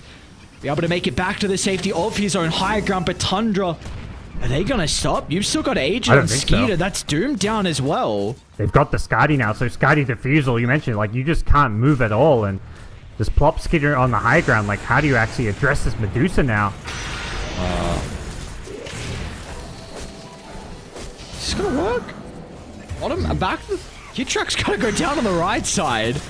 I mean, Skeeter's just stopping 3 heroes from running past them. Yeah, is he like, I don't know, he's trying to keep creeps out of the base to keep the backdoor protection, but whatever it is, Skeeter just doesn't care. He's happy to just 1v3 on the high ground, and anything being thrown at him is just, it's tickling. This Medusa is well and truly online, and just doesn't feel like they've got anywhere near the damage to address Skeeter's Medusa. And the issue is they haven't been farming as well. They could have potential mid lane. Another jump on a 9. Beautiful read from OG. I mean, you see Tundra, they're a little bit slow to potentially connect to the DK. So once again, they're going to be able to blow him up to start the fight. And you still have the Echo Slam to utilize as well. Eyes on MCs. His Blink's going to cancel though from the Medusa illusions. So making it awkward for him to find an angle into the middle of the fight. He's going to try and attempt this now for the moment. But Skeeter's just popping himself so far forward. This blockade OG unable to crack it right now. Yuragi has the Doom back up to work with. They want to take care of the supporting class of Tundra, but again, Skeeter just puts himself forward. It looks like Kitrak should be able to deal with the Beastmaster, and they're not going to be able to find the deny in the end. Kitrak, can he get away though? Time lapse into Sakuchi. Reveals himself for a second. Sakuchi back into the blast, and Kitrak still will go down. It is wasting some time of the Aegis. I mean, you've already got the full set of barracks down bottom, so it's not really like they could have got more objective damage. I'm going to be honest with you, Aries. I don't know if this Aegis matters. It's Medusa. Like, it's not like they're even close to killing her once. I mean, obviously, they're ignoring her because she's got the Aegis, so the story can very quickly change when the Aegis is out of the equation. But OG is doing a good job of isolating these cores they can kill. Like, the DK back-to-back fights where he's just being jumped on and killed. Like, the mid lane there didn't even need the Doom. In bottom lane, he was the Doom target. They're, you know, trying to take out these key heroes that aren't Medusa. But 4 seconds left on Aegis. Can they make this happen? Again, they want to deal with everyone else. Yuragi, off to the right side, finds an Eagle and MC as well. That's the echo they've been waiting for. MC, he's been ever so patient. Back-to-back fights, just waiting for the one opportunity. And finally, he finds it onto 3. And OG, they can look to get back out onto Tundra's map. Now, it's been a while for them to cross the river, but off the back of that fight, they can do it easily. Nope. Tiger's enemy lines finds a Medusa, but maybe not what he wanted to have happen there. Had to force up away, but what a huge fight. What an Echo Slam, and they knew this was around when the Aegis is expiring, so even though they don't even come close to killing Medusa, Medusa can't just stand her ground and help her teammates out because she risks just being, you know, the 4th kill of that fight if she stays. So as soon as that Echo Slam hits, she's just like, nope, I'm out, no Aegis. This is just not a fight we should take. We need to regroup, reset. And definitely, I think I'm not being convinced that this DK item build has been ideal. He's just looked too squishy with this Midas Mjolnir. I feel like he either needed to go for the Ags or the BKB first. You've got this Medusa who deals enough damage. I think just going for survivability and tankiness is really what Tundra need to be doing. Just make it so you don't die to an Echo Slam, you don't die to a Doom. Obviously, stats aren't great against maybe the Timbersaw, which is probably largely why he goes this build. So, you know, there is a lot of good merits to it, but fight after fight, it just feels like 9 is just, you know, the punching bag for OG's spell damage. Well, they're looking to hit back, though, on Tundra. They've got a very good Hawk that's scouting at MC currently. Should love to take him out of the equation. We've seen what he's able to do in one of these previous fights, and if he's able to replicate it, then gee, they could be the ones in the net worth lead. Looks like they'll just get the jump onto Kitrak, though. Still going to be pretty difficult. Yeah. Sweevo is incredibly slippery. It looks like he is indeed out. So that's going to give them more time for OG to get towards the items because, man, they're going for halberds on halberds on halberds. They are looking to take the Medusa completely out of the equation. They've already got 2 halberds and BZM wants a 3rd as well. So we could be bring up the argument shortly that there might be some issues on Tundra if they can't right-click on the Medusa. You say 3rd, what about a 4th? Tekis has a halberd. Oh my. So, okay. We'll hold that because they're starting to TP top to the outpost and they do have Sarksa there as well already. So if it's not Medusa dealing damage, the only real other way they do it is Enchantress right-clicks with Impetus and late-game DK right-clicks with Scepter. So it's not like they're only addressing the Medusa. They will also deal with some of the other damage sources as well. So this is a very cool adaptation from OG. Yeah, it's very much like, you know, you already are forced to ignore Medusa in these fights, so you can ignore her while she does 0 damage. It's perfect. And DK is their #1 Doom target. Every single fight, if they can Doom this Dragon Knight, he's going to get doomed. So, you know, you're already somewhat taking him out of the fight. I think Tundra need to find a way to better, like, protect their DK, whether it's his itemization or just the way they play in position, fight around their vision, use these Hawks. They can't afford to be the ones getting jumped by the Shaker. The chain stun with the techies and the, you know, all that nuke burst damage. You just can't have Doom blinking in and getting that insta Doom off on DK before he uses a spell. So fight around your vision, and maybe if they get an Aegis again, I'm curious if they even consider like other heroes to put it on. Probably not. I think if you don't get the Medusa, she's going to be the one getting doomed and potentially blown up. But it is something to consider. Is like, how do we adapt here? Smoke up from OG. Yeah. Be cautious if they group up. We saw what MC was able to do prior around this side of the map. They do see Uragi, and like you said, he's going to be ever vital to OG's team fight if he can get that proper Doom angle. He's just going to put himself forward. Looking to also get a bit of information for Tundra to work with, and well, this time the smoke from OG is not going to work out. Happy to disengage here. These two teams neck and neck. Less than 1,000 gold separates them. So far this game and this series, living up to the hype of the two top teams in Group B. And both teams, again, going for this 5-man smoke. They're going to pop inside the lane. Look at the silence of BZM. A decent chunk of the damage onto the Timbersaw early on. He was going to be able to protect BZM, and now with the Scepter activating, he's going to charge into the middle. They want to take Snake King out of the equation, but the Enchantress, he's really make all they have to echo for it. And now BZM, he's isolated as well. Uragi, though, finds an angle in for the Doom. Once again, it's going to be on to 9, but Skeeter, he can protect him. The Stone Cage buying some space, but it's not going to matter. BZM off the back of the buyback. They're just going to clean up the supporting cast. Once again, they'll isolate Skeeter. He's stuck in the fissure. They'll leave him to last. They recognize they can have him completely alone. They don't have to fear about the Medusa with how they've itemized against Skeeter. And now that he's by himself, they can toy with him. Just let them soak inside all the spells, stun lock him down, burn his mana, and soon take his health as well. Now, I mean, he'll bring the techies into the grave, but it is a worthwhile sacrifice from Tiger in the end. And OG, back-to-back team fights. They've got the momentum now in this first game. Huge fight. I mean, again, it's this DK just gets taken out of these fights with the Doom. And as long as you just ignore the Medusa for as long as possible, like, the fight goes well. And the big problem there for Tundra is the hero that they got the initial jump on, Timbersaw, like, they orchid him, they try and, you know, blow him up, but all he does is just defensively heals himself, buy some time. He dies after the heals, but fighting around an outpost meant he could just buy back and then TP right back in to take, you know, a continued engagement, help finish off the DK. So it was a really tough spot for Tundra to take a fight because you are playing right next to an enemy outpost. I'm gonna need you to get pretty creative here on what they're gonna be able to do on Tundra to address the itemization we see from OG, because I don't know if these fights get too different. I think, like, Lincoln Sphere on DK maybe? I don't know. Like, he just needs, like, he's getting doomed every fight. I think the ideal thing that needs to happen is just the way the team fights are executed. You know, play around high grounds, play around vision. They need to be the ones, like, jumping Doom, for example. Like, get a blink stun on him and try and blow him up so that your DK doesn't get doomed. Because I think as soon as DK gets doomed, it seems like the fight is lost at that point. I just don't think they have enough damage and enough, you know, the supports plus Medusa can't do it themselves. And I'm not kind of including the Beastmaster there because this Beastmaster is very much just like a utility buff up my Medusa kind of build. Doesn't have that late game damage, doesn't have an Axe Scepter or anything, going into Solar Crest next, so it's all about just making Medusa do more damage, but Medusa's not doing damage, not with these quad halberds coming into play.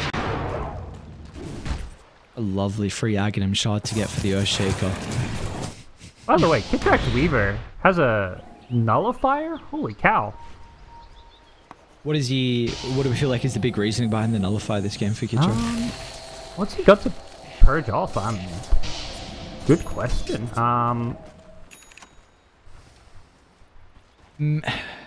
What is his role to deal with the Kotlin fights? Because if it is, maybe he's trying to address Sark's because he's got Glimmer and Force Staff, so maybe that's his sole role.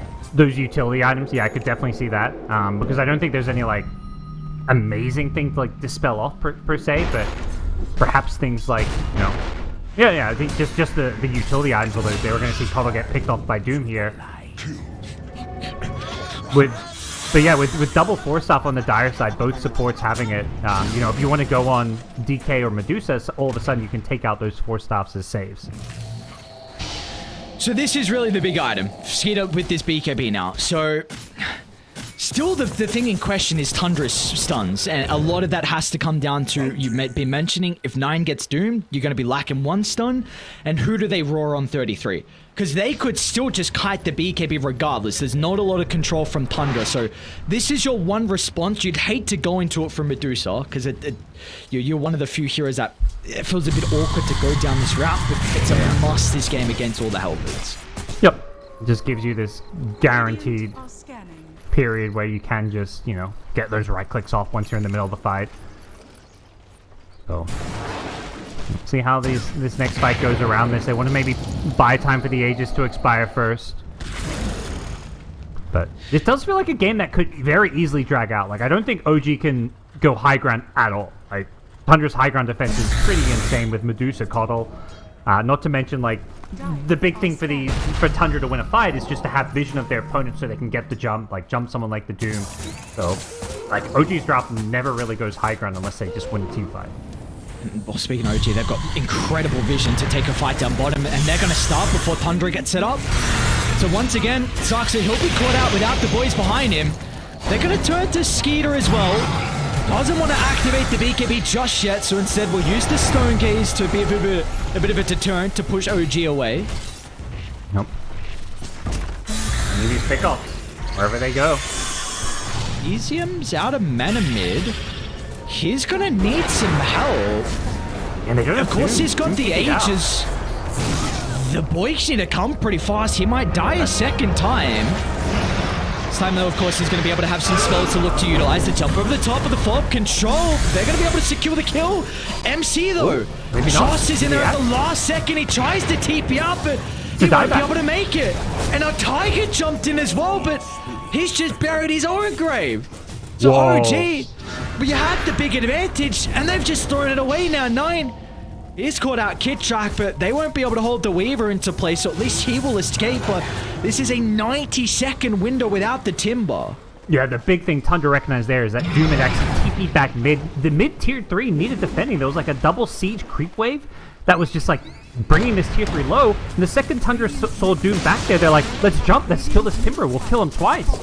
Without Doom in the fight, like, that is the, you know, the head honcho of OG's draft right now. He's 30k plus net worth. You need this Doom there. There's no, they know there's no buyback on Timber because of the last fight. It was essentially a dieback. Does look like they're going to back off for now and not force the issue with maybe the techies respawning. They're also having their creep wave mid get cut by some illusions, but either way, 2 lanes of rack. So they've lost, like, you know, that was obviously they won that fight, but prior to that they lost the Roche fight. They've lost a couple of team fights where Doom was going out in DK, but they suddenly find themselves like a 2x advantage is pretty significant with the pressure to the creep waves. And they just killed BZM's Core as well, so, I mean, his buyback's up in a minute, but he's not going to have the gold. There was a Lotus Orb that he was looking to buy out there. So, a big item that he's not going to play with. You just got a Disperser completed on Skeeter, so he's upgraded the Diffusal Blade as well. So, let's see what he wants to use that for. Radiant's top tower has fallen. Don't think Tundra want to go high ground here. Again, I think whoever's like are the ones pushing just are at a disadvantage. I mean, definitely for OG, that drop just doesn't push, but Is under attack. I think for Tundra, it's like they're going to just full back, look to get that next layer of items up. Heroes like DK have a lot of room to grow and scale. And just play around, maybe finding that next big pickoff, but OG themselves about to hit level 25 on their Doom. And, you know, I think they're going to probably feel like they just kind of screwed things up a bit there with Doom kind of splitting away from the team and then BZM sticking around to get caught out. At least 2 of the initiating heroes on OG, they have ninja gear on Uragi and MC, so kind of got pretty lucky with the pool of items they could have decided for. That may potentially help out with some of their initiation.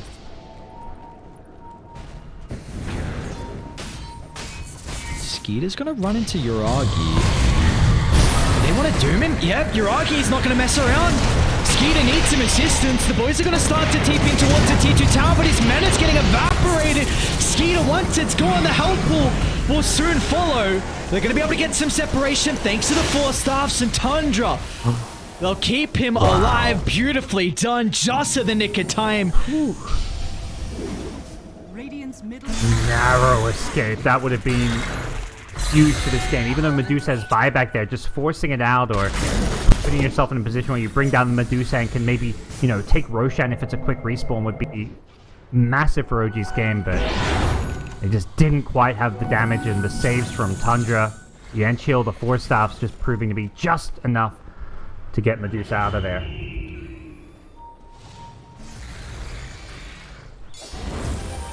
This Will-O-Wisp as well for Saxa to work with inside some of the fights, and OG have 0 hero that's going to be able to address that, so that could make it a little bit more annoying for some AoE control in these wild teamfight engagements, especially this one potentially down bottom with this Roche spawning. Yeah, and none of the heroes having like BKBs and stuff too, so it's, you know, you don't really want to build BKB into like, you know, Medusa and Beastmaster. It's like a lot of right click damage. They see MC. Yeah, here we go. MC? Got Some Cheater. trouble. They got the Once Doom. again, another Doom onto the Medusa. This time he's got the boys to play with, and all their attention is solely put onto Skeeter. Let's see if they're going to have the damage to be able to bring him down. It looks like that'll be the case. Skeeter's gone, but he's got to buy back, and he's going to use it instantly. But OG, they can look to get the supporting cast before the Medusa's able to connect to the team as BZM onto the bridge. But the use of the recall means that Skeeter is back into the midst of it all, and OG, it's an all-out retreat for them. They've used all of their ultimates. Whereas Roshan, it's a quick Roche respawn, so it's waiting there for Tundra if they want to fall back and take it. At the same time, they can smell blood in the water. They want to find that pick-off or two, knowing there's no Doom, and they've got the Will-O-Wisp on Tiger. They're good to force stuff out. Yeah, Roche it is.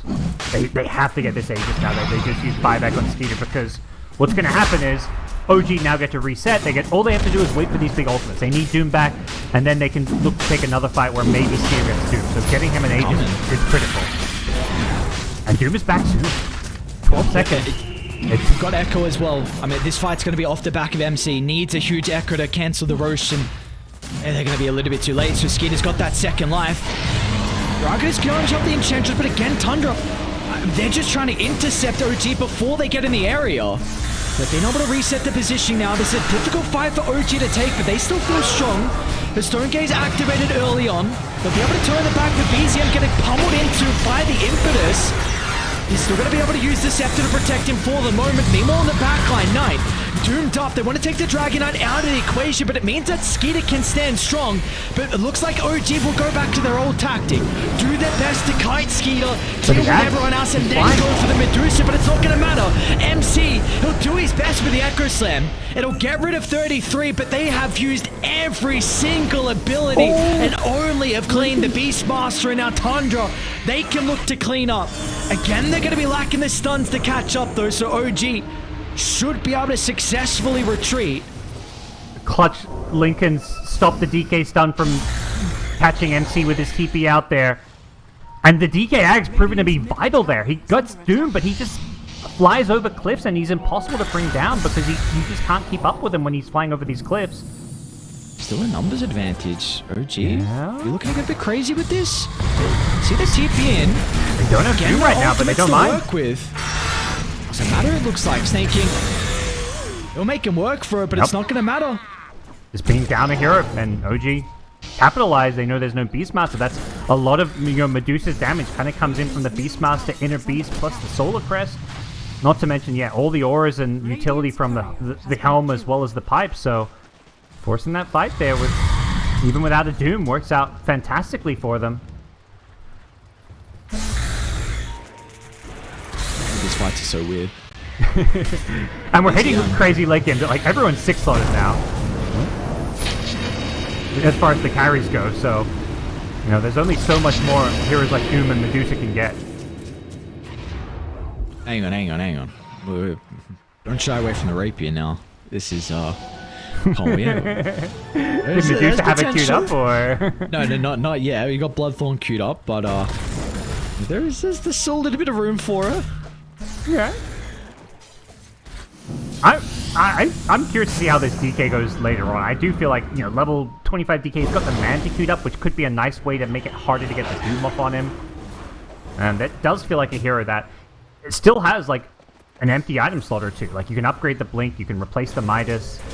So He got Spell Prism as well. That is a must-need neutral item for if you are going this kind of Scepter build on the Dragon Knight. And this hero scales very well. It may be a little bit different just because you have the break on your Argy with the Doom, but this is an incredible scaling hero. It catches a lot of people off guard with what you're able to do in the late game. Yeah. That's really, we're hitting that crazy late game. We're 45 minutes in. It's like, who has that better late game scaling? And I don't think there's an easy answer to it. Like, heroes like Doom Ultra late game, you can just remove one of these mega farmed heroes from the fight with a Doom. It's going to really come down to the execution. Whether you're able to blow someone like a DK up with the Doom, whether you can land these Earthshaker Echo Slams. So I wouldn't give the edge clearly to one team or the other here, even though we're at the 45-minute mark. Make the start onto the Timber. BZM's in some trouble. He's going to be able to get the wall back onto 33, but still a lot of damage is being applied. They've got to try and drag him back in. Spirit Vessel's activated. Meanwhile, with the backline, though, Yuragi, he's found an angle. He's going to try and doom up the Coddle. It's not really providing them a whole lot at the moment. At least it's space for BZM to be able to reposition. They'll still be able to get the kill to Tiger in the end. And now Yuragi, he's completely stuck inside the middle of the lane. The Doom's in trouble. They'll have plenty of damage thanks to the Medusa to be able to secure the kill. An instant buyback's going to come out from the Doom. But what can he really do without his ultimate to work with? They'll tear apart the DK, and now it's just the Medusa. Skeeter against the world. Tundra, though, a heavy investment, multiple buybacks. They want to close out this game one right here and right now off this fight. It's still tricky. I think you want to kind of regroup and reset a bit here. It's a 5v4, and Doom doesn't have a buyback, but that Doom is coming. Ooh, almost got caught there, but that Doom's coming back online fast with the off-screen core. Will they force the high ground here? They've got only 20 seconds on this Aegis, so they're going to be exposed after that. And there's no buyback on Medusa for 2 minutes, so it's not like you can be like, okay, we'd still go for this and we have buybacks to fall back on if this messes up. So this is a very risky push for Tundra. It's worth going for the Mega Creep, perhaps, but I think the downside is maybe too high for them with the Medusa buyback being on cooldown.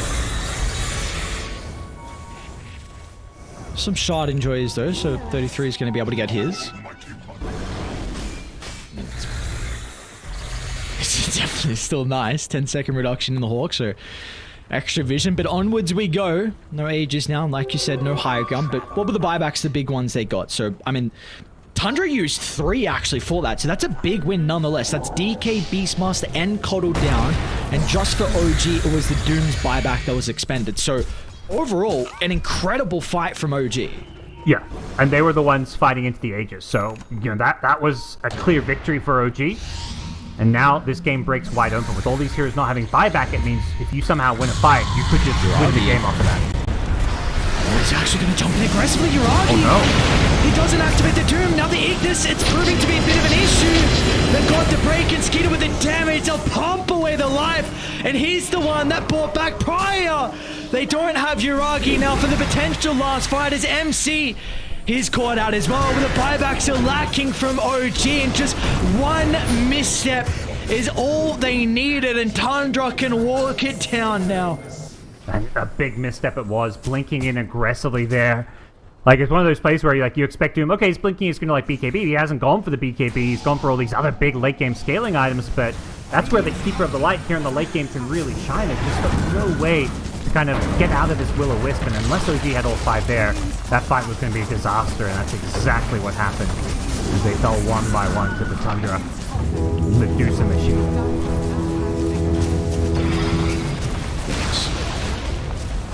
Looks like they're not even going to give themselves up for it. Tier 4's are going down too fast. The Weaver shows for an instant and just gets blown up. ESM will try and chuck some spellers out, but Skeeter just beelining towards the throne. I do have MC back alive. The glitch can be activated as well. They'll try and drop the Echo Slam and use everything onto Skeeter, but it is just a last-ditch attempt that in the end will not work out for them. Their heroes will crumble, and it took them a while for Tundra, but this Medusa lineup will prevail. Woo. What a game. That was so back and forth, neck and neck until the end, where Tundra won that one big fight, and things with a pretty big gold lead, but just an absolute bloodbath of a game, really delivering there. It felt like OG weren't going to have answers for Medusa, but the way they itemized into all these halberds, prioritized the supporting cast, like there were multiple fights in the mid game where they just jumped this DK, made 9 look kind of useless, and until 9 actually got more farm finished than Acceptor, Tundra were really struggling to execute their team fights. So honestly, hats off for OG, because I didn't think they were going to stand much of a chance in the late game, but they were making it work until Tundra finally just, by sheer force, it felt like just, won enough fights, got enough Aegises and Roshans that they finally took the game. Yeah, it was a different outlook as well with this game. Like, two teams, completely different strategies than what we've seen so far through the group stages. A style of Dota where we're not quite used to just yet, but this is the nice thing, of course, with the 7.33 patch. We get some crazy stuff coming out, and in the end, a completely new look on the Medusa that's able to work out for Skeeter as well. So again, Tundra, it was a hard-fought victory, but in the end, they're going to be able to take this one 49 minutes in. Of course, they have a game advantage now in the best of 2 against the teams that are on top at the moment, so really fighting for that first seed heading into the playoffs, at least, to close out this day as well, potentially. So for Tundra, they're going to be able to come out on top in game 1. Let's see if they can repeat it in the second game.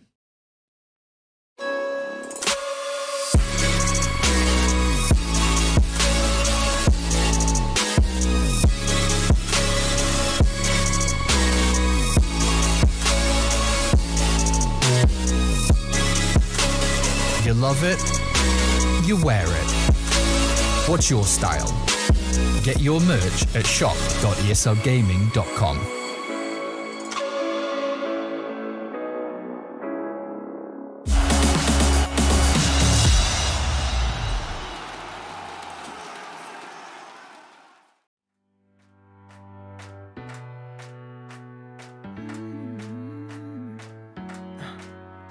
Am I wasting time?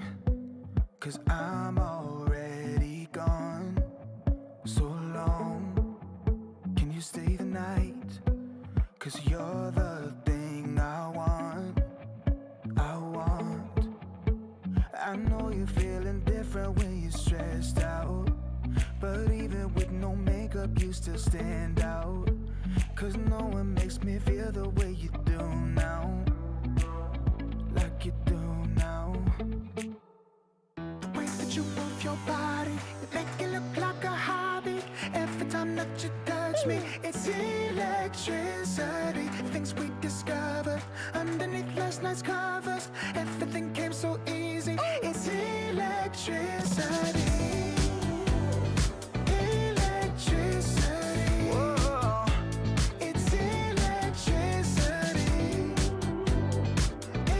Electricity. It's electricity. When it's late at night, I feel you on my skin. My skin. You're all that's on my mind. It's finally sinking in. You're it. I know you're feeling different when you're stressed out, but even with no makeup you still stand out. 'Cause no one makes me feel the way you do now. Like you do now. The way that you move your body, you make it look like a hobby. Every time that you touch me, it's electricity. Things we discovered underneath last night's covers.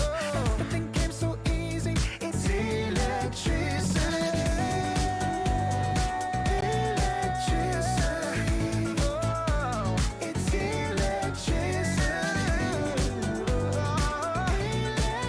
Electricity.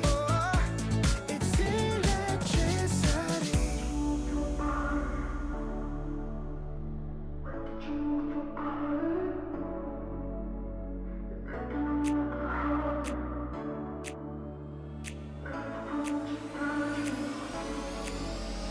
The way that you move your body, you make it look like a hobby.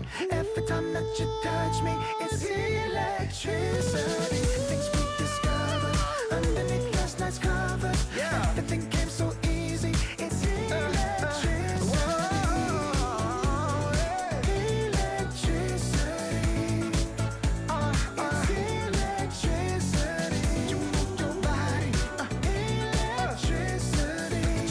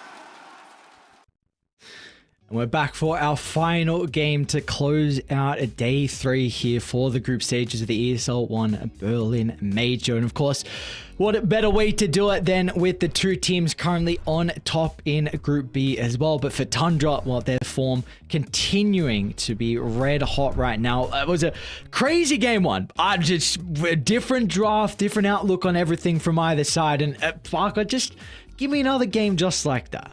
Yeah, and I think this seems to be where these teams are at. You know, they know each other well, so often what happens when two teams who play a ton against each other, you know, meet in a tournament, so all of a sudden it's like, well, let's try something different. Let's, you know, they know us, so we got to try, you know, something that's in our back pocket. Like they bring out the Medusa on the side of Tundra there, and on the OG side, you know, it's not their first time playing the Shaker, but it is something a bit unconventional. So different stuff coming out, and it is Tundra who walk away with the win. So curious to see where things go when it comes to the Game 2 drafts.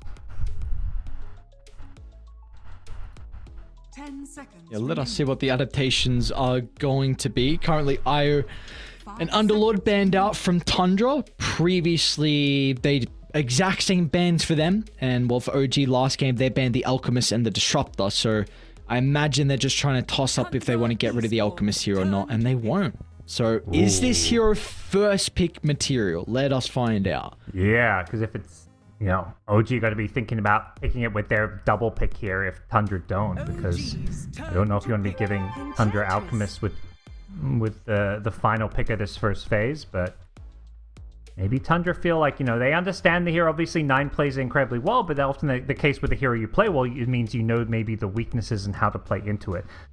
Not to mention when OG did run the Alchemist, it was in the safe lane. And I think safe lane Alch is good, but the mid Alch seems to be where it's at its most dominant. 5 seconds remaining. OG's turn. Pistol maiden. What are you pairing the CM with? Come on, OG. Yeah. Reveal Is it the the Alch? strategies. Is it the? I mean, that's really the one thing. I mean, what do we got? I guess we'll find out. It is going to be the Alchemist. Okay, so Tundra, I mean, more than likely knew it was coming, and they probably have a great idea on how they can look to counter the Alchemist as well, with it being one of their core strategies so far. Yeah, I'm curious to see what it is, maybe. And I think a big part of it for Tundra, and it's not necessarily specific to dealing with an Alch, it's just going to be having these strong side lanes, particularly if Alch is going to be a BZM hero. Uragi hero in the safe lane, like just having a strong dual lane there. 2 heroes that can give Alch a tough time is, you know, one of the best answers to it. But definitely when it comes to OG, I feel like the flexibility is there, and they could very easily send it mid. Last time they did send it mid for OG, they had a Ursa safe lane. So, who actually interesting. Uragi went Treads Diffusal into Battle Fury. I mean, they won that game at 27 minutes in, so it seemed like it was just an easy victory for them. But that was at least kind of the other carry-esque hero they had to pair with the Alchemist mid lane. Yep. Do you know what build the Alchemist went mid when OG ran at mid? Yeah, Radiance Blink, and then Mantis AC. So maybe that was the game you were mentioning, or there may have been another one. That was just the first Alchemist one that I saw, but this is how we saw TALON try and respond to the Alchemist. So that did not work in the TALON game. So we shall see. 10 seconds remaining. How do we feel about this matchup though? Because we said that, like, it really felt like it was able to swing a little bit back into Alchemist's favor because they got that rotation out of the support. Do we feel like it's vital now, knowing from what we saw in the previous game, that maybe Alch will need one support rotation to potentially secure a water rune to make this matchup easy for him? It does feel important. I think the Alch has like the kill threat on the monkey with a support rotation, whereas, you know, you rotate to help your monkey, it's maybe a bit hard to get those kills, but perhaps what Tundra's going to do is really, you know, if you pick really strong side lanes, you keep those supports busy, and all of a sudden it's kind of hard to make those mid lane rotations if the side lanes need help. Or you make it so that make a scenario where it's like, okay, you want to go gank and give your Alch a better game, it comes at a price, because we're going to have these side lanes that, you know, need to be addressed. So I think the key thing is just having strong side lanes, strong supports. You've already got one in the Ench. You know, curious to see what Saxa ends up playing, but very likely it's going to be one of those high spell damage, techies, Rubik type heroes. I mean, I think if techies in the pool, it's like a no-brainer that Saxa's going to be playing it. but it may also just be something that OG want to ban, depending on whether they prioritize banning out the cores or supports. I mean, you could even snipe the techies if you really wanted to for OG. It's a bit of a deny pick. Of course, we just saw Tiger play it, and plays a very good techies, so if that's something they are considering. You see Tundra as well, they're making sure they cover their tracks as well for this Monkey King mid. They're going to ban out the Bat Rider, ban out the Queen of Pain as well, and Nine has been spamming Monkey King in his pub, so he's played the Alchemist a lot, and I'm sure he's played the Monkey King a lot into this matchup, so he will know how to be able to exploit it. They just want to make sure they get that matchup. Yeah, exactly. Try and force the Alch matchup, just making sure that there's not many good mids to send against the Monkey King. And I guess worst case scenario, let's say OG do find another, like some kind of range mid that does better against Monkey. I think Tundra's also just gonna be less afraid of like Alch in the safe lane. Maybe they feel like by picking Monkey, they're already going to force OG to play at safe lane, which by itself could be a win for them, because I think the Alch with solo XP just seems to be in a better position to take over games compared to playing in the safe lane. 5 seconds remaining.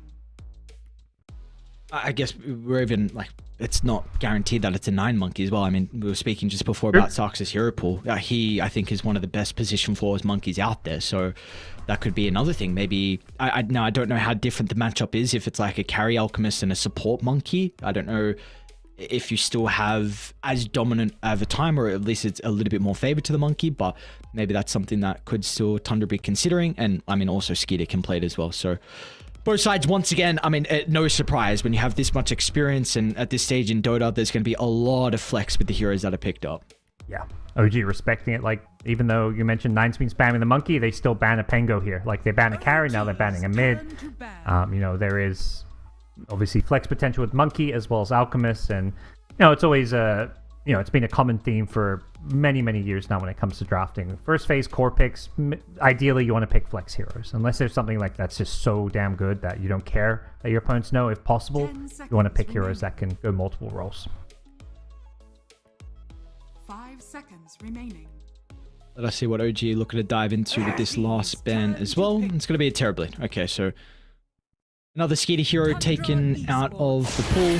They're going to try and follow up with a Venomancer. So this is something that Tiger has ran. I believe it was like a Greaves, Scepter, and I think there was one other item, but I do not remember. So it is something that we have seen him run so far, though. Looking like a pretty good Slark game, though. Like, I like the Slark into the Veno. You've already banned Bloodseeker. Definitely an option for Tundra when Skeeter likes to play the hero. Maybe they're going to be worried about having like too many right-clicking melee carry type heroes.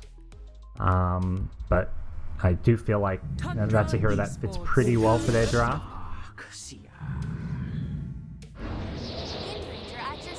So many other core picks, and there's the Saxa hero we saw earlier today. His win range is going to be coming back, and well, there's it's not going to be the Darkseer Alch where they had those huge combos with the vacuum into unstable concoctions, but Boundless Strike is it's an AoE stun, so it is something that can combo with the vacuum. But I think importantly, they've got the Iron Shell target in the Monkey King. Probably they're going to be picking some kind of melee carry for Skeeter as well, unless it could also be carrying Monkey. The flexibility is still somewhat there.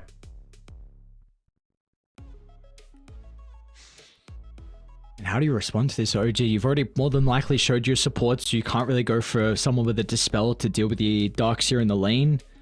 Your traditional lane counter in the Anti-Mage looks probably a little bit too greedy with AM Elk, so this is definitely throwing a spanner in the works on how they're going to be able to address this second phase of Tundra. Yeah, I mean, they can pick their other mid/carry here if they want, and reveal where Elk's going, but it maybe just makes more sense to pick Mind Control's hero. Leave Tundra guessing when it comes to the last pick. Ooh, there we go. First Invoker game. All right. Yeah. First one of Berlin, unless one happened in the last hour or so. Yeah, that is... I'll just double check so we can say whether that's the case or not. But yes, it's going to be the first Invoker game. So it's a looking... I think you have to go Crosswex this game. I see no real value on Exort with no stuns, but again, I mean, even then, like, Exort enables you to scale.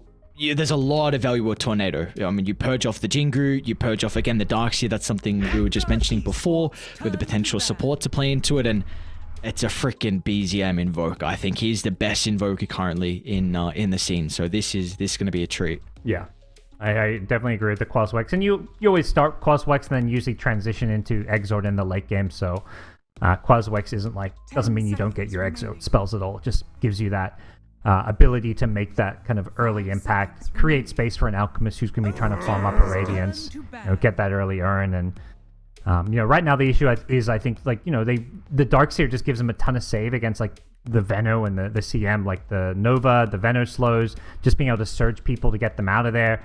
I think having the Invoker Tornado as kind of a counter to that, not to mention like the Cold Snap plus Earn combo, is a really good way to make sure you can find some of these early and mid-game pickoffs against Darkseer Surge. So now with the Invoker getting shown from OG, are we wanting them to go for a different mid laner for 9 and give Ski to the Monkey? I think mid Monkey makes the most sense to me still, but it's not like a dream Monkey lane by any means. I mean, you can see OG, they think it's still going to be a carry pick. I just don't think Monkey can keep up with an Alchemist, I guess. I think you're looking for something that either like matches the farming of the Alchemist, or has like a good hero to hero matchup like the Ursa type pick. Monkey versus Alchemy, pretty good hero matchup, I think, in terms of the Monkey King, in terms of like the early to mid game, but you just fall behind way too much when it comes to the overall farm and net worth. So I think for Tundra overall, if you're looking for a carry, you need someone that's going to have a little bit of sustain in the lane against the Veno. That's I mean, it's no one kind of does. Maybe the Enchantress can help out there, but PL is able to deal very well with the Phantom Lancer. It's a big Invoker issue as well. You don't entirely deal with the illusions. They kind of protected it, like no Axe, no Legion as well to address the PL. Yeah, it was sad to see Axe banned since we haven't seen an Axe yet, but something that Mind Control can of course play, but I mean, looking at what OG have right now, they definitely don't have really the AoE to address a PL. And it feels like he can hit those item timings where he causes a lot of problems. And OG going to prioritize getting some more team fight and pick up themselves up a Brewmaster. So I think it feels like their response to seeing a PL is like really just like, let's just hone in and focus on the laning stage plus mid game. Like they don't want to see this game drag out too late, but that's something I think Alchemist is pretty good at. Like, yeah, he's this kind of greedy carry, but he comes online super fast with the greed. You get the Radiance, you hit that blink timing shortly after. And a hero like PL sometimes can't meet those timings. He's always going to be that little bit behind where it's like, no guys, I'm not ready to fight. I got to get that one more item. And that's something that OG can kind of capitalize on. If they do get through that scary stage, though, it does look like this PL late game is going to be a very big issue for OG. Like, Radiance at that stage is not enough. I mean, Yuragi's probably going to have to go Mjolnir to address the PL. Your supports can't really itemize to deal with him.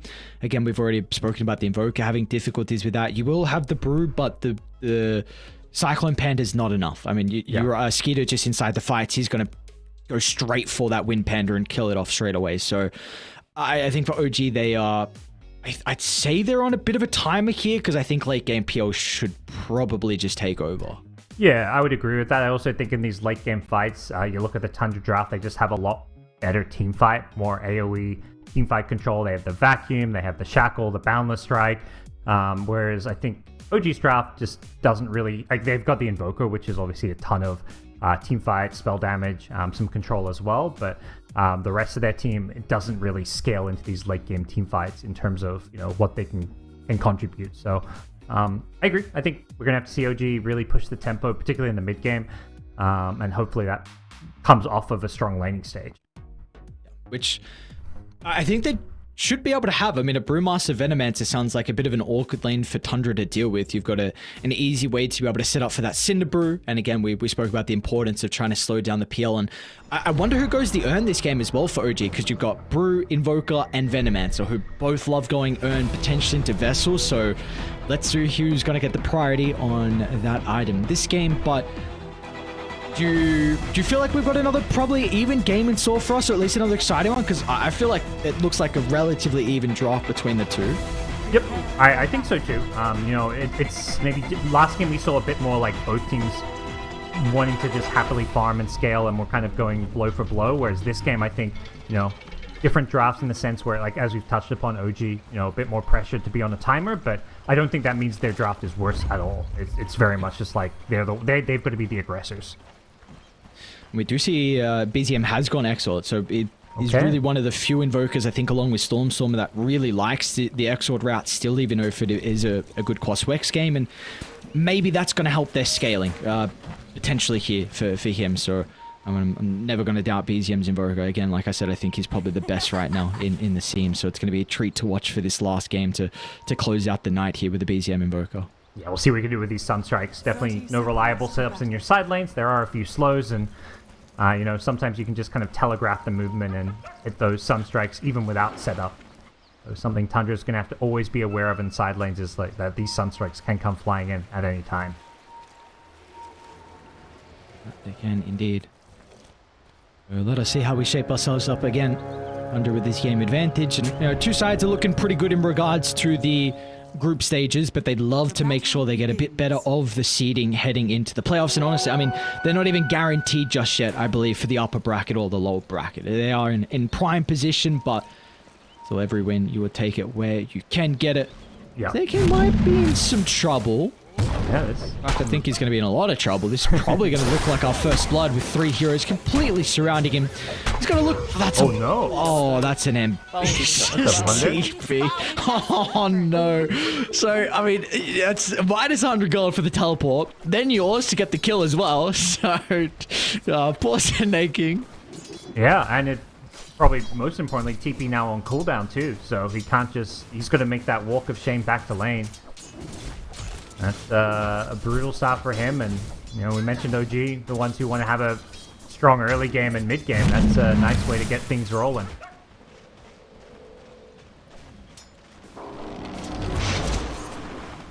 Was it actually that? Okay, so Kitrak got the kill, so we saw last time the Kitrak on the Crystal Maiden got a very early kill. He just ferried out as much resources as he was possibly able to hold inside the inventory, so let us see if that's going to be enough, because again, 33 Darkseid was a treat to watch earlier in the day as well. He just had such an incredible showing with that Sarksa Wind Ranger, like you mentioned. And do we feel like this lane is going to be any different against the CM Alchemist? Should this be a kind of a free farm lane for the Darkseid?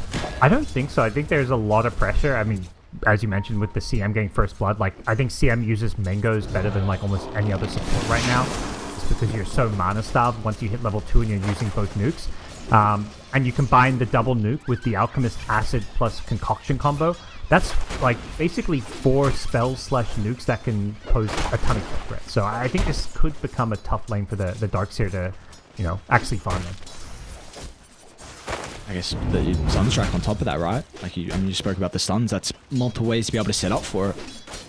So we shall see. I mean, level 1 stun, you got 1.7 second maxed out, and we're already going to see Yuragi looking to try and play aggressive, but that's the one nice thing at least. Sarksa can instantly try and respond and get some distance away with the Wind Run, and 33, it'll be a little bit more difficult with this surge because there is an animation, but regardless, we'll have to see them play kind of their limits on the outskirts in that top lane. But bottom lane, of course, with the last pick here for Tundra on the PL, a hero that we've seen banned out a lot, but we haven't actually had an opportunity to cast the PL, so let's we'll get to see truly how strong this hero is currently. Yeah, this is, I mean, Skeeter just continues to highlight how diverse his hero pool is. You know, we've covered, I think, like 8 Tundra games now here on the Ember stream, and I feel like we've seen 6 or 7 different hero picks from Skeeter, so Thunder really utilizing that hero pool diversity of his. Don't you worry, buddy. We're going to get another Tundra game tomorrow as well. Perfect. So we are all up. We got 5 Tundra series. I'm not complaining on it. It's like I think I told you, it's like it's fun to see the same team. You saw some teams back to back, and like, you really feel like you get to know a team when you're commentating them, and know what to expect. So, and also obviously Thunder dominate, so we see some great Dota from them. Kitrak. Right, 33 is able to chase him down. Meanwhile, Yuragi will take out the Wind Ranger's health pool, so it's going to be a trade of the supports, and of course both the cores are going to get the gold and the experience. Yep. Pretty, like you said, even trade. I think overall maybe Tundra slightly prefer that, because I think this is a lane that could get tricky for Tundra if they're not careful. So just trading supports, getting the CM out of the lane. Darkseid, you know, being on full health unharassed is a good sign. Like they They just don't want to lose this lane more than anything. They do scout out Tiger's use of the twin gate up top. They've got this observer already set up, so Momentum leaving's not going to catch them off guard here. Yeah, something that's become more and more common is these just wards on the twin gates to spot any kind of early game rotation shenanigans like this. And it's always tricky to note because it could be warded on either side. So like he may be like, oh, they must have warded the gate, but you're not going to know which side gets warded. So getting that D ward is like a bit of a 50-50 chance. Yeah, well, Tiger, he'll get nothing out of that rotation, so it looks like back to bottom he goes. And I thought they might be able to play this lane a little bit more aggressive on OG, but I guess Skeeter, of course, with the Doppelganger has a Dispel to work with, so a lot of the spellers won't have too much of effectiveness against him, and Snake King's done a pretty good job to be able to help the creepy Caluvian and off the back of some of the pause, and then they've been able to open up the small camp, so he's also level 3 for the Enchantress. I think PL's always been a good response to the Venomancer, even when Venom used to be played like 4-3 position. Just having the Phantom Rush and, you know, a way to kill the Venomancer too with your Lances, combined with the Dispel, just makes a really good hero matchup. So part of the reason why they picked the PL here, I imagine. And of course you've got the Enchantress, one of the best 5 positions in Dota right now. Might be gearing up for a dive on BZM mid lane. 33 and Sarks are here together. And OG, they're also starting to funnel in some extra members for this fight. BZM's going to be caught off guard though with a backstab, and they should be able to get the kill into the Yoka first. Nice deny onto 9 as well. So Tundra, I mean, keeping their eyes on everything inside that little engagement, and in the end, they're going to be rewarded with a double kill as well. So Tundra, beautifully done from them. Yeah, both teams just reading each other's movements. Suddenly there's, 6 heroes in the mid lane with all the supports making this big move. We saw last game how this mid matchup can be so important, and making sure they bring the numbers here with all their supports coming in. Tundra are going to be happy with the overall outcome there, but you are going to be a bit concerned that you've given Yuragi a completely free lane. You can see there on the net worth, 1,500 net worth ahead of number 2, and this is just 6 minutes in the game. Complete utter free farm. Already has the Soul Ring, so he can fall back to the jungle, make stacks, farm stacks, just kill any and every camp that he wants, and on track for a very fast Radiant. Bottom lane, they're going to try and put a little bit of pressure into Skeeter. He's held down, maybe trying to force out some reactions as well. No one's going to TP from Tundra. Hold them at the moment. They might be forced to though, Kitrak. They're getting range for the Frostbite. The slow is going to be applied, and our Skeeter's in a lot of trouble. Frostbite to be able to set up for the Sunstrike, and we've got our first kill that BZM's able to get involved in. Very nicely done. Just baiting out the Doppelganger with the Gale. You know, could have used the Gale earlier, but waited till the CM was in range, and you know, as soon as he Doppelgangers, you just hit the Nova, and there's just way too many slows for this PL to get away from, so very good rotation here. They can't easily pressure this tower though. Brewmaster's not the best hero to do that with, but the Vanguard, there's just very little they can do to get MC out of this bottom lane. But they've got a lot of support. They've got heroes rotating. Monkey King's actually showing up here. This is a big commitment to bring your mid laner down bottom. You want to get a kill out of this, and I'm just not sure they've got the opening to do so. Maybe wasting a little bit too much time. I guess one nice thing is Saxer is soaking up experience mid, and I mean the win range is already level 5 at that pretty much 8-minute mark. They still have their Wisdom Room as well yet to claim. We'll see who's going to be the one that looks to take that. We're getting pretty close to the MC Primal Split. Actually, mid lane BZM. A little bit of trouble. The Force Tigers TP and 9 actually might get turned upon now. The Sunstrike to work with the Cold Snap as well. BZM's doing a really good job to play his distance, and with the combo, tries to use the Mischief, but not going to be on the mark, and they'll still get a return kill onto Tiger nonetheless. It looks like, of course, OG are very happy with that exchange. Yeah, so much value. I mean, you talked about, obviously, the potential Cold Snap earn combo for the Cross Wex Invoker, but just the Venomancer with the Cold Snap there doing some work there. He's to get out of this one, gets very low, but the Tornado... Any more bottom? Skeeter, he's probably going to go down. MC and Kitrak. What? That's a huge kill. Oh, he DC straight away. Oh, no. Oh, come on, you did get MC. Come on, you can't. Yeah, you got it. You got to throw out the voice lines, especially the hero voice lines. Keeping it classy, and that was not even using the primal split, just a good old fashioned chase down. And just will highlight it, top lane 33 used wall as well onto Uragi, so he's not going to get a kill. This is just maybe a zoning wall to get him out of the lane for a little bit, but of course we may have some more action down at this bottom side, so we'll see what they're going to be able to do if they want to bring even more heroes to maybe contest this. But MC having Vanguard and split again, I'd like to see OG bring another member down to bottom to try and open up this map, because you've got a big ultimate to work with. But meanwhile, Uragi, well, he's still actually in some trouble. 9 looking to connect with 33's use of the wall, but the Sunstrike's going to be able to connect. Concoction as well. It's not enough damage to get both the kills, but with BZM in the neighborhood, the Evoke is easily going to be able to clean up. He's lacking some range though to get 33, but 9 is really suffering with the Monkey King. That's his 3rd death of the game, 9 minutes in. Yeah, this is their, they picked it early on in the draft. Into the Alchemist, but obviously the Alchemist has that flexibility, and for the most part, we at least OG has run it both mid and carry, so they don't mind flexing it, and didn't get that favorable mid matchup that he perhaps wanted. And even with the support rotations, he's been having a bit of a rough time. He's the lowest net worth of all the cores, so that Tundra are gonna have to try and find some answers for, because right now the pressure is really heating up here. They've lost their bottom tier 1 tower, and I imagine we're just going to keep seeing OG making all these moves, looking to keep fighting. They will indeed, as Uragi. See if they're going to actually have enough damage onto Snaking. Pretty survivable with a lot of one charges too, so there's not going to be an opening for the Sunstrike. Tim was close to connect, but you see the status of this game. Your Phantom Lens has a Midas queued up on Skeeter, so you're just praying that somehow you're able to get towards the later stages and avoid this 20-25 minute timing that OG are gonna have. You can see where Tundra's going back to that, greedier playstyle. We saw them in the game earlier today where they had the Doom, and it was very much like, we can't fight them.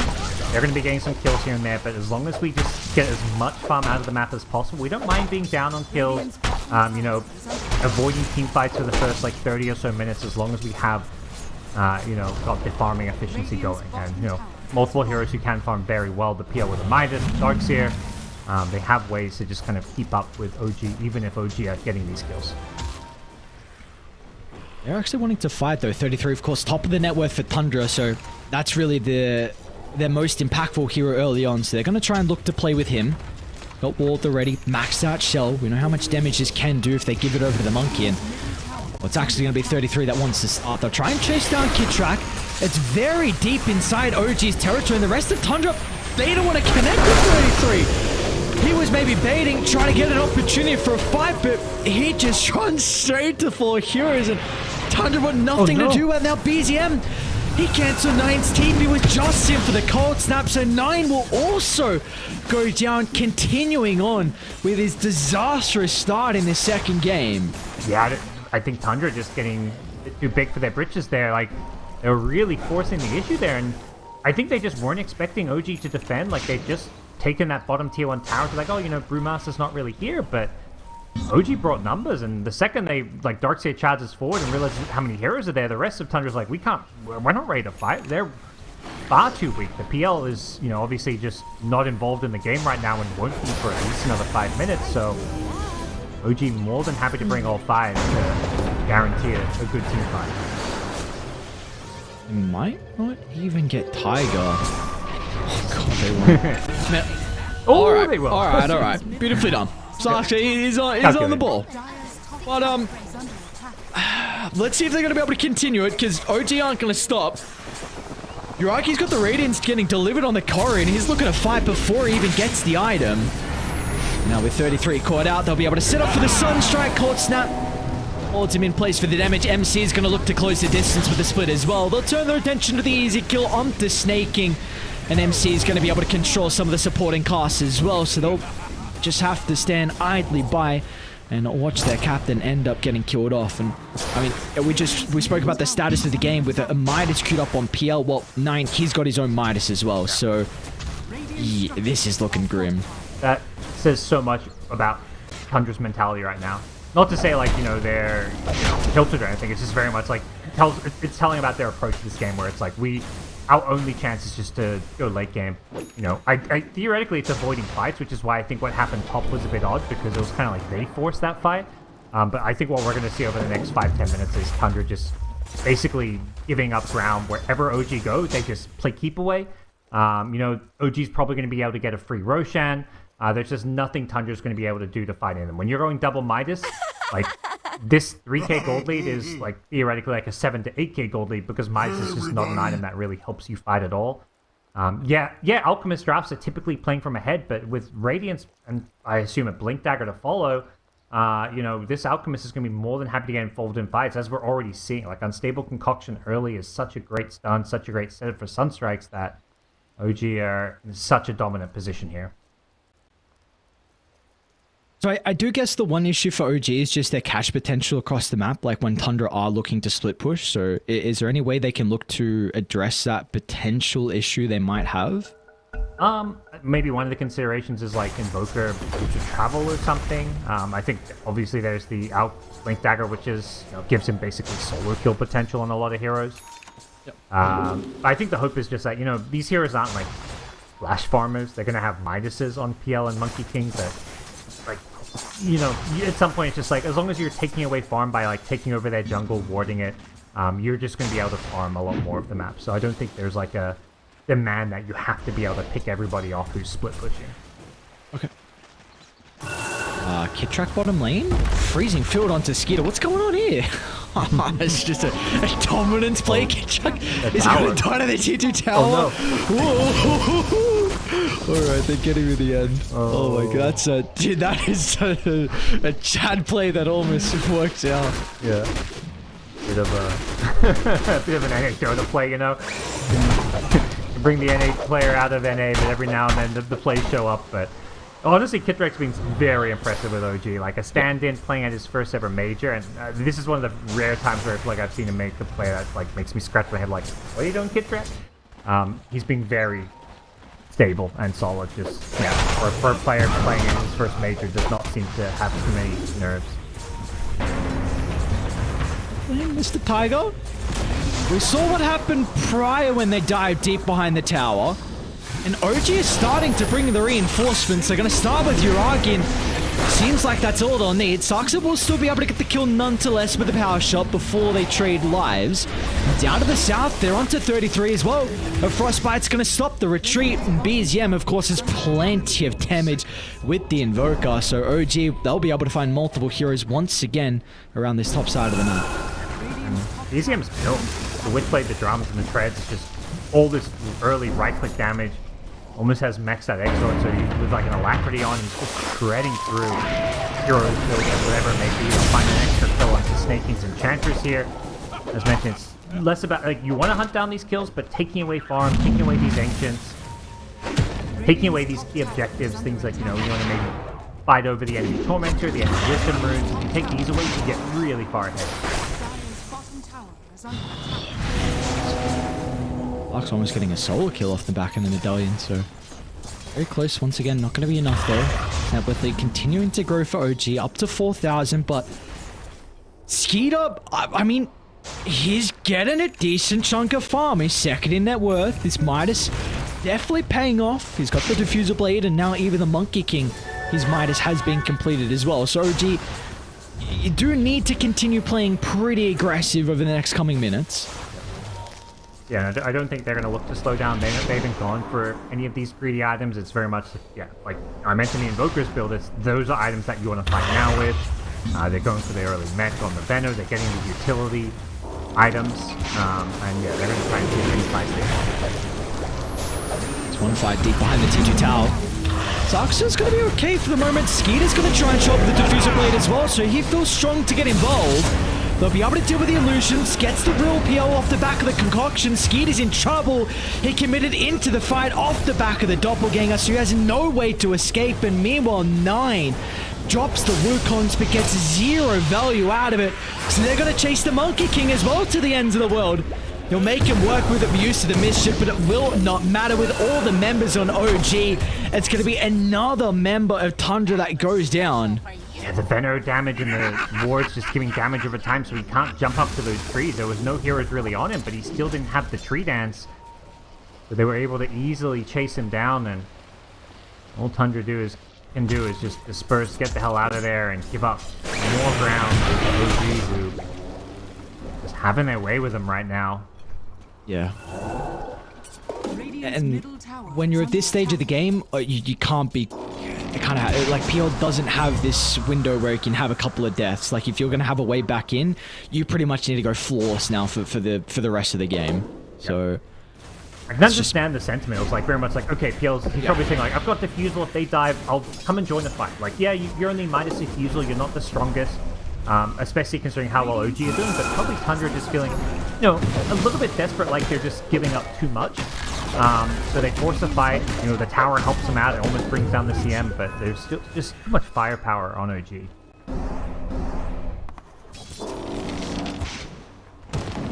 this has always been a team on Tundra that have somehow been able to stall out games and do crazy stuff across the map with their heroes. So see if they're going to be able to continue to do so. Is bottom Tiger? Saxa's kind of punting him down. Seems a little bit awkward right now with what's going on, because you've also got Kidrak starting to move on over. We'll drop the wall and maybe just have Saxa try and go for the finishing blow. Alright, that's a bigger kill. 9. Well, they don't really mind about having Tiger go down. He won't even die in the end. Kidrak with a freezing field to buy some time. And now they're starting to cut off the retreat. Sunstrike sucks. Almost runs into it, but where's the angle for him to retreat? He's going to go up to the north instead. That's going to the one spot. Meanwhile as well, 33. He's got the Greaves and one charges to work with, but it looks like, is it enough? Tornado just shy. Doesn't have the levels out of the Wex. This is very deep, but it's not going to matter in the end. There is no one home from Tundra to be able to penalize the dive, as OG can get the easy kill and look to get out. Yeah, they're even getting some damage here on the tier 3 tower before the backdoor protection kicks in. They force out a glyph, and they're not done with the slaying. They've found Sax's win range. It's just Kidrat CM, but... Go for it. Whoa, he went back. Yeah. It's always hard. Like, his teammates probably yelling, like, Sunstrike, care. So he tries to, like, juke it or something and ends up running into it. Always a feels bad moment. And they're not done. Now we're going to see Snaking get found. Don't see any way out of this one for him here, even with the heals. Invoker's in the neighborhood, so yeah, another easy kill going OG's way. This is the classic space created. Actually, 9's in a lot of trouble bottom lane. Tiger was able to find him, and as soon as 9 gets a little bit of damage on him, there is no escape. Man, OG, bring everyone! Alright! Everyone comes bottom of the DP in, so... Rosh is there, it's fun. And it's crazy they read as well. They won't be able to do anything off of the back of the scam, but just the awareness from them that Skeet is up top. Yeah. So, they're gonna... Whoa, hang on. Okay, maybe they can do something. Uragi... Used to the rift, and Skeet is going to get super crafty with escaping this one. Okay, never mind. The follow-up stuns, yeah. It does have to get too crafty. No one else followed you, Look, hitting the TP button, that's a good trick, Ares. I don't know what you're saying. Yeah. No, that's a good one. I thought the other boys were going to come, but no, apparently... No, so did I, because it was one of those things when they made that big move down the bottom, I thought, okay, it's a good kill because it's right by Roche, they can just go into Roche, but then it's so they're like, no, screw Roche, we're just going to keep fighting. We're just going to keep hunting, and even now you've got Brewmaster popping an ult trying to kill the PL. All these OG heroes just trying to get these kills by themselves, and for the most part it's been working. It's going to be a free Roche going over the way of OG, at least for Tundra. They're going to be able to get the Aghanim Shard. Will be given over to Snaking.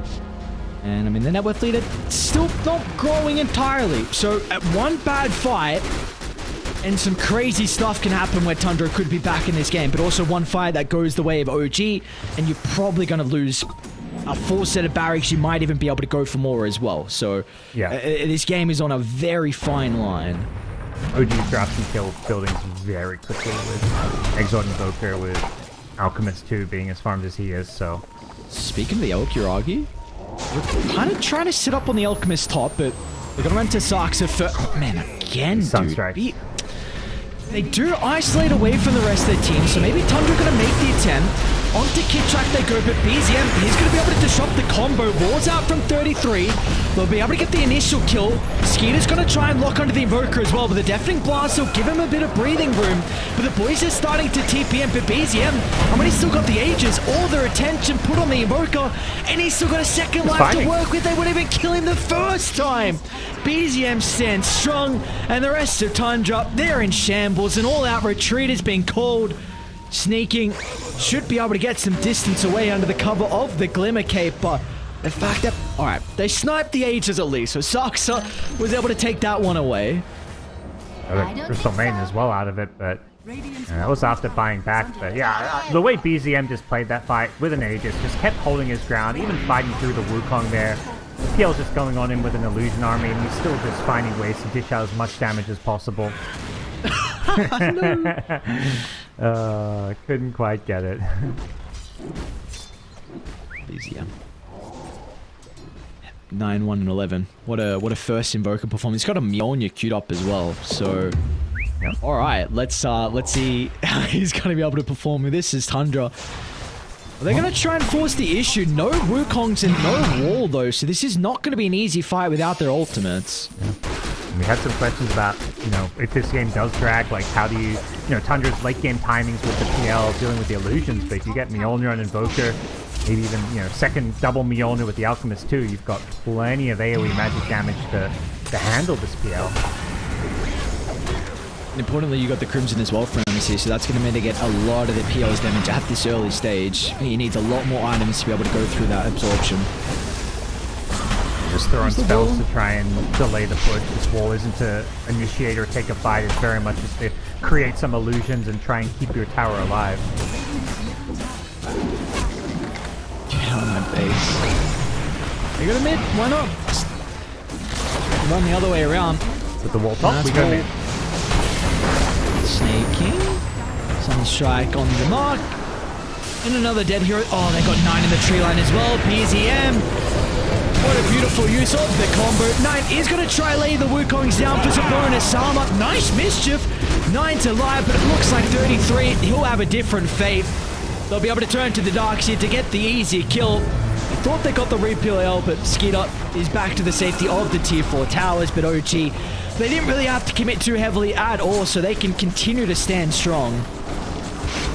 Getting under 25 minutes, they've already got their first rack here. They'll get the full lane too.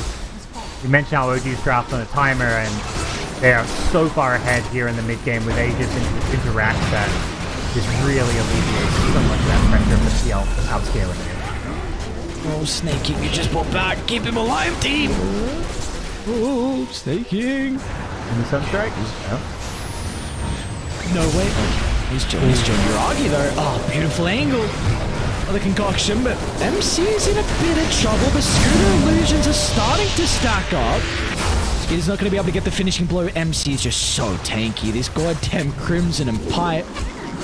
Yeah, AC as well, like all the aura items. Like, you're getting a nice clear Jackal, but the damage just isn't there to follow up any of these back into Jackals. Oh, the damage is there from BZM. He lands a pretty good combo with the meatball. Skitter's going to be in the middle. Crimson again, though, is just mitigating all the damage from the Phantom Lance, so they're going to turn to the easier target into Cryptrax. Crystal Maiden, but it just takes them so long. By the time they get the kill, the supports are still continuing to go down as OG are feasting right now. Yeah, they get some supports here, but everything's just coming at such a heavy cost. And with Alk ulti back up and an Alacrity, they're right back in. No glyph to defend your racks here. No Aegis, but OG just don't care. You've got to try and kite out the Alchemist, try and buy time for the Chemical Rage to wear off. They're just throwing stuns wherever they can, but a second lane of racks this early on could just be the end of Tundra.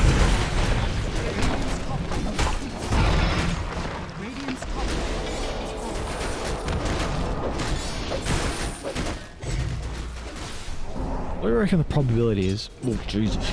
I was gonna say like 2%? What? It's 3%, so we'll avoid that. We'll avoid that for Tundra. It's alright, yeah, it's okay, it's okay. There's... What? Okay, Uragi accidentally bought Kyra and Sanj and then sold that for the Sanj and Kyra. So the Sanj and Yasha. Yep.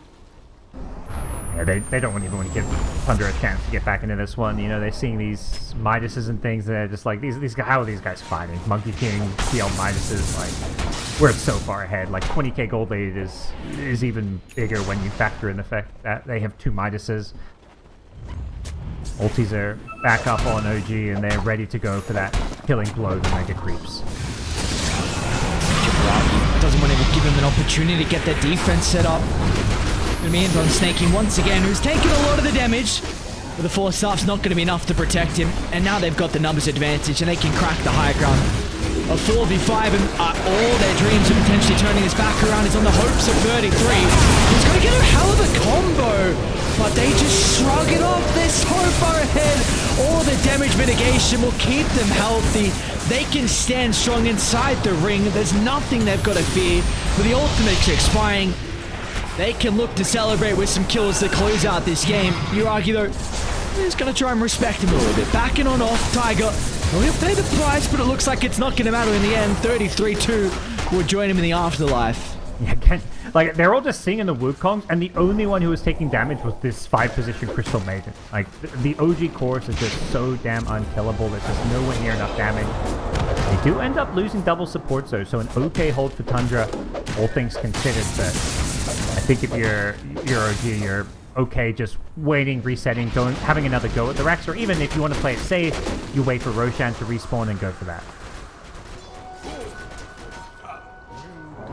So pretty nice ward that OG are playing with. They're scouting out a lot of Tundra's heroes starting to funnel into this bottom side of the map, so Uragi, it's going to catch him off guard. A beautiful concoction onto 2. MC is going to be close to connect as well. The ultimate's not there, but at least he brings all the auras for them to work with. And Skeeter, Doppelganger, it's still on cooldown as well. It'll finally come up to help get some separation.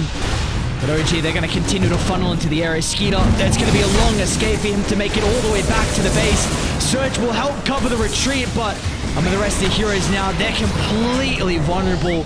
They used everything to keep the PL alive, and now there is no way for them to escape. Well, Snaking will get cropped. No, wait, is he going to run it? Okay, Manny. I was running to the Sunstrike inside the base. Oh, now down 2. No darks here for the high ground defense. 2 cores, in fact, with the Monkey King dead as well. This should just be the Mega Creep.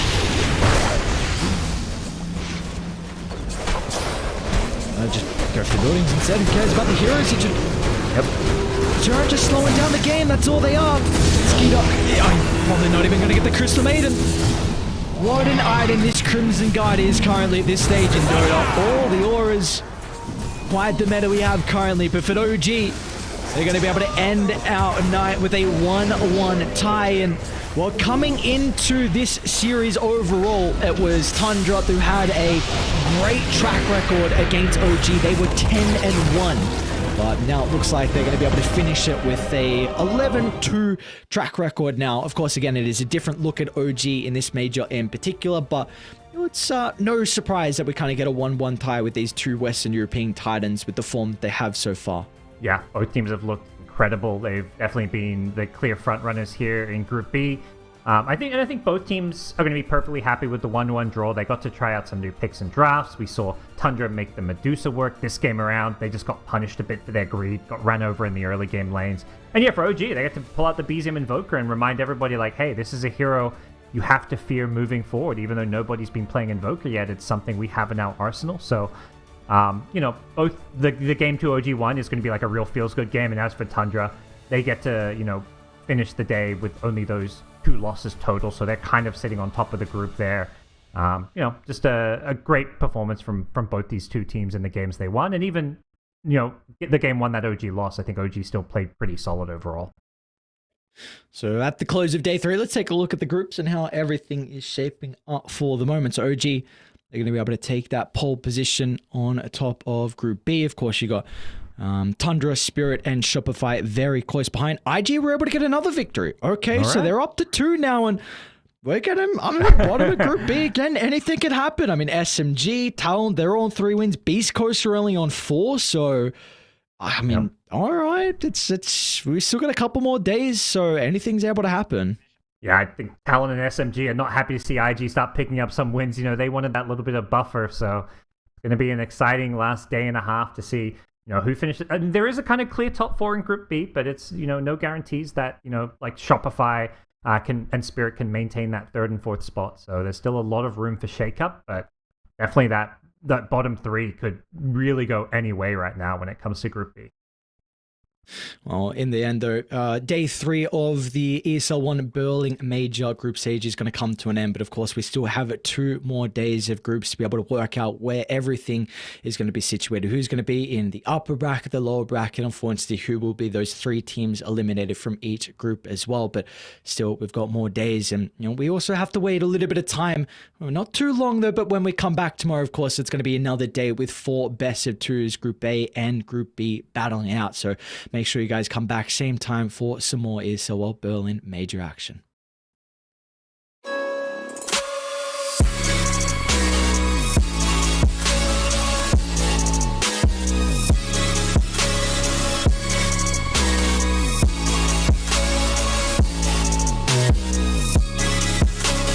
You love it, you wear it.